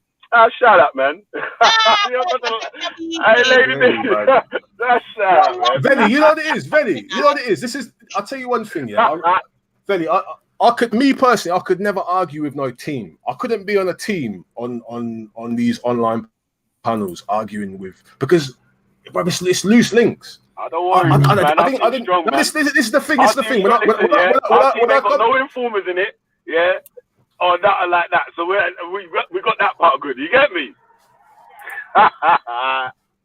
But I don't know about that. And hold on, you're talking about private information that's been let off. James Jones was the first man, to release private information about me that he knew on a stream, and you were on that same stream, Veli. So you just call it a tit for tat. James Jones. Yeah, I'm back. He released private information about you. Moist. Yeah, you know that as well. You know that as well. Yeah, I'm not gonna lie. Releasing personal information online, I don't. Yes, Veli, you were on the panel with Dave. You were on the panel with. One sec. You were on the panel with Dave Swift that night. You remember the same night it happened. You do. I know you remember what I'm talking about. So anyway, that's cool. So I ain't done nothing like that. I ain't brought up no personal information about James. No nothing. I've just said, hold on, wait, bruv. You said this one thing in the conversation. I'm not even thinking about this as online, offline. A man's had a conversation with me and told me one thing, and made it out like he holds one position on something, and then online he's done a thing like no, slavery's bad. So I'm like, hold on, bro, Modern Slave Act. What are you saying about that? And he still had no argument with me. And that's what I'm saying. You jumped on to defend him. That's cool. You can defend him if you want, but you have to make sure you fought out the argument. And you can't. You're not psychic. You don't know what I'm thinking, and you don't know what James is thinking. I gave you the answer to his argument already. If he agreed with something that's abhorrent, and he finds out that it's fuckeries, he can disagree with it. Because now I found out the information and it's fuckeries, I disagree with it. Now what? So is that a win? Is that a win? Or is that an L for someone? Well, he ain't said that yet. So How it's Benny, I'm not even on to do no wins and losses thing, you know. I'm not on here for that. And wait. But this is what I'm saying, yeah. Because but differently, yeah. How is changing your mind at L? I'm not dealing with wins and losses, you know. I'm just saying. Now you're not dealing with wins and losses, yeah. No, because listen, Benny. Benny, let me just I'll break it down like this, yeah. The biggest wins I've taken on no, listen. The biggest wins I've taken on YouTube have meant fuck all, bro. Yeah. How many times have I smashed Ralph in a debate and he's still moving forward with his patriotic alternative political party? Yeah. Man think they shut down Ralph. Oh, I took the win against Ralph. Ralph's got millions in the bank and he's running a political party. Who's really taking a win against Ralph? You think you take wins online? You think these wins mean anything? What, you're going to take a win on G Block and a man's going to like drop his Islam or no? It's not going to happen, man. People they get rigid in their positions. So all I'm saying is, before man get too rigid in this position of co-signing something just because, you have to think it through and be like, yo, hold on, there's grooming involved in this. Yeah, we know that. Dan, your fucking Tampax is leaking, bro. Trust me. Disrespect, man. Benny, I'm not in here for this, bro. I'm not in here for no drama. I'm on here to. Yeah, because you're bitching, bro. You're like, oh, I don't care. I'm not bitching, man. Benny, I'm not. No, because Benny, you know what he was talking about. And then now you're trying to take the moral high ground. It's like, bro, you're in Tampax mode, man. Benny, the title of your stream is "How Are G Block Morals Measured?" I'm not taking any moral high ground. I'm asking how you measure the morals that lead you to think that. I don't know what your argument was at the start. You've changed it. What argument? What argument? So are you now acknowledging that modern slavery is immoral? When did I say it was? When actually, you find the clip of me saying modern day slavery is not moral. Because just now. I haven't finished. Bro. Modern day slavery. I've just said, Veli, I don't even know if you agree with the point that I made about this form of slavery being slavery. You just said it wasn't slavery. Yeah, is it slavery? Is it slavery or not? Look at that, Dan. Look who's here. No. Wait, Lady D, hold on, yeah. Dan, are you trying to say, yeah, that what I said when I was talking about the willing participants that are going country, yeah, are you saying that that's part of the Modern Slavery Act? Or are you saying that the forced people that you were talking about, that I didn't even know that you were talking about, now that you've brought it to light and said, brought all the different, you've read out the thing fully and said this, that, and the other. Now, but you're talking about examples. You're talking about examples. I'm talking about the legislation. So I'm saying that the legislation applies, and here are certain contexts where the legislation would apply legally. And you can go and look at some of the cases that have already run. So a 16-year-old. Hold on, MA. You know what I'm saying. Let MA try and go through. Let me come true. So wait, hold on. Wait, let me give my answer, man. As man just steamrolling, dash me out the side, so I can't even give you answer. You asked the question. So he's giving you the answer. We just gave you the answer. So I gave one answer. He's giving the other part of the answer. What question did I ask? I asked you, find a clip of me co-signing modern day slavery. That's what I said. No. What you just said. That's what I fucking said. Are you saying no? That's not what you just said. What I said. No, what you just said. That was my first question. Because you said, Benny, calm down a bit, man. Benny, calm down. Bro, it's hard. It's hard talking. It's hard having a conversation with you right now, bro. I don't know what's going on. Yeah, but it's what's going on is G Block's on trial and they're being analysed. Their morals have been put up for question. James Jones, talk up the things. Wagwan for you. Yeah, so James Jones. The funny thing is, Lady Divine, you were siding with somebody who didn't understand what childhood drama was. So your morals need to go on trial. The point is you're on trial, isn't it? I don't know the previous argument. The point is you're on trial. The point is, whether we're on trial or not, that doesn't mean you have to abandon your humanity to I don't know what the past argument is, and you're making it moral. You're making a stupid argument right now. I don't even know how it all started. All I know is you're on trial now, and James has got a lot to answer for. James, of course we're on trial. That's the whole point of the show. But what I'm saying is, in order to score points, you were siding with somebody who had to ask, what is the problem with early childhood trauma? Just to make a point, Lady Divine. You abandoned your humanity for the sake of making a point. Let that sink in. Yo, welcome, James Brown. Come through with your. What's this childhood trauma? What's going on with childhood trauma? One sec, Lady D. Before MA Brown forgets, what was your point about the 16-year-old? You give an example there. Simple, like, because I still don't understand what the answer is to the question, to your question. So a 15-year-old is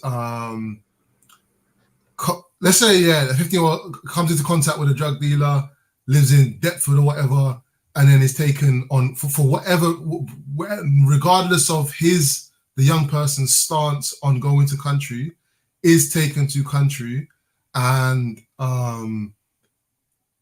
is put to work, right?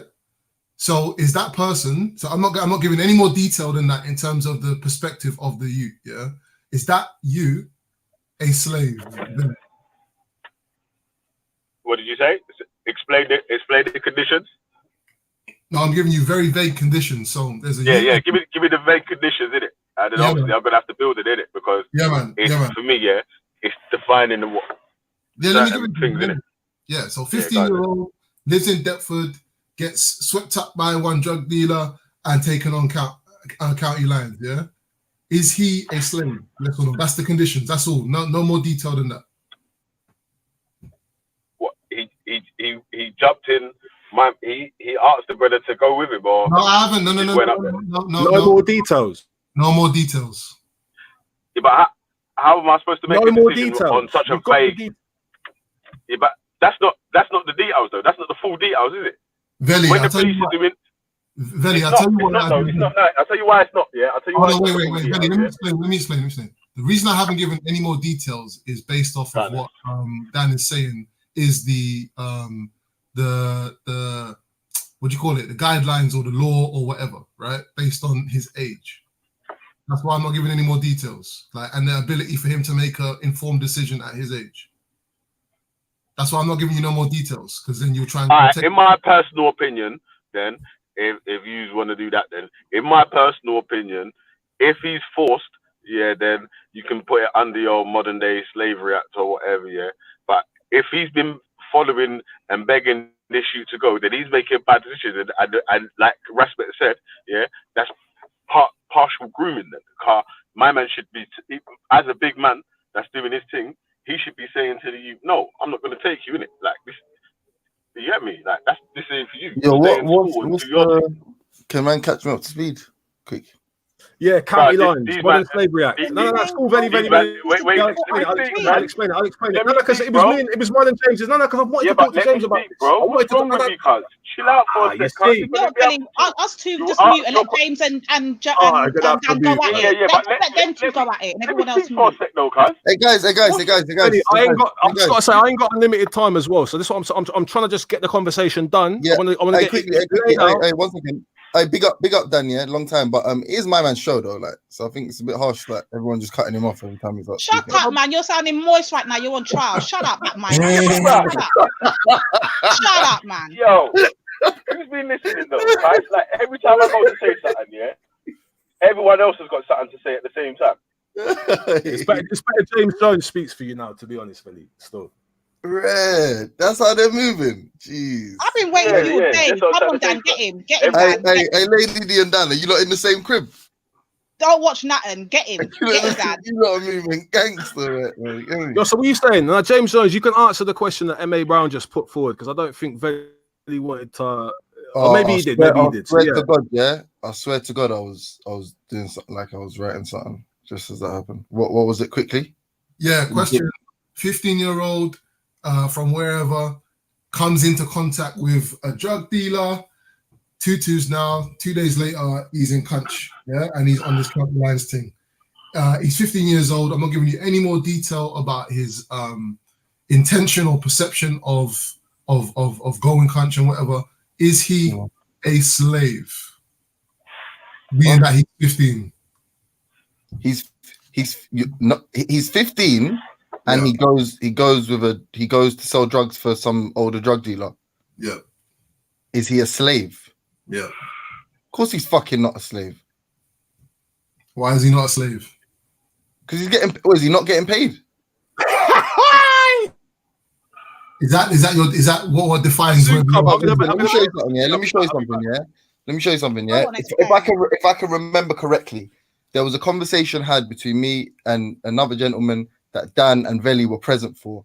The other gentleman's argument was that it was noncing and that he sees it as the same as noncing, i.e., you know, people preying on children for sexual gratification is the same as people using children, which is what they are doing. They're manipulating them, using children to make money.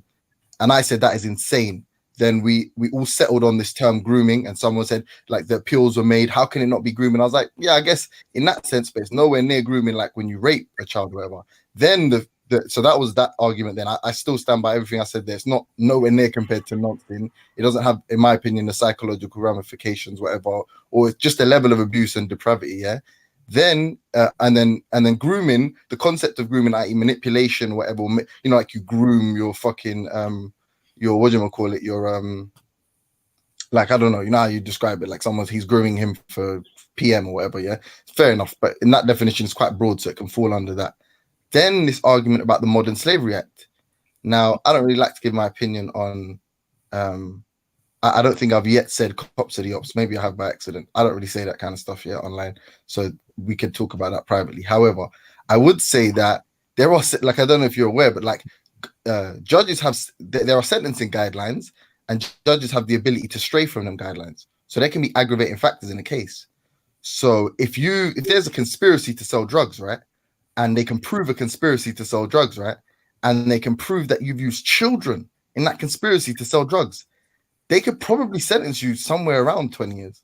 They could probably do that, right? And the judge has recourse for it. A judge can appeal, a prosecutor can appeal a conviction, you know that. So you could get a less sentence, and the prosecutor can go, no, take it to another judge. You talk about people who send use, cunts, or you talk about the kids who get caught up. Can you let me finish?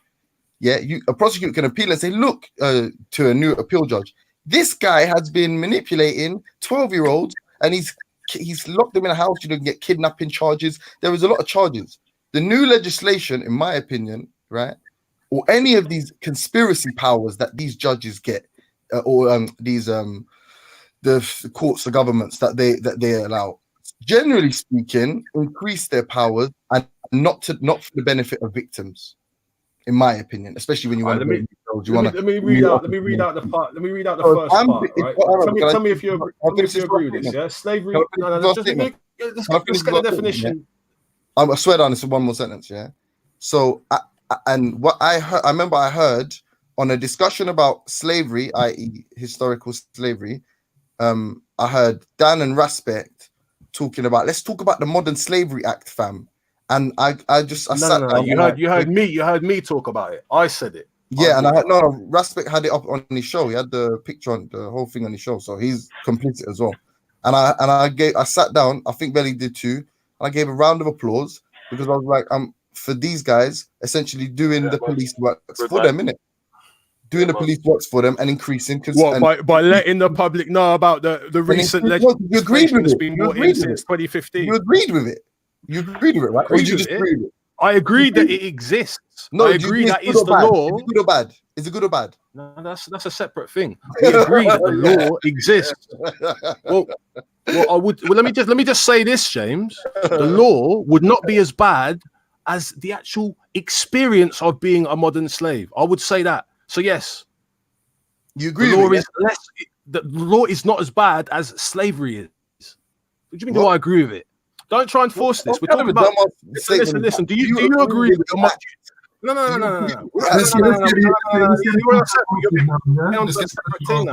I know. Hey, is anyone else listening to this? Does the guy agree with it or not? Because you're out here talking shit about us, but do you agree with it or not? Listen, we're not talking about agree with it. It exists. What the fuck is that got to do with anything? I disagree with increased conspiracy sentencing powers. Do you agree? We're talking about conspiracy. We're talking about the Modern Slave Act. Have you read it? Have you read the Modern Slave Act? No, because if you're arrested 15-year-old kid now, irrespective of his volition, I just asked you a question. They're going to say that you enslaved that child. you agree with that? I just asked you a question. Hold on one second. I just asked you a question. No, I asked you the question first. Do you agree with that? Yeah, but the question before I forget and before I realise that you switched the question around. Do you agree with it or not? Okay, so you're going to do this again. Have you read the Modern Slave Act first? And I don't think you have, right? Briefly. That's the first thing. That day you did it. I briefly read that woman. Okay, so the first part, you can read section 1 if you want and tell me if you agree with that. So slavery, servitude, and force. Because you're not asking what I agree with. So let me read out. Yeah, cool. Let me read it out so that we can understand what we're talking about. Do we all agree with this definition of slavery? Firstly, yeah, because this is part 1 of the act. Let's not talk about do I agree with it. Yeah, I petitioned, I lobbied to get this into Parliament myself, James. What are you talking about? Slavery, servitude, and forced or compulsory labor.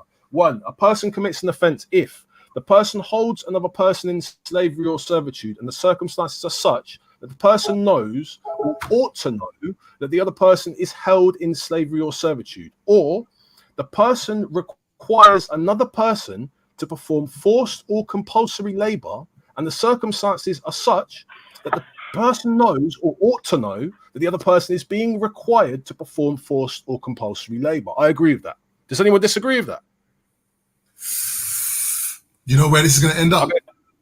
Yeah, you know it, everybody. All right, cool. So 2, in subsection 1, the reference is to holding a person in slavery or servitude. Wait, hold on. Can I answer that? Is that legal now, yeah? Hold on. Is that legal?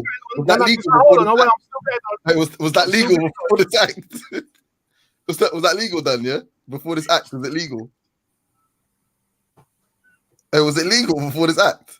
Is holding someone against their will and forcing them to work for free, is that legal? I haven't finished reading, but you're on this giggling. Does anybody disagree with that? I'm going to read that subsection 2. Look at the moral grandstanding. Like, of course, no one has to agree with it. Luckily for us, it's illegal. Bruv, you literally agree with kids getting sent to cunts. You can't chat to me about this. What I told him, he said I agree. You literally agree, and no, don't do this. In subsection 1, the references to holding a person in slavery or servitude or requiring a person to perform forced compulsory labor are to be construed in accordance with Article 4 of the Human Rights Convention. Do you agree with the Human Rights Convention, James? Yeah. Okay, cool. So are we currently in line with the G Block morals? Are you adhere to the Human Rights Act? So you wouldn't do anything to violate that, or you wouldn't co-sign any behavior that would put someone in violation. I might do. Okay, cool. So I'm just checking that you agree with the G Block morals. Yeah, no, hey.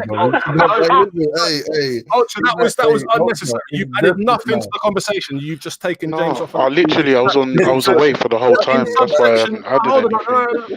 But you said the G Block morals, and I wasn't sure what you meant. I'm following along, Dan.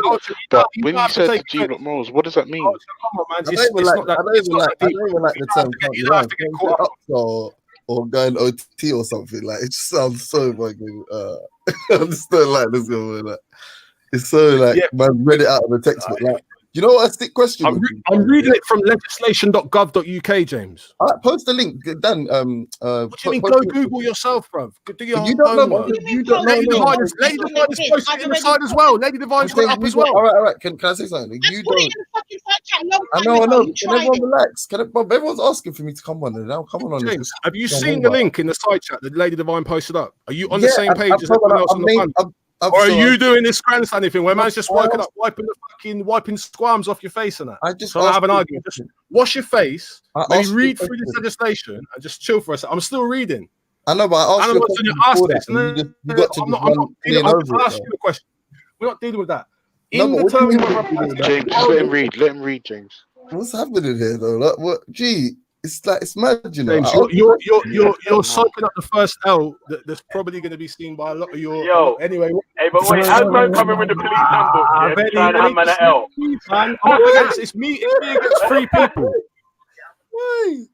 What do you mean you against 3 people? What's all this, Dan? What are you talking about? Man's got the police handbook talking about L. Lady D, I'm gonna go on mute. Hey, why does it always get like that? Don't go on mute, because what I'm noticing is going on. There's a lot of dancing and shuffling going on. Can I ask? Like, cool. I'll go on mute.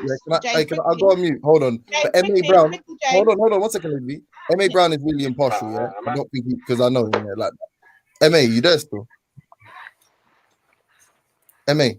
Yeah. I'm here. Yeah, before this, is it Ikra? Before the recitation, yeah, or whatever Dan's reading. Did I ask a question that didn't get answered? I just want to double check before I go on mute. I can't even remember, to be honest. Belly, did I ask a question that didn't get answered? Yeah, did I ask a question that didn't get answered? Oh, it was. Was this legal? Agree with was the it law? ever legal? Was it legal before that legislation was made? That was a mid question. He definitely won't answer that because it was rhetorical. But the first one was, I asked before we get underway, before you read anything, do you agree with it? Is everything you're telling us something you agree with? Do you agree with the institution of the installing of this legislation? It's a fair question, I feel like.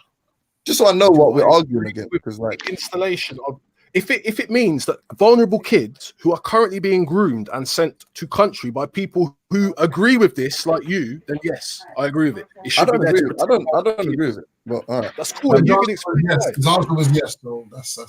Okay, so you can explain why. Yeah. Hold on. And then, guys, when he's finished reading, ask him the question because he told me to go. No, I'm something. Done, man. You can read yourself. Oh, okay. And then the second question would be: is all of that stuff legal? Yeah, is all of that stuff that's in it legal now? Is it illegal? Like, can you take someone and force them to do work and imprison them? Is that legal? Is that legal then? Is that legal before the legislation or not? Oh, seeing as he's gone on mute. I'm just finding this a bit of a mad thing that you lot are on trial and James look, we heard you ain't even let me finish the sentence though. This is the joke of it all. You're not even letting me complete the sentence. What I'm trying to say to you is, James, you are allowed 9 times out of 10 when you lot having your panel shows, notice what you lot do. You lot have everybody else on trial. You lot have the Muslims, everybody got the spiritualists, everybody goes on trial. Now it's the one time you lot are on trial. You're bitching, moaning, dancing around, laughing like what? I just like to be Lady Divine. Are you on the same panel as us? Yeah, hold on, Ultra. Yes, I am, and I've been all morning. I've been trying to hold you lot to something all day. All right, Lady D, man, Lady D, can you just compartmentalize the emotions for 1 minute? Yeah, no disrespect, but this is the logic. The argument is being made that we agree with it. I can say categorically, even in the first argument we had, if Pat was about, he could agree. I don't agree that it's right. I agree that it's grooming. I definitely don't agree that it's nonsense. Under no circumstances is it nonsense or compared to nonsense. So that's what my position is. I feel like Veli had the same. What we did say is you can't compare it to slavery. You can't insert something like modern slavery or quote unquote, going OT or sending a UOT to the slavery we were talking about, which is historical slavery. We couldn't compare. I still can't. And then with this Modern Slavery Act, anybody that knows probably a good thing. You're not one of the people writing this legislation, James. Yeah. And never write this. Listen, this is a clinching piece because I don't know. I heard someone say something about snitching. This is a clinching piece of information. Yeah. Any addition to police conspiracy, because like people know that now it's just you was with somebody, you was on that person's phone, or you had a phone conversation with that person. Or you were with them for 1 day in their interactions, and now you're part of a conspiracy. And they constantly extend these conspiracy powers to the point where they have to at times scale them back because of the amount of people that are getting caught up in things that they don't have. When it comes to stuff like modern slavery, you want to increase sentencing guidelines, but any discerning victim of this situation would say, but everything that's happening is already illegal. Look. Yeah, but wait, let me say something. You see the Human Rights Convention, yeah? That's also used in conjunction with something like this legislation to do that. Okay, exactly. But I don't disagree. This is what I'm trying to say. Like the tenets of something, I don't disagree. The fact that you're pushing a narrative and an agenda, I know why you're doing that, and a lot of the time it's gonna wrap up people that again shouldn't be doing it, yeah, but that are utilizing the use of essentially child labor. Arguably, that's what they're doing. They're saying because they know that kids are going to get less sentences and kids are going to be more desperate to make money, they're going to make it appeal to these kids. And anyone that's got a 15-year-old as their YG, whatever, knows that the rhetoric should be stay in school, right? So taking them to sell drugs is bad. Don't tell me all these situations are kids getting bundled into the back of cars and not. Do you know how fucking hard it is to be in London and to maintain? You're apologizing for modern slavery. Hold on. Now. You know how hard you're apologizing for modern slavery. This is what it sounds like when you. Well, what do you want me to do, bro? You've come in. James, Okay, that's your James, opinion. All right. James, All right, well done. is the argument slavery, modern day slavery, or is it what's happening with the children morally? I'm confused. Like, help me. Well, if it's morally, well, Belly, come here, because I know Oh, what is this modern? No. Hey, yo. Their argument is the modern day slavery act, not no moral standpoint on whether it's wrong, right, or whatever. No, because but every time man said it's wrong, man said it's wrong, man ain't paid attention to that. Man just paying attention to this modern day slavery act. Listen, Vel, that man have tried to lie on you and me, so I would like to hear from your perspective. I say it's morally wrong. Your opinion? It's morally wrong. Halas. So yeah, now we're arguing is it the same as slavery? Ultra. Do we support the government? Remember, you forgot the unholy spirit, bro. Oh, that's stuff for a lot. Go on, Ultra. Yeah, morally wrong. Thank you. Okay, so that's G Block's morals. So if you're talking about do we support the government's legislation? Again, yeah, I'm gonna have to double check because I might have said it by accident. I haven't said cops are the ops, so but I can also firmly say that I don't support this government legislation because I know that the conspiracy powers. If something's already illegal, why do we need to wrap it up in a bow and then target black people?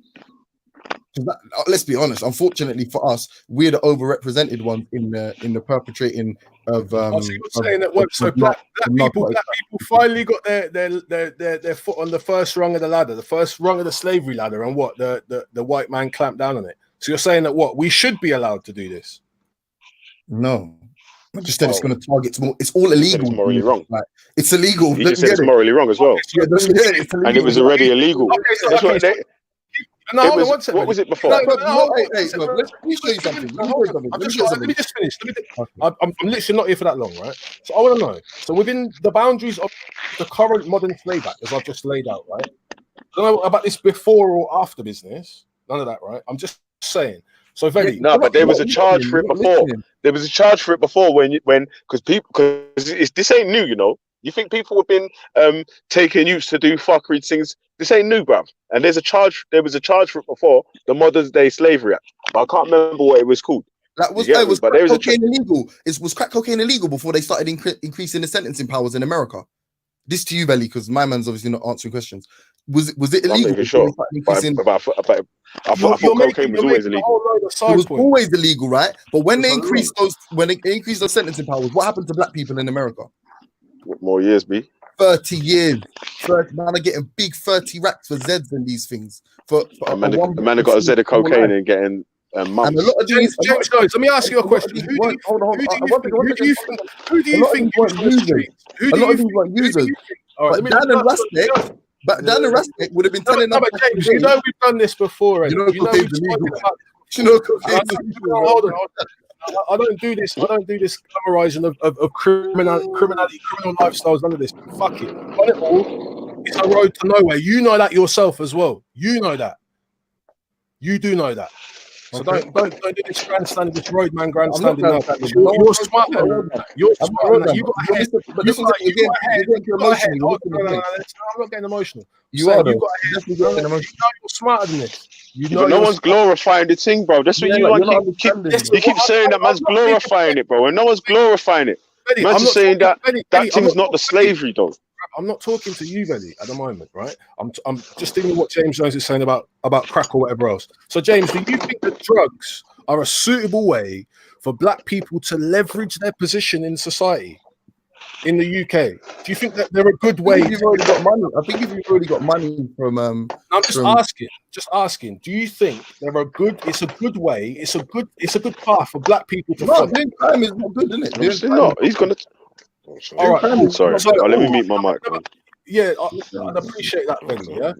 But hold on. No, let me just mute my mic, man. No, Carl. He come in to chat to you ages ago. No, wait. Stay for a second. But hold on, because again, man, don't answer questions. I just want to make that point sink in. I'm here to talk, bro. No, one second. Point. Who do you think? All right, so hold on. But you asked me a question. I answered it. Can I just? Who's bringing in cocaine? Who's bringing in cocaine and heroin to this country? Who does it get the coastline of? The government. I don't know. So would you not agree that through corruption and various other nefarious means, the government has an interest in drug dealing that goes on in this country? Yeah, and a lot of other organizations. That the entire Crown Prosecutions Service, the whole fucking legal institution around it, the framework is basically just made to make money, to profit off of crime. You know that, right? Okay, yeah. So where is this lionization of youths who want to send kids upside? There's nothing. I'm not gonna lie. Man are working for fucking. Listen, you're working for some fucking Albanian, yeah, who's on the books of some CIA guy who he's been on the books of since the 90s, yeah, since the Kosovan Liberation Army or something. Them man are the mans who they're bringing in tons. They're bringing in fucking tons, yeah. Mexicans are bringing in tons, completely corrupting everything as they got. And you're trying to defend. Listen, fuck them people, bro. Any of them. But he's not defending it though, Dan. Freddy, but he's not but Dan, but you keep saying that he's defending it, but like that was the same thing when I was talking. My mama was defending it. Man's just saying that the slavery thing. That's what man's just making a comparison on the slave. Man's not saying that it's right. That's what I keep trying to say to you, Dan. That's why I keep asking: is it about slavery or is it about morals? Like, be clear where you stand. This is what I'm saying. It's a mixture of the both. No, but it's my argument. Dan, but we've said, but I'm just saying that on that point that Lady D just made, yeah. Remember, James said that he thinks it's morally wrong, and then he asked me. I said it's morally wrong. He asked Ultra. I said it's morally wrong, and then obviously he says that it's not a good thing for the youths to be doing, like I said as well. Now I'm not saying that it's a good thing. I was just saying that I don't fully agree that that punch thing like that is modern day slavery, man. But there's real slave. That's what I'm trying to say. Like the sex trafficking thing, that's different, bro. The forcing to kidnapping from your school and so on. That's different, bro. You get me? Hold on. Hey, Dan, can you get ready? Can you get ready for my crescendo? Can I get ready for my crescendo? There's a man in Libya. There's the man in Libya. You just read the legislation. I'm guessing. Right? He's gonna hide. No, because James, we're talking about legislation. You haven't even read it. You want to talk about Libya now? Cool. Listen, bro, you can't do this Libya thing with me. You can't do that with me. I'll tell you. Don't worry about Libya. Don't worry about Libya with me, right? Have you read the legislation? Have you read the legislation, Lady D? Oh, sorry. Definitely, I've read it. So, hey, Lady D, can I ask a question? Because you all told Belly to mute up so me and Dan could talk, but now it seems like you're going to chat to Dan. Can I ask him a question? No, you can go ahead, James. It's your argument. I just want to know where's the argument going. That's all I want to know. You're such a doll. Quickly, yeah, Dan. So would you say there's somebody in Libya now, yeah, that's been enslaved, like one of those people in the auctions from the video, those black guys that look like a deer in the headlights, one of them or some youth that's been OT trapping for my man, and my man's in London, but he's scared for his life. Which one's worse? I'm talking about worse. They are both forms of slavery. So not worse. In someone's experience, you've not given any example. Give some more detail. So one of them guys deer in the headlights is actually in chains on an auction block, or some youth who knows big man from his bit who sent him OT. Which one's worse? You're talking about you're basically going to do whataboutism now. You're going to do some sort of. I just want to understand where you're, because we said one's worse, isn't it? What are you doing, Dan? Queen Aoife. Bless yourself. I'm just trying to ascertain, like, Dan, are you trying to compare country lines with slavery of the past? Is that what you're trying to do, Bab? And this is what I'm trying to figure out. Yeah, this is what I was going to say. No, James, I beg you, mute up. Don't. It's not even one of them ones. I just really need to ascertain what it is that I'm really hearing today. Seeing? So, Dan, what is it that you're saying, brother? We're talking about the Modern Slave Act, 2015. Yeah, but you keep hearing, yeah, I hear all of that, but I keep hearing comparisons to slavery of the past. Yeah, and I've just heard James ask you a question in terms of man on the blocks and man being sent to Cunch. Is that your comparison? No, that was his comparison. He spoke about Libya, which is modern slavery. You're talking about country lines and all that, and slavery. So what is it that you're here proposing, Bab? What are you talking about? What am I proposing? This is a conversation that's been going on for about 2 or 3 weeks now. Yeah, since I got misrepresented. You keep talking about country lines. One sec. 93. If I can respond, please do. Let me respond. Please do. Do you agree that there is a problem with vulnerable youths getting sent forced into working on drug lines. You agree with that? Dan, no responsible parent is going to say they disagree with that. Next.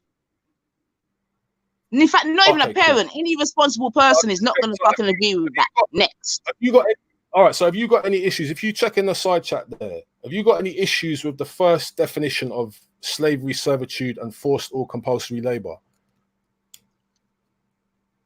This is what I'm saying. We might as well get on the same page. Listen, all I want to know from you is, because again, you spoke about the Modern Day Slavery Act, and then like what is it you're trying to do? That's what I'm trying to ascertain from you, man. Like simply ascertain it. What is this about? Is it about because as long as you're not up here trying to equate you them going to country scene, as long as you ain't up here trying to equate you them going to country, however bad it is, and slavery, then I ain't got a problem. But if you're up here trying to compare the two and trying to say what, then we have a fucking problem, brother. So what is it? What is it? But that is what it is. Oh, I don't know why you're shaking away from that concept. That is what it is, though, bro. No, well then you can fuck off with all that, bro. Like, seriously, I idiot something that. Yeah. Okay. So are you gonna now say that the prison service or being in prison is similar to being enslaved? Is that your next argument, bro? Oh yeah, he literally said he wouldn't be drawn. Yeah, he literally said he wouldn't be drawn. So this is the joke, yeah. Man's. Remember that cultural superiority thing? I asked him 100 times. Dark Magician Shaka was there. I asked him 100 times, and he stayed on mute. Are you saying that all cultures are equal then? So all the barbaric cultures of the past, some of the barbaric cultures of nowadays, are you saying Spartans are equal to whatever? Is that your argument? Because if you can't rank anything, into the infinite regress argument that you end up getting into when you start talking about cultural relativism. Yeah, right. Are you cultural relativism? I don't know. Hold on, you weren't. Gentlemen, I beg you, wait. Can we stop all that? Kind of, no, you know what I mean? I'm getting there. Nine. Wait. I'm getting back to your point. Hold on. Nine. What's the I've got the whole. Can I finish what I'm saying? No, because I'm talking about Anifa. Listen, if you want to know what we're talking, like, come on, same page. But anyway, the point I'm making is, if you're saying everything's equal, if you're saying everything that's equal, yeah.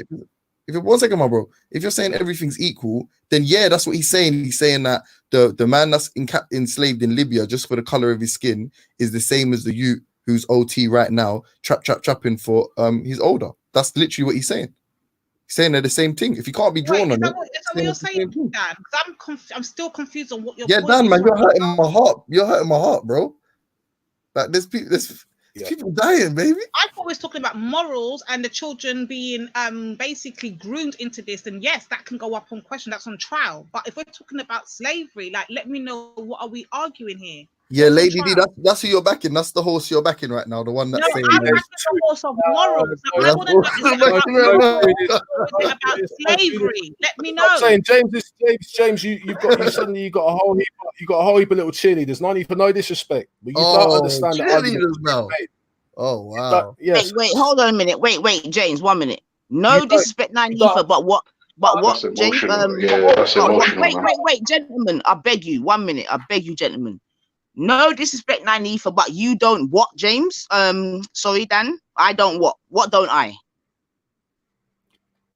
What I said, you don't understand the argument that's been going on here. You don't understand the issue. You jumped on it. You want to force it into some compare and contrast. What do I not? All right. What do I make me understand?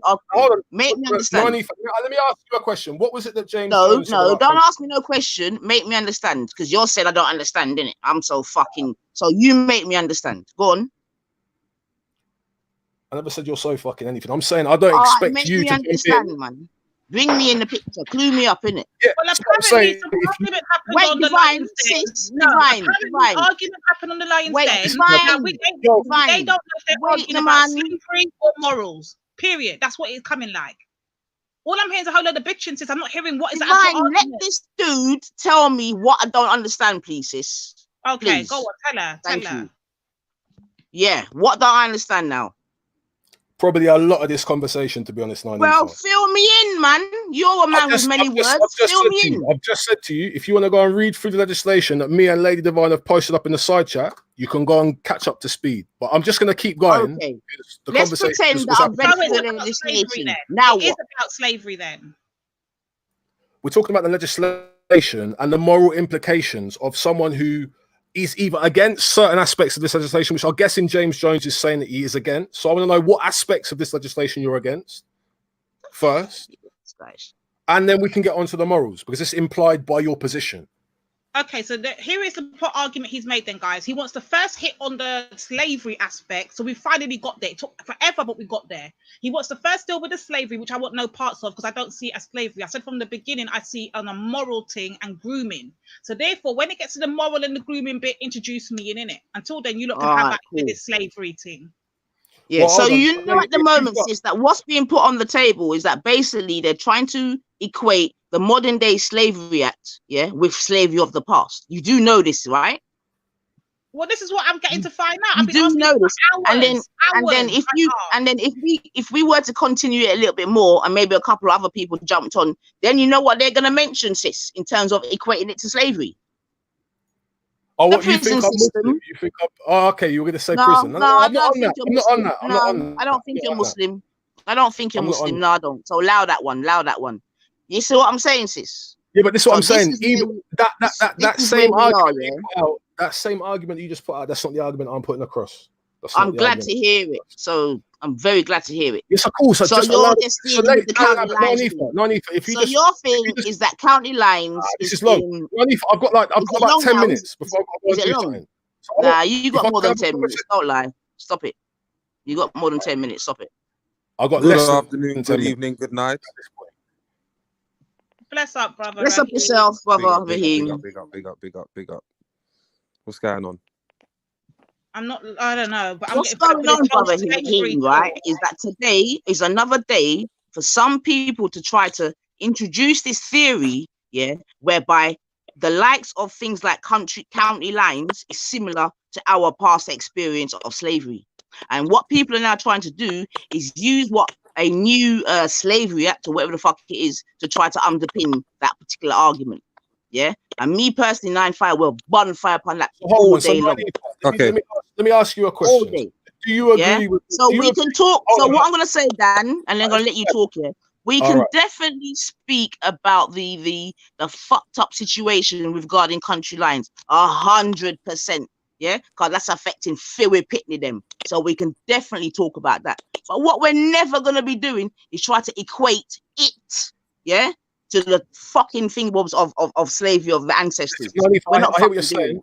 Right. And listen, if that's your little sensitive, you can be sensitive to that. That's not what's happening. Yeah, it's a little bit more nuanced than that. It's a little bit more nuanced. Go on then. Let me hear how more nuanced it is. Go on, I'm listening. You're mocking it. No, Nifa, do you know what it is? You're trying to force a conversation. I'm not actually trying to have a conversation with you. I'm trying to read through this legislation. I'm trying to find out what James Jones's position on this thing is. Yeah, I'm on some deflection. I'm not important. How you haven't talked to Nines in how long, bruv? And you just want you always talk to me when you come online. James, I've been waiting to talk to you about this for time. Yeah, since you first missed. It's not important. Hey, listen, it's not important. Hold on. Like, it's a panel of 6 people, you know what I'm saying? Like, everyone should have their right to have their say. So, like, if she thinks that you're equating historical slavery with modern slavery, I feel like you should clear your name, bruv, because that looks bad. Clear my name. You're the you who agrees with Utes being sent cunts. You agree with that, not me. That's not my position. That's a lie. I disagree with that. For everyone listening, that's a lie. All right. So Devil's advocate. What is wrong with Devil's advocate? What's wrong with comparing the two and saying that they're equally as atrocious as the other? Don't do that, brother. Because one's worse. No. One's worse. We can really break this down. Why can you not compare two? Go on. I like this, Raheem. So James, you've quite confidently said one's worse. So what's the system that you're using to gauge that? Like, I don't know, little things like castration. You know, a whole lineage, whole ancestral lines of enslavement where it usually just regards the youth for a short period of time. I don't know, I don't know if you're 15, has anyone been enslaved in county lines till they were 50, bro? Maybe one's a little worse, you know, like enslaving of whole families, you know, people being born into slavery, the bondage, the beating, the whips, the deracination, the fact that people don't know their own languages, maybe the fact that people were thrown overboard, the fact that people's whole nation of their birth were underdeveloped as a result of it, the racism that it spawned. So then based on all of that, can I ask you a question, James? Would a superior civilization implement such a barbaric system? Hold on. What, like one sec. Superior system? Yeah, or whatever. However, you're going to get, because before you were talking about your superiority was something to do with might or whatever. So is might still right to you? Well, it doesn't matter because all cultures are equal to you anyway, bro. They're all the same. You said there's no superior cultures. That means they're all equal. They're all made the argument. You know what? You asked me a question. You asked me a question and I answered. So let me get one question and you can ask yours. Are all cultures equal then? You haven't answered. You said, why is one worse? And I said, this is why it's worse. I gave you quite a... We're not going to get into that. We're not going to get into the conversation now. As Raheem's just... I'm asking you, so can I say something? You wanted to get into it, and now you're saying you don't. Like, which one is it? This is no one wants it. I'm asking the question. Smoke around there, I just asked. Real smoke, it's dangerous. He asked the question. I feel it's fair, yeah? He asked the question and I asked one back. So just so I can ascertain like your position. Are all cultures equal, yeah? James, to be honest, we're gonna get into this. We're gonna get into this. Do you think a superior culture implement such a? I asked you the question. No, you didn't. I asked first. This is what I'm saying. Because it gets back to the same place you were in before. No, not really. I cannot. But I promise you, Hannah, I'll answer that in half a second. Can you answer are all cultures morally equal? That's not the conversation. That's not the conversation. That's a question for analyze. I'm asking you a question. You asked me a question and I answered it. And now can I ask a question? Is that not fair? I'll go on mute. You can check my info for more if you want. But that didn't end well. No. But the question that I just asked, is there an answer forthcoming to that? G, I swear down on the other side of this hill, I got an answer for you. Can you answer my one quickly? Because like you asked me a question about what's worse, slavery. Conversation. We've got like 4.5 minutes left. No, but it's like one answer, yes or no, like, or you can answer it how you want if you want. Like, you can take time. Are all cultures morally equal? That will be a conversation that will be had another time. I'm happy to answer your question as soon as you answer mine. We're going all around the houses. So let's just do. I mean, not really. Right? You asked like a series of questions to which I engaged, but it's all right. If you want to stop now, yeah, you can carry on chatting about something else. Go on. I'm easy, you know what I'm saying? I don't mind talking. It's just my opinions. Let's take a minute to regroup, people. Please. Yeah, you shouldn't, brother. Don't go under pressure. To what you said, James. Yeah. Don't go under pressure, man. It's everything you equated back to the modern day slavery and county lines and historical chattel slavery, to be specific. Yeah, I know. It all relates to death, effectively. Huh? Do you not think that? I said everything you said effectively relates to death. If you were to put it all into one category, it's death is the ultimate thing by what you said. Ends of lines, castration, all these things. You're saying stealing of our names, our language, our land. Yeah, death. That's death. Death of land.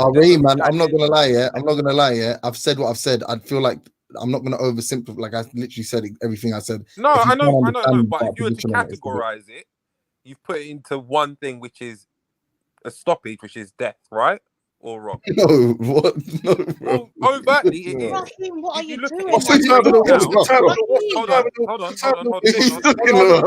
Hold on. If you break it down and you look at it, you mentioned, as I said, castration. You mentioned loss of language, which is the death of identity.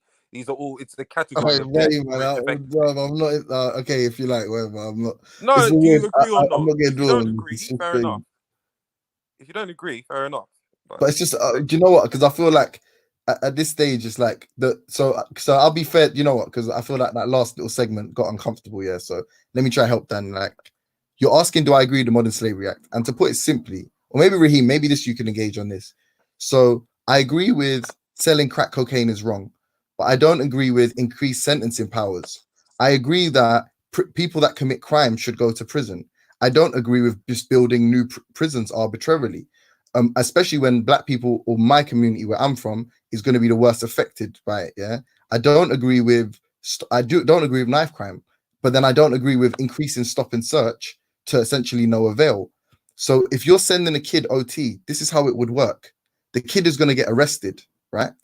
Somehow through the conspiracy powers they already have, be it through witness statements or cell site coverage or conversations between phones, they're going to be able to prove a supplier in the same way they prove a supplier with like most regular drug cases. And if not, let's say with that child, his witness statement, i.e., I've been kidnapped by X person, or this ID parade, that guy kidnapped me, he's going to be arrested and charged with a litany of crimes, and most likely all of them are going to come with them the aggravating factor of you've imprisoned a child. That's a kidnap charge. You're talking about the slave masters in this. You're not talking about the kids.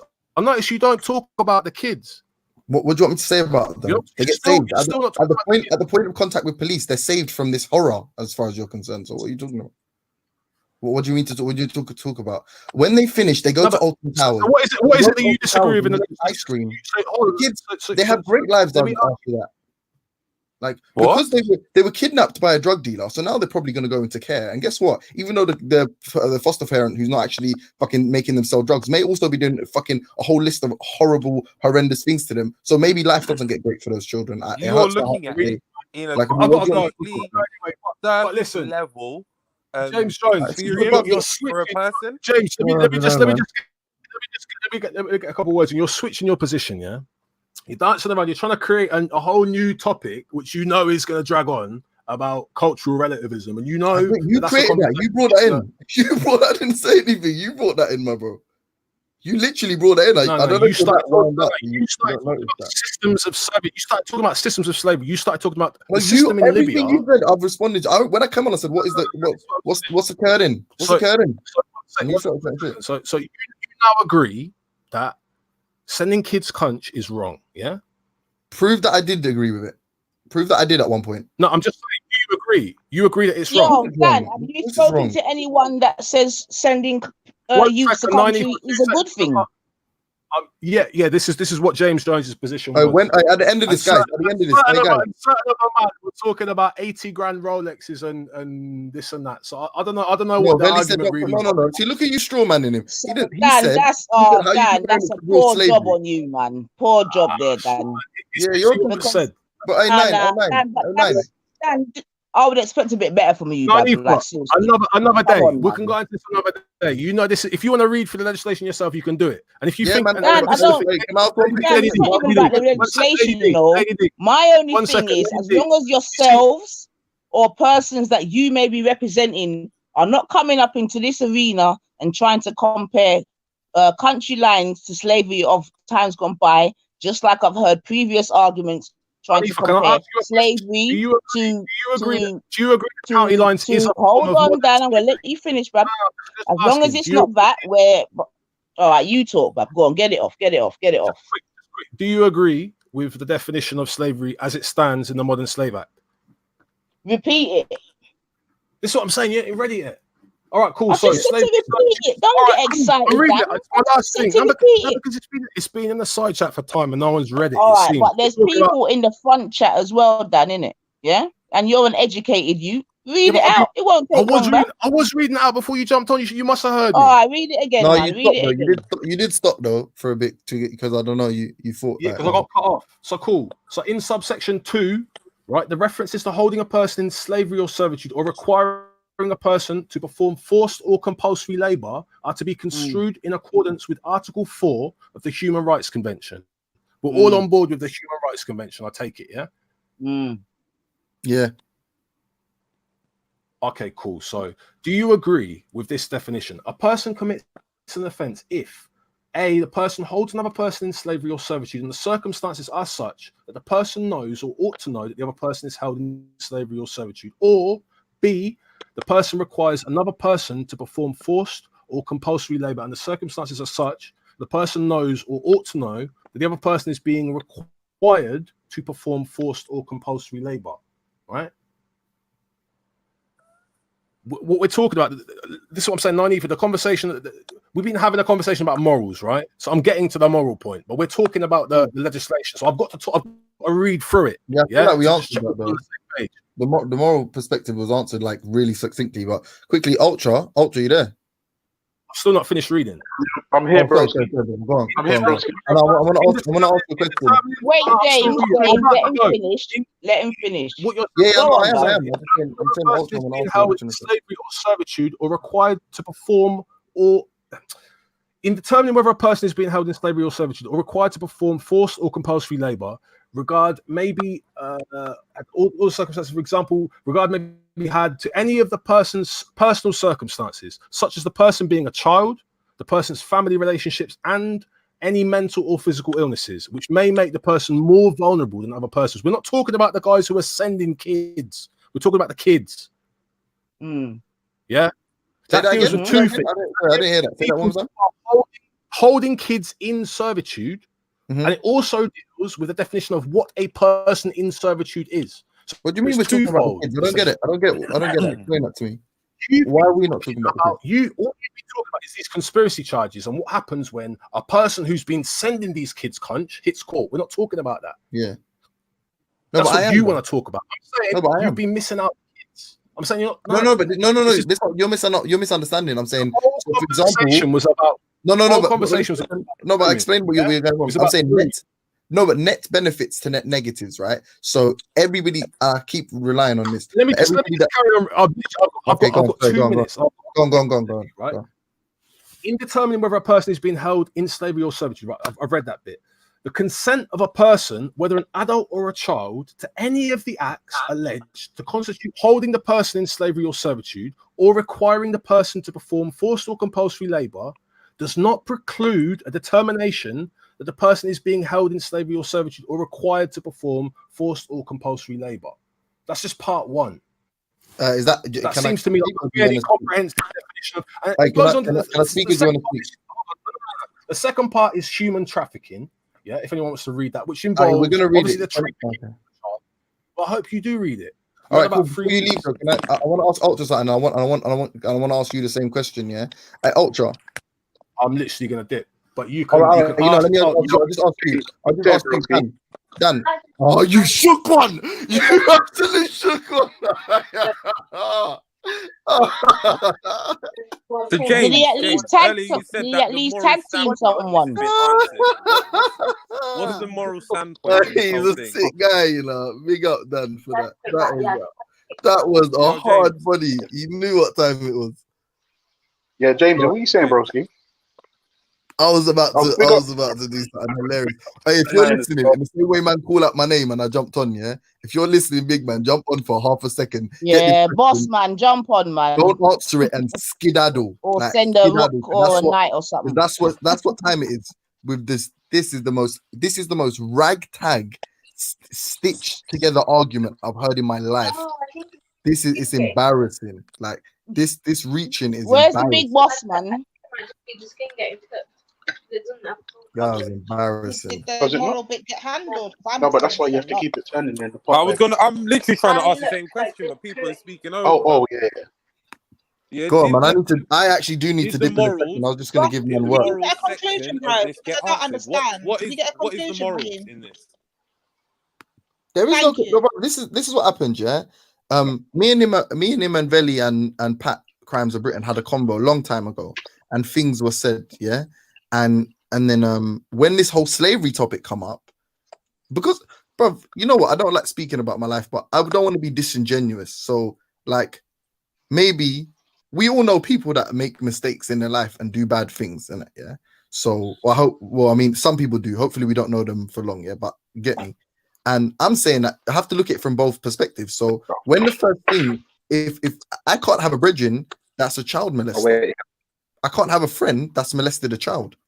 But someone could be my friend if in their past they had sold drugs and as a result of that, maybe employed some people they should not have employed. Like, that's very bad what they did, but it's nowhere near the same as raping a child. And that was the argument Dan made, you know. He said sending youths up north is the same as rape. And I was like, no, it's not, bruv. And now the new one, the remix is it's the same as slavery. But you want to say the Modern Slave Act is calm, yeah? But you and I know that any new conspiracy legislation, who does it end up affecting adversely the most? The black community now, yeah? For example, let's say the youth chose to go OT, because I know that there's some kids that's their shit, bro. That's what they want to do. That's how they want to make money. They want to, you get me, be in music videos and be with masks and having knife fights in the middle of the street. If someone goes to jail for an extra long time because they supposedly fit this criteria, when in actuality the kid chose to go there by his own volition, even though the guy's wrong for sending him there. That's why I won't get behind the legislation, even though I agree with it in principle. In principle, I agree because it's not just for black kids; it's for women. All these people that like in Asia and these other countries where they send women come from Asia and other countries and they're forced into like being people's house cleaners and au pairs and stuff. Yeah, like even this legislation is for them as well. So I agree with it in principle, 100%. But I'm not backing no government conspiracy legislation. Are you mad? How many people are gonna get our sentences are gonna become aggravated and get extra long in prison because it's the new fashionable charge, when in reality a lot of those children, yeah, and I know it's wrong, are not being forced at gunpoint to do it. So why would I back legislation that's fashionable to do it? It makes no sense to me, innit? But hold on, man's all big up in the chat, but you didn't want to jump on the panel though. James, just because someone's not being forced at gunpoint to do something doesn't mean that they have a real choice in a situation. Well, I agree. Due to the programming that it takes to get these children to believe that but that's not always the case. Lifestyle. That's always the case. That's always the case. So Raheem, are you trying to compare modern day slavery to slavery of old, Raheem? Nanita, one second. So surely, based on your moral position, you would believe that act should be used to put people away because of what they're doing, irrespective if it affects the black community, the white community, the Asian community. It should be whoever's doing this should get put away. No, I agree. No, I agree. But this is what I'm trying to say. The fact that the government historically abuses these laws and ends up casting the net far wider than it should be is why you don't see me going, I'm big up this new legislation. One of the main reasons because I only recently started looking into politics, why I automatically disagreed with Boris Johnson is because of his punitive, the crime and punishment part of his manifesto, which was essentially build more prisons, more stop and searches, more police officers on the road. And we know how that adversely affects black people. Now, is it good to have more police officers if they were here to serve the public? Of course it would be. Is it good to have prisons so that when these rapists, child molesters, murderers, domestic abusers, people stealing, whatever, when these people commit crimes, is it good for them to be in prison? Of course. But what do we know is more likely to happen? You build more prisons, especially around the London area. Guess who fills up the majority of those prisons, or disproportionately? Black people. In America, with the crack cocaine laws or any of the conspiracy laws, the RICO Act they brought in for the mafia, and guess who ended up being used on the most at the end? Black people. So it's like, do I agree with all of this stuff in principle? Do I agree with the UK's foreign policy in principle? Of course. Do I agree with, we're going in to save this nation? Guess what we're not doing? We're not saving this nation. We're killing them. So how can I endorse the government, or how can I endorse this legislation? Now, just to win an argument, people have gone from it's the same as rape, it's the same as slavery, to endorsing government legislation when they believe cops are the ops. I don't that's conflating like three things. No, but that's what I'm saying. I don't contort. Listen, I don't contort, and my spine doesn't bend and break. So what I say, if I said it, I meant it. And when I said I don't think it's the same as noncery, this is what all of this is in aid of, bro. All of this is in aid of someone trying to push the thing. You're right. By definition, yes, you're right. But in practice, it's not the same, is it? A crime deserves to be punished. One is more severe than the other. But really, irrespective if you're fiddling with children or you're programming them to keep in a position where they are subservient to you, you deserve nigh on the same punishment. But you're gonna get it. This is the joke of what no one seemed to be picking up on, and why this guy was all waffling and floundering. Yeah, like, is everything you read in that legislation legal or illegal? I haven't read the legislation, to be very honest. honest. But if you contravene the Human Rights Act, what happens? Depending on the situation, there are times where you're allowed to. Just give me an example, like legally, domestically in this country, how can you contravene? Domestically, if you're on terrorism, if you get held on terrorism charges, you lose your rights. No, you're not understanding. I'm saying, can you contravene human rights in that a regular citizen, if something's against human rights, will you be arrested for it in the streets? Oh, yes, you would. Right. So what the fuck are you telling me then, bro? Do you agree with? He asked Aniva, do you agree with the Human Rights Convention? She said yes. He proceeded to ask her a bag of questions that concern the Human Rights Conventions. Well, if she just said she agrees with them, then why would she now start agreeing with being forced servitude, being held, not having individual liberty? Why would she agree with it? It's already illegal. So we're saying, if you asked me, do I agree with all of the tenets of this law? I would say yes. If you say, do you agree with the law as a whole? No, because there's clearly a stigmatizing in the media. County lines, county drug lines. You know what a lot of this emphasis is on, and you don't realize? You know what a lot of what pushed this legislation is? The effect it was having on these quaint little towns in Middle England. That's right. Until it hit the suburbs. You see what I'm saying? It becomes a slavery issue. And then you got fucking our own people fucking underwriting the same thing. Some dickhead thing, man. For real. This is what I'm trying to say. So why is it a dickhead thing? I don't understand. I'm still yet to hear from because the law it's already been illegal, Raheem. That's what I'm trying to say. Like, hold on, already illegal. It's already illegal. So for example, a man said, if man said, for example, what's the reasoning behind the codification of these laws or the anthologizing of these laws? Someone asked you, what's the reason? And I say, the reason is to demonize black people. That's what's wrong. That's the part that's wrong. Not the laws. The laws are fine. The laws are perfectly fine. Do you really think that this is put in place to demonize black people? I think it's targeting a community disproportionately, 100%. But let's have it right. Let's have it right. The world is made through positive discrimination, because that's what you're saying is positive discrimination. How is this specifically down for black people? Because what we should actually be doing in order to validate this claim that act in specific that this act is disproportionately convicting black people compared to their Asian, white, or whatever counterparts.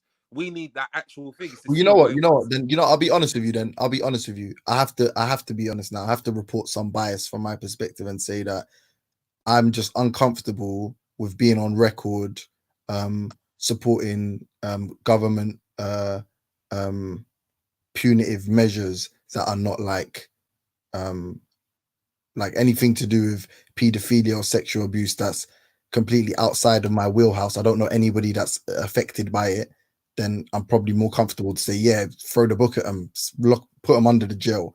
Anything that could adversely affect people that I have known in my life, I am a bit biased when I'm looking at it and I'm thinking, I remember when X law was passed and it affected X person, you know what I'm saying? And I'm like, on the face of it, it was good, but how the trickle down effect was negative for somebody I knew, for example. So in that, I'll be honest and open and honest and say to that I am a bit biased.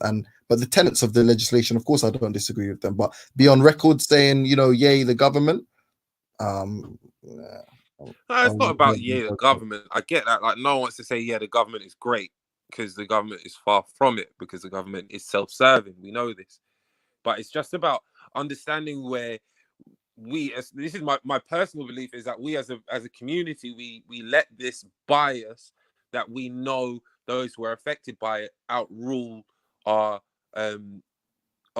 complete overview of everything and how it's been put in place without actually having figures in place. Yes, there are things like the stop and search. It's disproportionately done to black people, and there are figures to substantiate that but then there are external factors that come into it because of things like the areas which are constantly being surveilled and patrolled in comparison to the neighborhoods which aren't. So therefore, the heavily black areas, you're going to get more black people being stopped and searched. and they're more likely to find stuff on them compared to their white counterparts who aren't being stopped and searched as much because they're not in that area, and it's the same thing. So there is a degree of bias even in the data that comes out of it.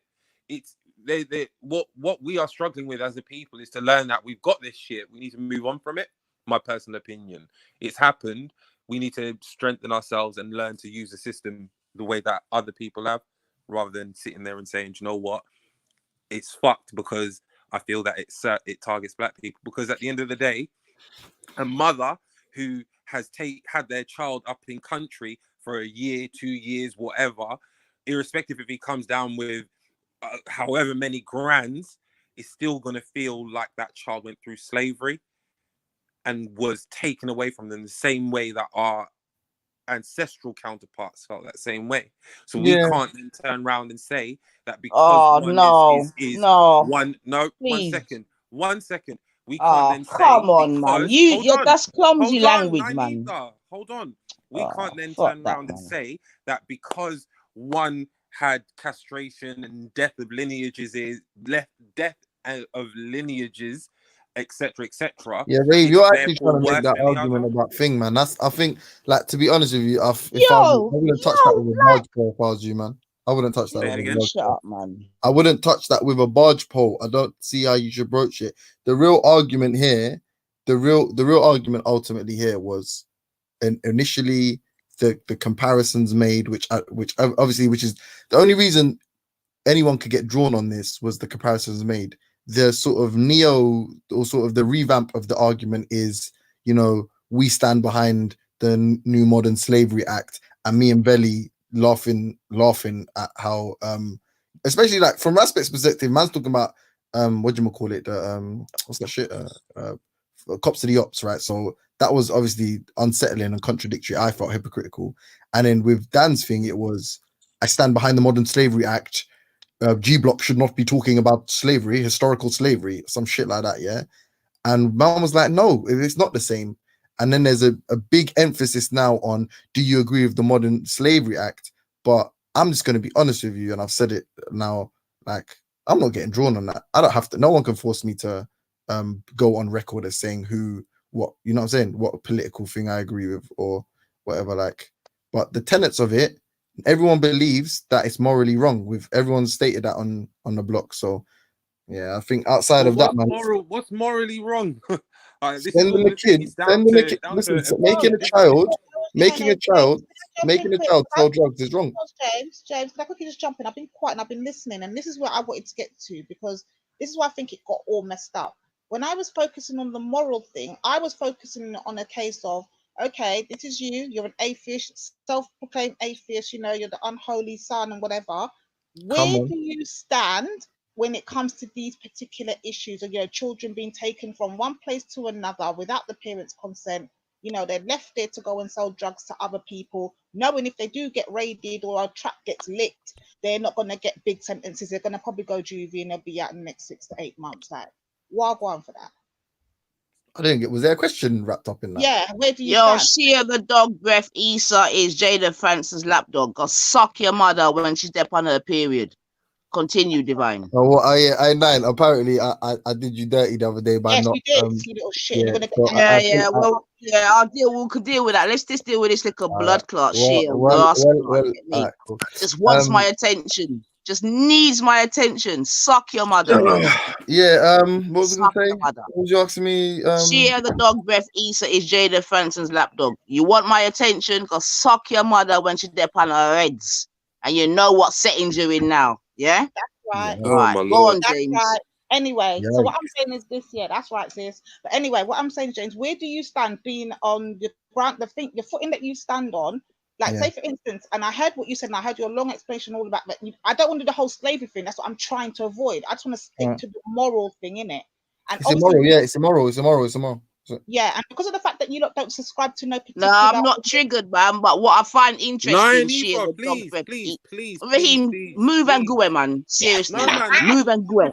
Yeah, because they're not talking to you in the fucking chats. Yeah. What Lady Divine's got to say, man. Yeah, well, I'm trying to address someone in the chats. Thank you. Yeah, and they're talking about my mother, Benjamin. Have you got a mother, Raheem? Have you got a mother, Benjamin? Yes. Good. So allow me. What does that have to do with See? anything? Yo, Raheem, allow me. May I talk to somebody? Allow me. I'm fucking. I don't give a fuck, Raheem. Allow me. Yeah. Or if not she or the dog breath, jump on in it. Let's have a conversation. Yeah. You love to talk about my mother. Come jump on. Let's talk about my mother. Yeah. Let's talk about my mother in Ramadan. Let's do it. Yeah. Jump on. Biggage. Send out the link for this pussy. I beg you. Continue. Sorry, Divine. Sorry, Raheem. No problem, sis. It's all right. I get it. Yeah, Raheem, just talk. I don't want to hear nothing else. Just talk. Thank you. Right. So my thing was this, James, because you don't stand, because I got to address bigger and ultra earlier, but I never got to get you in it. So now you're here, I can finally deal with your moral compass. Like, where does your moral compass come from, James? Where do you get your guideline on morals? And how do you? A whole week on this, man. I beg, like, there's bare shows. I beg you, you should. But I'm asking you here. I don't know about the beer shows before. I'm asking you now. Where do you stand? Me personally, well, Ovu. And stop worshipping me during Ramadan. That's shirk, man. Go find someone else to worship, man. God damn. Yeah. Yeah. Sorry. Where do I get my morals from? I guess I get them from I get them from the society, like whatever societal norms. I guess that's based on like Judeo-Christian moral value systems. A moral value system. I get them from my own sort of introspection and reflection, and I get them from a lot of different philosophy. Like I'm learning from different philosophies. I get them from consequences. I get them from, like I said, Judeo, like so established rules and honor systems and whatever. Like. It's a complicated question, isn't it, to say in a second or two. Where do I get my morals from? It's better to ask where the humans get their morals from. No. I want to ask you because I'm talking to you directly. And you know what? I'm going to give you credit. You see what James, I already told Lady Divine, human. I'm giving James credit for this and this. Right, Rod read that out to Lady Divine, and she still tried to tell her where I get my morals from.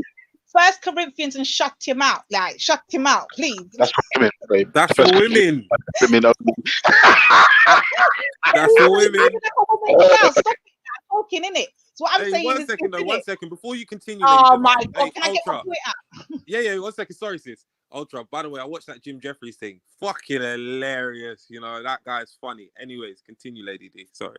Thank you. My point is this, isn't it? Like, I'll give James credit because see how I asked James to answer and he just reeled off the list instantly of where he can get it from. He blatantly admit he can take it from the Bible, religious backgrounds, people, society, all that. Can I wait. Oh, sorry. You just remind me one quick statement. Kind of one quick question, yeah, one quick statement, yeah. Every question that was asked, like man asked me a question and I answered it.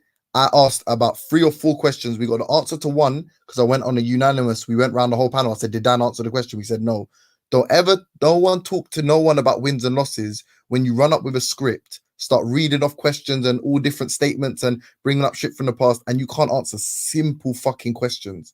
It's impossible. You can't hand anybody anything if you can't even answer simple questions. Like the question of the day tomorrow should be, do we if you use illegal drugs, do you support grooming? Continue. No, my just thing is this. I just rate the fact that you just list it off and don't dance around it. See, I can't do the dancing around and the excuses as to why they can't answer that. That was long, Ultra. Take some notes from James, rude boy. Take notes. You're on trial. Lady Divine, if you have a comprehension issue, like I'm not gonna lie, I've read certain scriptures that says women are deficient. Like I don't believe that. I don't believe that. I don't believe that because I'm moral. You get me? I think women are like equal, if not better than men. But yeah, right now you're not proving it. See when I start come back now with my reading. I can take it. See when I start throwing these B word around this panel. I don't hear no one. I bet you still ain't read the thing I sent you, but don't worry, it's okay. I'll put the link in the chat again. You can have a quick read if you want, or not. All right. No, but are you listening? Yeah, like in all simple things, yeah. Like this whole argument was on a specific time. Like it happened during the slavery debate where we was asking questions about slavery for a week. So That's the only reason it had relevance.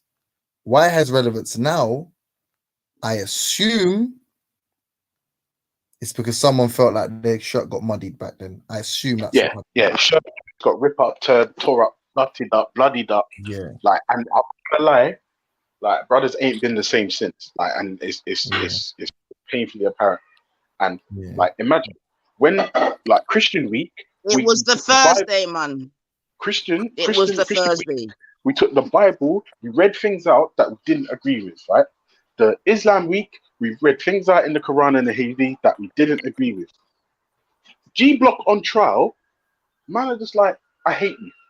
Yeah, and there, you know. But G Block on trial is there's no case to bring against. Like, you need to have a specific case to have charges. You know what, Raheem, you're just asking people to say why are we on trial? Well, why are you on trial? No, well, listen, Raheem, did you hear the show earlier with Day Done? No, I didn't. Oh, you did yourself a favor, mate. Yeah, you did yourself a favor. Basically, I was explaining to him about the way I live my life, right? I don't know if you can see it, but I'll put it in the back chat, right? There's a set of principles that I try to adhere to because in my it's just those principles. If I live my life by them, it's better for everyone. I said to Day Done, it's better not to be a cunt, right? Then you see what I'm saying? So it's a more pleasant experience for everyone. And remember, I said to him, I don't have the luxury of an afterlife, and therefore I have no choice but to try and get as much out of this life as possible. And I prefer to have a good time than to have a shitty time. And I want that for everyone else. There's a couple of people I don't want it for, but yeah. But even there's a couple of people I don't want to have a good time, but we won't go there. That's personal. But what his comeback was not okay. So you want everyone to have a good time in life, and you try to live a moral life to set a good example for your wife and your children. His response was, but what if you decide not to be a nice person? And I was like, yeah, there are consequences. But then we do this to yes. Well, we don't even have to go down that path, right? No, but we did. You may see as a good thing, or you being a good person, may not to another person be good or moral. It may be discriminatory. It may be inflammatory. It may be one of the worst things that they've heard for a long time.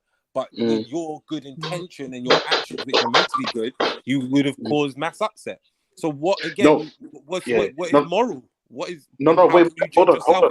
Do you see? Can you see the back chat there? I posted 3 paragraphs. Yes. Yeah. Like if you could just read those and tell me where the offense is, like where if I live my life by these 3 paragraphs, how anyone can be pissed off with me.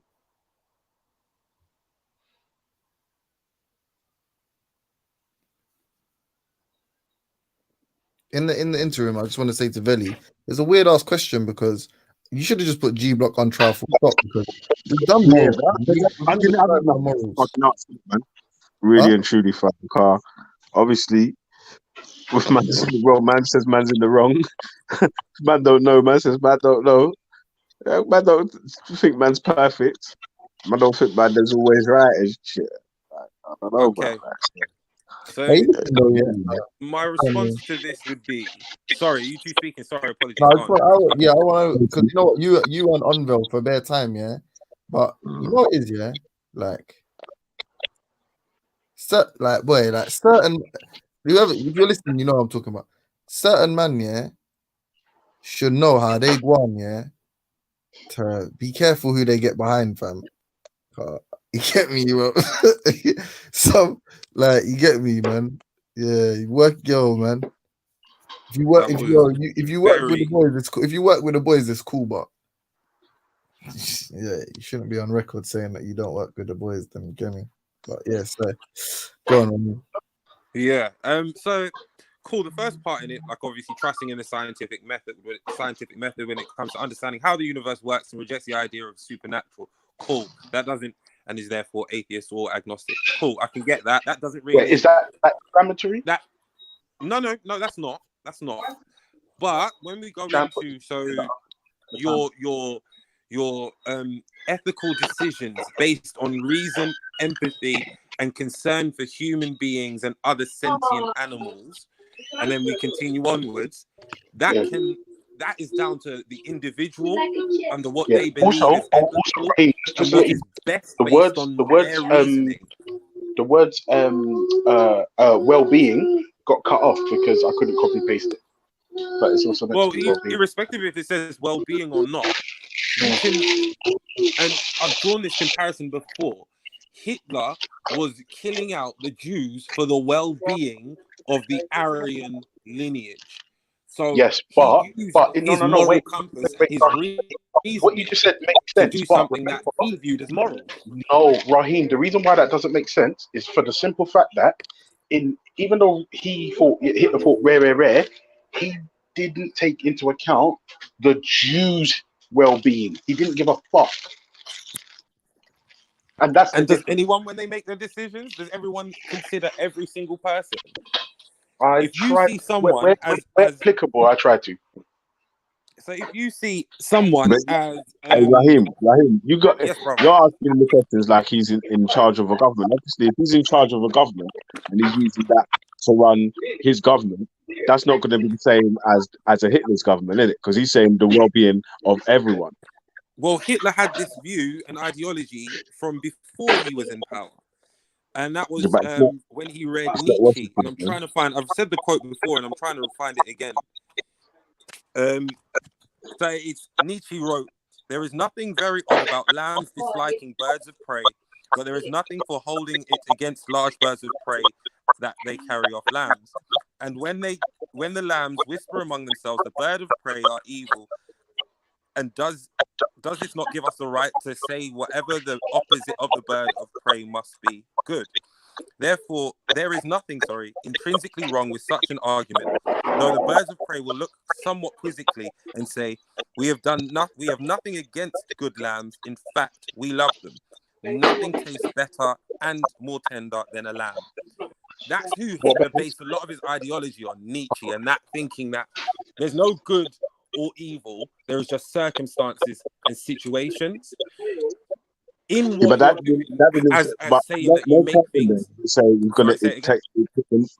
at no point in that thing it didn't say he was taking the concern of everyone. No, because it's about everyone. That's about everyone. You have two groups of individuals, the lambs and the birds of prey. One see them as bad, and therefore all of them must be like that, and except for the ones who aren't birds of prey.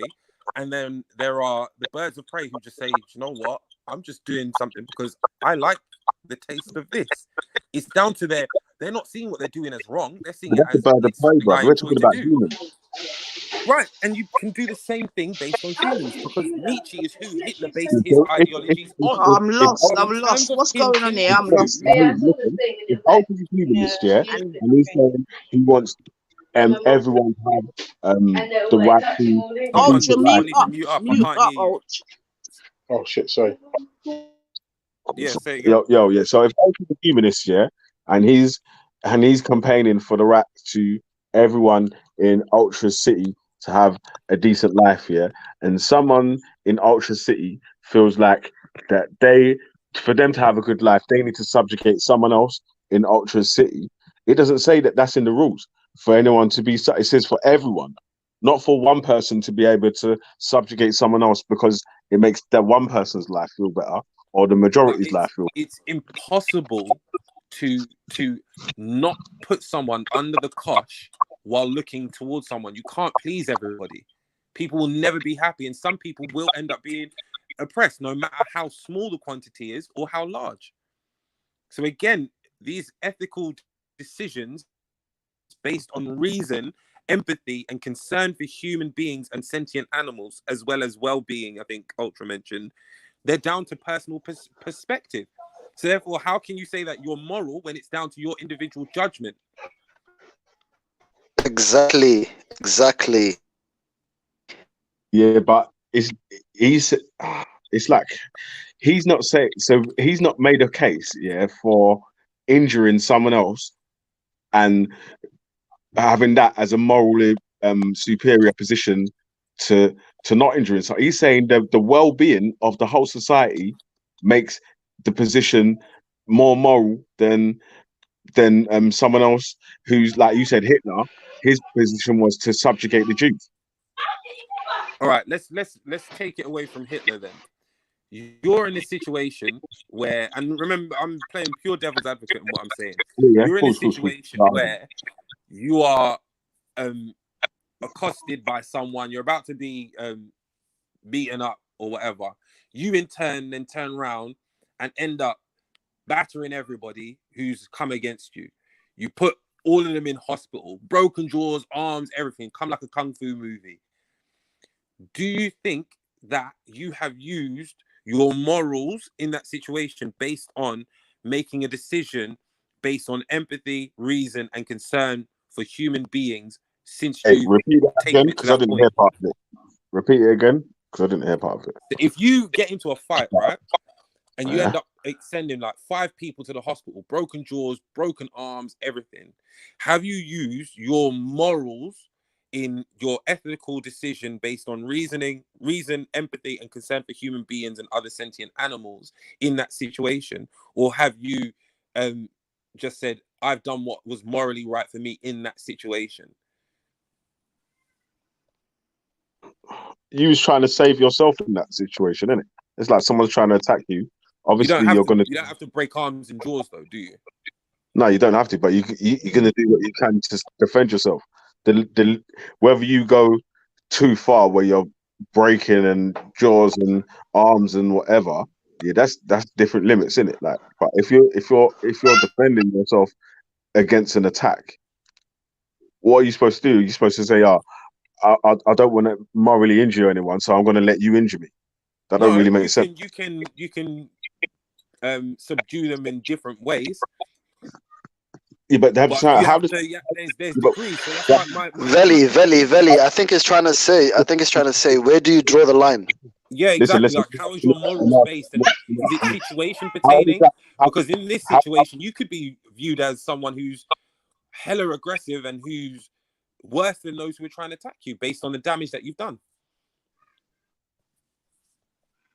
Yeah, but how does that question the moral position? Because if you have a moral standpoint, your moral standpoint it shouldn't be flexible. Your moral standpoint should be your moral standpoint. That's it. That's why I said what's the morals that the people who's attacking morals are sorry. So what you obviously why was I needing to break the people's arms and jaws or whatever? What's the context that they was attacking in? Yeah, you're attacking. They're attacking you. They're attacking me. Mm. But what reason? For what reason? Oh, I don't know. We can go that. Yes, trying to steal your phone. That's what I'm trying to say. That. So how is it a moral compass on the injuries that I give to attackers that was coming to attack me? Obviously, if I go over the top and I've already punched over the people that's trying to rob my phone or whatever, and I'm able to make an escape, or they've started to run away or whatever, and I'll chase them down and start snapping their arms or whatever, then obviously that's immoral because I've already defended myself and they've started to make the way off. But it's not as immoral as owning slaves or nothing. You know what I'm saying? That no, I'm not comparing the two. I'm just saying. Veli, are you saying as long as you don't cause any harm, you're a moral person? No, I never said that. But do you agree with that though? Do you agree with it? No, I don't. Why? Because I just said, like, he just laid out the. Forget about your question, Raheem. Answer your question because you're going to answer a proper question. That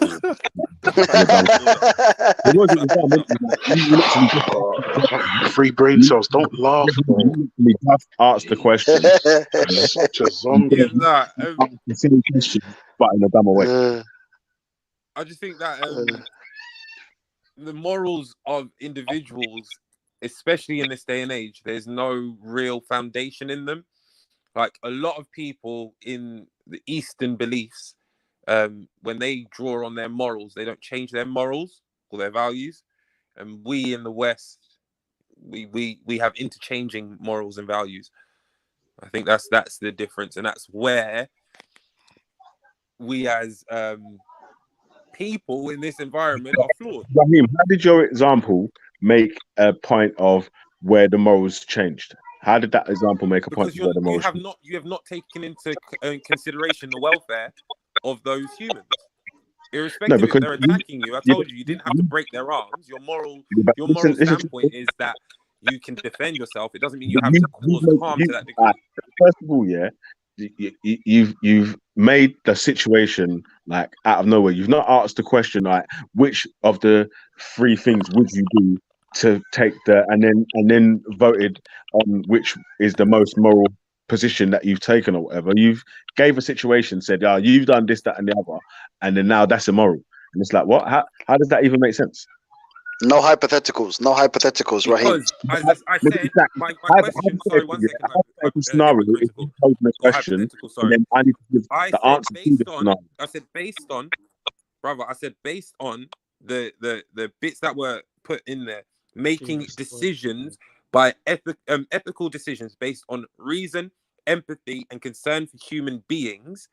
How can you not say that that is immoral? Where's the concern for that, the human beings in doing that?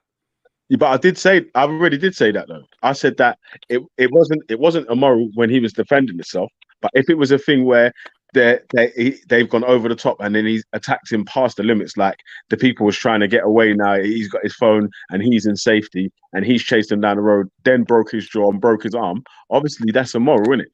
But it doesn't mean that he's fully in the wrong though. Do you know what I'm saying? That they attacked him. But I said it still doesn't mean that, again, that still doesn't mean that Ultra's position is broken in that well-being, because his obviously first well-being is going to be his own person, isn't it? Like so self-preservation trumps any of those other values. No, it doesn't, because it depends on the scenario. Because you made it one scenario, where the people were coming to attack him and rob his phone, where he's gone over the top, broke arms and jaws and legs and so, and then said, is that is that immoral? So like, yes, because everyone's moral standpoint and compass falls short when they're in a situation. That's my point. So you can be a humanist 90% of the time, but if you fail at that other 10%, can you really say you're a humanist? It's like you can't say that you're as much as you can aspire to be that. I don't think anyone in that situation will always put the human and well-being and other bits and pieces that were used. Because if you're conscious about it, it'd be an easy decision not to break someone's arm. No? Yeah, well, like I'm saying, that's only if he actually did carry out the things like the way you've like the way you've described it. And even that's what I'm trying to say, like even in that situation with the people that's coming to attack him, that's like they was coming to cause him harm. Do you know what I'm saying? Like they was coming to cause him damage. He's gonna have to defend himself. Like that obviously he's still a humanist because he's trying to save his life. So if self-preservation trumps all other values. But situations like this has happened before then, where he could have gave him his phone, and the people still stabbed him. Agreed. So, but again, it's down to the moral of the individual, because the people who are doing the robbing, they don't see themselves as immoral. Whereas if you're saying that you're moral because of these values, I don't see. I'll tell you what. Explain to me how it makes it an immoral position in the humanist stance. Then explain, because I'm not getting severe damage. You've caused hella load of damage. No, that's literally against the well-being of the human, irrespective of what they're doing. A true Buddhist wouldn't raise their finger to someone for doing that. They don't even walk. They say it's a crime to walk on a blade of grass without apologizing. Yeah, but he's not a Buddhist though. But I'm trying to. As I said, it's his moral value. Raheem, you see what I'm trying to get you to do, is explain the part where you say where he went from a morally a humanist position to an unmoral humanist position in the situation that you put Ultra in? Explain that part for me. That's what I'm saying. So from you have made the decision to break limbs and put people in hospital, you have not based your decisions ethically on reason, empathy, and concern for human beings at all. Yeah, that's a fact. That's a fact. I mean, if you're defending yourself, like if you're defending your wife and children, right, you're gonna do whatever you have to do to ensure that not only do you defend yourself and your wife and the children, but you do something to make the attackers realize they've made a mistake, right? Once the attackers have like either subdued or have become unconscious or have fled, if you then pursue them, is where I believe the immorality kicks in. That's the grey area.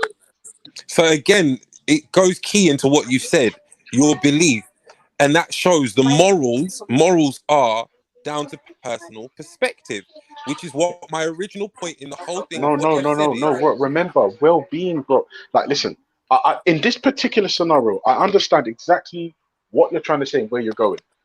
In defending yourself or your wife or your children and making the attackers understand that they've made a mistake, you can't stand there and let someone, my concern for you is has to take priority. No, you have to defend your wife and your children. And once the attackers realize they've made a mistake, there it is. But if you pursue them now and then go and put them in an armbar or a blood choke or stab them, because then you're being malicious. There, you understand. That's the point. But that's we agreed on that point already, but that was an immoral position, even by a humanist. That's my moral position would be that malicious. But what Raheem is trying to say is that a person could still go chase after them. To be fair, don't speak for Raheem, and he's right there. Believing that they could come back. Can you speak for yourself, or do you need someone to speak for you? Just like Ultra speaks for the rest of the atheists. I don't know.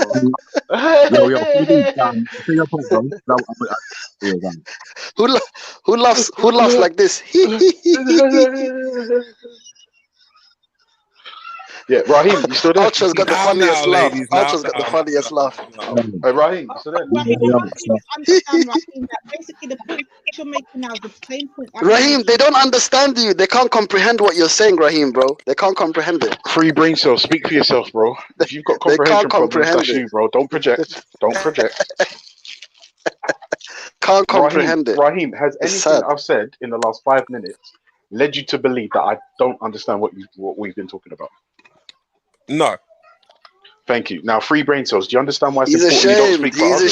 He's ashamed to say no. He's ashamed. Oh wow! Now he's casting. Hold on. Ultra, hold on. Ultra's the ones that's saying don't speak for others, when you're the one that speak for everyone else.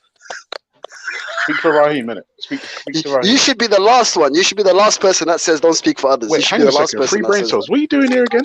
Quick question.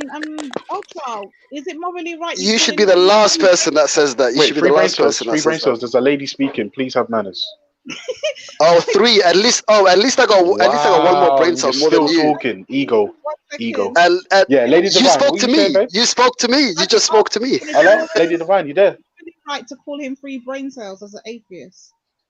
Yeah, of course it is. That's what he demonstrates to me every time he opens his mouth. I'm loving this. At least I've got one more than him. Oh, you're not Shea the dog. I thought you were Shea the dog. Sorry. Ultra. In terms of what you now said, like about the three brain cells. That's not very humanist, is it? To say that it's not my hashtag, bro. That's what people are calling him in the chat. What, most moral? No, that's what people are calling him in the chat. Yeah, free brain cells. Yeah, hashtag.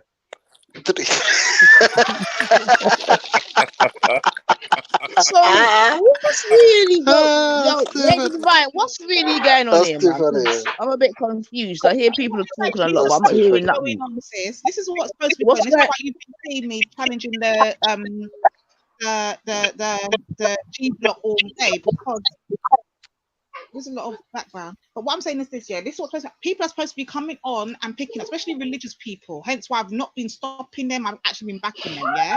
The religious people are supposed to be coming on and challenging G block on their stances, their morals, on all of that. But what's happening is G block has a very good way of twisting it back round and making other people answer questions rather than them get to ask the questions that people have about. They can't defend it. That's why they can't defend it. They can't defend it. Ask us a question right now. All right, gentlemen, wait 1 second. So, sis, what questions have you heard been asked that can't be defended? No, not that they can't be defended. It's just that it's been hasn't been defended. So, what questions have been? Because I'm here trying to hear. Obviously, I've heard some kind of slavery talk. So, when so we just forget that. So what else have you heard that's been constructive? Yeah, in so the what beginning, constructive questions? Rob was on earlier, and I had a load of questions about, what is it like?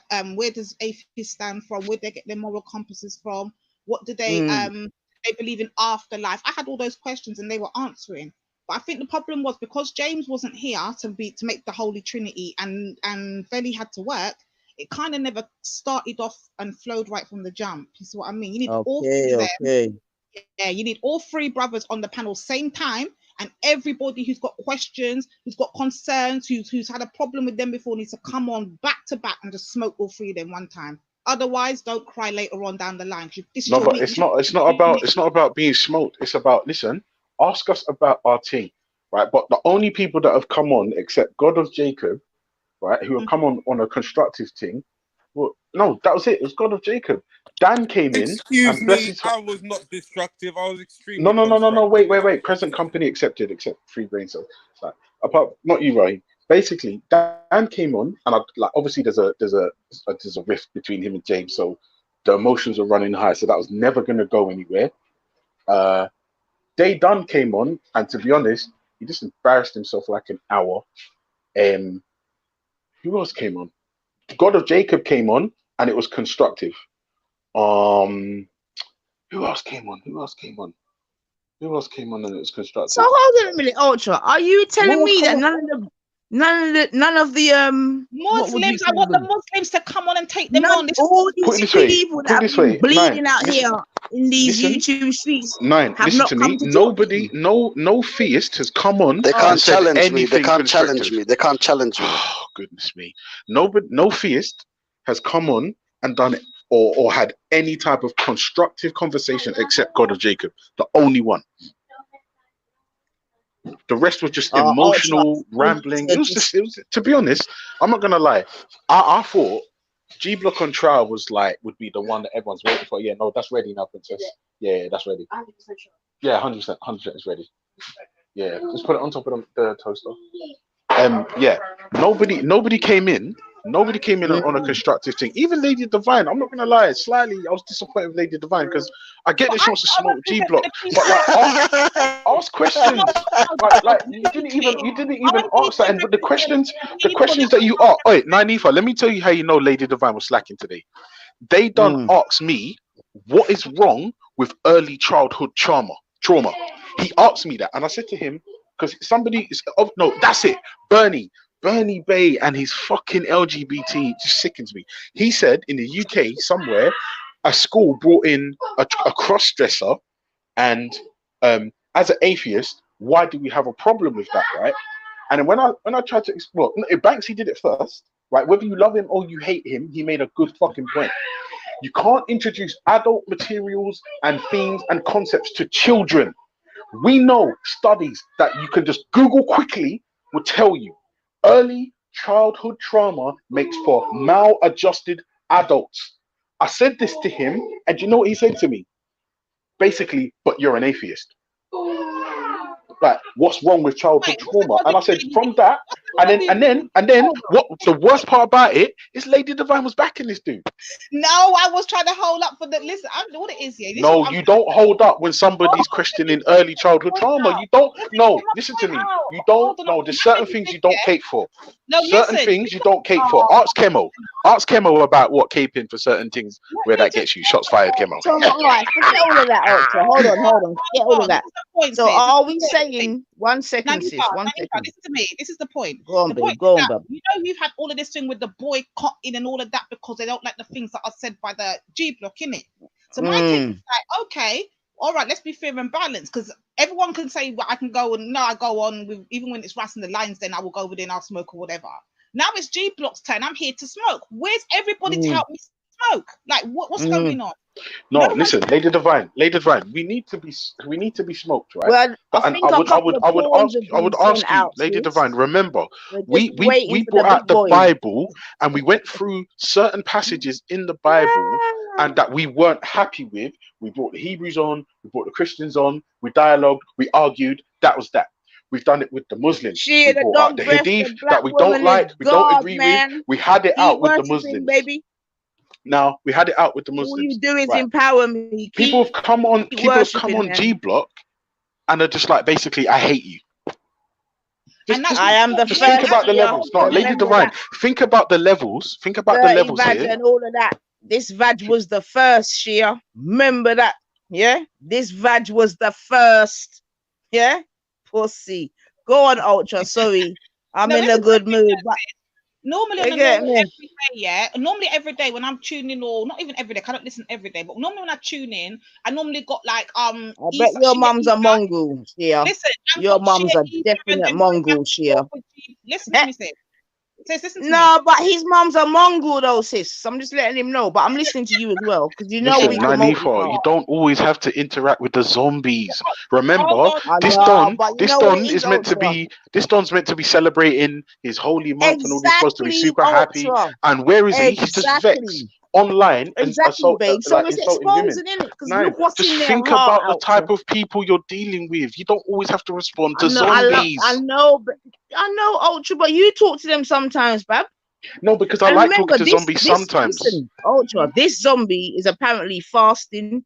He's talking about pussy. He's talking about death. He's talking about mothers. You get me? In Ramadan. So it's all good, man. You get me? Watch this. Oh, anything. And the thing is, he is so what's the word? Small dicked that he thinks that small willy gang. Small willy gang. That's it. The small willy gang. And that's the thing. Listen to me. I'm telling you, it's always the dudes that have got tiny dicks that are attacking me. Go talk to your mommy, man. You know what I mean? The thing is, Ultra, you know these mans are still sticking their hood in apple pies. You know them ones.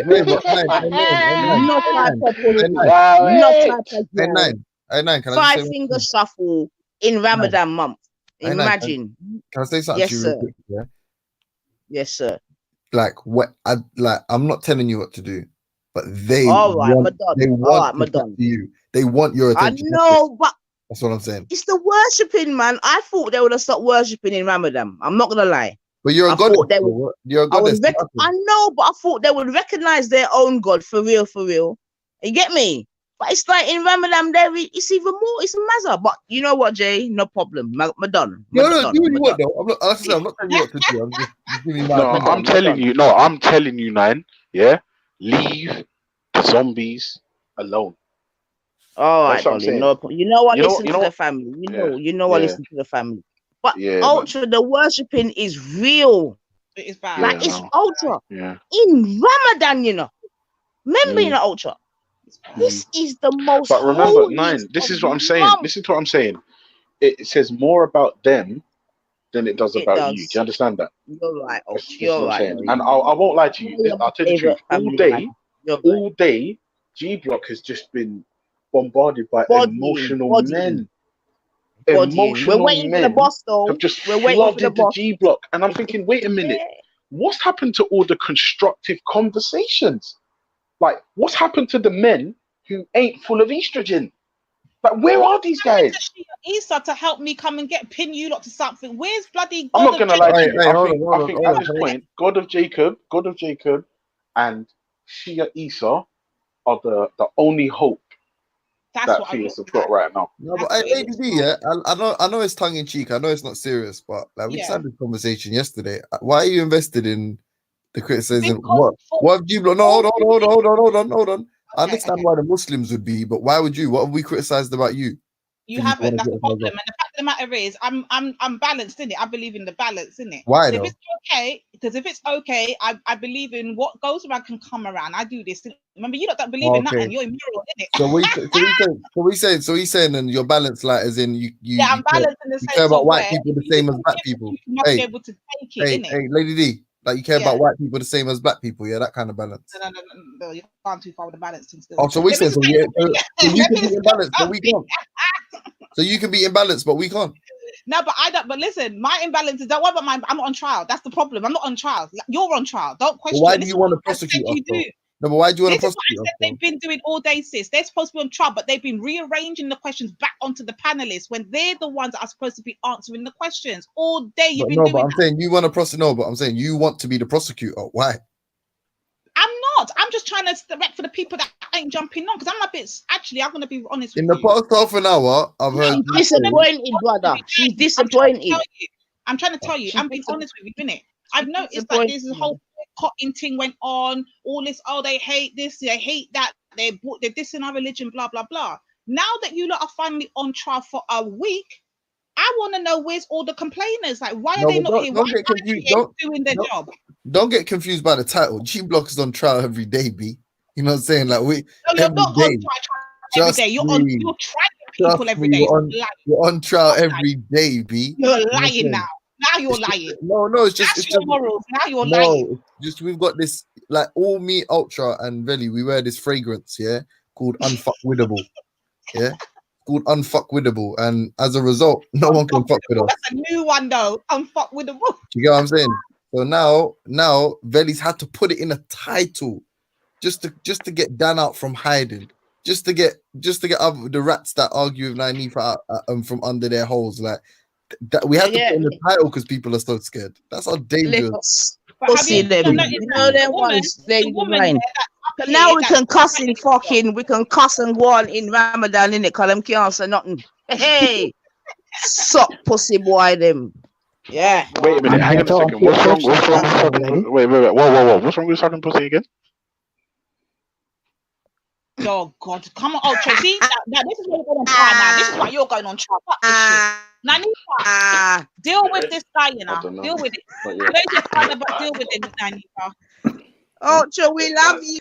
Yeah, Ultra, what's the patty thing now? She didn't use the teriyaki. ADD, I'm happy to try and answer your questions to the best of my ability.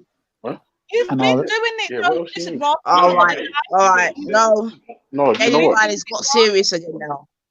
Hold on one second. Yeah, Robo Rob's here. No more joking now. Robo Rob's here. Sis, 1 second. Rob's a funny man. But you see, I ain't got no problem with Robo Rob, man. But he's still Robo Rob. I ain't got no problem with Robo. No problem give me a second. 1 second. I'm listening, sis. May I listen, man? You're talking when I'm talking, so sis, you can't be. So all right, go on, sis. Go on, sis. Go on, man. What I'm saying is, Rob, you've been brilliant all day, and I'm glad that you can answer the atheist aspect. But this is about the these three Trinity here, and so far they've used you as a decoy. Thingy saying it best earlier. I forgot his name. Daydan. He said it best. They have got the decoy defending the decoy and hiding for the decoy. Don't be their decoy, Rob. Wait, Nyanifa, listen. Daydan came on and all he did was embarrass himself. And listen, you still got Lady Divine co-signing him. Imagine that. I'm not co-signing him. Nyanifa, I'm being honest. You see when I explained myself clearly and concisely to Daydan, he didn't understand. Now, I'm not gonna lie. The reason Daydan didn't understand, the reason why he struggled today is because he hasn't slept. Yeah, and everybody knows what sleep deprivation. No, don't laugh. We all know what sleep deprivation does to your brain. But we all know what it does. But Ultra, hold on a minute. Why has he not slept in this time here? Bro, that's not my business. I'm not in his life. I don't know. I don't know. I should be holding some good sleep now, man. Go on. Waiting all night, yeah, to try and catch a W on G Block. I was waiting up all night. Oh, is that what it was, Biggie? You are haters, man. And man was like, oh, shit. You get me? I was like, yes. Sweet, so the man, they made loyal bedroom. I don't understand it. Do you know what's funny? Even Lady Divine was co-signing Raj, begged him not to leave. But even Raj was like, do you know what? Daydan's actually embarrassing himself. He's embarrassing Team Theist. I'm out of here. Raj, Raj said, you know what? I'm out of here. That's how you know it was deep. Raj was like, nah, I can't really co-sign this. I can't really co-sign this. Yo, what's that noise in the background? No. Go on, James. No, it's not me. I was just on mute, man. You dickhead, bro. Sis, maybe you can hit a couple of the back lines and get some real, people up in here. I don't go on no back lines, sis. I'm front street in it. I don't do this whole back chat thing and all them. I'm front street. What you see is what you get. Standard. But what I'm saying is this, though, sis, yeah? I'm noticing Happy that Monday, though, sis. You know what I'm saying? Hold on, sis. All these men that are normally crying and complaining about the whole G block. I know some of them's here, but it's funny how the women are here to challenge the man them. But where's the man them to challenge the man them? Like, what? I don't get it. Nah, but still, you have to acknowledge that couple send-outs come still. You don't know how the send-out thing go. Those ones came in it, they came true. But where's the real man them in it? Like the ones that want to take down G Block, where are you at? Why am I doing your job? Sis, haven't you read the Art of War, sis? Haven't you read the Art of War, sis? Oh, let it no. Kid no more. You get me? It's supposed to know the team set, man. If it's sent out the I'm not gonna lie. This all kicked off because of that whole slavery thing. Since then, like it's just been a mazza. It's just been a mazza. I can't lie. It's just been like it's the whole thing's just gone a bit left. Like it's gone left, and like at the end of the day, the G Block is the G Block. And remember, you've got people all over the internet saying, "I hate James Jones. I hate Belly Vision. I hate Ultra. I hate Rob. I hate everywhere. Blah blah blah." And I'm boycotting the channel. And 2-2s now, they can't stop watching.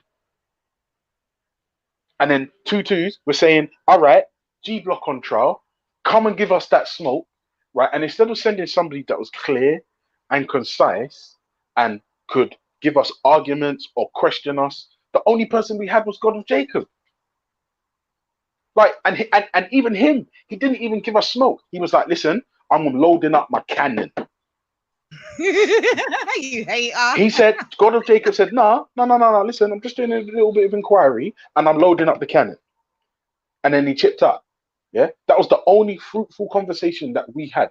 Things were being explained to everybody that jumped on the panel, but because the people jumping on were just either tired or emotional, we got nowhere. So I think you need to make an official announcement, but make an official announcement, Ultra. Go on. No, you do it in your Ultra way, in it. Come on, call them out, man. Come on. Khan. Where's Khan? I'm disappointed in Khan. I feel like everyone's like. Do you know what the funny thing is? I gave Khan the heads up. I said to him, I said to Khan, I'm standing on humanism. I sent him the link and I said to him, listen, study this link here, pick holes in it, come and bust me up on G Block on trial. Can't see. What do you look? I don't understand that. Bruv, I'm blaming Veli now. I don't care, yeah, because what is there to on trial for? What, blood? You man say you've got to believe. Hold on. G Block is godless. We don't have no kind of codified belief system.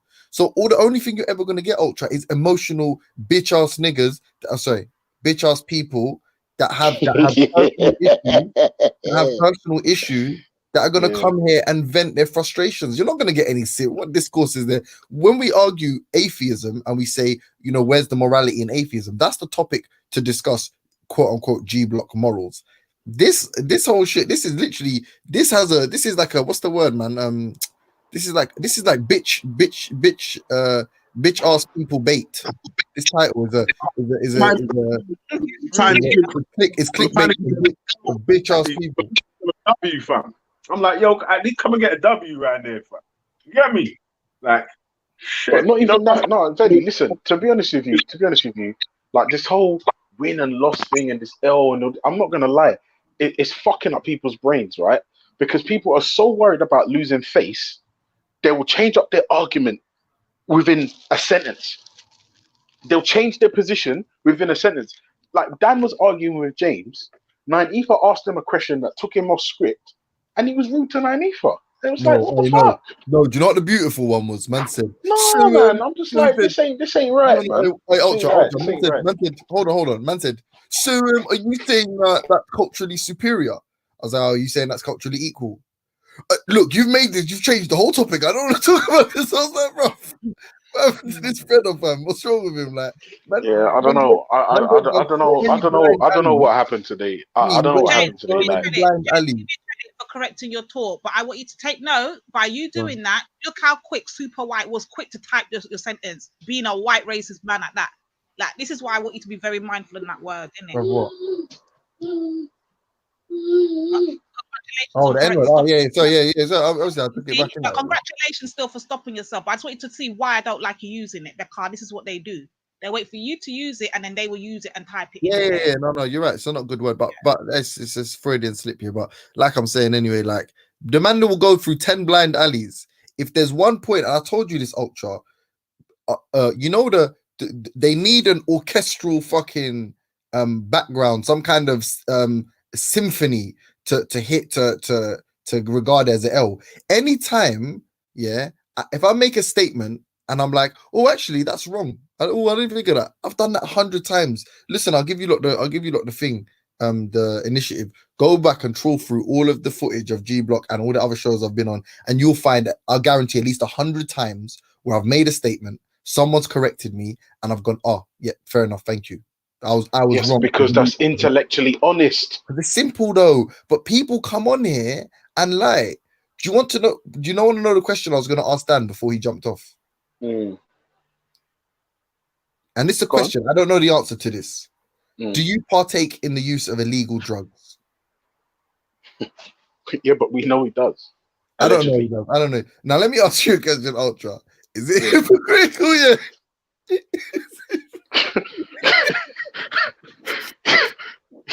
Yeah, it's not right. Thank really. you. So this is what I'm saying, but you know, to be fair, this is what I'm saying, James. To be fair, I don't partake in illegal drugs. Nor do I. And I've got my opinions. You've got your opinions. But my point is, do you think these kids OT are only selling cocaine? To be fair, I don't have enough information to accurately answer that, but I would think probably not. And but would that question have been answered?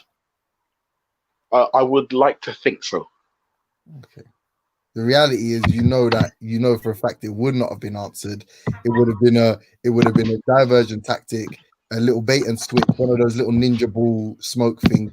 So it's like, if you can, everybody can be wrong, G. Me, Veli, I'll let everybody know, just to close this case for all of you. We've all been wrong over 100 times on G Block, and we just admitted it. And it didn't feel like enough of a victory for you people because we didn't have the the fucking the music background, the slow-mo, the taking bullets, someone screaming no, like we didn't have all of that stuff. So you didn't take it as enough of an L. But everybody's wrong, fam. Oh, you're not perfect. And maybe Ultra's baby is, but yeah. I'm not gonna lie. If I'm gonna have a perfect life, and remain alive, I'm gonna have to put hangouts down, because like Mary, the mother of Jesus, is looking at me in a way where, like, you know that look where get off hangouts now or go fuck yourself. You know that look. Have you ever got that look of your missus? Have you ever got that look? On hangouts, no. Yeah, like hangouts is like a big thorn in this woman's side. What do you say? Don't huff and puff. Oh, you get okay, cool. Yeah, so basically, yeah, so she's fucking looking at you like, you get hangouts, please. You know when pregnant women say stuff, you kind of have to listen to it. So. James, listen, hold down the G Block for me, man. I'm not gonna lie to you. Thus far, it's been underwhelming and disappointing, to be fair, with the caliber of people that jumped on the panel. Same arguments as well. Like, there's nothing new. That's the problem. Whatever. Easter's gonna come and smoke you. That's why Ultra's running now. That's why Ultra's getting. Like, you literally just heard me say I'm getting smoked by my woman. Yeah, you're lost anyway, lady. She Issa's an atheist G Block member anyway, bro. Shia Issa is gonna be smoking all three of you one time. That's what's gonna happen, isn't it? Yeah, Issa is an atheist, bro. Like, are you alright? Once Shia Issa takes his jihad away, he's gonna be unstoppable, boy. You get me? I want. Like, that's my best of all of the people. Yeah, That's who I want to recruit. No, him and Ziriab. I want them man on my team. You get me? That's danger.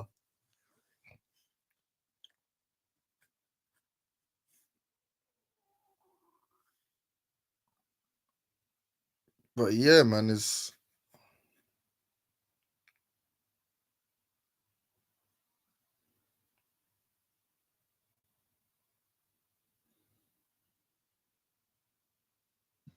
Was that the real Shia Issa though? I don't think it was, to be honest. Not with that name. yeah, that's it, man. But anyway, listen, man. Need to chip for a bit. So let's get a conversation going. Lady D. Hey Rob, you still there? Yeah, I'm here. Lady D, are you an atheist? No, I was told apparently I'm a pantheist. Was it broken down to me, Rob? Okay. Yeah, Lady D believes everything is energy, and she calls that God, as I understand it. Oh, have you already done the interrogation, Rob? No, because it's not that day. So I was trying not to do that and stay on defense rather than ask a lot of questions there. And he did well, unlike you idiots who are trying to switch the questions back round.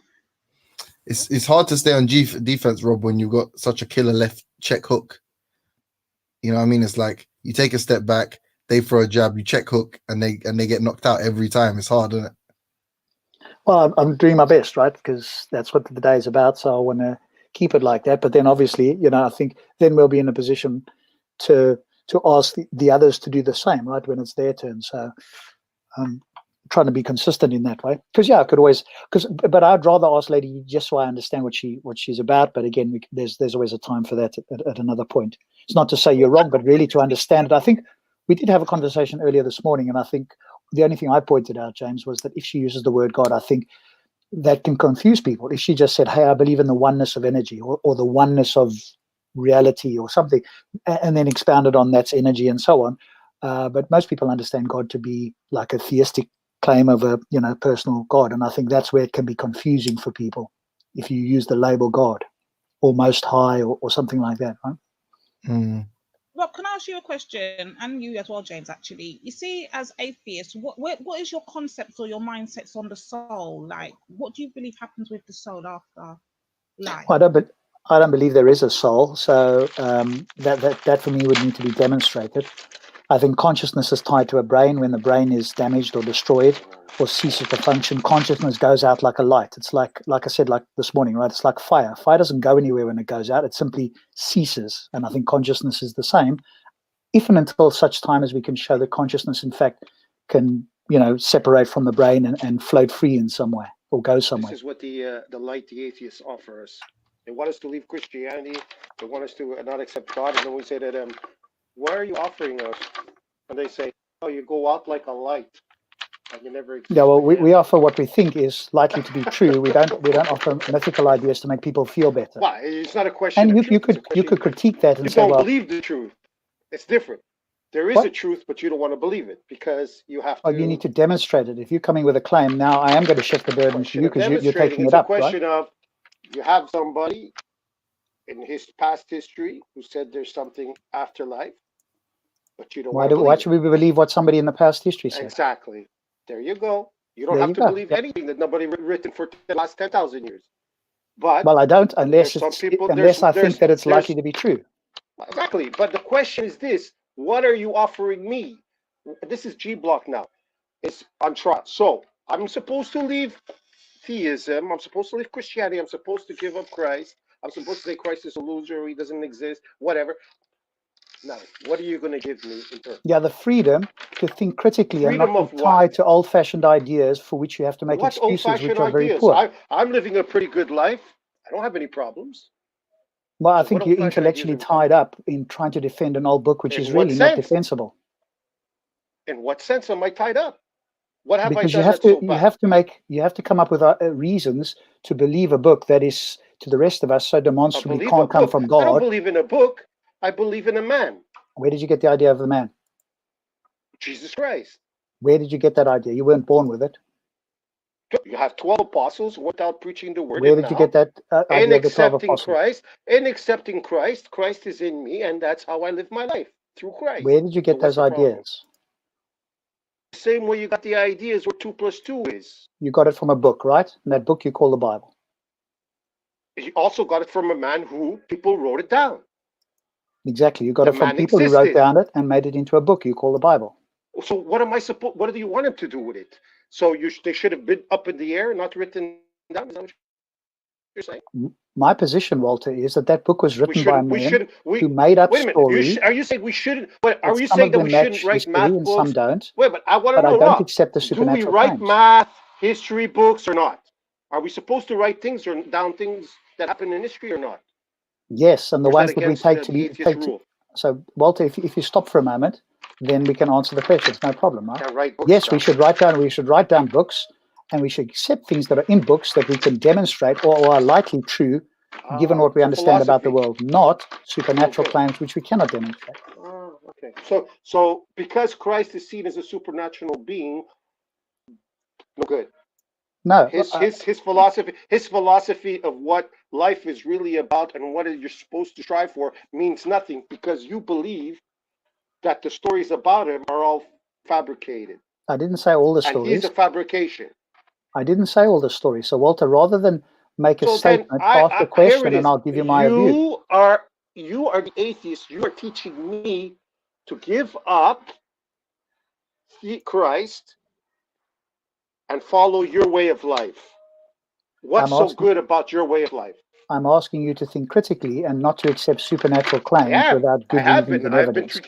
Jesus could well have existed as a historical character. I don't have a problem with that. What I do have a problem with is him rising from the dead, which would be an extraordinary supernatural claim for which you don't have evidence. Rob, who are you to say that I haven't been thinking critically or I haven't experienced God in my life? Who are you? Because I'm the one who's. Okay, do you want to ask your questions and answer them yourself? So I'll mute and you ask the question. Well, you're attacking my faith. I don't want you to attack my faith. I want you to give me your faith. Rob, give me your faith. Why should I leave my faith? All you're doing is attacking my faith. All you're doing is attacking my God. Give me this thing that I should leave my God for. Because it's likely not true, Walter. And if you care about what's true, then you would stop believing what is likely untrue. Okay. So yet 2 billion people are all false. Every single one of them. Not one of them is right. The ad populum fallacy doesn't exactly. Work in your favor, and there we go with another one. So again, just because lots of people believe something. So you guys, all you do is criticize. All you do is criticize the religion. You criticize the man, but you give us nothing. All you give us is. Hey, I've given you something. You didn't hear it, or you didn't want to. You gave me. You're stealing from past religions and calling it what? Atheism, secularism. What are you calling it? Well, atheism is the disbelief in a particular claim, right? I'm a naturalist, which means that I think everything is natural, i.e., I do not believe in a supernatural. I define supernatural as a personal creator God that lives or exists outside of the universe and occasionally twiddles the knobs in the universe. What's my purpose for life? In your naturalism, what's my purpose? What do we exist for in your naturalism? Well, for me, to make the world a better place, to leave it slightly better than when I found it. So that we could leave Christianity. Well, of course. I don't see any advantage in Christianity that you cannot get elsewhere, and a lot of disadvantages. Give me something better than what Christ has offered us. Listen. Christianity is offering man one thing. You as a naturalist are. What is Christianity offering man? Salvation. Why would you want salvation? Eternal life. Why can't I have it? Salvation. Why would you need salvation if your God is a loving God? See, this is the problem that you and other theists battle with. Because I'm a moral being. Because I'm a moral being who knows who makes mistakes, and I'm here. So why should you need to be asked forgiveness? What you really should be doing is ask forgiveness of your fellow humans and not of a God that cannot be hurt or touched or in any way negatively affected by your actions. Why would you have to ask forgiveness of that sort of being? Wait a minute. So you don't know that sometimes we offer forgiveness from our fellow man also when we make a mistake to them? Listen, Walter, I'm saying to you, why do you need to ask forgiveness of a supernatural being that cannot in any way be harmed by any action you do? What is that again? I am offering my salvation, taking the salvation that's being offered to me. You're saying, why should you have to? Why do you need it? I need it because I'm not perfect. You think you are? Go ahead. So did I say I was perfect? Salvation.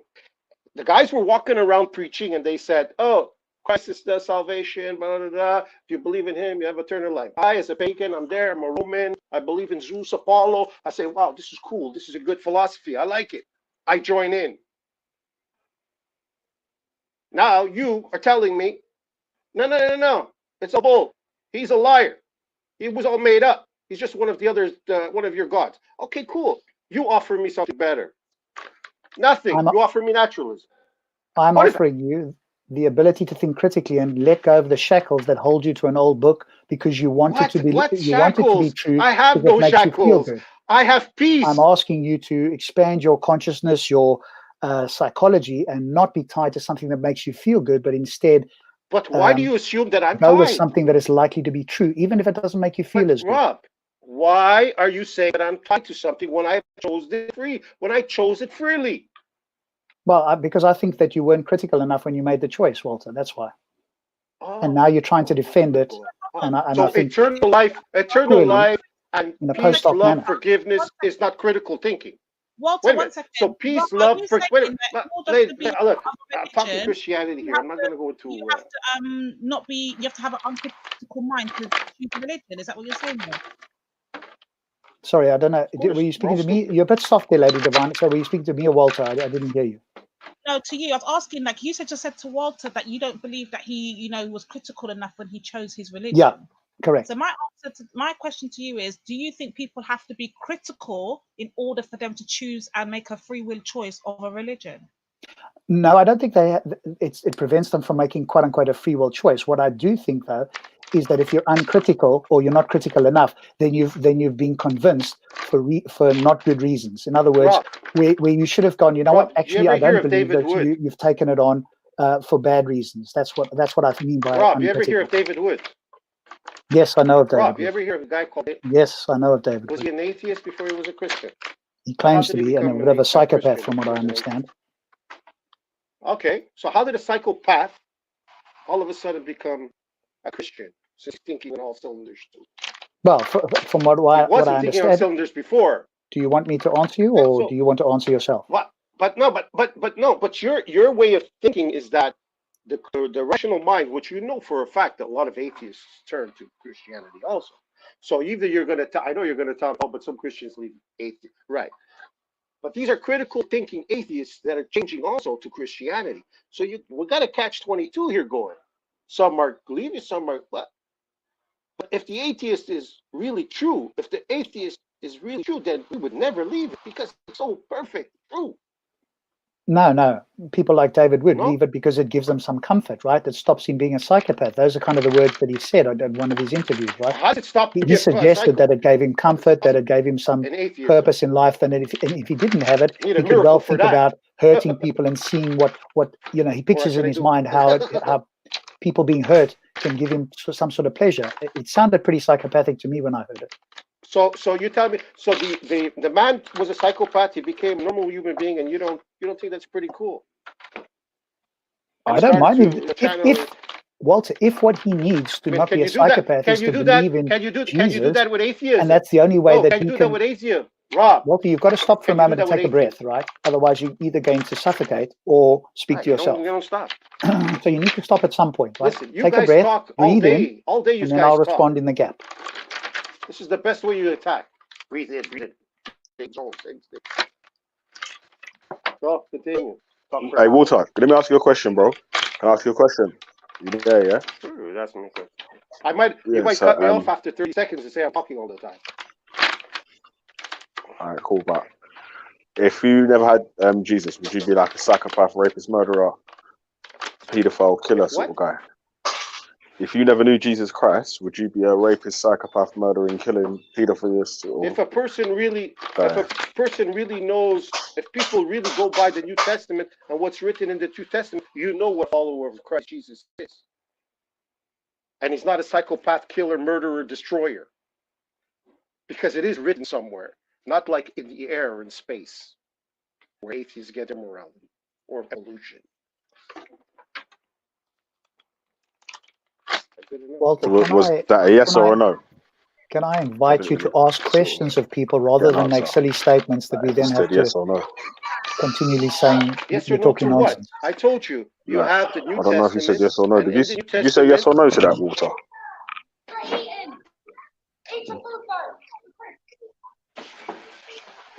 No, it can't be a psychopath. No. Killer, murder. Right. No. Yeah, so without Jesus, would you have been one of them? No, that's not the point. The point is what I'm saying is you didn't you ask us, can you be a murderer and a Christian at the same time? Is that what you just said? That if you never had Jesus, would you be like a murderer, a rapist, a psychopath, a paedophile, or a killer, or any of those sort of guys? So what does that got to do with anything? That's what your atheism is offering me. No, I'm asking you. If you never had Jesus, would you I'm be asking like you. I'm asking you because you're turning it to another place now. That I'm asking you, what does atheist have to offer me? And now you're going somewhere else. What does atheist have to offer the psychopath or the guy like you who's not anything except your professional help? They can offer them professional help. Point them in the right direction to professional So your Christians help. don't offer professional help. No. Christians don't offer professional help. No, they offer prayer.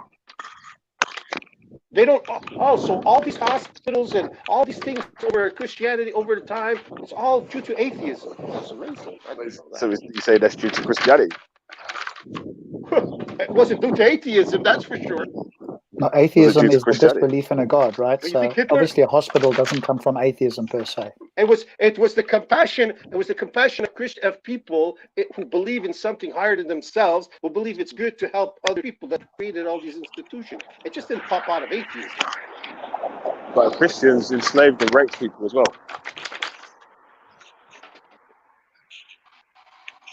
And atheism, and Christianity also destroyed slavery.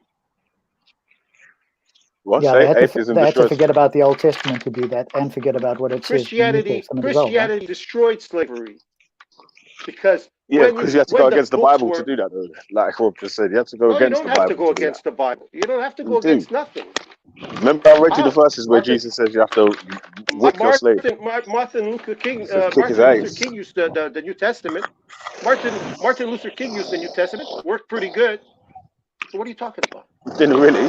He used to get smashed up. Oh, he didn't. He did. Telling me a preacher didn't know what he was talking about. Have you seen the footage of Martin Luther King walking around and the people setting dogs and shit on them?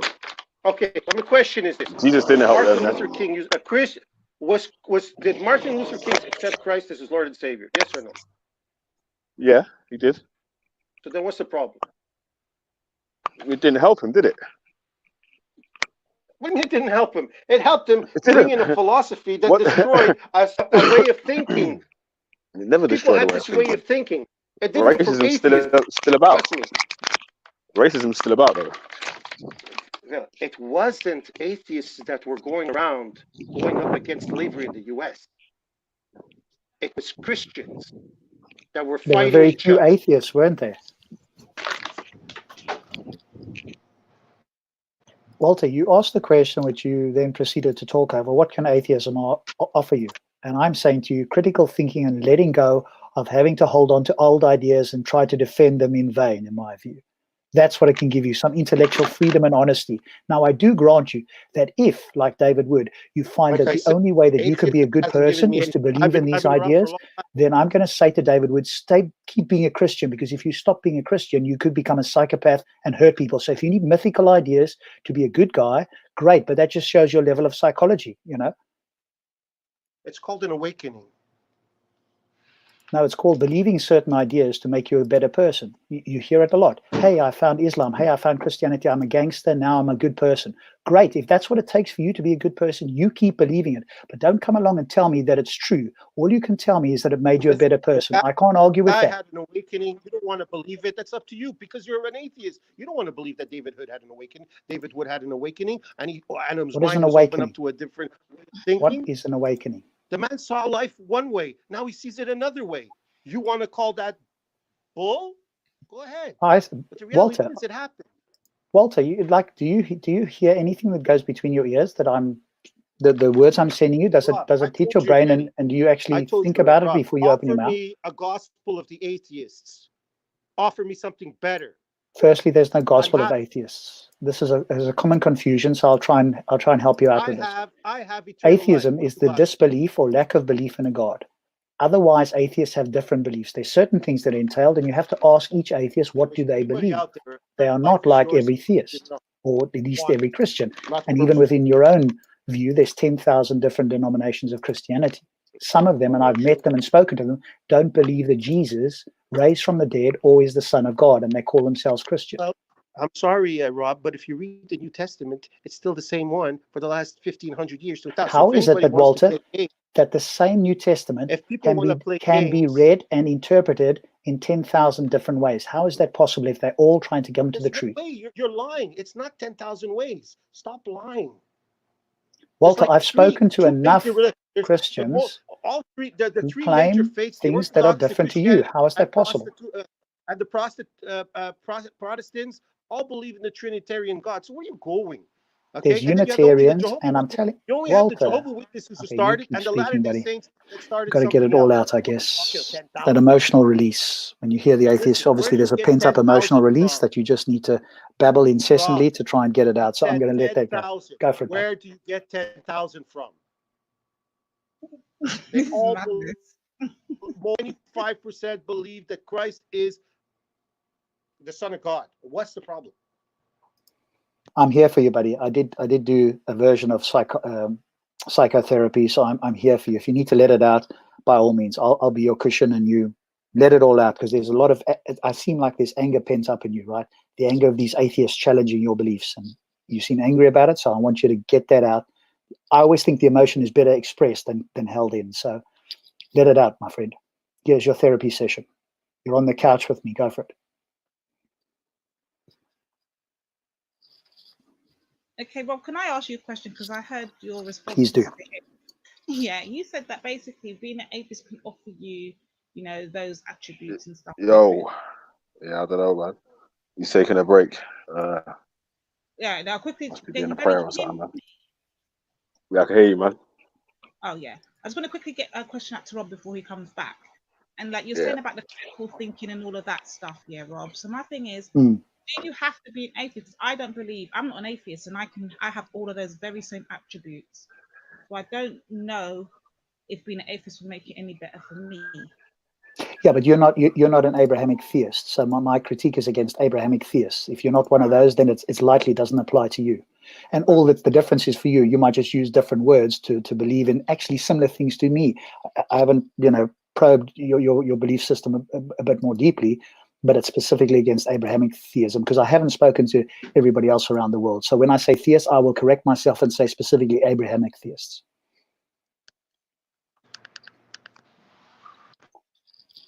Oh, I totally get it. I don't know what's happened with Walter. Like, this is not what I thought the G Block and the atheist thing will be like. I didn't expect it to be this dead and quiet. Like, where is all the big talkers in the chat? What's going on? Yeah, you're having to do it on their behalf, right? There's a lot of text going on there, but not a lot coming on here. But again, Walter says we haven't offered anything. It depends what he wants, right? So when I've offered something and he says I haven't, now of course I have to ask a question. As much as I'm quite happy to answer questions, what is it that he would accept as something, right? Because I have offered something, he's either not heard it or he's blatantly dismissed it. For me, my family, my friends, and all the people of the world. Sorry, say that again. So wait until I'm finished speaking, and then you speak, and then I can hear what you're saying. Go for it. A chance at eternal life for the whole world, including my family, friends, and everybody else. Offer me that. And if there isn't eternal life, Walter, all I can offer you is what's true or likely true. It's like the red pill and the blue pill. I'm Morpheus. You are Neo. Oh, probably not Neo, but a version wanting to be Neo. And I can only offer you the truth or likely to be true. I can't offer you something that is likely untrue. I'm sorry. And if that's what you need to feel fulfilled, then atheism will not help you. I'd rather listen to Christ than you. Rob, Christ is offering the same thing. You're offering something else. I'd rather listen to Christ than you. Sorry, buddy. Okay, well, that's only what you believe Christ is saying. You're speaking to me, so I haven't written it in a book. Your offer of death means nothing to me. It's a zero. Death. Well, when you can demonstrate eternal life, Walter, then I'm coming to your camp. Until that point, you're welcome to believe it. You just don't have good reasons to do so. All the stuff you see in the world, you prefer to have everybody dying, and their existence is pointless. This is what you're offering: a pointless existence. Pointless by whose standard? Pointless by whose standard? Why are you cutting me down? See, you're the same. You're cutting into me. You know better. Yeah, but you're repeating yourself. I heard your question. You asked me, are they have a pointless life? And I'm saying pointless by whose standard? Pointless existence by whose standard? By the standard that when you're dead, you're dead. That's not an answer to the question. By whose standard is their life pointless? Wait a minute. Are you saying that a guy lives till 25 years old, gets hit by a car, now he's dead? Why did he exist for? Well, firstly, why did he exist is because obviously his parents copulated and brought him into existence. And if he was a good person, he's touched the life. What does it mean? It means that he came into existence. He obviously brought some level of happiness to some people in his life. And if he left the world slightly better than when he found it, then his life has meaning. And his life certainly has meaning to himself up until that point, and his friends and his family. And they will hopefully remember him if he was a good person. Like he's boring. Does he exist, It's what? Rob? Boring, did you say? Does he exist, Rob? Does he exist? He died. Does he exist now? If he's dead, then no, he doesn't exist in the sense that there's no more consciousness. The lights are out. What sense? You're an atheist. There is no sense. Does he exist? What do you mean by exist? No more. In your belief system, he is disappeared from the face of anything and everything. And if you want to say, oh, he's going to be remembered the next 10 years, after 200 years, the same way I don't even remember who my grandmother is, this guy will be a past of dust. And your point is? So don't even try that or the stardust repeat on me. The thing is that atheism offers sweet nada. It's a pointless journey to nowhere. Well, I mean, that's your view. All atheists can choose what they want for their life, right? And for me, I want to make a better life. I want to remember the memories that I have with my family, etc. But yes, when I die, all of that is snuffed out like a. And unfortunately, if that's likely to be the truth, I'm, psychologically somewhat educated enough to accept that. Is it what I want necessarily? No, I wouldn't mind to exist forever. But if it's not true, I'm not going to pretend that it is to make myself feel better. I'm sorry. And if you or other people need that, then I'm okay with you guys doing that. But don't tell me that's true. Just tell me that you believe it because it makes you feel better. That I'm okay with. Right. Rob, still haven't offered me anything sweet. Anything that I could understand why I'm here for. Sorry, I can't hear you, Lady Divine. Yeah, I was asking, as an atheist, what do you believe in the point of the purpose of life? I don't get it. Well, I don't think there is an inherent purpose in life because that would require some purpose giver. But I do think that we can each choose our own purpose. So is there a universal purpose for our life? No, I don't think there is. I'm not committed to that view. And if that's something that makes people uncomfortable, there's nothing I can do about it. But sometimes the truth is uncomfortable, right? And if people need to have comfort instead of truth, well, that's the choice they make, right? What is truth, Rob? That what comports with reality. Rob, that is your truth. You don't want to believe my truth. No. Let's not go down my truth and your truth. There is no such thing. Your opinion or your beliefs and mine. And I have reasons for mine and you have reasons for yours. The truth is independent of what you and I think about it.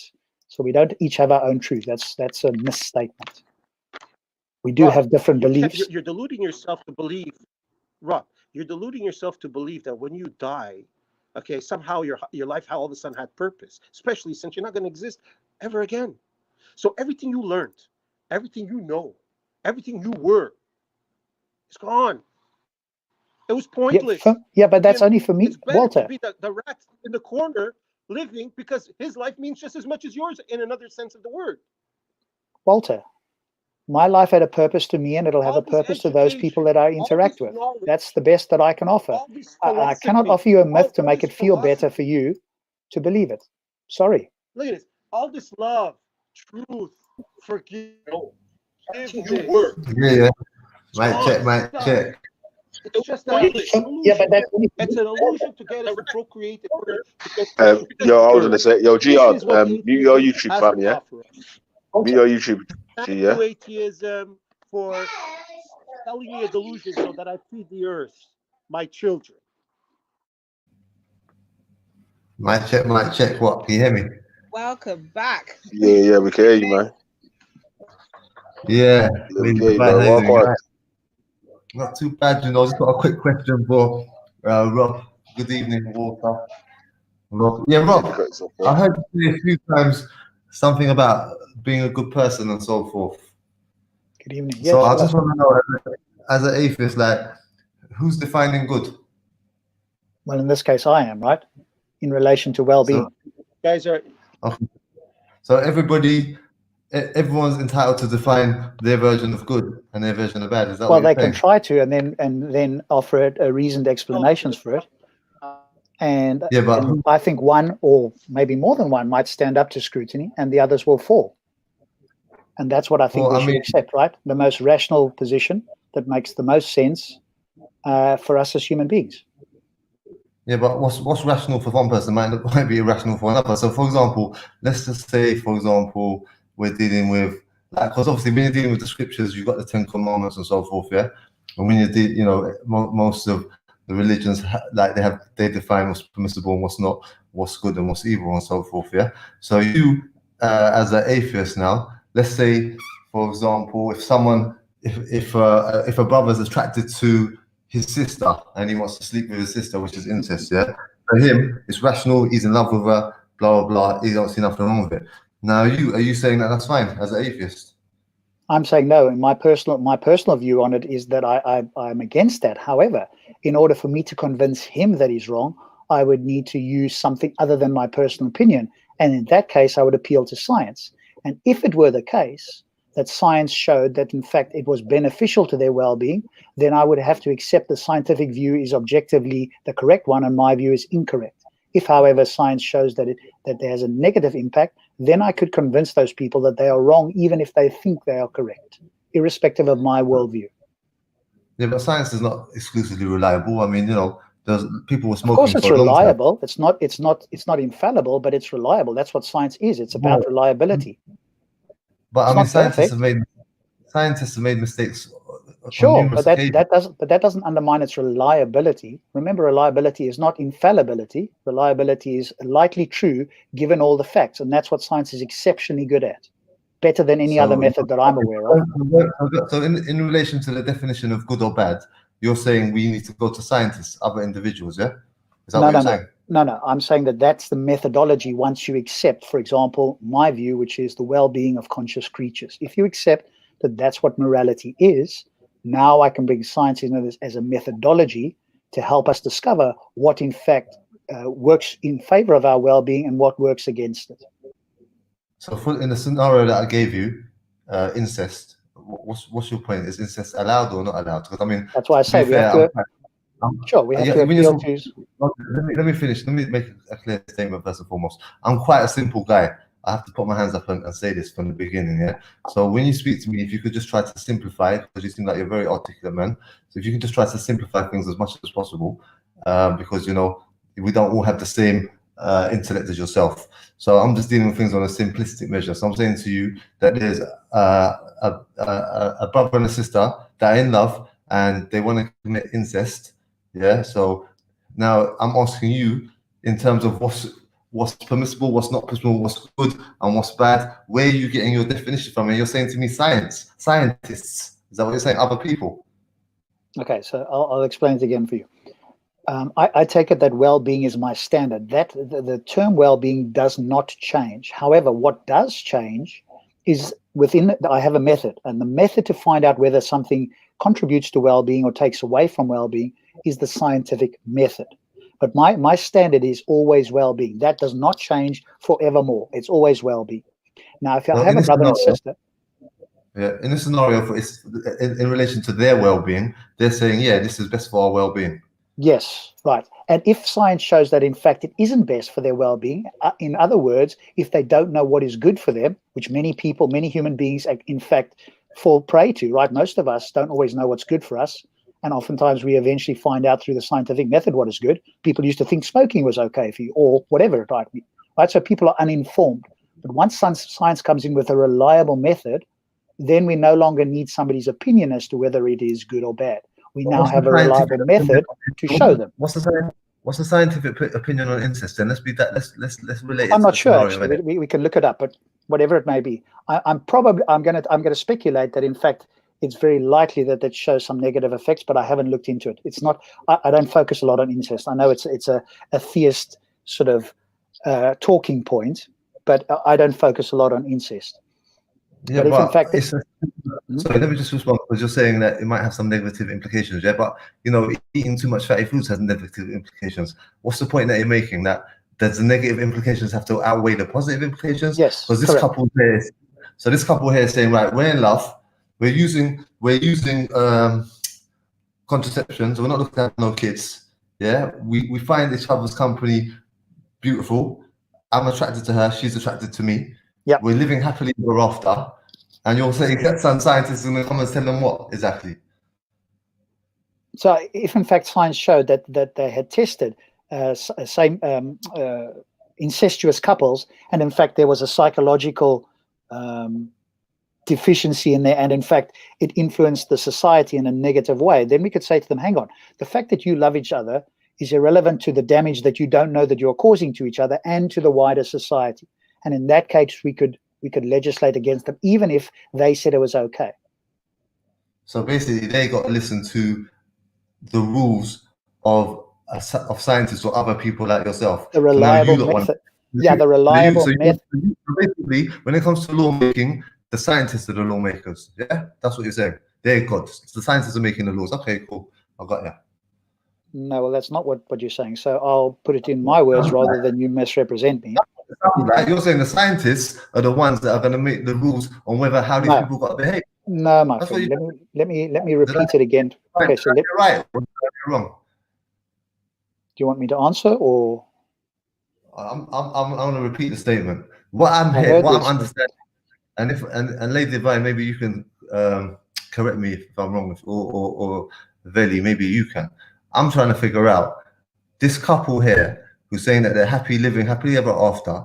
You now, as an atheist, are telling them that some other man or woman scientist can tell them how they got to live their life because they think it's better for them. Is that what you're actually saying, for real?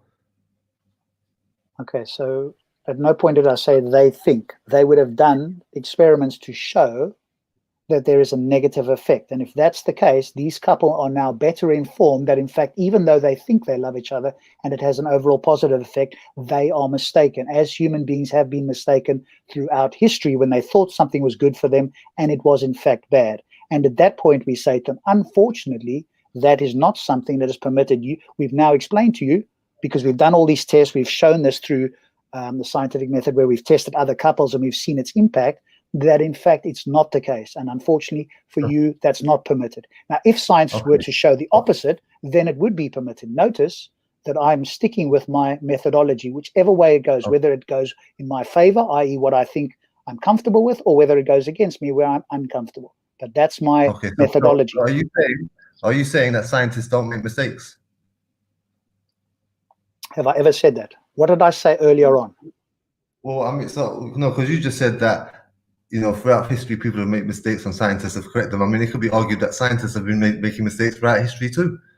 What did we say at the very beginning of this conversation about the reliability of science?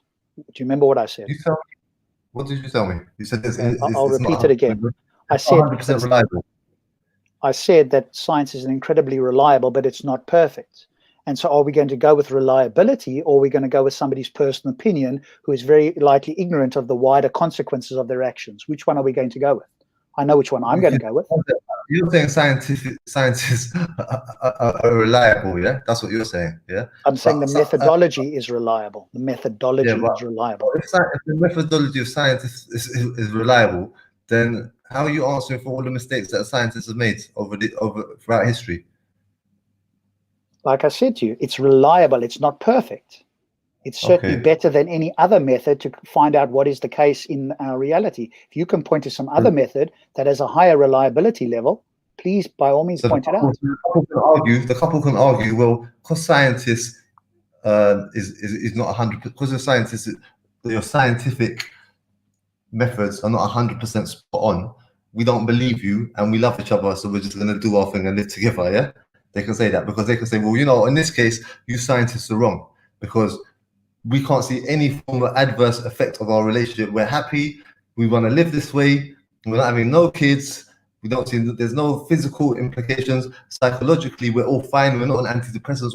We're not taking alcohol, drugs, or so forth. We're living happily ever after. And you scientists want to come and tell us that on some kind of probability we shouldn't be doing this, and they're going to say to you, no. I mean, why is it that they should listen to the scientists in the first place anyway? Because why? It's their life.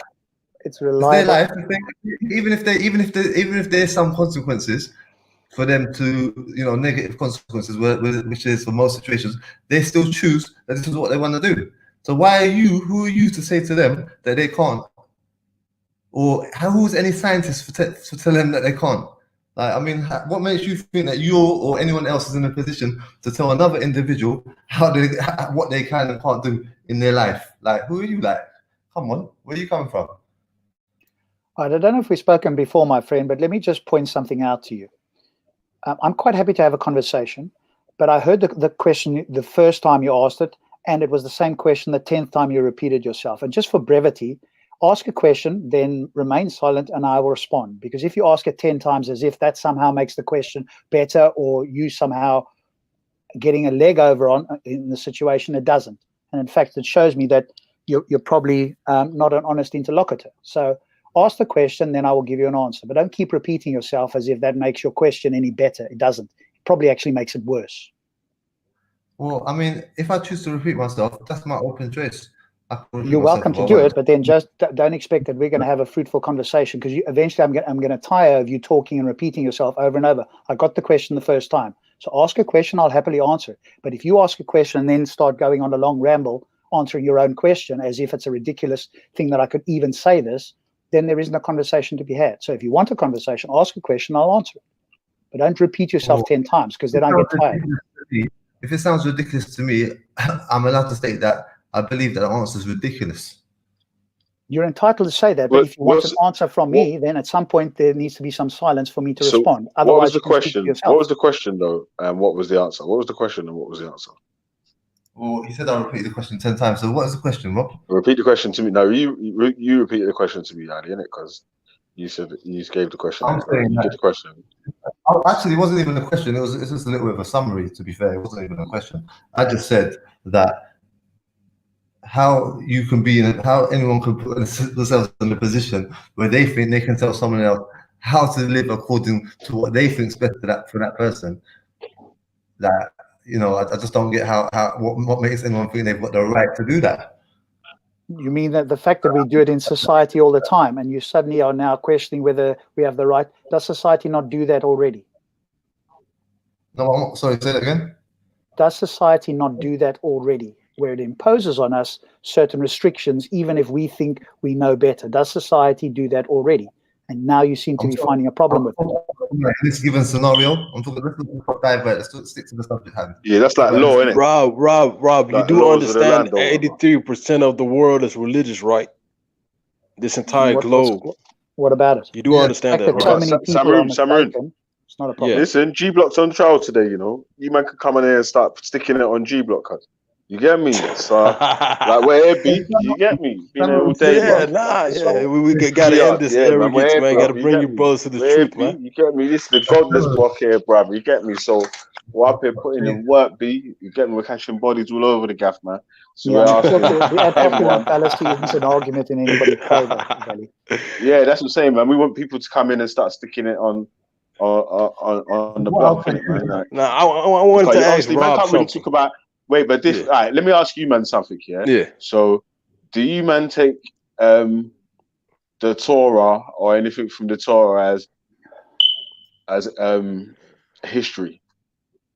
One second, can I just pause for 1 second, yeah? Because I think it's a bit unfair that this guy, top right-hand corner, Rob, it sounded like he was backtracking to me, and Samaru, it looked like he come and saved the day, really, because I wasn't getting no sense out of him.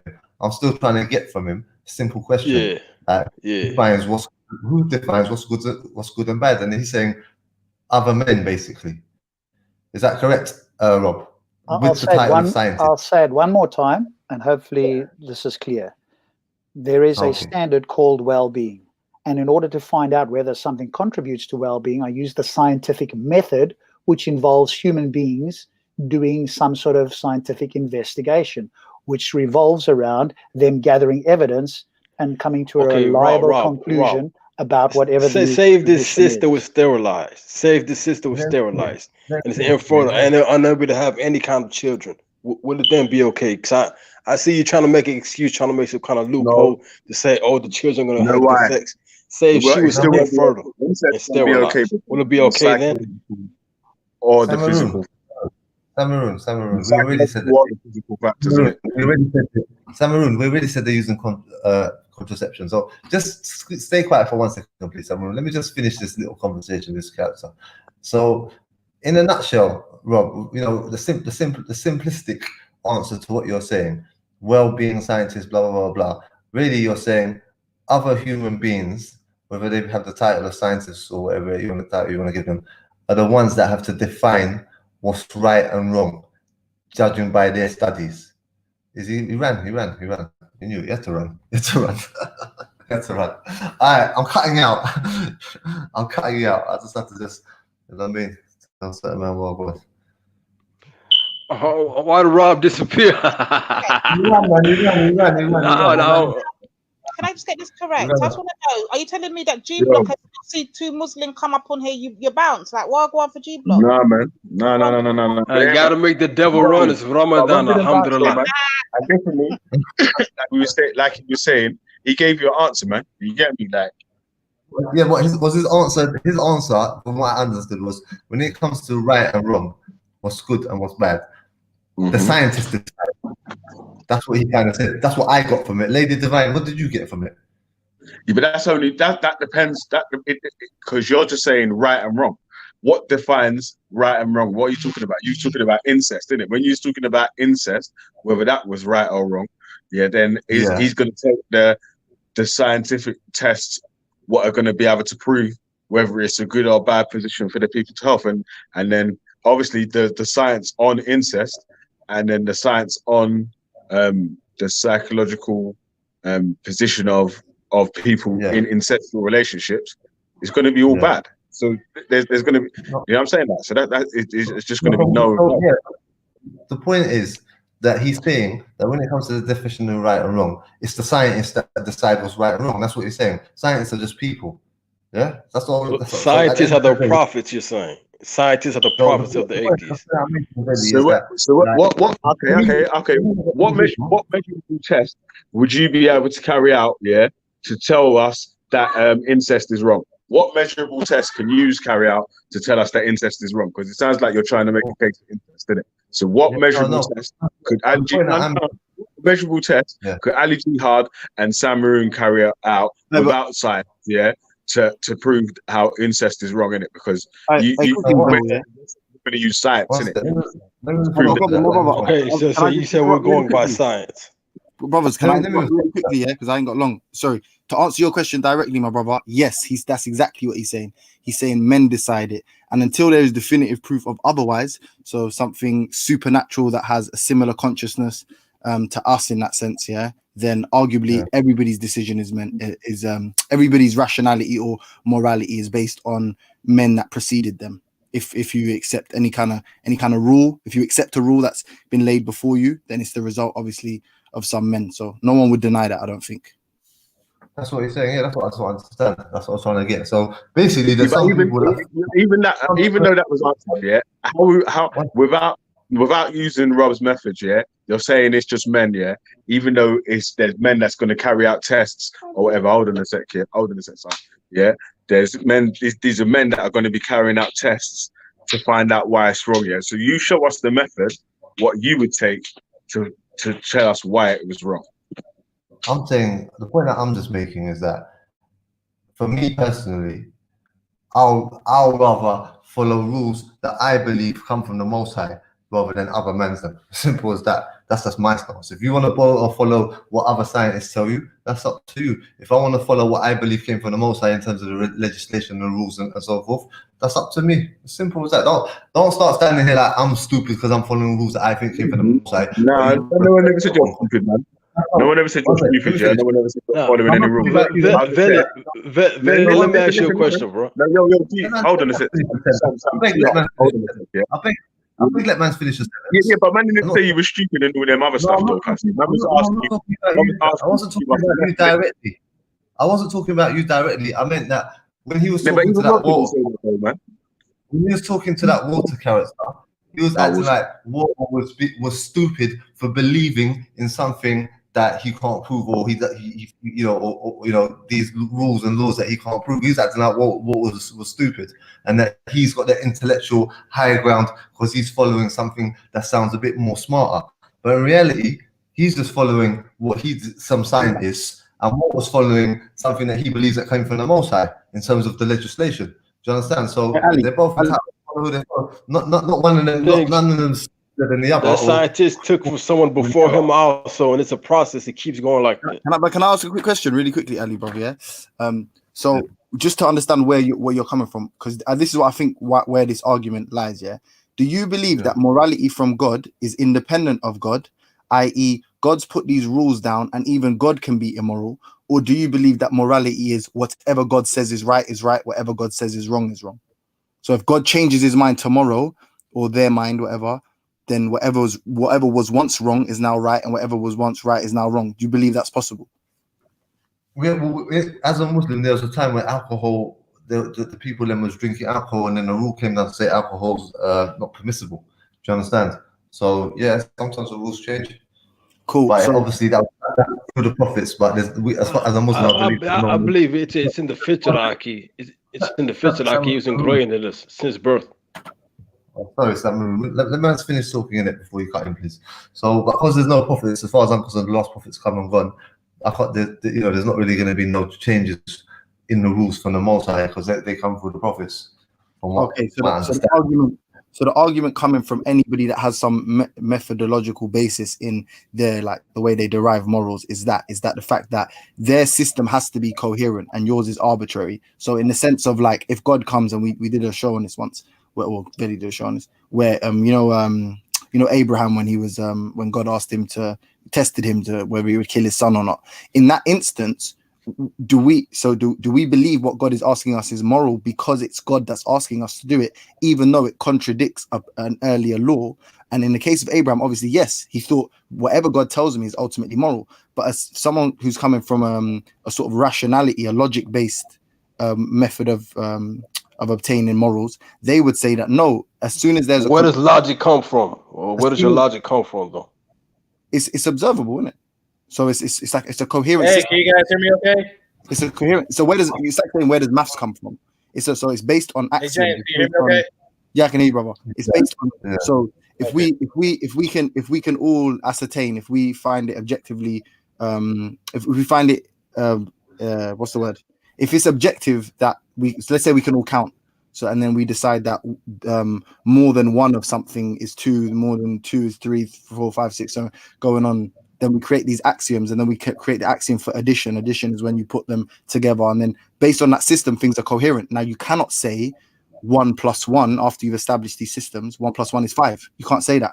It's incoherent at that stage, isn't it? So that's when it becomes objectively truthful. So logic arguably is subjective, but the second you establish rules you can't contradict, so on and so forth, then it becomes objective because everybody can observe it, right? Based on this X principle, Y principle, Z principle, you must ultimately get to X conclusion. But that's a side topic. The point is, I'm saying that's why Rob would chat shit to someone that's a theist, because he would say your morality is ultimately arbitrary. You don't even know why something's good or bad, whereas he would argue he knows fundamentally why it's good or bad because he has this methodology of deciphering whether something's good or bad. Do you know what I mean?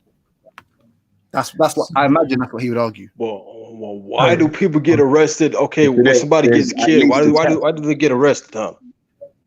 Huh? No, if he believes after life nothing's gonna happen, you feel me? And there's pretty much we're just living to die, basically. We're just living to eventually decay. So if somebody gets killed, why are they arrested? It doesn't. We're living in a die, right? Because Ali, did you get that point? Because of justice. You know what? To be honest with you, but what is justice? What is justice? What defines justice? Do you think that if there was no such thing as a Allah, that there wouldn't be no justice? I just want to say something. Yeah. Okay, justice is what we call justice right now. Where did it come from? I can say even in America over here, the dollar says, "In God we trust."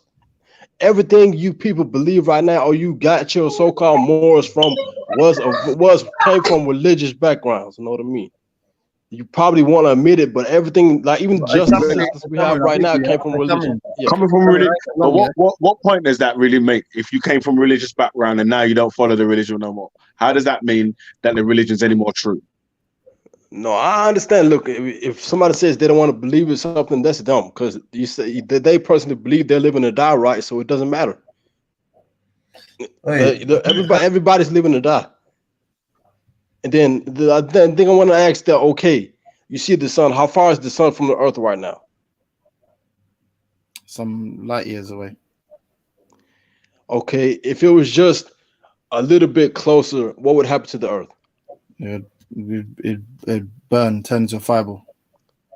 Okay, and if it's just a little bit farther, what would happen to the earth? We'd be an ice ball, right? Potentially, yeah. I'm not a scientist, but yeah, I'm not a fucking astrologist or whatever. Yeah. Okay, as far as those proportions in the universe right now, as it is it did it happen by chance, or was it set that specific way? An argument for the universe. Yes, it's God. God definitely exists. Ali, what was your point? No, I was saying that sometimes because you have no answer for it, nigga. That's why. Sometimes it's like we're on a point, and then someone said something, and the thing just jumps all over the place. So I kind of lost track of what was being said, to be fair. So I was just saying that when we're talking, like when one person's asking another person a question, let's let that person answer it, because when somebody else jumps in, it just confuses the thing. Yeah, but we heard the same fucking argument over and over. I would be like, all right. Listen, heard this argument over and over, man. Listen, my friend. Then it's irrational on your part, so you don't have to engage in it. Simple. You don't have to, innit? No one's forcing you. But oh shit, Rob's here. All right, cool. Rob, do your thing. I'm out. Big up. No, that's fine. James, were you just a super sub or something? No, because I heard you ask. He's the cheerleader. That's what he is. He's the white wannabe cheerleader. I beg you, man. That pretends to be black now. You have to out. Say again. No, what I was going to say is, what the question you were asking was a valid question, and I know, but because I've spoken to Rob, that exactly what you said was true, and it was almost as if you assumed Rob would have said no to it. So I wanted to just come and clarify. No, 100%. That's what he's saying. That's exactly what he was saying. Yeah, and I'm glad that you did that, because like when you clarified it, it made me realize that you understood what I was saying. Because when I was saying it to him, it's like he was ducking it. But thank you very much for that contribution. To be fair, yeah, it's cool. Anyway, so, big up everyone. Cool.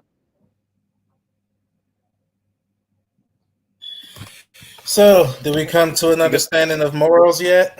And where morals are derived from? They will not. They will never have any morals. Bernie, you've been explained this. They'll take their morals from religious aspects and then say they have morals. But I think it's pointless with you, Bernie. It's been explained to you, and you keep coming back and saying the same thing. You either misunderstand it on purpose, or you just don't understand it all. So I'm not sure that we can help you. I'm getting different understandings. That's what it is. So, like, do we have any to the world, my friend. There's different humans have different understandings of things. Even within your own views, there's different understandings. Rob, okay, as a human, you could say, as a human, you're ignorant, right?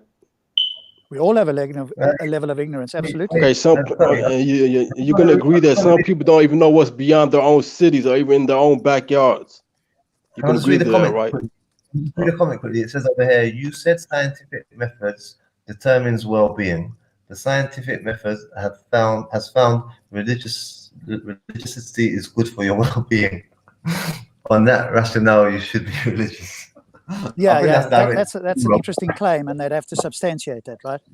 Because anybody can make claims, right? Yeah, but you don't have to believe in God to be religious. You could be religious about something. I said, well, Rob, what makes you so sure there isn't a heaven? Because I don't have any good evidence to believe it, and it's another realm that's outside of this one, presumably, which means that I just use Occam's razor. No, but I understand, but you're saying this, but you're saying this from ignorance, right? Because we don't even know what's beyond our own galaxy, let alone the billions of galaxies out there. So what's beyond that? Yeah, but I could say the same thing to you, right? Why don't you believe Asgard exists? That's the realm where Odin and Thor exist, right? You don't know everything. Maybe Asgard is the final place, right? Look, the thing is, it's something called Iman, something called faith. I'm sure of my faith. I'm sure of my belief. But I'm asking you, saying you sure there is no God and there is no heaven. But I'm saying, show me there is no God. Show me there is no heaven. So how do I show you? And the thing is, you can't even say what's outside the Milky Way, let alone say there is no heaven. Yeah, of course we know what's outside the Milky Way. We don't know what's outside the universe. That's true. Okay, what's outside this universe? The galaxy we live in right now is what? It's what? The Milky Way, right? Correct. Yeah, so wait, do you know what's outside of the universe? Outside of this galaxy? No, and I can say simply, no, I don't. Only Allah knows. Allah is all knowing. Allah's Allah. How do you know Allah's outside of that? Because I'm sure of that, and I'll always be sure of that. Huh? We never claim to know everything. Allah knows everything via His Quran. Yeah, but you're saying Allah knows everything, but how do you know? Physical proof. That's the physical proof of God. Just read the Quran. Made it easy for you. What's the proof? Okay, reading the Quran. Really, it's so easy to fall back into questioning. I'm asking, is all this by chance? That's all I'm saying. Because look, the sun in its proportion right now, and then we have the clouds and the atmosphere, and we have the rain, and we have the earth that we're on right now. That's the thing. Yeah, we have, whether we were created by aliens or whether we created life in the lab through just pure science without cloning, or even if we right now have artificial intelligence. All three circumstances involve intelligence. But yet, if we go and talk about the galaxy, obviously the patterns that we see, obviously we don't got to even go there, but the obvious patterns that we see in the DNA structure, okay, the mercy that we see in our skin folds, and the skin folds in the joints, how we are able to bend our joints, but yet it doesn't hurt. Okay, all these patterns that we see. But for some reason, that when it comes to that part, when we go cosmic with it, I'm not too sure if that's an intelligence. Yeah, there's a good reason why we say that, and I'll explain it to you. That's pretty naive. That's pretty big. That's pretty big. Well, I'll explain to you from my perspective. It looks like they're ignoring the truth. You know what I mean? It's clearly there for us to see. Well, there's we see it every day. Don't know if people can hear me. Yeah, I can hear there's two things to say on that. One is you cherry picking what you think is the good things, or the patterns that you think are so wonderful, and you're ignoring all the bad things. And we'll talk about that in a moment. But then you're saying, well, why, if we can see intelligence around us here, why don't we expect to see the same in the universe? And to me, that's a fallacy of equivocating. You're equivocating what we understand around us about the difference between what's man-made and quote natural, and say, well, hey, the universe is much more complicated, or the universe is a much bigger version of this. So why is an intelligence not there? And the answer for me is because the universe is very old and very big, and the likelihood of a intelligent species such as ours coming into existence is not as high as well, that's the excuse. Is that is very old and that is very big. Correct. That's your answer. So if we rule out that consistency, we can rule out that consistency. Okay, doesn't mean intelligence. So we don't have to use. Obviously, we can't use robots or inventing something as simple as a pencil to require intelligence, and therefore a designer. So then, what would be the criteria then for whatever this God to exist? Since we're not going to utilize intelligence and patterns, what are you looking for? Yeah, I mean, I think for me, it include viruses also part of God's. So, are you asking me what evidence I would need to accept that a God exists? Is that the question? Okay, yeah, Rob, say this entire orbit that we live in, this perfectly structured orbit that we have right now. Well, it's not perfect. Say if it all changed. Okay. Say if the sun came closer. You already know what would happen, right? It'd have to come a lot closer. And that's just a little bit closer. That's just a little bit closer. No, not even. Hang on. What's a little bit? A little bit closer to the Earth. Do you know that our orbit of the sun varies 5 million kilometers between getting closer and getting further away? It's within a 5 million kilometers. It stays in its. No, it stays exactly where it is. It does no. And then if it's further away, we know what's gonna happen. The Earth will be an ice ball. Well, this Goldilocks, okay. This supposed look what you're doing. Look what you're doing. You're trying to go. You're trying to use unnecessary vocabulary, and then even scientific bullshit. You know nothing about. Bro, Google not gonna help you right now, my nigga. What you think is perfection is far from perfection. I could build a more perfect world than your God, easily, trivially easily. And you can't even look at the sun. Okay, this is coming from somebody who can't even look at the sun directly. Hey, Samuel, check it out though. It would take intelligence to do that, wouldn't it? Exactly. You can't run away from it. No matter how rational you want to make it not sound, at the end of the day, if we see a forest of random areas of trees, we're going to go, okay, this is just nature going on. But if we go into another forest and we see the trees that are lined up, okay, from left and right, latitude, longitude, you're going to say, okay, a human done this. There's Why? How would you know that? What's the right? Okay, good. Wait, but Barney, let me ask him a question. Rob, let me ask you. You said you can create the Earth, right? You said if you tried to, or a world similar. Can you even create a single fly right now? I said if I had the power of God, then I could do a much better. No, okay, but you're not God. You're saying you can create something. Can you create a single fly right now? The part that is not so good. So something as low as a fly. Look. One second, let's stop. Let's stop. It's the wonder of this creation. That's a very bad argument. One second, let's stop. The guy just said, if I had the power of God, you know. The atheist said, if I had the power of God, yeah. We'll leave it on that. Yeah, that did it right there, man. That did it right there, man. But we was getting somewhere, though. What are the criteria? I'm not sure why that's laughing, Matt. It says more about a lot of... I had the power of God. You know. The atheist said, it seems to be more of a lot of ungratefulness. The atheist said, if I had the power of God, argument done. Yeah, but you're giving Halas is finished. G Block is dead. It man, it's dead. Hang on a moment. Belly, that dude that said the argument is done. Let's just see if he even knows what the argument is. Go ahead, dude who said the argument's done. Tell us what the argument is. He's run away. He's run away, man. Okay, yeah, I think that's a good idea. He ran off. I would almost. No, I just want you to create a single fly right now. Prove to me they can create a fly similar to the flies we have right now. Something as low as a fly. I want to see if you can do it.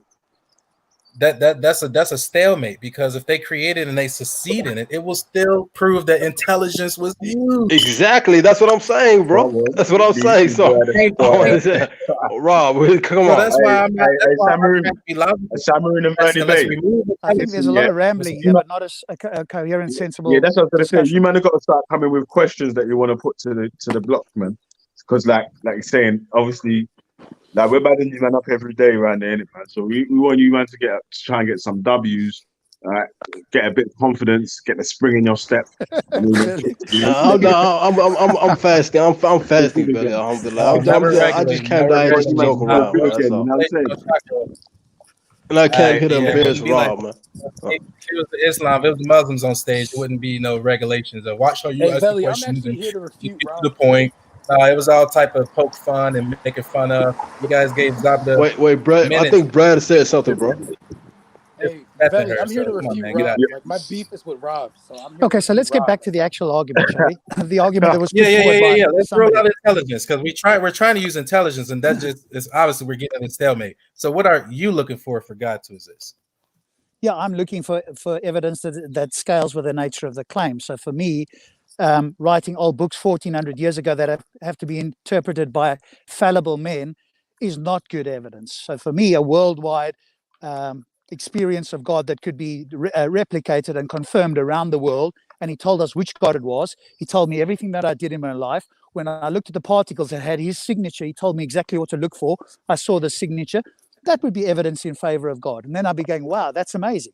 That would meet my standard. But you see, I've got a high standard for God because I think he can easily meet it if he's as good and powerful as he claims to be. You guys have a very low standard. You take an old book and you think that's the standard for God. I've got higher standards than you guys. Okay, well, one of the things that stood out. Listen, yeah. If you left like decomposing rubbish, yeah, in like in a rubbish can or something like that, yeah, would that end up with flies in there? Well, depending on where it is in the world, quite possibly. It wouldn't in Antarctica, right? But it would probably in certain tropical areas. So would that be like you creating a fly? No, that wouldn't be what they think. No, that's attracting flies. That's like creating a fly, bro. Respectfully, we took intelligence out of this because it was stalemate back on our end because that was just proof that it took intelligence. It took intelligence. You can't just roll a dice. At the end of the day, you can't roll a dice and just get and get this type of thing created. Like, how do you know? How do you know that? How do you know that? But if we prove it, you made a big claim. How do you know that? Yeah, no, you made a big claim though, bro. Man. Like, you can't... Say blah blah blah, and ask me if I know what you're saying without using intelligence. You said go blah blah blah yakety smackety right now. That randomness can't create what we've got. How do you have to use intelligence? You got to say to disagree with God. You even have to formulate an intelligent response. Anything in this earth has to come through with a mindset. That's why when we see kids, they have guardians. I'm waiting for your do whatever. For your evidence. That's why we don't make kids president, because we need to make sure that they're intelligent. Bernie, if you're going to make a claim, which you decided to do, you thought that it was a smart thing to do to make a big claim, then go ahead and provide the evidence. Show me that it's impossible for, quote, randomness to create what has happened in this universe.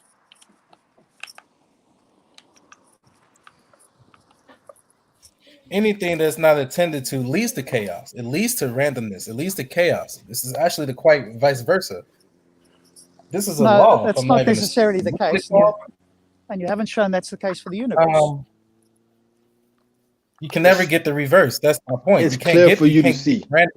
It's clear for you to see. Okay. Randomness will lead to fireballs. It'll lead to all type of stuff. It'll lead to a barren earth. Let's just Rob, stop acting stupid, man. The thing is, just say you don't want to believe due to things that happened to you in your past.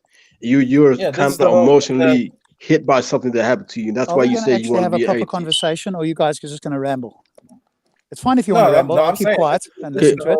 Okay, Rob, tell me about death, Rob. Tell me about death. Let's go back to this idea about randomness being either unlikely, that you could make an argument for, or impossible, because that was your claim, or it appeared to be your claim that it's impossible for randomness to bring forth what we see around us. And by the way, what we see around us is exactly what we would expect, rather than if God did this, because the design is not as great as you claim to think it is. Okay, does 1 plus 1 equal 2? You don't have an answer to this, right? You cherry pick the bits, so you talk about your finger and stuff like that. When I point out how badly we design, of course, that you'll ignore. For X-Men or something, like, what are you looking for out of profession? You get to wake up in the morning, open your eyes, you have your sanity, you have your 2 arms, your 2 ears, you walk wherever you want to go, reach wherever you. I mean, how ungrateful are you? I mean, what kind of profession are you looking for? Superman? Say if your eyes, say if you lost your eyes right now and you were deaf. You're looking for people. You'd be walking. You'd be walking around like a zombie, man. Say praise Allah for your eyes right now. Praise Allah for the eyes you have. Okay, you guys are up for a rambling session. All right, you guys go ahead. No problem. No, I'm just curious. I think it seemed like you just want like X-Men or something, or some Marvel characters. What do you mean by profession? You guys are mad that he won't accept. Let's follow the argument. Stay on the argument. Try and focus your mind and your attention on the argument. You said to me, this is a magnificent design, or words to that effect. Correct? Is that your view about the design of this world and universe? Yes. Okay. And if I show you that it's not as magnificent as you think, what is then going to be your response? Let's assume that I did that. What is then going to be your response? My response is that you're ignorant because you're not talking about a specific galaxy right now, and the atmosphere we have around us, and the orbit we have around us, and the star, the closest star that we have to us right now, the biggest star, matter of fact, that makes the rain come down. What? The star makes the rain come down? The sun, dummy. How does the sun make the rain come down? All right, Samuel, let's go ahead and show us this imperfection. All right, so let me explain, because your view is this is a magnificent creation, and this could only have come about through the mind of an amazing creator. That's your view, yes? Yep, go ahead. Great. Okay, so things like the laryngeal nerve, especially in something like a giraffe, that travels about 15 feet, when in fact, if it was properly designed, it would travel about a foot. The blind spot in our eye, for example, the fact that the universe will kill us, and even on this planet alone, we would die if we stayed at sea for any length of time without some sort of rigging or something to feed us. So if this universe and us are created as wonderfully as you think, and 99.9% of the universe would kill us very, very quickly, how is that a good design? It seems to me it's designed perfectly to kill us. And if that's the case, and you want to make the claim that God has designed this universe to kill us very quickly, and we can only live on a very small part of one planet out of 2 trillion galaxies, then you're welcome to make that argument that it's designed to kill us. But I'm sure that's not what you want. Okay, Rob, does heat from the sun turn to moisture? Yes or no? And that eventually leads to precipitation that turns to the rain we have. Yes or no? Do you want to Rob? respond to my challenge about your so-called perfect design? I said, does heat from the sun turn to moisture? No. Answer Rob's If I were to design a human being, I'd design a human being that wouldn't need to eat, that wouldn't get diseases, whose body could last 1,000 or 10,000 or 1,000,000 years, could have a consciousness and so forth at the highest level. Instead, what we have is this very poorly designed human that doesn't even last. But you can't even wipe your own ass, gets ill, gets decrepit. You can't. So you're saying if you were God, you will never be God. This is what I mean. You could die today or tomorrow. What you mean? For what you think perfection is, and I'm pointing out to you that we are very poorly designed. It's for a reason. Do you know why? Look. Can I explain something? Everything that we have right now is created for a specific reason. Even this earth that we're on right now, and even if our living standard, like everything we do, happens for a reason. And then once we leave, that's going to be eternity. Right now, it's the temporary. That's what I believe. Yeah, but that's you're not following the argument. That the argument is you guys are saying that this is a wonderful, magnificent design, and I'm pointing out how much better it could be, and in fact how poor it is in comparison to what it could be, and you're not responding to that. What do you mean? What it could be? For us to live forever? That's what you think? I didn't even say forever. I said 1,000 years, 10,000 years. That's not impossible. 1,000 years. People probably didn't live that long ago. What do you mean? Forever. And over time, that changed. Who wants to be here and pay for taxes so long? But hey, man, in regards to this whole what can be killed, I'll take it that argument hasn't got a response. You're still alive now. No, I do. Okay, Rob, do you believe in Darwinism? We could die in an instant. We could die in a quick second. We're alive now. You're alive. Now I want to ask Rob, do you believe in Darwinism? Do you believe that we came from apes? No, I believe we have a common ancestor. We didn't come from apes. We had a common ancestor. Okay, what if I told you if there were plenty of agriculture diggings, like even here in America and all over the world, of giant skeletons and giant body parts, and like the entire giant frames of humans that look similar to humans? Okay, these are what we call giants. Yeah, what about it? No, but the thing is, there's plenty of proof. You can look it up yourself. Even though it's called the mounds, then these have been uncovered. And then tell me to look up your claim. No, that's not how it works. Okay, no, but the thing is, these findings, they knew it would destroy Darwin's whole theory. That's why it's been hidden from museums. So it's a conspiracy. I see. So but it's there. Look, no, the thing it's still there for you to see. But the thing is, they knew it would destroy Darwinism alone, and then that's why they've created propaganda against it. And against this whole idea of us being bigger before, and over time becoming smaller and smaller with time. How would it destroy Darwinism? Yeah, because we actually lived longer a long time ago. So what you're talking about trying to build the perfect man, we were already like that. So we're getting worse. And then we destroyed the environment. And from that, then the oxygen intake started to become lesser, which then man started to live longer as life moved forward because of our doing. Not because of okay, Rob. Okay, it's our fault. As far as the many cultures on Earth, have they spoke of giants? Yes or no? Wait. Take time. And then their folk tales. Okay, from Mesopotamia to Africa. Let giants now. Basketball. Wait. Chill out for a bit, Mo. Let him give an answer because you men are going and giving 20 questions and then another 20 questions. Let him answer. This is so well monetized. I really appreciate this. I hope this is the same when it's our turn. Go ahead. Yeah.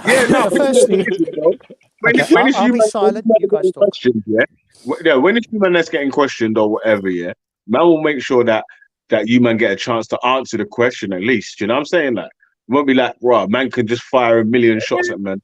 And go. Yeah, go to Rob. Yeah, firstly, we are living longer now than in the past. And when they've done DNA tests, people were dying in their 20s, their 30s, often of their teeth rotting and dying.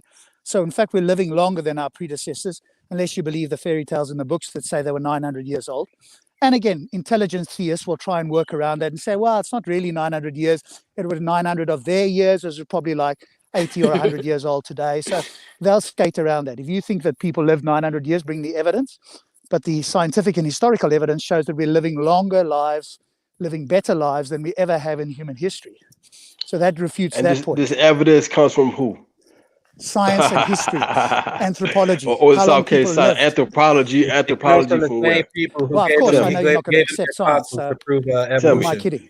But and if I show you actual anthropology that says something completely different, would you accept that? Yeah, if it was widely accepted and peer reviewed that in fact people lived much longer, like hundreds of years, then I would accept that. Go ahead, you bring the evidence. Yeah, go ahead. I want to see this myself. This is from the same scientists who lined No, up. No, Bernie, please, Bernie, please. I can take everybody on my block, young and old, and line up bones and say, "Oh, look, we're from monkey to a man." Bernie, please. Well, nobody said you went from a monkey to a man. They said there's a common ancestor that where chimps and humans split off from. That's what they actually say. It does help though if you know what the topic actually says, rather than something that you've heard other people say. Ooh, that was cold. That's what we're saying. But go ahead, Samaroon. That was cold. Yo, can you hear me? Can everybody hear me? So people are living longer, so we can. No, I understand. The thing is, but the thing is, if I show you the evidence and if I show you the actual mounds that's been found through anthropology and by some scientists, okay, if I showed it to you, what would you say? Yeah. If you show me peer-reviewed data where the majority of anthropologists believe that humans in the past lived exceptionally long lives, then I would accept that you are correct. And that we were much bigger than we are, like the structure that we are right now. We've become smaller over time. Okay, prove it. I'm down. What do you mean by smaller? How much smaller? We were significantly smaller. What, like, do you think that there was and then it shows there's certain structures, and then there's certain structures we built the only way that we could have built that if we were much bigger and larger than we are right now. Again, that's a claim that you need to substantiate.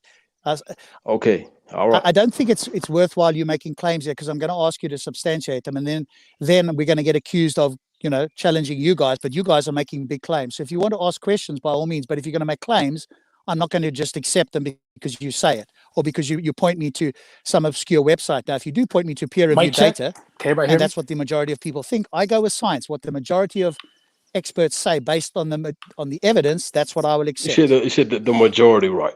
And who are the majority right now? The majority of experts based on the evidence. Please don't ignore that evidence. Part of it. What evidence? Otherwise, you're likely to think I'm committing the say if you have something similar to an animal, you feel me? Does that make you of them? Does that make that of them? No, it makes you similar. Okay, say it makes you similar exactly. So how are we related to apes? Do you understand how DNA? How wait, do you know how genetics? DNA, RNA, chromosomes in particular.